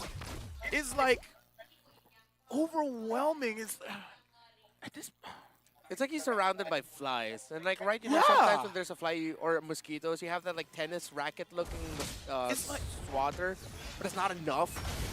Bouncing Troll's bouncing ball can only Lord block is so marching many down dashes. the top There's so many lane. things in my head that I feel like I Pero shouldn't say. Keyboy, tago rito. Okay. At nagpapailaw. Overwhelming. That's what we'll stop there. Yeah. Overwhelming, overloaded right now is Triple Esports. Wow. Keyboy gets on. It was a baited troll. What? Gets Grabe punished. yun. Sans picks up the kill. Up top, the Lord is still there, and Onyx will utilize it. Keyboy soaks in the damage of the Astral Spear. That's a base turret taken down with the first Lord of the game. Right now, Triple Esports, they're trying their best to defend. Boots is barely taking any damage, and Keyboy is still there to make sure that he's safe. Sans here standing menacingly in front, and now they're going for the mid. Wala na, going for the end na yata dito. Sanji takes down. Now going to be gunned down with the blazing duet. CW picks up the kill. Meanwhile, in the back, that same thing happens. Grabe, Targets down. It's gone. Tatlo ang baksa sa Triple Esports. And double na ba ito para sa side ng Onyx? Makakakita ba tayo ng sweep bago matapos ang gabi? Able to escape, but Kyrie finds It's another. endable. Ito na. Legendary. Wipe out. Kaya ba hindi, Sans? Pero wala na. Oh my goodness! Grabe yun. Onyx Esports What was that takes the cushion? victory. Might have seen a back-to-back MVP performance here, lads. Grabe That yun. cushion play there. Godlike. Legendary. Legendary and more. Dude.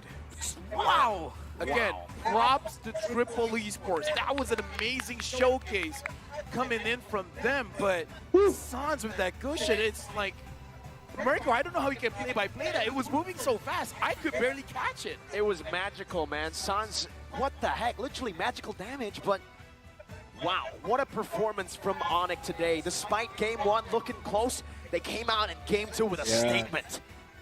Dude, I mean, Thank you for that Esports, sportsmanship, again, Triple I gotta say Esports. how amazing their performance is in this series, but Onyx is just on a different level. Game number 1, Onyx were caught off guard by Triple Esports, and again, their surgical precision approach, defensive counter, engaged-minded. Wow. Game number 2, Onyx just reminded the Walang world jack yan and felt ng like Onyx, reminding themselves what their strengths are.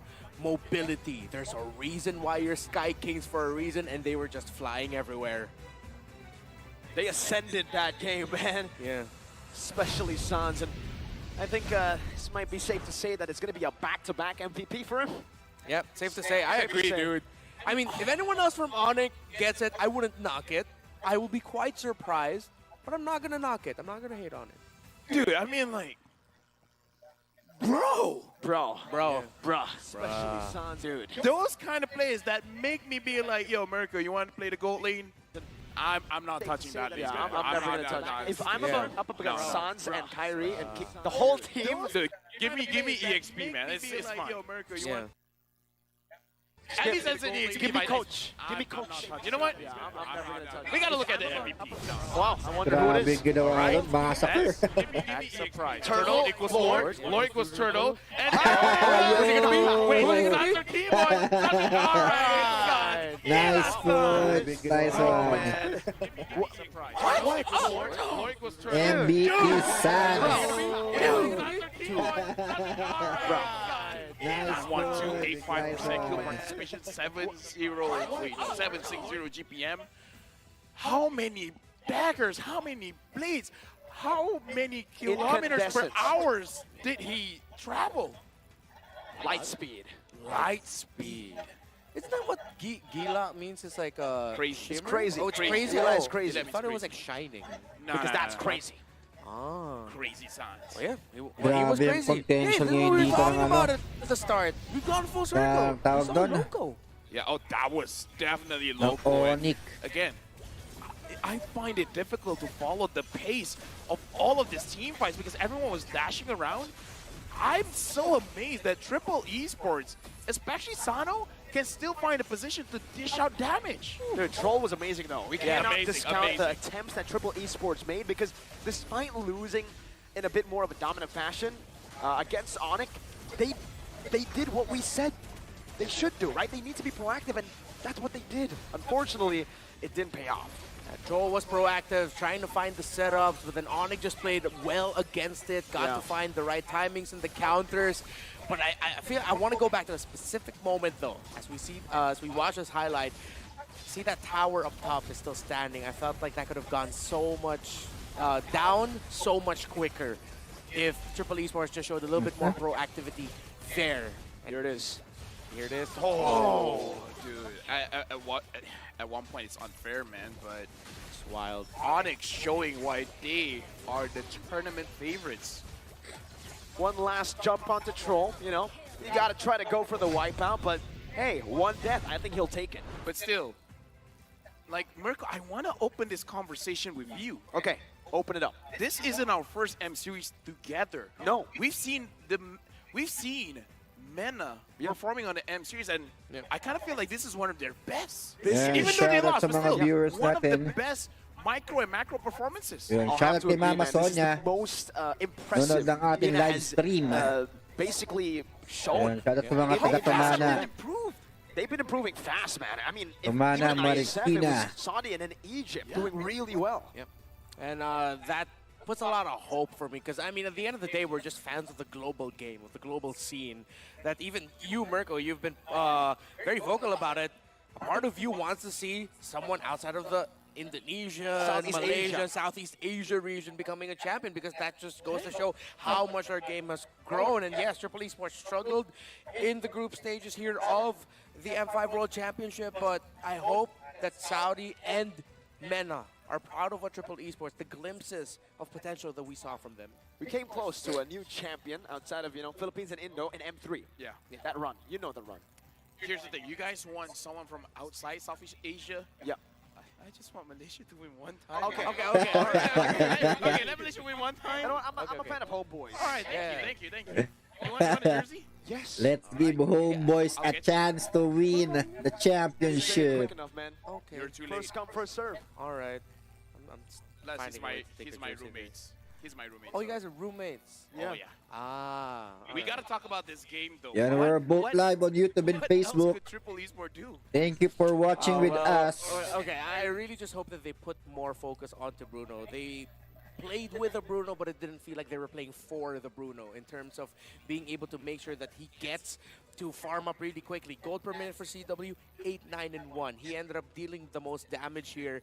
In an alternate universe, should have been Sano. It should have been that Bruno. Help him out quicker here. But I felt like that rotation came at the right time. It was like around the 3-4 minute mark.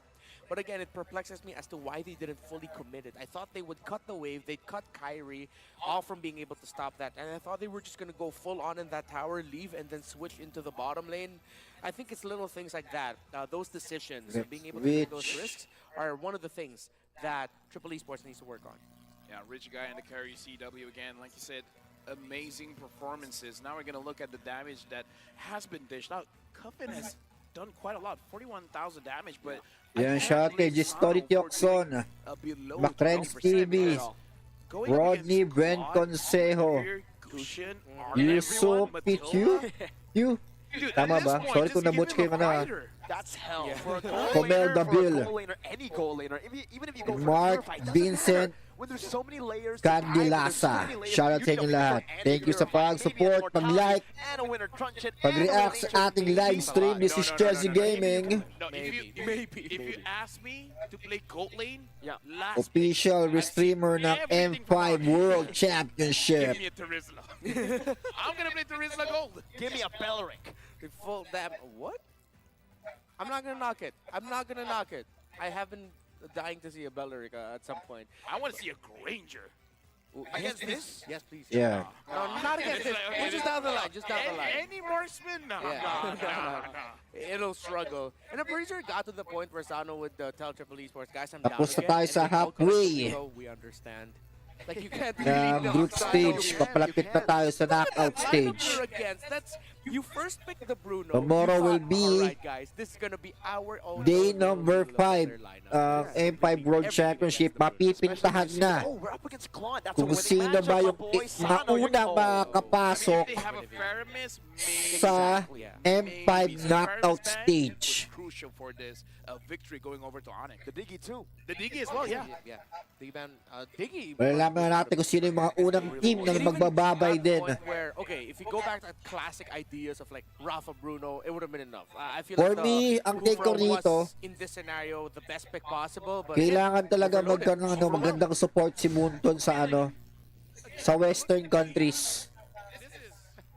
Stupid. Hey man, I think we were adorable. Diba? Kasi yung growth ng mga players doon is maganda talaga. Kaso nga lang, sila pa rin yung umaangat ba?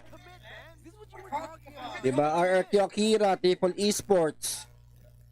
Kumbaga sila yung umaangat sa liga nila. Kailangan mag-improve pa. Makapag-develop pa ng maraming magaling na players sa region na yon. We're gonna look at the standings because, again, The group standing is Alright, here. let's talk about it.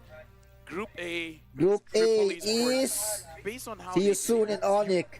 It's a tie. This 0-4 doesn't justify how Group they B, Blacklist International and Fireflux. Let's not talk about Group B. Group B, Geek Prime now on the top of the Group standings. C, here is Team Flash and I mean, AP to be fair, Bren. Homeboys only played once. Yeah, they played Geek Fam and HB. They're done. They're done.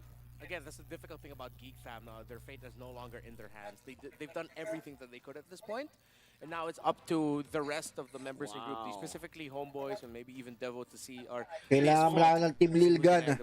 Pero Team Flash is So there's a nakaangat na. possibility that we get a three-way tie in Group C, B, and D. Oh yeah. Yes. Wow. Only World, A. world stage, baby. It's that close. You're close. Two? I mean, just give me a bit of space. Come on. I'm sorry, You're being man. too close. I'm sorry. Yeah. Yeah. But yeah, again, this is the level of quality of the Quality? world. Yes. Quality. Even SMG has a chance to get through. Oh, Okay, yeah. okay. Maybe let's not talk about that. But, you They're know. gonna go up Hey, against Blacklist hey. next, yeah? No, Or they already went. And they won one game. They won one game. Hey, that's great. You're great. better than great. I was about to say Reptile's better than great, but he just said better than great, so yeah. Yeah. I mean, Thanks. You're welcome, man. a lot has been going on in Group B, C, and D. The fact that only Group A is the one that, you know, it's like pretty clear, like, who's number one, number two, just the and all this placement. kind of, the placement. That just shows the kind of competition we're up against. And we're going to look at tomorrow's schedule. Is Homeboys playing tomorrow? Let's see. Let's see. They Let's have to. answer your question. Okay. Tomorrow's matches, Looks first like match, Arcade RRQ Akira SMG. versus Boom! Team SMG, Homeboys, and Debu. Match number 2, Onyx versus See You Soon. Ang labanan ng Hey, at top. least we can watch. Let's come here And together and let's Brain watch versus together. Team Flash. This is stacked. What a day! Mabigat to para sa Team Dude, Flash. 4 series and it's absolutely crucial. Homeboys versus Deus Volt, crucial. Yep. Onyx versus See You Soon in terms of like understanding their like placements, and their quality right now, crucial. AB Brand versus Team Flash, crucial for Team Flash. RQ versus SMG. Grabe yung lineup para bukas. Solid. Tomorrow? Oh, I believe he is, sir. Oh yeah, he's casting the SMG game. And you're not My- there to my man. neutralize the My man, curse. my man. I'm negotiating with you right now. Okay. Help me, and I will help you. If you make sure Wolf, This is Wolf it. is neutralized. He doesn't Lapel have and that Milko curse on Curse. Magsasama board. na. Doesn't matter. I'm gonna make sure you have a good night's sleep. Kailangan makapasok ang Team SMG. Wait, no, That's not a negotiation. That's a threat. I have nothing else to. Oh, Neutralize his curse for Indonesian teams. Yes. Okay. I feel like we have need a to lot work together here. We need Be stronger. to combine our strength Yep. to fight against Wolf. The Curse. We're gonna throw it over to our host because at this point, Shake on it. Reptar, I believe you need to get on this conversation as well. Manjin, I hope you're ready because we're gonna throw it over to him soon. Okay. What do you want, Reptar? What do you mean? What I want? I just want. In a negotiation, I need to know your needs, my friend. I'm good, man. The Filipino teams look fine, so I'm all right here. You're the one who needs negotiating for the Malaysian team. Oh, he didn't even say Indonesia. Dude! I'm sorry, I slipped. Literally. I love you. Okay, you know what? Lapel. The Empire World Championship is powered by Moontron, presented by Kidia, supported by RG, the official gaming phone, Grab, the official Super App partner, and Secret Lab, our official chair partner. With that being said, you've been great. You've been amazing. I've been better than great. I'm the best. We're going to throw it over to Go, Manjin Lapel. to close the show. See you guys.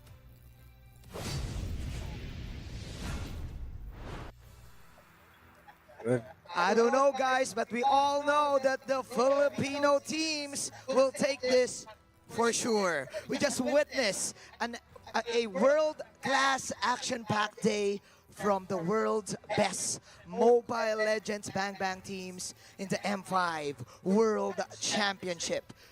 Earlier, we saw Burmese ghouls rise from the dead after snapping the Mongolian Nice downloaders' one. streak. They broke the streak of Lil Gun. Then Let's we saw the go, redemption Lil game Guns, of the Kings tomorrow. of Brazil, RRQ Akira, who reverse swept the Turkish delight. Next, we got an explosive game from Deus Bold and Geek Fam, and finally Onyx still on the dominating victories. Tomorrow is going to be the second to the last day of the group stages, and we're moving closer to our knockout stages. So don't you guys dare miss it. Yeah. Once again, I'm your official Kabayas, Manjin Faldas, reminding The everyone Kabayas. to pursue greatness and be better than great. Good night. Yeah. Yan. Again, this is ChezyGaming, official streamer partner ng M5 World Championship. Please support my page. Like and share yung mga stream natin para sa natin makasama. Papalapit na ang knockout stage. Next week, we have last 2 days para sa group stage. At magkakaalaman na tomorrow kung sino mga una makakapasok At mga unang uuwi sa laban patungong M5 World Championship. Again, this is ChezyGaming. See you tomorrow. Thank you and good night.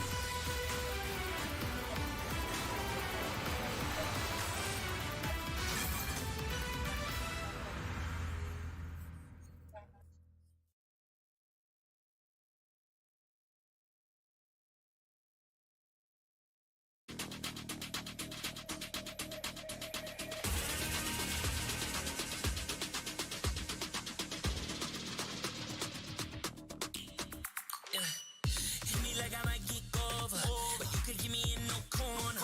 I know I can make a comeback, ace this round and finish this game now. Got the power on my shoulders, yeah, you know that I'm a soldier.